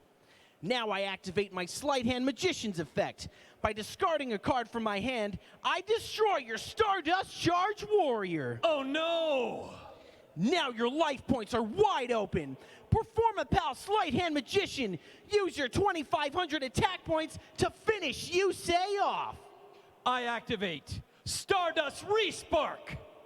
Since your Performapal Sleight Hand Magician's attack points are greater than my life points, this card negates your attack and lets me draw a card. Then, I special summon Stardust Dragon from my extra deck. Come forth, Stardust Dragon! That's right, Stardust Dragon. Your Stardust Dragon is the only thing standing between me and victory, and my Odd Eyes Pendulum Dragon is just as strong as it is. Odd Eyes Pendulum Dragon, attack and destroy Yusei's Stardust Dragon! Hold it right there, Yuya. I'll activate my Scrap Iron Scarecrow. That's right. Just like it did it last turn, my Scrap Iron Scarecrow negates your monster's attack and then returns face down. Your Performapal Pendulum Sorcerer, Performapal Skullcrabat Joker, and Performapal Bubble Bow Wow are all weaker than my Stardust Dragon, which means that my Stardust Dragon and my life points have survived your Pendulum Summon. I set 1 card before ending my turn. You may have 5 monsters on your field, but as long as I have Stardust Dragon on mine, I'm still in this duel. I activate my face-down card, Graceful Revival. I bet you remember my old friend Tuningware. It can be used as a level 1 or level 2 monster in a synchro summon and lets me draw a card when it's set to the graveyard as a synchro material. Graceful Revival summons it back to the field. Next, I activate the effect of Jet Synchron in my graveyard. By discarding a card from my hand, I can special summon Jet Synchron back to the field. I discard Rush Warrior to special summon Jet Synchron. But that's not all, Yuya. I activate the effect of my Rush Warrior. By banishing it from my graveyard, I can return any Synchron monster from my graveyard to my hand. I banish Rush Warrior from my graveyard to return Synchron Carrier to my hand. Now I summon Synchron Carrier. I tune my level 1 Jet Synchron with my level 2 Synchron Carrier and my tuning wear to synchro summon the level 5 Tuner Synchro Excel Synchron. So it's a tuner and a synchro. That is fascinating. Indeed. Now I draw 1 card thanks to the effect of tuning wear. I activate the effect of my Excel Synchron. By sending Turbo Synchron from my deck to my graveyard, I reduce my Excel Synchron's level by 1. Now, Stardust Dragon, attack and destroy Yuya's Performa Pal Skullcrabat Joker! You lose 700 life points. I'll return my Skullcrabat Joker to my extra deck. It's over, Yuya. I activate Limit Overdrive. This quick play spell card lets me combine a Synchro Tuner and Synchro Non-Tuner to summon a Synchro monster whose level is equal to the sum of my 2 monsters' levels. I combine my level 8 Stardust Dragon and level 4 Excel Synchron to summon my ultimate monster, Stardust Seifer Divine Dragon! My Stardust Seifer Divine Dragon stands strong with 4,000 attack and defense points. And since I'm still in my battle phase, it can still attack. Stardust Seifer Divine Dragon, attack Performa Pal Bubble Bow Wow and end this duel! I activate my trap card, Command Performance.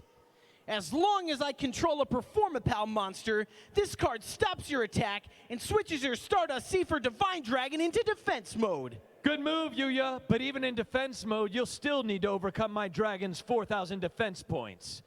It's your turn. I can still win this duel. I draw. First, I activate Pot of Riches. This card lets me send 3 of the Pendulum monsters in my extra deck back to my main hand and draw 2 cards. What an awesome draw! I activate Performa Pal Monkey Board in my Pendulum Zone. That's right. This card's Pendulum effect lets me search my deck for any level 4 or lower Performa Pal monster and add it to my hand. I'll use its effect to grab Performa Pal Camelump from my deck. Next, I activate Performa Pal Camelump in my Pendulum Zone. Once per turn, I can use my Camelump's effect to decrease one of your monster's defense points by 800 and let one of my monsters inflict piercing damage. I'll use Camelump's effect to reduce your Stardust Seifer Divine Dragon's defense points to 3,200 and allow my Odd Ice Pendulum Dragon to pierce through it. My Stardust Seifer Divine Dragon is still way stronger than your monsters. For now. Ho ho! I activate the effect of the Performa Pal Spring Goose I discarded earlier. By banishing Spring Goose from my graveyard, I get to return 2 of my Performa Pals from my field to my hand. I use my Spring Goose's effect to return Performa Pal Monkey Board and Performa Pal Camelump to my hand. Next, I activate the effect of my Performa Pal Sleight Hand Magician. By discarding Monkey Board from my hand, I get to destroy your Stardust Seifer Divine Dragon. You didn't think my Stardust Seifer Divine Dragon was going down that easily, did you? I activate my Divine Dragon special ability. Once per turn, I can negate the effect of one of your monsters and then destroy a card on your field. I'll negate your Performa Pal Sleight Hand Magician's effect and destroy your Sleight Hand Magician. What a show! Now I can reactivate Performa Pal Camelump in my Pendulum Zone. This time, I'll activate its effect to allow my Bubble Bow Wow to inflict piercing damage and reduce your Stardust Seifer Divine Dragon's defense points by another 800. Now it's down to just 2,400 defense points. Uh-oh. Yeah, uh-oh is right, you say. Now I'm inviting one more pal to the party. I summon Performa Pal Elefhammer. What?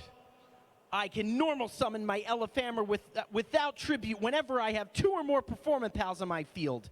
My Elefhammer has 2,600 attack points. Now I switch my Performa Pal Pendulum Sorcerer into attack mode. Finally, I activate this spell card, Performa Pal Dramatic Theater. This card increases the attack points of each of my monsters by 200 for each type of monster on my field. Since I have a beast, spellcaster, and dragon on my field, each of my 4 monsters gains 600 attack points. Elf Hammer, attack and destroy Yusei Stardust Seifer Divine Dragon. Let me play an old friend once again. I activate Scrap Iron Scarecrow to negate your attack. I still have 3 monsters that can attack. Bubble Bow Wow, use your 2,900 attack points to attack and destroy Yusei's monster. Well, thanks to my Stardust Seifer Divine Dragon's effect, the first time any of my cards would be destroyed each turn, it's not destroyed. What? That means my Stardust Seifer Divine Dragon isn't going anywhere. Well, even so, since my Camelump's ability let my Bubble Bow Wow deal piercing damage, you lose life points equal to the difference between my monster's attack points and your monster's defense points. That means you lose 500 life points. And now that your Stardust Seifer Divine Dragon has already protected itself once, it's vulnerable to my next attack. Odd Eyes Pendulum Dragon, attack and destroy Yusei Stardust Seifer Divine Dragon. Oh no! Yeah. Your Odd Eyes Pendulum Dragon has 3,100 attack points, but my dragon only has 2,400 defense points. Since your Odd Eyes Pendulum Dragon inflicts piercing damage, I'm going to lose 700 life points, and my dragon will be destroyed. Actually, Yusei, hate to break it to you, you're gonna lose 1,400 life points. Whenever my Odd Eyes Pendulum Dragon attacks a level 5 or higher monster, any battle damage that it inflicts is doubled. This isn't good. No, it sure isn't. You have no cards on your field that you can use, and only 300 life points left. It's over, Yusei. Performapal Pendulum Sorcerer, end this duel with a direct attack. Hold it right there. Are you guys ready for this move? I discard Swift Scarecrow from my hand to stop your attack and end your battle phase! Good save. But with no cards left in your hand and only a Scrap Iron Scarecrow on your field, this duel is as good as over. I don't know about that, Yuya. Let's see how it plays out, new friend. As long as I'm still fighting, this duel isn't over. I draw. I activate Pot of Desires. Now, by banishing the top 10 cards of my deck face down, I draw 2 cards from my deck. Ho ho! Just what I wanted. I activate the effect of my fallen Stardust Seifer Divine Dragon. By banishing it from the duel, I get to special summon any Stardust monster from my graveyard. I banish Stardust Seifer Divine Dragon from my graveyard to special summon Stardust Charged Warrior back to the field.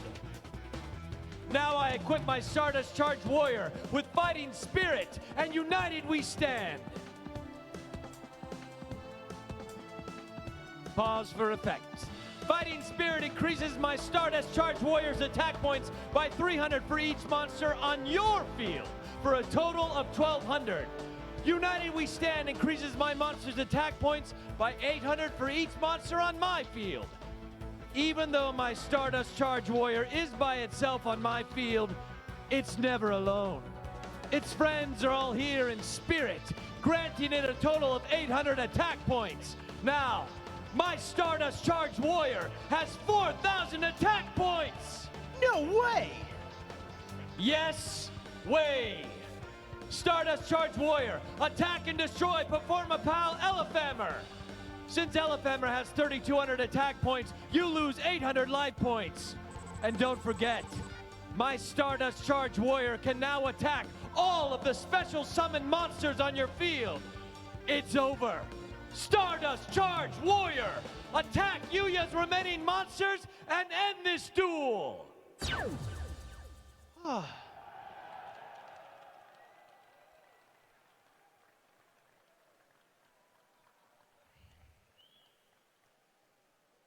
I can't believe I lost.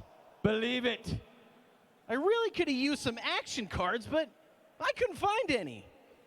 Oh, that was a tough duel, Yuya. And I'd bet it was as entertaining as a high-speed turbo duel. You're right, Yusei. All that matters is that the audience enjoyed it. I'm going to keep practicing my dueling skills so I can master all sorts of new strategies. And then, I want a rematch. I'm looking forward to it.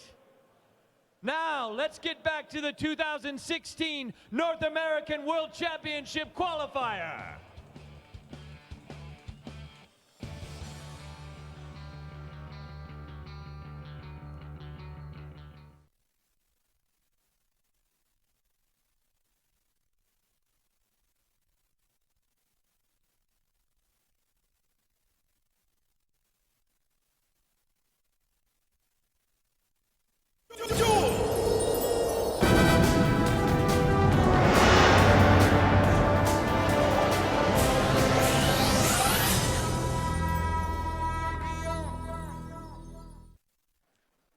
Welcome back to the 2016 Yu-Gi-Oh! Trading Card Game World Championship. We are in the home stretch of Day 1, now entering the 5th and final round of Swiss, where the current world champion, Shunsuke Hiyama, is on the verge of not making Day 2. After taking a devastating loss in Round 1 to Madolches, he's sitting on 9 points going into the final round, whereas there are duelists with 7 points behind him who could leapfrog him with a win in this round and Hiyama's loss. In this round, he is playing against his fellow Japanese competitor, Soichiro Kajihara, who you might also recognize from an earlier feature match. He was running Magispectors. And while his deck did what it was supposed to do, Travis Smith's did as well. And Smith got to go first 2 games out of 3, and that was all she wrote. Yeah, so these two really kind of fighting for that final few places for the Day 2 of the World Championships. It is possible for both to make it, but the only way to guarantee a seat in the top 8 is to win. Yep. So it looks like Kajihara's taking the first turn. He's got Sky Iris, 2 face downs. He's terraformed for the Sky Iris. Yeah, straight out the blocks here. No messing around. Sky Iris. Odd Eyes Pendulum Dragon. And in the end phase, he's destroyed it to get Magispector Raccoon Bunbuku to his hand. Yep.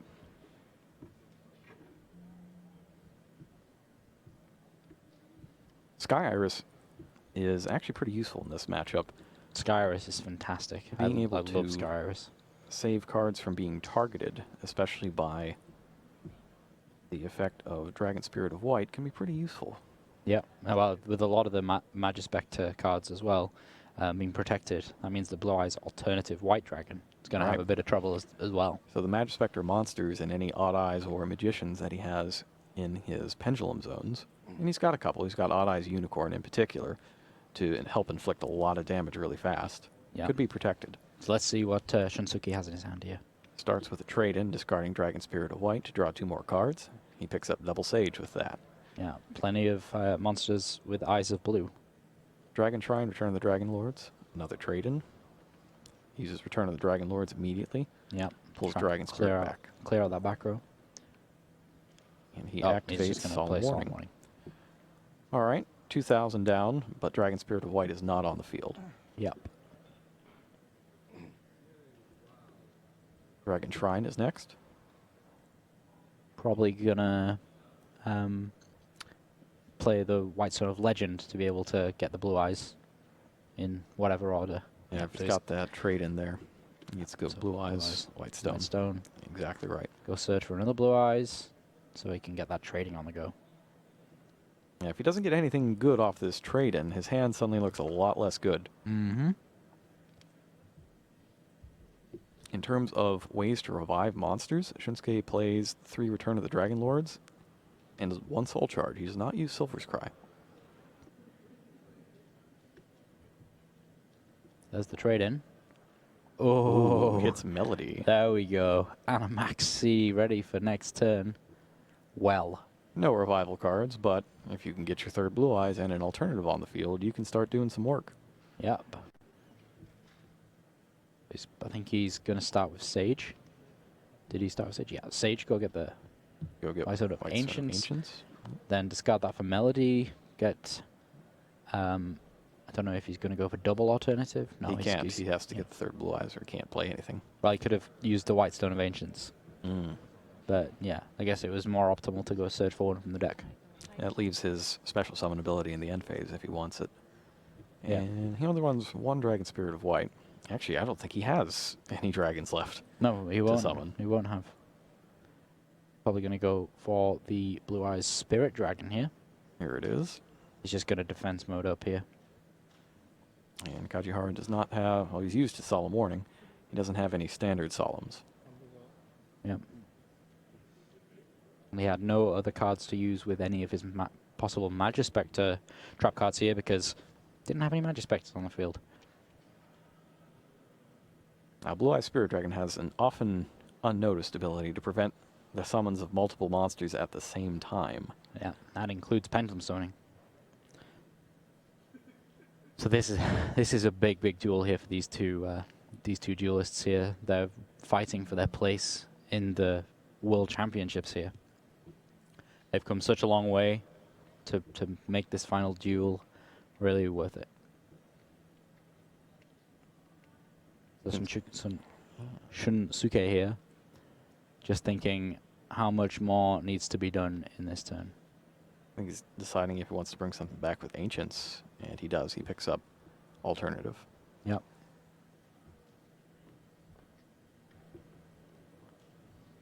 Whitestone of Ancients, so versatile. That card is extremely good. It's a tuner. It's level 1. It can summon things in your end phase, and it can add back Blue Eyes monsters from your graveyard. So Cards of Consonance, perfect usage of it. Melody.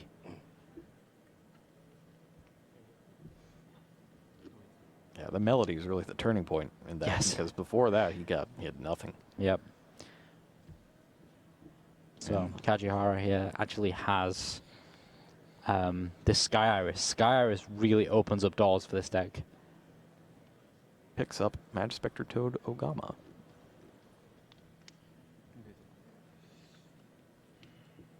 I guess it really depends on what that other face down the card is. What is the scales of Bunbuku and Ogama? Are they compatible, John? They are 5 for Ogama. And Bunbuku is also 5, so they are not compatible. Okay, I was just thinking maybe he could try and get around that Spirit Dragon by summoning the Archfiend Eccentric. He's going to go ahead and destroy Ogama. The last Odd Eyes monster in his deck should be the Unicorn. Yep. There it is. That's a scale 8. A little better. You can still use a low scale, though. Archfiend Eccentric 7's not very low. No. You can search for one with Bunbuku, though. Yeah.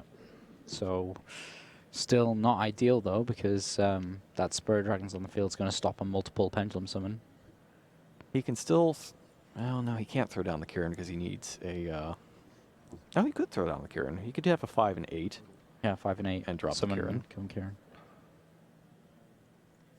Is that really ideal? I don't think so. I don't think it's ideal, but it does force the Spirit Dragon out.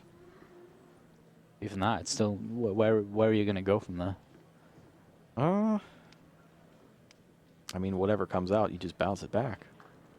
But Kirin targets, no? Kirin targets, but he can chain to the effect of Azure Eyes. Oh, Azure Eyes is a trigger effect. Yeah, sure. But I'm thinking... okay, anyway, he had Tornadoes to solve this. Yeah, it doesn't. Yeah. Doesn't super matter. It's interesting that he played the cards in that order. I guess it's to just get it off the field. Yeah. So yeah, Max C here. So that's going to stop any further plays being made here. But it's still Kajihara probably isn't going to mind giving him one card to be able to summon all of those monsters. I wonder what he has in the way of non-targeting effects that he could possibly use. Doesn't look like a whole lot. He does have the Unicorn, though, so he could buff up a monster. Let's see exactly how the Unicorn works.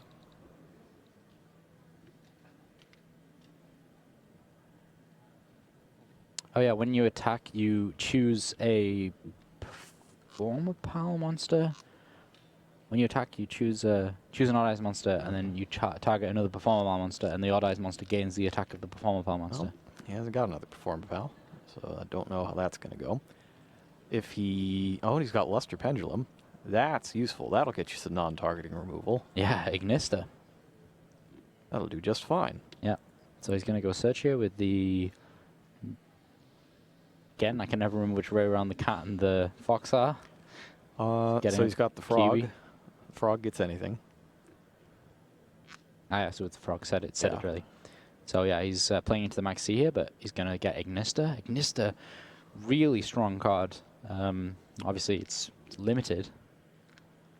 For that exact reason, when people were being able to play 3 of those and get 3 of those out on the field all at once. And Shinsuke's now taking a look at something.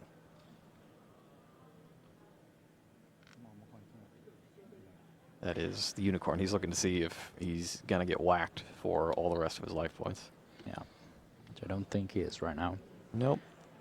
But a fair chunk of them. So this Ignista's huge. So yeah, Kieran is exactly where it needs to be now. Kieran is in the place that he really wanted it. Oh wow, he's just going in. He's probably going to try to pick up a totem bird. Maybe knock off one of those cards. Oh no, Acid Golem. Acid Golem could do it. No, that's enough. That's enough. Wow. I completely forgot about Acid Golem. I did forget about Acid Golem. I didn't see it in there. Wow. Whoa. That's in there. What an explosive play by Kajihara here. Where is it? There it is. There's Acid Golem. That was so explosive. We weren't expecting that at all. No. Wow. The thing with Acid Golem is that it always seems like either a last resort or something like Skill Drain is in play, but well, you can't forget it's got 3,000 attack points. Yeah, you might as well rank play 3. It. Should I win or not win? Yeah, let's try the you win gotta bit. win. Yeah. So wow. You don't see it often, but Suichiro Kajihara has taken the Max C challenge and won. Yeah. Yeah. Was there any point where he could have drawn into something, maybe like Battle Fader was like the best kind of draw he could have gone into? You know, his only cards he can play from his hand were Max C and Effect Veiler. Yeah, so... And the Veiler could have stopped the Ignister if he drew it soon enough. Yeah, but he did obviously not soon enough. He needed one more extra summon of a Sage to get that protection. Yep. So it looked like Shinsuke was just going to bowl over Kajihara. Yeah. What an explosive play we see by Kajihara there. Kajihara. Last time we watched this Magispector deck, it was not very explosive whatsoever. It was kind of really defensive, small, diddy beats. That was about it. I think Kajihara has a way better matchup against Shinsuke's version of Blue Eyes, though. Shinsuke can't start with Cyber Dragon Infinity. Exactly. Yeah. I think when we saw him play against Travis, it was a matter of, like, a free game got given away because of that Infinity play. Yeah. But, yeah, so let's see what they decide to side deck here. I think this is the kind of thing where, we talked about this, about you play a Blue Eyes deck or play a deck that's going to beat Blue Eyes. It's... Kajihara's deck is pretty good at beating Blue Eyes when it gets a chance. Yeah. All right. So I think we talked about Kajihara's choices quite a bit last time. He's got the maxis that he can put in for himself, along with Dark Hole to try to force things out. Also has the Cycle Readers. Yep. Very popular pick this weekend. Yeah. Those he got it against Travis Smith. It just didn't help. Yeah. Smith had everything else he needed. I think something that's really fascinating about the World Championship is we've not really seen like all these decks seem to be really level in their like strength levels versus consistency. No one's really playing anything that's not strong. All these decks are really kind of even playing fields. The only thing that really feels like it elevates something above the general level is that Galaxy Soldier deck, because Cyber Dragon Infinity is such an unsolvable card. When your best choice to get rid of it, because the Kaijus aren't allowed yet, they're not released everywhere. Your best choice to get rid of it is Santa Claus. Yeah, Santa Claus, Volcanic Queen, or the good old-fashioned Lava Golem. I'm sure that Marek would have liked to see that here. We actually had Marek at one of our, I think it was our WCQ last year? No, it was WCQ or the YCSs. Yeah. It was one of the two. I can't remember. The mind control thing, the after effects of that were brutal. Oh, yeah. Yeah, he was at OICS, I think. Pretty sure he was nice. Yeah.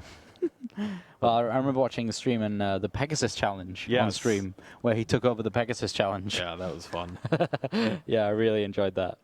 And that was a lot of fun. All right, looks like our duelists are ready to go for game 2. Shinsuke from past From our past experience with him today, he's probably going first. I feel like the duelists have decided this not necessarily based on their matchups. They just know what they want, and they're always going to take it, no matter what they're playing against. Yeah. Both of these players here really concentrated. First game took about 15 minutes. Yeah. So looking over to the main event stage here, we can see there's no Dragon Duelists, because obviously they finished last round. Shinsuke's got a lot of melodies. 2 melodies. Blue Eyes Alternative White Dragon, which he discards to one of the melodies. He's also got Twin Twisters and Solemn Warning. That's about as good a hand as you can ask for. Maybe Sage. Sage would make it better. Yeah, give him a normal summon. Give him a tuner, too, because he's missing that at the moment. Yeah. He's just going to be able to summon the alternative White Dragon and then set a few cards and leave it there. Really needs that tuner. Yeah. But there's no way for him to continue on to get that tuner. That's going to be his turn ending there. Twin Twisters and Solemn Warning, though, ought to put a stop to most of what Bachar can get up to. I don't know that he's playing removal. Not really. Yeah, apart from the few Magispect spell cards that he's playing, I'm so very interested to see how those end up working for him in this duel. Blue Eyes Alternative White Dragon hits the field. Yep. And sometimes all you have to do is just keep that monster on the field. Yep. And it's very strong. Very, very strong monster. Goes to set a card. And then seems to pick it up. Yeah, I've decided against it. Question isn't, do I set anything? It's how many things do I set? Yeah. So what did he end up setting? That should be the Twisters and Solemn. I guess the real question is whether you set the melody as well. Yeah. I don't think you do. No, I don't think it's not. You can maybe give them a bluff target with Twin Twisters. But Yeah. if I had to guess, I would think that Shinsuke and Suichiro have spoken at least about this event. And he would probably know whether or not he runs Twin Twister. Yeah. Bunbuku is So that's a first up. great start here. Bunbuku. And it Soon eats- stopped. It eats a Solemn. Yep. Poor Now- little raccoon. I Yeah. love all the Magispectors. The Magispectors kind of remind me of the Mythology cards, actually. They're cool little animals or little creatures that just look really cute. So Bachar has got an eccentric. He could probably use to take out that last card. Yeah, and he's got Dark Hole if he wants to clear out the rest of the field. He's also got Cycle Reader to banish everything else. So yeah, just Dark Hole and pass. Shinsuke's picked up Dragon Shrine. Yeah, that's going to be able to actually put a lot of traction in his plays here.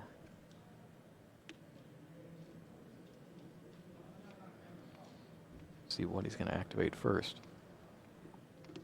Still doesn't have a tuner, so he'd just be swinging with alternative dragons. Yep. Yeah, I think he's probably going to basically do what he did last turn. But Melody, alternative. Yeah. Oh. Well, this time he gets to attack since it's his second turn. Yeah. Here's Dragon Shrine first. Only one possible card he could have played from hand in that situation. Well, that would directly respond to anyway, which is the Herald of Greenlight. Loved those Herald cards. You might get another shot to play them if you pick up the Cyber Angels. Yeah. Cyber Angel, Herald of Perfection. I like Herald of Orange Light, actually, since it's a tuner. You Yeah. combine it with the Cyber Petite Angel and get Herald of Arclight. Just play all the Heralds. Oh, I love Herald of Arclight. It's even better in that deck because it searches ritual cards. Yeah. Well, it was great in Necros. To be able to use with Necros Kaleidoscope. Yeah, not that it ever actually hit play, except in very rare circumstances involving Glow-Up Bulb. Yeah, Glow Bulb and Costless. And Shinsuke's still thinking about what he's going to send this Dragon Shrine. What kind of options do you think he's got here? What is he thinking about? He's thinking about probably how many Blue Eyes he's going to have left in deck. Because he's got one in hand. He's going to have one in the graveyard now. He needs to make sure that he has something to show when he finally gets to Alternative Dragon. Yeah. So he's probably going Blue Eyes Stone. I think he must be passing straight to the end phase. Yeah, he must be going straight to the end phase. The communication is not seem to be happening here. Yeah, I definitely feel like he's going to the end phase. That Dragon Trite should be the graveyard. That would be the only thing I can think of is if he went Blue Eyes Stone, Summon, Spirit, go. Yeah. Yeah, that's exactly what happened. So we see Yatta being drawn there. That's the crow's name, isn't it? Yatta. Yep. Not that other Yatta. No. That guy is definitely not allowed anywhere. Do you not like Yatta Garasu? He, yeah. No, I don't like him. I love Yatta Garasu. Not as much as Dan doesn't like him, but I am not a fan of the draw face skipping bird. Well, I remember my Yatta Garasu deck. All right, so Kajihara summons Yatta, and Shinsuke responds by checking his graveyard. I don't know what, if anything, he has in there that would help this situation. Yatta picks up Magic Specter's Sonics, I believe. I think that's Sonics. Sonics. That'll allow him to, strange as it seems, have a Magic Specter monster successfully fight and defeat a Blue Eyes. There's Sonics. Doubles the attack and defense. And Crow, I think, has 15. Oh, no, it has 1,000, so it's not enough. But still, he could have some kind of pendulum play here. You have to get it past the Twin Twister. So he attributes it for Storm. Okay. Oh, did he have Storm as well? Yeah, he had Storm. That was in his opening hand. That makes sense. Okay, so Storm here. Plays Storm. What was the Storm again? Just is it just destroy one card, or is it face-up cards? It's bounce a card to the top, or shuffle it into the deck. Target one monster, shuffle it into the deck. Okay, so definitely going to go for that Spirit Dragon. Obviously, it's the only monster on the field. He's gotta. Yeah. So what else has he got in his hand? What's his follow-up play going to be here? Well, he's only really got Archfiend Eccentric because he's played the Crow already. He's got Cycle Reader, which he needs to save for later. I guess he could destroy the Twin Twister. Or With attack Eccentric? For 1,000. Looks like Shinsuke's deciding if he wants to do that, which I don't know that he can actually do. So the Blue Eyes gets shuffled in. So tributing is a cost for this. And the problem here is Dragon Spirit requires your opponent to control a monster. Yeah. So that just gets shuffled right into the deck. Yeah, so he cannot activate Dragon Spirit of White. Yeah. In that case, it goes into the deck. Yep. So that's fine. Probably a small caution there for that, but nothing major. Yeah. Again, I think it's really important to note these guys are playing for a position in the top 8 of the World Championships this year. They're both just so calm about it. And I think they're both running on such a low steam. They don't really have very many options going on here. Shinsuke has just picked up Master with Eyes of Blue. That can revive Blue Eyes monsters from the graveyard. Summons Master. When it's normal summoned, you can add Light Tuners back to your hand. And he attempts to add back the White Stone of Ancients, only to have it banished. And something else is probably getting banished Yeah, as with well. Cycle Reader. Presumably, it's going to be the alternative dragon that was properly summoned. Yes, the properly summoned one and Ancient Cloak. Remember, the first alternative dragon is there because it was discarded to the first melody. Yeah. And straight away he goes in with another melody, which is going to get him the Blue Eyes alternative dragon.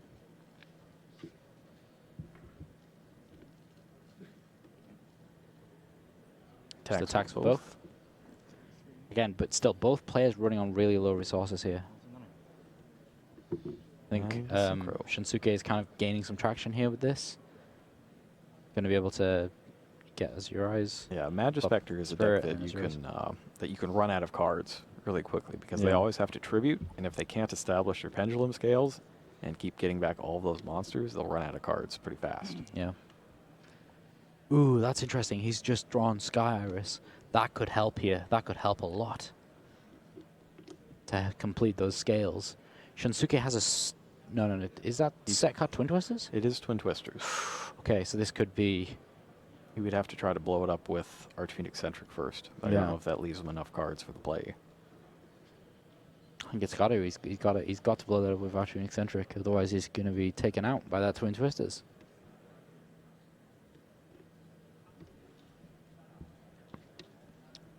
That's a monster, sense a spell, or trap. I was expecting him to kind of be able to extend through plays here. Maybe not. Maybe he just didn't have enough cards. Yeah, I don't know that he's got a whole lot working there.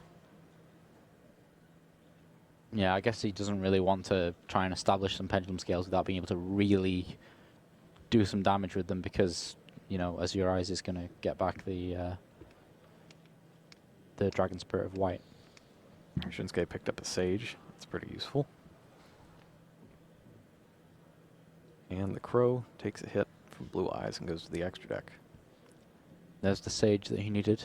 Yeah, this could get unpleasant if Crystal Wing Synchro Dragon makes an appearance. Wow, yeah. We've not actually seen that on stream. I don't think ever, or at least in Europe. And today we've not seen it. Yeah, has it ever been played on the European, on the US stream? It depends on which. There's kind of a more combo-heavy version of the deck that runs Maiden and Mausoleum of White. Yeah. And then there's this version that's just alternative, spirit all the time. This is the more focused deck. It usually doesn't get that far, but when you do get that far, it's probably because you're already really far ahead and you're just mopping up. Yeah.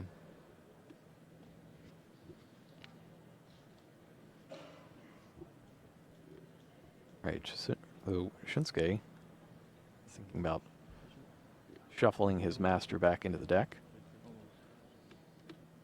Sends Sage to the graveyard. Shuffles master back into the deck. That alternative, is that alternative able to be summoned? That was the third alternative. The first one should still be in there. Okay. Make sure. I don't see one. Actually, no, that might not be... That might not be kosher.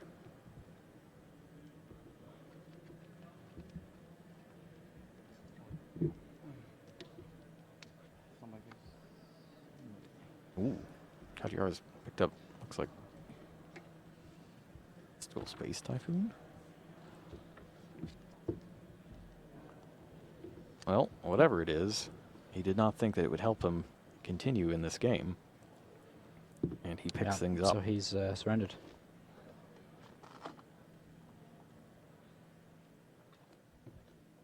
Very interesting. So things just kind of spiraled away. He couldn't pick up enough pendulum monsters with the appropriate scales to start summoning things back. Yeah. He does get another shot to go first in this last game, though, which has worked well for him in the past. Yeah. So I've said it enough times now. This is really for the place in day 2 here. Mm-hmm. These guys are playing for the honor of coming back. Win and you're in tomorrow. But if you lose, you have to sit and wait and find out how everybody else does. And the really scary ones are people on 7 points. Yeah. Player with 7 points that wins, goes up 10, you're at 9. You could get knocked out. Yeah. Pretty scary. But, all these guys seem to be having an absolute blast here at Worlds. We've been talking to many of the players throughout the rounds, between the rounds, and they all seem to be having an absolute great time.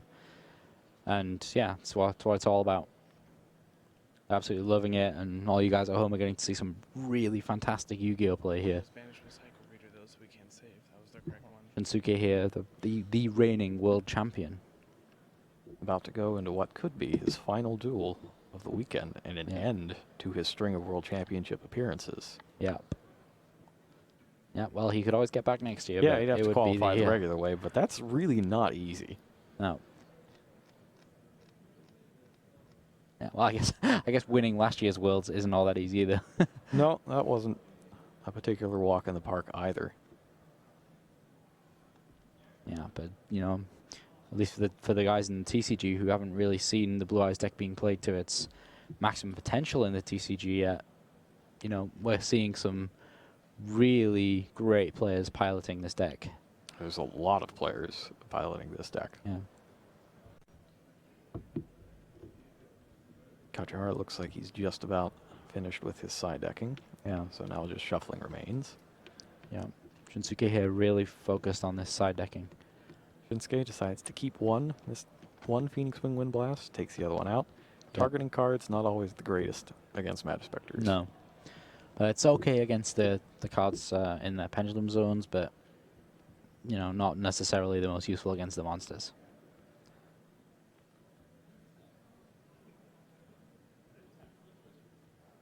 Right. Players shuffling pretty quickly.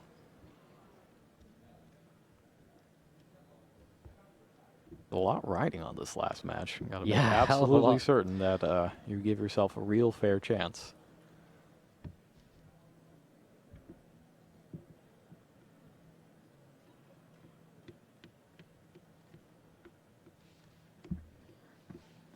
So it's still absolutely heaving here at the World Championships. There's so many people here. This is the first time I've come to the US for an event. There's so many people. Yeah, just over in the other room where it's just public events. Yeah. And carnival games, that sort of thing. That place is packed. Yeah, and there's at least like 50 people just sat watching the screen that's in front of us on this fantastic stage that's playing the feature match. So we've got screens up above the stage that let you see the action that's going on. And we've got people out in the crowd there watching that. Yeah. We've got a screen just outside the hall that also plays the sound, and people standing there watching that. Yeah. And you can also hear all the announcements and everything over in the public events room as well, so you always know what's going on. Yeah. So a big hello to those guys who are stood right outside the door watching us. We see you. All right, it looks like we are just about ready to go. We've got opening hands drawn. It's like a huge cinema in here, really, if you think about it. Kajihara's hand is... That's always a good start. It's a little rough. His only monster is Kieran. That's always a good start. He's going to be able to complete a scale. I can't see the rest of his hand, but Sky Iris immediately starts him off to get some plays. Sky Iris destroys the Kieran. Probably going to go for that Odd Eyes Unicorn. Oh no, he's searching for something else. Maybe the dragon? Yeah, he's got to get the dragon because he doesn't have any other monsters. Okay. I could see this one going really badly, really fast for Kajihara. Well, he's got plenty of set cards. I just turned to the left to see Massica Restrict. Yeah. He's got traps that require tributing, no monsters to tribute. And that's on top of getting hit by Twin Twisters. Wow. That's going to be a pretty brutal Twin Twisters. Shinsuke's got a Shrine, White Stone of Ancients. Well, Kajihara, actually, no, he gets to, no, that's in the end phase. Odd Eyes is in the end phase, so he's got a Bambuku, but he can't play it. Yeah. That's rough. Massacre Restrict immediately makes multiple cards on Kajihara's field useless. Yeah. So which trap cards did he have set? Was it Magic Spectre cards? We never saw. It was Magic Spectre cards and a Solemn Warning. Wave to the camera, Jerome.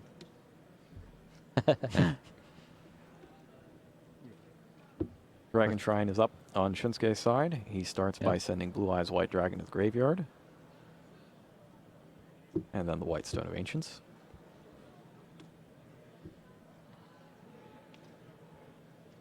Oh, 3 Massacre Restricts. How does that happen? Yeah, there's no tributing to be happened here. There's a very small percentage chance of that happening. It is extremely tiny, in fact. That is... I can't even remember the number right now, but it's like less than 2. I think it's 1.8. But for you to draw all 3. Something like that. Yeah. It's not a big number. Yeah. In the end phase, Solemn Warning takes out the effect of White Stone of Ancients. Yeah. And that's actually pretty good for Kajihara. He keeps the Blue Eyes off the field. He can start establishing what he wants to do. Field presence, yeah. He is basically one pendulum monster away. He's just completely blowing Shunsuke out. Yeah. Yeah, seriously, this is so tense here. Both of these guys fighting for that place in day 2 terrifying of the World thing. Championships. Terrifying thing about pendulums. All he needs is a card that he can take out with Sky Iris, basically. Yeah. There's Bambuku. Those 3 cards that are set are looking really scary right now, but they're just 3 Mask Restricts. That's not necessarily... It's not good if Kajihara puts 8,000 out. No. I don't think that's possible right now. Do you think so? No. I think he can get real close, though. Maybe if he invests in that acid golem again, we might see something crazy happen. Yeah. He gets another Bunbuku. Yep. Oh, I see what's going on here. He's looking to get into a position where he can start negating spells and traps while also continuing to rack up the searches. Yeah.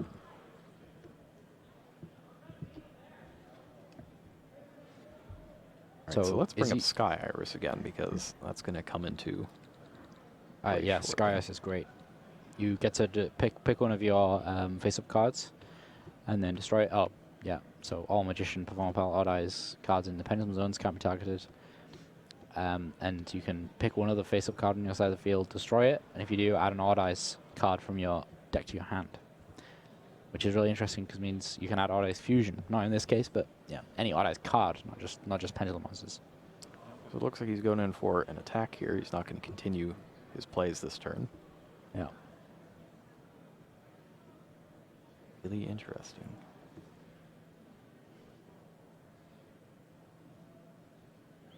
Back on Shunsuke's side. Did he have a Twin Twisters? That was one of his cards, right? Shunsuke. 2 masks and a Twin Twister? With the 3rd mask in hand? Yeah. Must be. Probably going to discard the 3rd mask. Yeah.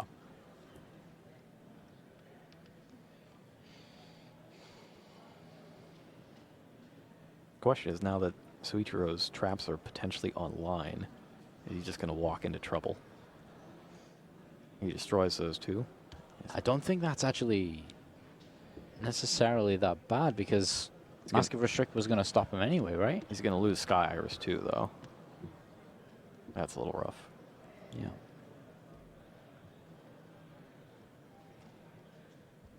They could have done with keeping hold of that Sky Iris. Yeah, I'm a little surprised that he didn't use the Iris. Like, I can understand why he didn't, but I'm a little surprised. Yeah, same. Because he could have... No, he couldn't have completed a scale, because he could have completed a scale. Yeah, it would have been 5/8, which gets back Odd Eyes and Kieran. But he could have searched for a Kieran instead of the other one, Bunbuku, and got a small scale. But I think he was probably investing. He was trying to invest a little more for next turn. So, yeah. And then Shinsuke picks up Return of the Dragon Lords because everything seems to be going his way. Yeah, wow, that's going to really turn things back around for him. That's kind of spectacular. Wow. We saw this in his first match as well. That he just got, draw. like, his starting hand didn't look good, but then he just got this incredible run of every card he needed. That's an amazing card to draw here. As soon as Kajihara sees him looking through the extra deck here, he's just kind of, his head's just in his hands. Yeah, this is just, it's going to get kind of rough if number 38 makes an appearance. Yeah, definitely. You get 5,500 damage in and then stop spells, and that's it. Yeah, wow.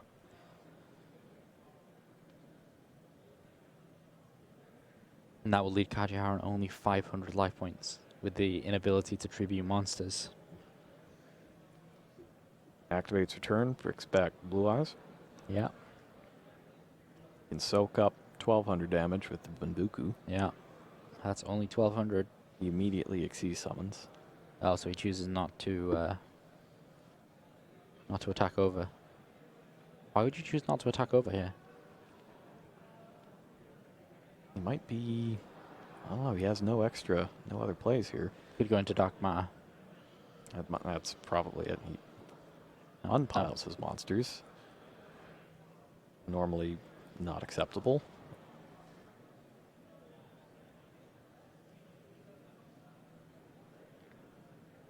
Yeah, I guess it would be to go for the dark matter play. Yeah. That's all I can think, really. Is if you dark matter... I'm trying to think if there's a way you can get an alternative out here. I don't think there is, because you can only use one Ancient's effect per turn. Yeah. No, I don't think there's no way for him to produce any more monsters here. It was more just him filling up his graveyard in the correct manner.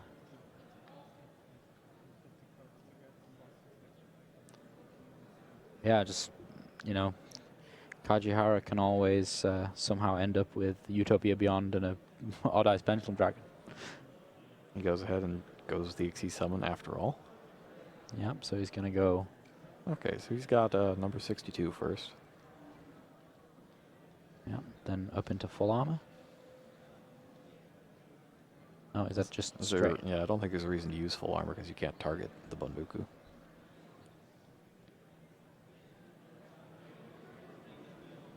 Sends...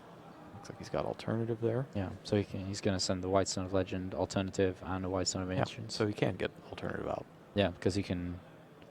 Does he have a Blue Eyes already? He doesn't have Blue Eyes. Oh, yeah, but no, he can just just... sending White Stone of Legend. Yeah. So yeah, he can get another alternative out. That would be, what, 28 and 3,000? Yeah. That's even closer than the 55. Wow, this was such a turnaround because of that draw of Return of the Dragon Return Lords. of the Dragon Lords is just Seriously. so good. Wow. So he's going to be able to get that back, get the alternative back, and then just attack through here. That's going to do a total of 58 damage. That leaves Kajihara on just 200 life points here going into this last turn. And he's already used his Dark Hole, I believe, because he had that Dark Hole pass turn. Yeah. That last game. This all comes down to this last draw here by Kajihara. He needs to draw some serious heart of the card stuff for him to be able to come back in this game. He needs a high-scale pendulum monster. Yeah. Because he can get back here. Shunsuke was not able to put down the number 38. Yeah, exactly. So this it was possible. Yeah. I thought that was the option, to be honest. Not over yet. Nope, not over at all. Was there a raccoon? Yeah, he attacked it. He already did the battle phase. Oh, okay. What's life now? So what are life points? And he also gets a stone effect. Just throw another Blue Eyes down there. Yeah. Just to add to the whole thing, gets another Blue Eyes. Yeah. Did we see Dark Hole just then? Or was Dark Hole was last game, I think. Was it last game? Yeah. So it's still possible. There's a couple things that could happen here. Although Dark Hole doesn't help now the Return of the Dragon Lords is in the graveyard. Yeah. Wow, just 200 life points left here for Kajihara. Shunsuke really showing here that he is not willing to give up that title lightly. The current reigning world champion here, showing us what this Blue Eyes deck can do. It's a big turnaround from losing your first match and then running the table for the Yeah, rest of the day. Absolutely. It's really tough as well when you lose the first round. Yeah.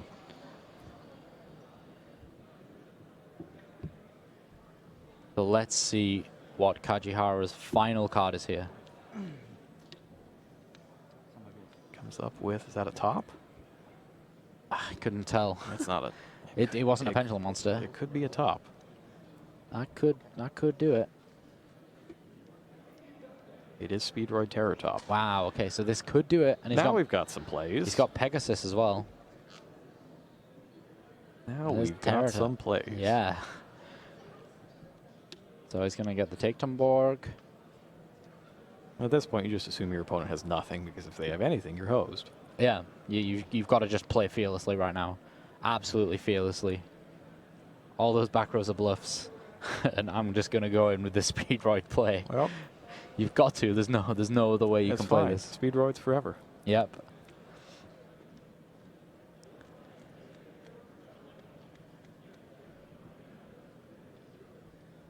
No, I think this is where you would want the Trishula. Yeah. I don't know how you're going to get it off of this one Terratop, but if you could. Yeah, well, my favorite Trishula is always welcome in the feature match area. Always welcome. Borg is next. And Yeah. Shinsuke checks the extra deck to see how much stuff is in there. Should Soichiro actually manage to complete his pendulum scale? Yeah.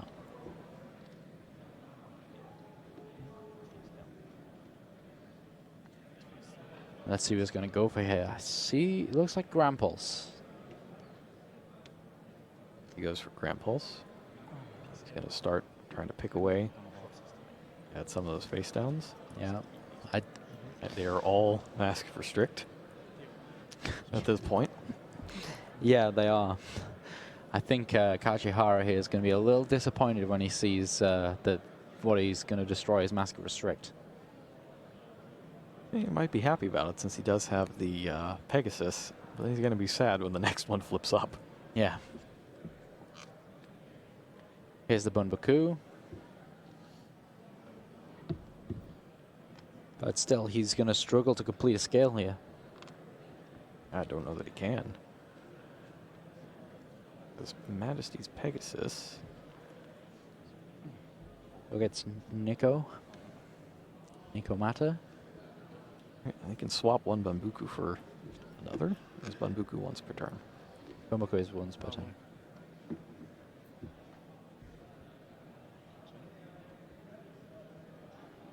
And there we see the Mask of Restrict. Wow, this has just been a long time coming, really. The Mask of Restrict's been sat there for such a long time, and now we finally see it being flipped up there. He waited until after the tribute happened, though.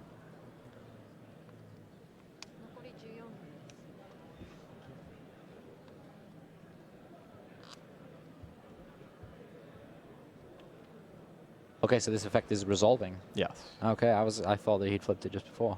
He waited for it so that he basically knows if his opponent gets something to search out a trap, it won't be usable. So he gets the Fox. Yeah. QB. And I don't know how much that helps since Dark Matter can attack both monsters. Yeah. Dark Matter can attack both the monsters using its effect and then just Blue Eyes direct with its White Lightning attack. That's one. Says go.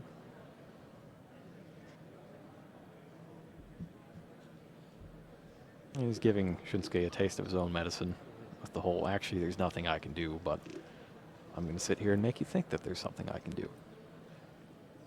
Well, here we see that, you know, Shinsuke was not willing to give up his place in this World Championship. He's really showing that he can win it back to back. Would it be the first time that we see a world champion win back to back? Yep. Normally, it doesn't happen. A lot of times they don't even make top 8 the next year. Yeah. So this would be almost a first here in Orlando. So we just see the final Blue Eyes down here. Dark Matter Dragon using its effect, going to be able to attack both those monsters twice with its 4,000 attack points, and the attack with the alternative White Dragon.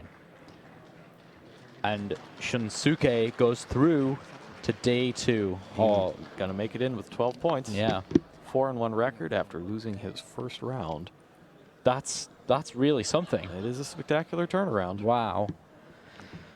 Yeah, that's really something to be able to, take that loss right at the start of the day and then just be able to move on, really, think about the rest of your games and just be able to keep going and going and going and winning the rest of those matches. It's weird. This feels like the first time that we actually saw a deck fail to do what it was supposed to do. Yeah. And it's just a case of, well, I only drew one monster, and it was the level 6 one. Yeah. Guess I have to give you a turn.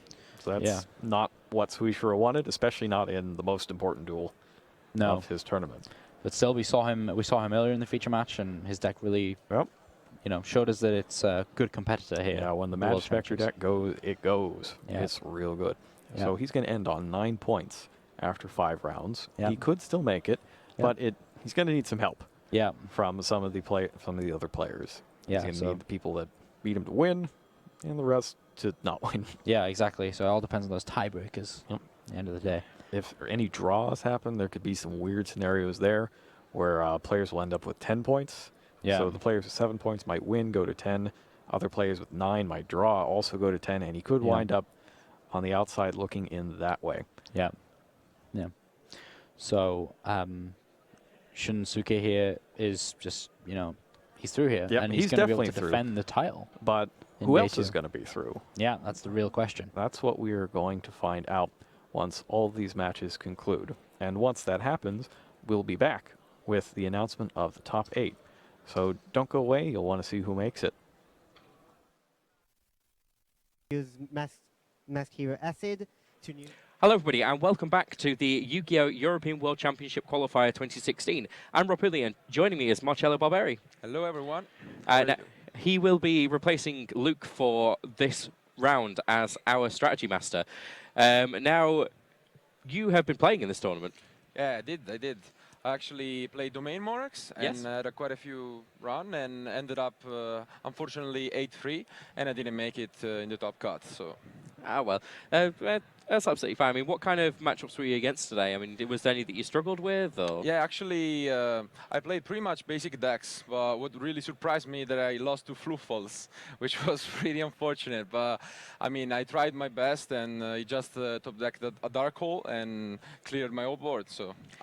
See, back in the UK, when I'm doing everything with my consumer events, I do something called Challenge the Master, and we always pick somebody who's quite good to be able to kind of play it. It's actually Kiwi who is one of our judges usually, and he once got beat by Fluffles, and whenever he plays against Fluffles, he always gets beaten, no matter what deck he's playing, and he really upsets him every time. So I know there's somebody out there that feels your pain. Like, nice to know. So, you were playing Domain Monarchs. Between Domain Monarchs and Xyz Monarchs, what's the better Monarch? Definitely Domain. Yeah. I was actually unsure about it and tested during the weeks before this event. And initially I was thinking extra deck Warnash was better.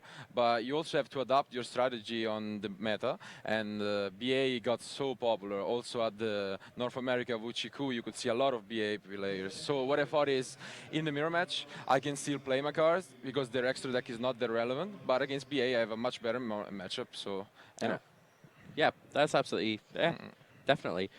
Now, our players are coming over to the table. They look like they're just shuffling up and getting ready. They may need a little bit more time because they have just got there.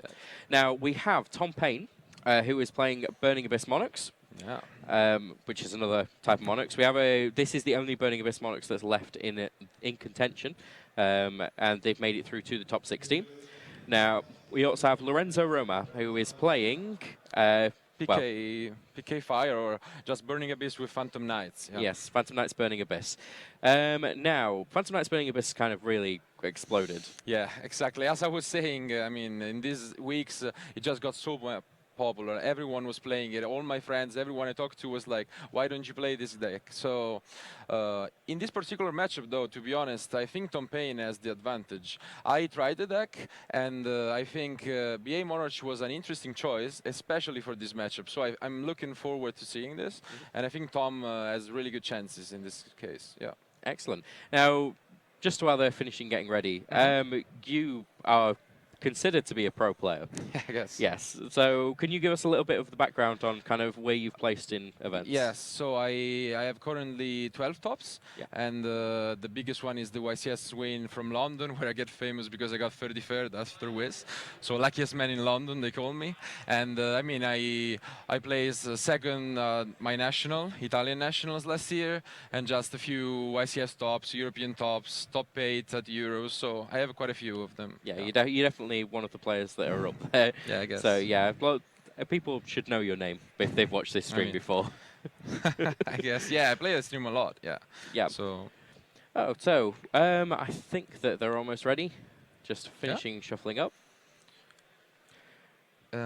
Looking at the deck list, something that really surprised me was Tom Payne is playing 40 cards and also a lot of draw power. And when I tested BA Monarchs, something that actually came up is that you need a lot of resources. So you need more than them, and that is a surprise. So I want to see how that works out for him. Okay. Can you see anything else in any of the other deck lists that you think, oh, this is interesting? I mean, as I said, the BA Phantom Knight looks really standard. Something that's probably gonna feel bad for Lorenzo is the lack of Effect Veiler, which I found to be really important in this matchup, and he doesn't even have it in the side deck, I believe. So we will see if this decision come up. So. The first time that we showed this on stream was actually quite funny because it's the opponent of the person that was actually playing this deck was like, oh, okay, I'm playing against Speedroid, Burning Abyss, Monarch. Okay, then. Okay. And just carried on. He was kind of a nose guy. It's actually Finn who won and is actually now in the top 8 as well. So Yeah, the deck is definitely a good contender. now, they are ready, so let's head on over to the table. Okay, they're just going to load in the hands now. Let's see what it is that they've got. Nice handshake. It's always good to have a bit of a good sportsman conduct. Yeah, especially at this level.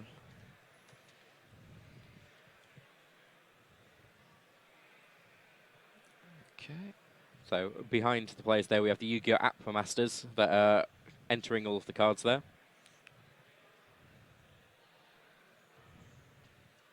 Now you may think that Ryan was bending down there to get a better look. He was bending down at the request of the player just to see those sideburns. He has very, very nice sideburns. Yeah. Now, Tom Payne not having any life points at the moment, but I'm sure that'll change in a moment. Hopefully. Anyway, okay. So here we go. Lorenzo has opened a Max C speed 2 Terratops. Yeah. A Libic, a Seer. Definitely not bad. You wanna see the Terror Trop in your opening hand all the time. Yes. It's almost better than a tour guide, I think, because it doesn't waste your normal summon, and he's gonna be able to make a Beatrice, I'm pretty sure. And you get the Tekaton Borg straight out as well. Really, really strong play to start off with. Definitely wants to mill a Skarm or anything that's gonna help him. Let's see. Just to have a look over here, Tom does not have any hand traps to be able to stop anything happening. As I said, playing 40 cards in that deck definitely is a struggle. So you don't have any hand trap, you don't have many resources, so good, really good meals. Yes. Yeah.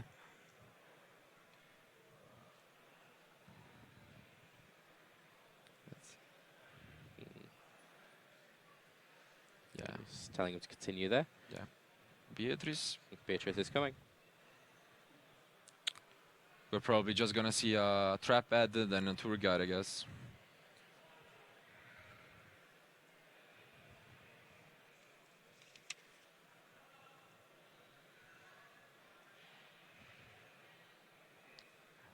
Beatrice came out quite recently and has just completely and totally transformed Burning Abyss. Yeah, absolutely. I mean, Burning Abyss was always known for its consistency, but making Dante, making Beatrice consistently is completely different, and it made a huge impact on the deck. Oh, going really aggressive with first turn Barber plays.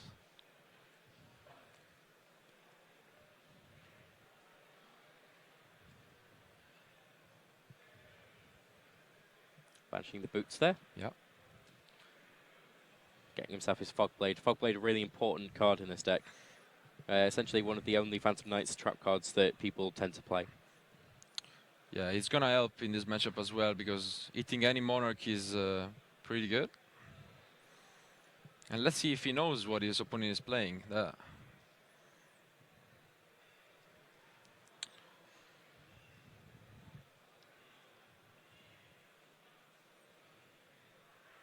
Set up really, really strong just to have to contend with, especially on your first turn.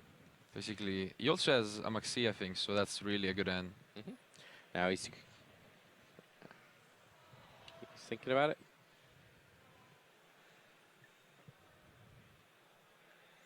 Wow. Maxi is gonna hurt.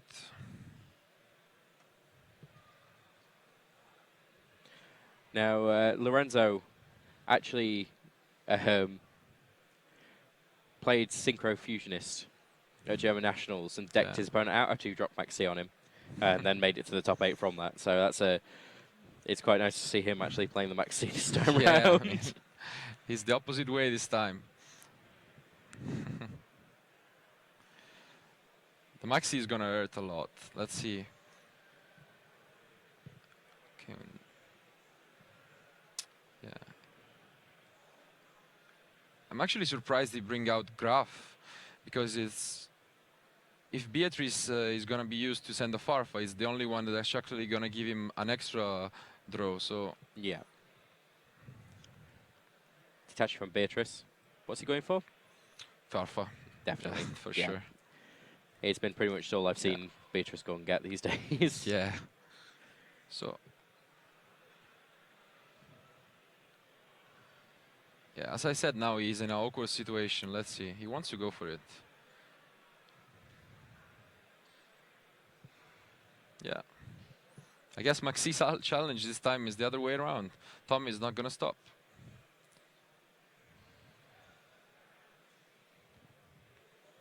Wow.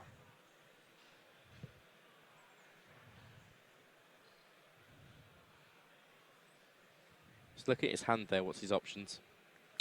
Honestly, not much. He's giving his opponent a lot of cards. He's gonna be sitting on 5, 6, 7 cards. Like, so. Yes, he surely wants to mill anything that's like a pantheism or relevant for his Monarch engine. Let's see. Not quite. No. Yeah. Just having a bit of terrible luck there. Yeah.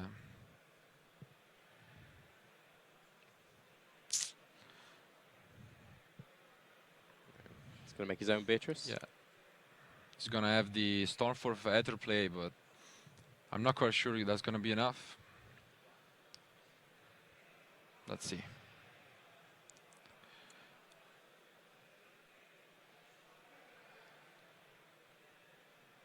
So Lorenzo's hand now huge. Yeah, huge. Let's see. Oh wow. Wow. It's a lot of cards. Yeah. And he got another Maxi off of that as well. I mean, usually, as I was saying before the match started, BA Monarch has the edge, because in the mirror match of Burning Abyss, you used to have these fields, mirror fields, let's say, with Beatrice and Dantes, and you have no way to get them off the field, while Monarch can. So, but in this scenario, 10 cards in hand almost, so 8 cards in hand, yeah. And also the ability to kind of target that back row, which looks like he's doing now. He's gonna destroy the, also his trap for sure. Looks like a chain to me. Yeah.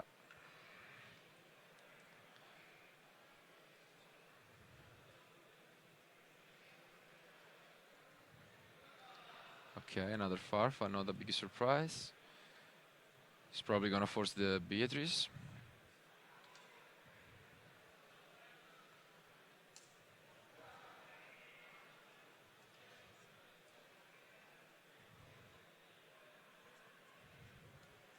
Yeah.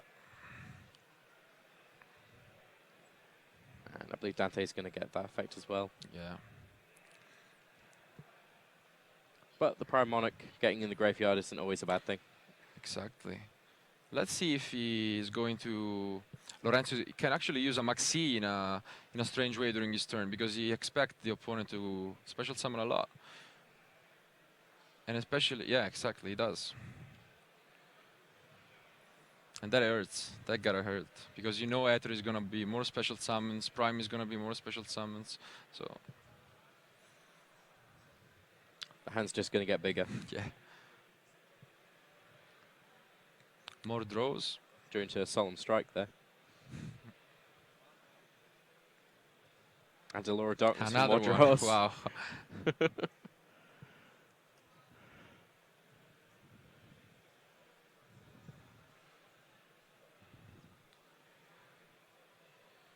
Tom Payne needed the Droll and Lockbird, I guess, to stop this. I haven't seen Droll and Lockbird played in a while. I know he doesn't have one in there. But it's always a nice idea to have one. I still fear the Durandal Droll and Lock infamous combo. That was impressive.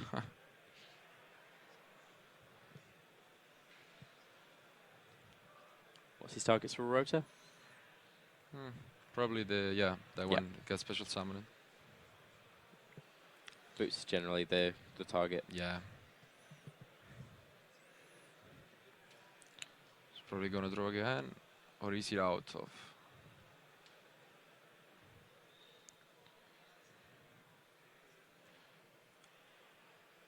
Sooner or later we're gonna see the Giga Brilliant play. We'll see when he decided to do that, because of course he has to force the Ether, which is probably in the end of Tom.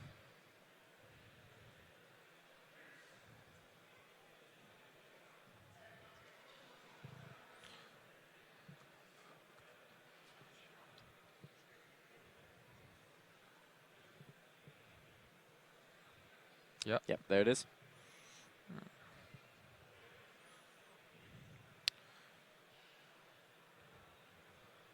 Let's see. Tom can actually wait for the target and then chain his Ether, tributing whatever he gets targeted to get rid of a Beatrice and the Dante.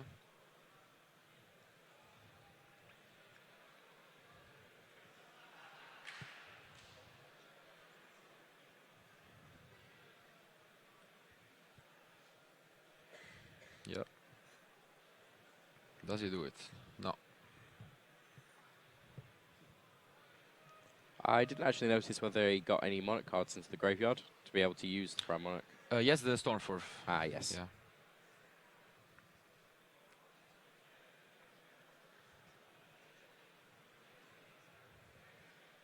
Here.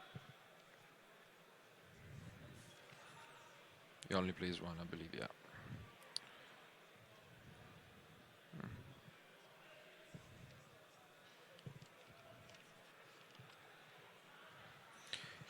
Lorenzo only plays double Beatrice, so we are not going to see a third one, and in the mirror match is actually quite important, so let's say. And that's the break sword. When's he going to go for the Ether? He's going to force him by doing it now, because he doesn't have 2 spells for activating both Prime and Ether, so he has to chain it 100% on the Phantom Knight, or before, of course. Yeah.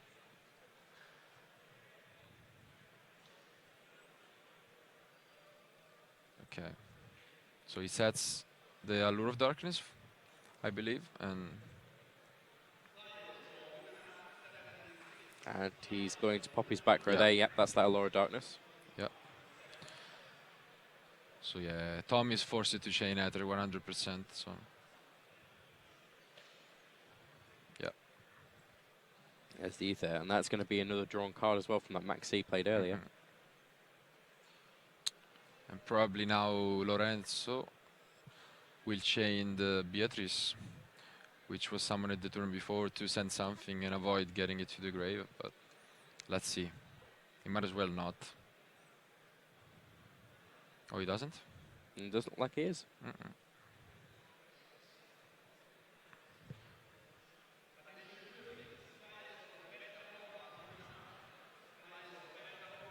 He does not. There's only a Oh, seer. yeah. There's only a seer in Tom Payne's hand as well. Yeah, I think he's thinking about chaining the Beatrice, as I said. Unfortunately, you cannot send Aelic because it's your turn, so you're not gonna be able to negate the Ether. Yeah. But oh, I forgot about Farfa already this turn, I think. Yeah. I think that was that was the first thing that was sent. A little bit of a mistake here, but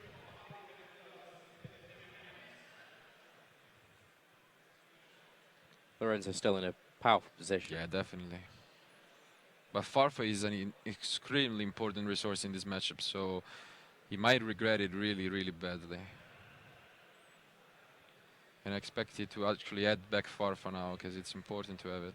Or maybe Barbar if he's gonna go for it.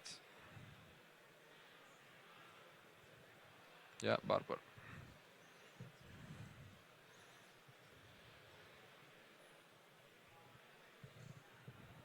So Allure of Darkness should be destroyed. Even if the other target leaves the field, the card is still destroyed, so. Yes.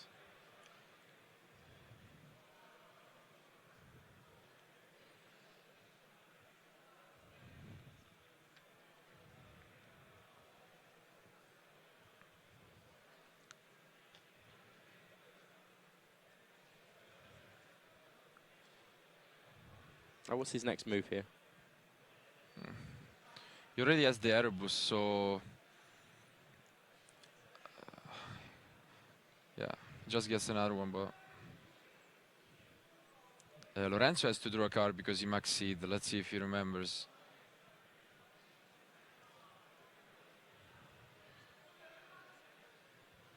Does he?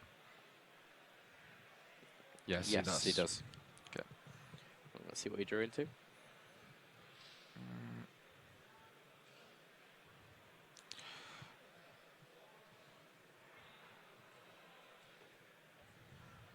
Another strike.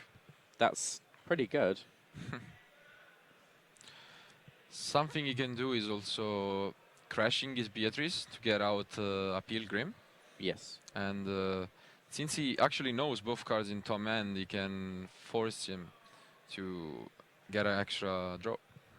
It's just gone for F0? Yeah, F0 is pretty must. Yeah, and I think I would still crash the Beatrice and then clear the board. Yes. Yes, that's what he's doing.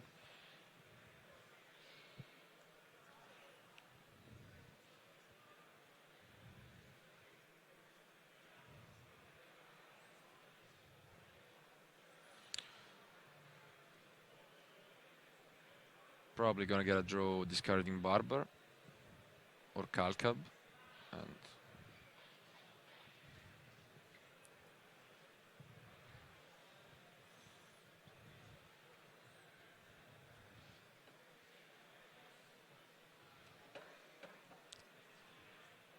okay, another draw. Does he not draw? He should draw. Yeah. He doesn't. Yeah. He does. I think he was asking. Yeah, the I judge, think he was asking. yeah. Do I draw for that? So you activate Pilgrim in battle phase, I think. And Tom is gonna get 3,700 damage in total from Barbar and Pilgrim attacks.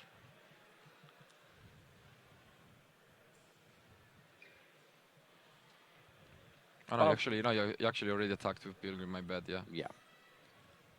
Barbar is Burning Abyss is nice little answer to Gaga Gaga Cowboy. Yeah, it's definitely. I remember a lot of times where I won with Gaga Gaga Cowboy games that I should have lost. So having such a card accessible all the times actually makes it a huge contender when there are 40 minutes to play. So yeah.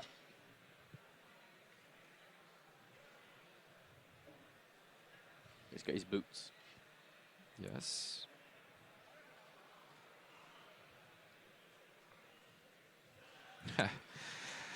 Setting 3 solemn strikes. Wow. 3 solemn strikes to try and get around. The full set. This definitely does not look good for him. No. Draws Tenacity, I think. Yeah, Tenacity is the draw. And that's actually not helpful. There's nothing he can do with it. He does only have a Seer and a Graph there. Yeah. But he does have the Seer and Graph he could use. But they will then probably get negated. I'm pretty sure Tom is not playing Return of the Monarchs. So, yeah, he does not. So, yeah, he does not even have the ability to play around Solemn Strike. And he's surely going to get back Erebus with his graveyard effect. And probably try to Stormforth. But if I would be in the Lorenzo situation, I would definitely strike the Erebus. You have one more, you have 2 more actually, so why not? Okay, so Pantheism is being banished there, just to try and get some more Monarch cards to hand. Yeah, I gave him a Storm for sure, yeah. Yeah. This game is pretty much over. I don't remember what. Does he have any card, Lorenzo, in hand still to discard for Pilgrim? I think Calcab. That's what he has in hand. He has a lot of them. So Dante's back. Yes. The first one.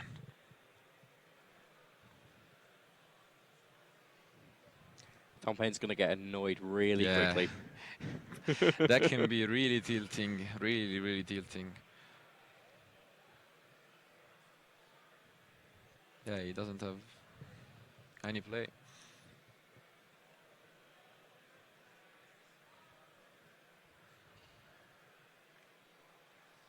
Cannot get rid of, like, he has to get rid of the core badge because you can just get a material back by changing the position of a monster, so yeah, the Beatrice has to attack it, or just change the position at least, so that's happening.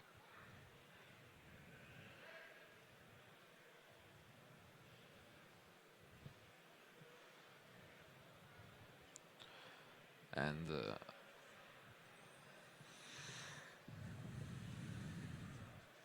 the only plan Tom will have is probably Erebus on Aether.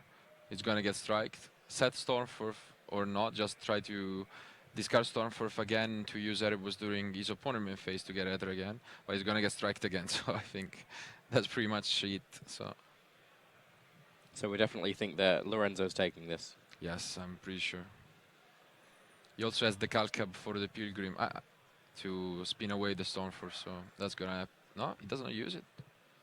Interesting. Yeah, that's not... But to be fair, there's nothing that he can really use it with in his hand. Yes, but he could draw a card for Pilgrim and spin back the back row to his opponent's hands with Calcab. Ah, yes, I mean, Tom doesn't actually have anything to of use course, it. yeah, he doesn't use it with. Yeah. Maybe though, he Lorenzo didn't use Allure of Darkness when he had it, so maybe there is a chance that his deck is really thin since he used double Maxi. So I think Tom's strategy could actually be deck out. That's the thing. Yeah, possible. Yeah, possible. Could be just be revenge for Lorenzo doing it. Yeah, exactly. I actually think that's his strategy right now. It's not going to go very far though, because as soon as Levier hits the field when you're playing against Phantom Knights, you know it's going to go down. Yep.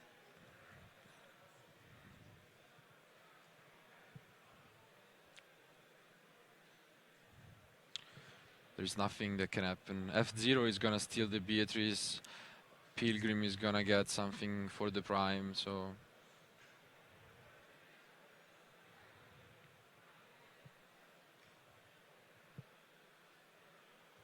Of course, it gets an extra 1,000 attack. Yep. It's gonna destroy the set Stormforth.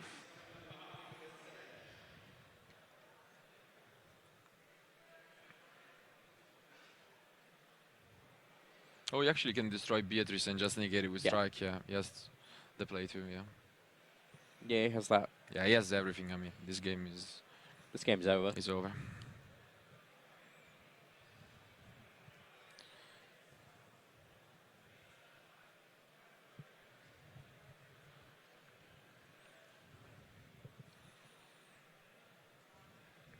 Since we are getting close to, I mean, I don't want to be already over, but we're going to game 2 in a few minutes. I think that BA Monarch is also a solid choice in the mirror match because of Winter Cherries. Yes. If you get cherried in regular BA, you just lost. In that deck, you still have the option to play with your Monarchs, so that's also a solid reason to run it. Is he running Winter Cherries? Yeah, everyone. I think both of them has... yeah, they both have 3 pull copies in their side deck. Yeah. So... yeah, the game is over. Yeah, Tom's just kind of given up there. Yeah. There was no way that he could really do anything. He was definitely... Lorenzo definitely took that. Yeah. It wasn't necessarily a stomp, but he definitely had everything that he needed to be able to win. Yeah, the Maxi definitely hurt. He had a really good start with Beatrice, but the Maxi was clutch. So, I talked about the Winter Cherries, but I think a huge advantage is also psychologically. If you did not test against the BA Monarch, what are you going to side against it? Yeah. Are you going to put in the anti-spell, the masks, the entrops? I mean, talking about mind games, when we had Alessandro Tapachi on here, he was saying about the fact that he has started offering a gentleman's agreement to take Ghost Reapers out of the decks, which is an interesting one. Yeah, we definitely talk about that too. And some of my friends who were playing BA at the event all asked for that agreement. I think it's pretty fair, but I'm not gonna. I don't think many people will accept it, because if you play BA Monarchs especially, you have an alternative win condition. If you don't, what are you gonna do? Like, you cut free spaces, what are you gonna side in? There are not many cards to side in against BA. You cannot side spell and trap removal, you cannot side effect Vader, let's say, so... No, yeah, I totally agree. Yeah. It's just one of those things. I don't agree with coming up with the gentleman's agreements, personally. The thing is, when you're playing with your friends, definitely that's the thing. Oh, yeah. But when you go to an event, how can you know and build your deck knowing that they're going to accept it? So yeah, it's not actually that big of a strategy. So I believe Tom has an interesting card, which is Mischief of the Gnomes. Oh, yes. I love that card. Yeah, that's really cool. You can send it with Beatrice and just lock down your opponent for one turn. It's basically a cold wave for the BA monsters. So it's a bit like a Stygian Dirge, isn't it? Yeah, yeah, exactly. It does that for everything in hand, so...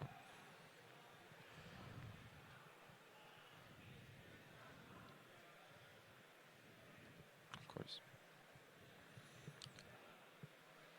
Tom End is... so-so.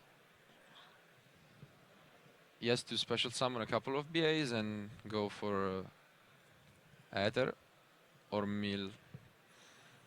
And hope there is something good there. No Entrap for Lorenzo. Here is Lorenzo's hand.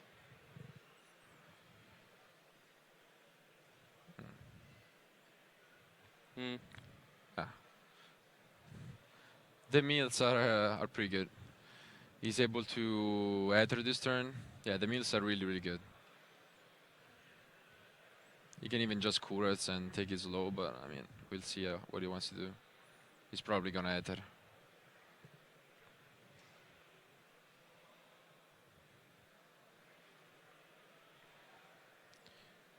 You can get either a Skarm or a Seer out. I believe Seer is not bad. Because if you get a Seer out, you're able to actually go for both Aether and Beatrice this turn. So... And that would be huge. That's a huge opening. Yeah. Yeah, and I think that's what he's gonna do. Tom Payne's actually one of the last UK players in contention. Finn Bakewell being the other one, who we saw earlier playing Pendulum. Okay, he prefers to draw, but still is gonna go for that play. Why did he tribute you though? Yeah, he tributed the wrong one. That's unfortunate. So Seer is destroyed by game mechanics and he cannot use it on Kurats. A little bit unfortunate, yeah. I think he's asking whether he can. Yeah, but he's not gonna be able to. Yeah, he wouldn't. We'll see what... I mean, he actually tributed both at the same time. So now it's a kind of those situations where the judges have to resolve it and say which one you tributed. So we'll see what they rule. Yeah, he lost it, okay. So draws 2. And what did he draw into there? He's got the Aether, and which he now really doesn't have anything I think to he drew Entrap. I'm pretty sure there is... Oh no, another Kalkab and yeah, Terror Trap. It's got the Pantheism engraved that he can banish. Yes.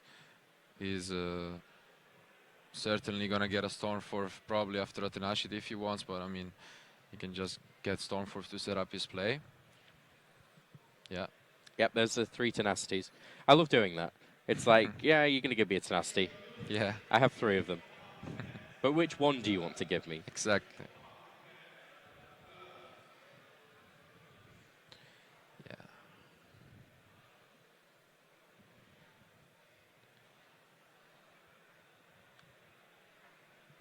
Because we're in the top 16 at the moment, so there is still everything to play for. Whoever wins this is getting into the top 8, and then they're just 1 game away from qualifying for the World Championships. And that's the most important game you have to play, I Oh, believe. yes. You want to get into that top 4. You want to be able to go to Florida. Yeah. That's a huge deal, definitely. So he's set the Monarch Stormforth. He's got his Beatrice. You already used the Prime. And yeah. Do we get the typical 6-card Entrap? Let's see. The unfortunate one. Oh, Yeah, wow. here it is. Yeah. He's just used Beatrice to put Mischief of the Gnomes in the graveyard there. Yeah, Reinforcement of the Army is in Lorenzo hand, and is one of the few cards that can actually play around that card. Yeah. Because, of course, it's still in the deck, so it's going to be a level 3 when he gets to your end. But everything else is level 2 at the moment. Yeah. So just going to set and wait until next turn, I guess. But it buys Tom time. Yeah. That's the point. The Fog Blade is an okay defense, but Aether is going to come down, and he has a lot of BAs, more Beatrices, so... I think he may have actually set a Fogblade and his reinforcements there. Yeah.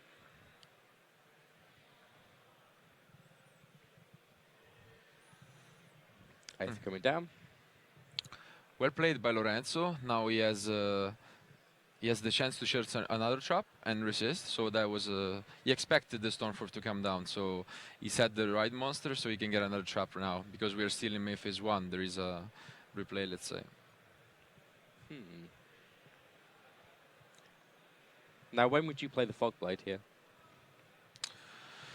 When you're about to die, I guess. When there is nothing else to do. So the opponent is gonna know you have it because now he's gonna search one. So I don't expect Tom to go into the Monarch engine. He's probably gonna summon his Seer, get Dante back, make another Beatrice. So you're probably just gonna use it on a Monarch and surely on the Beatrice with materials. So. Yes.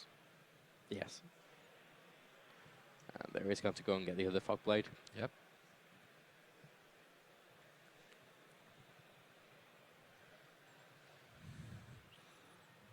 Prime is back. And he set both of his Fogblades there as well. Yeah.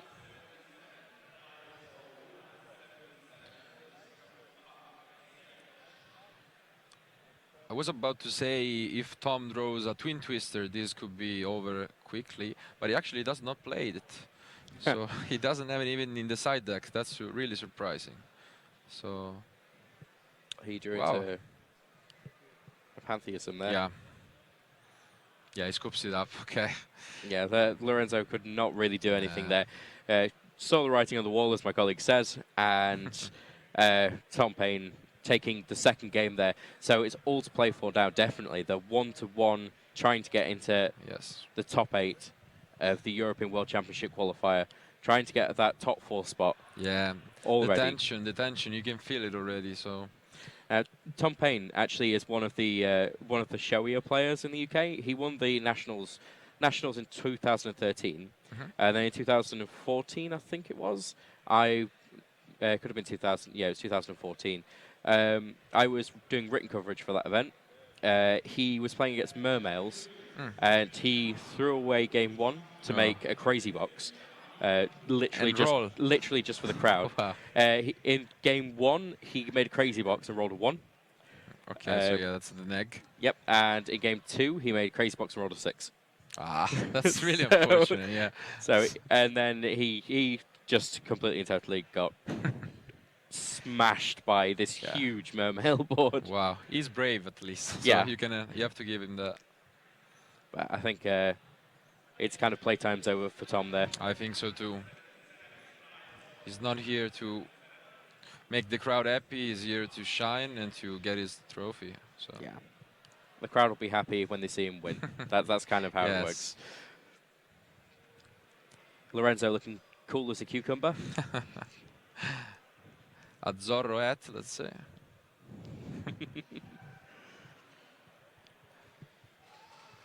So, as I said, now Lorenzo is scared, I think. He saw what BA Morris can do, and he's going to be in You can see he's looking through his side deck, as I was saying. He's gonna take a look at his triple anti-spell, triple mask, and like, should I side it, should I not? So that's really what Tom does. You can see Tom is cool. He's already done. So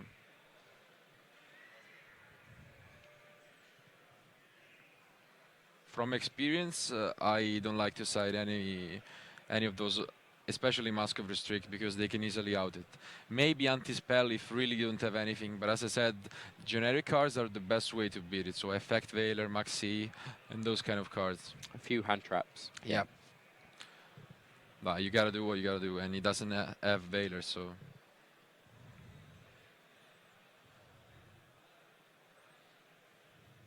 It is a very, very tight build.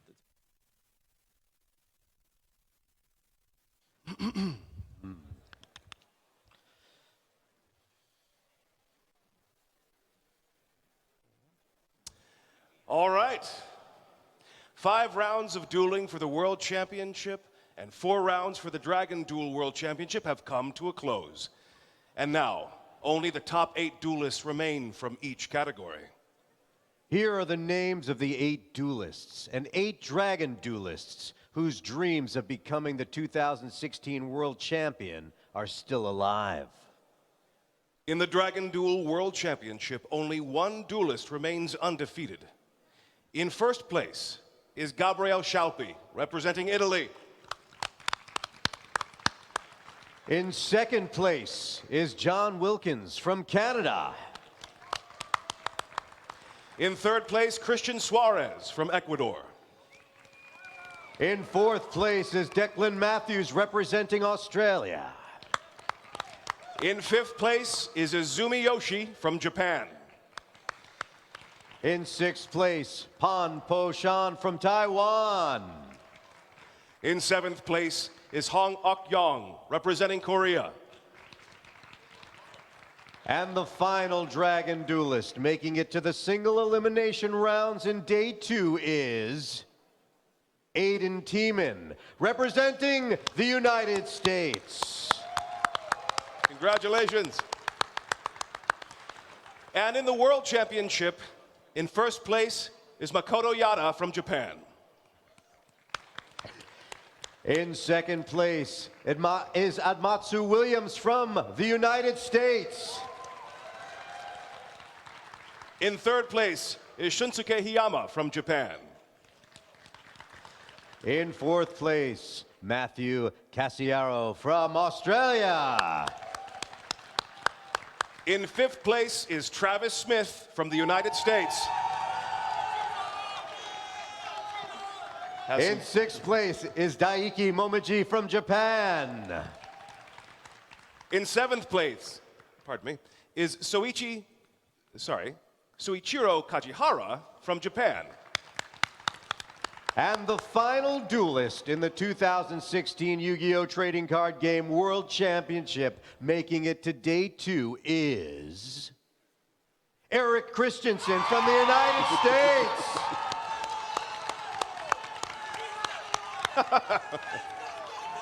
We hope everyone enjoyed today's intense dueling, and I think a few of them are right over there.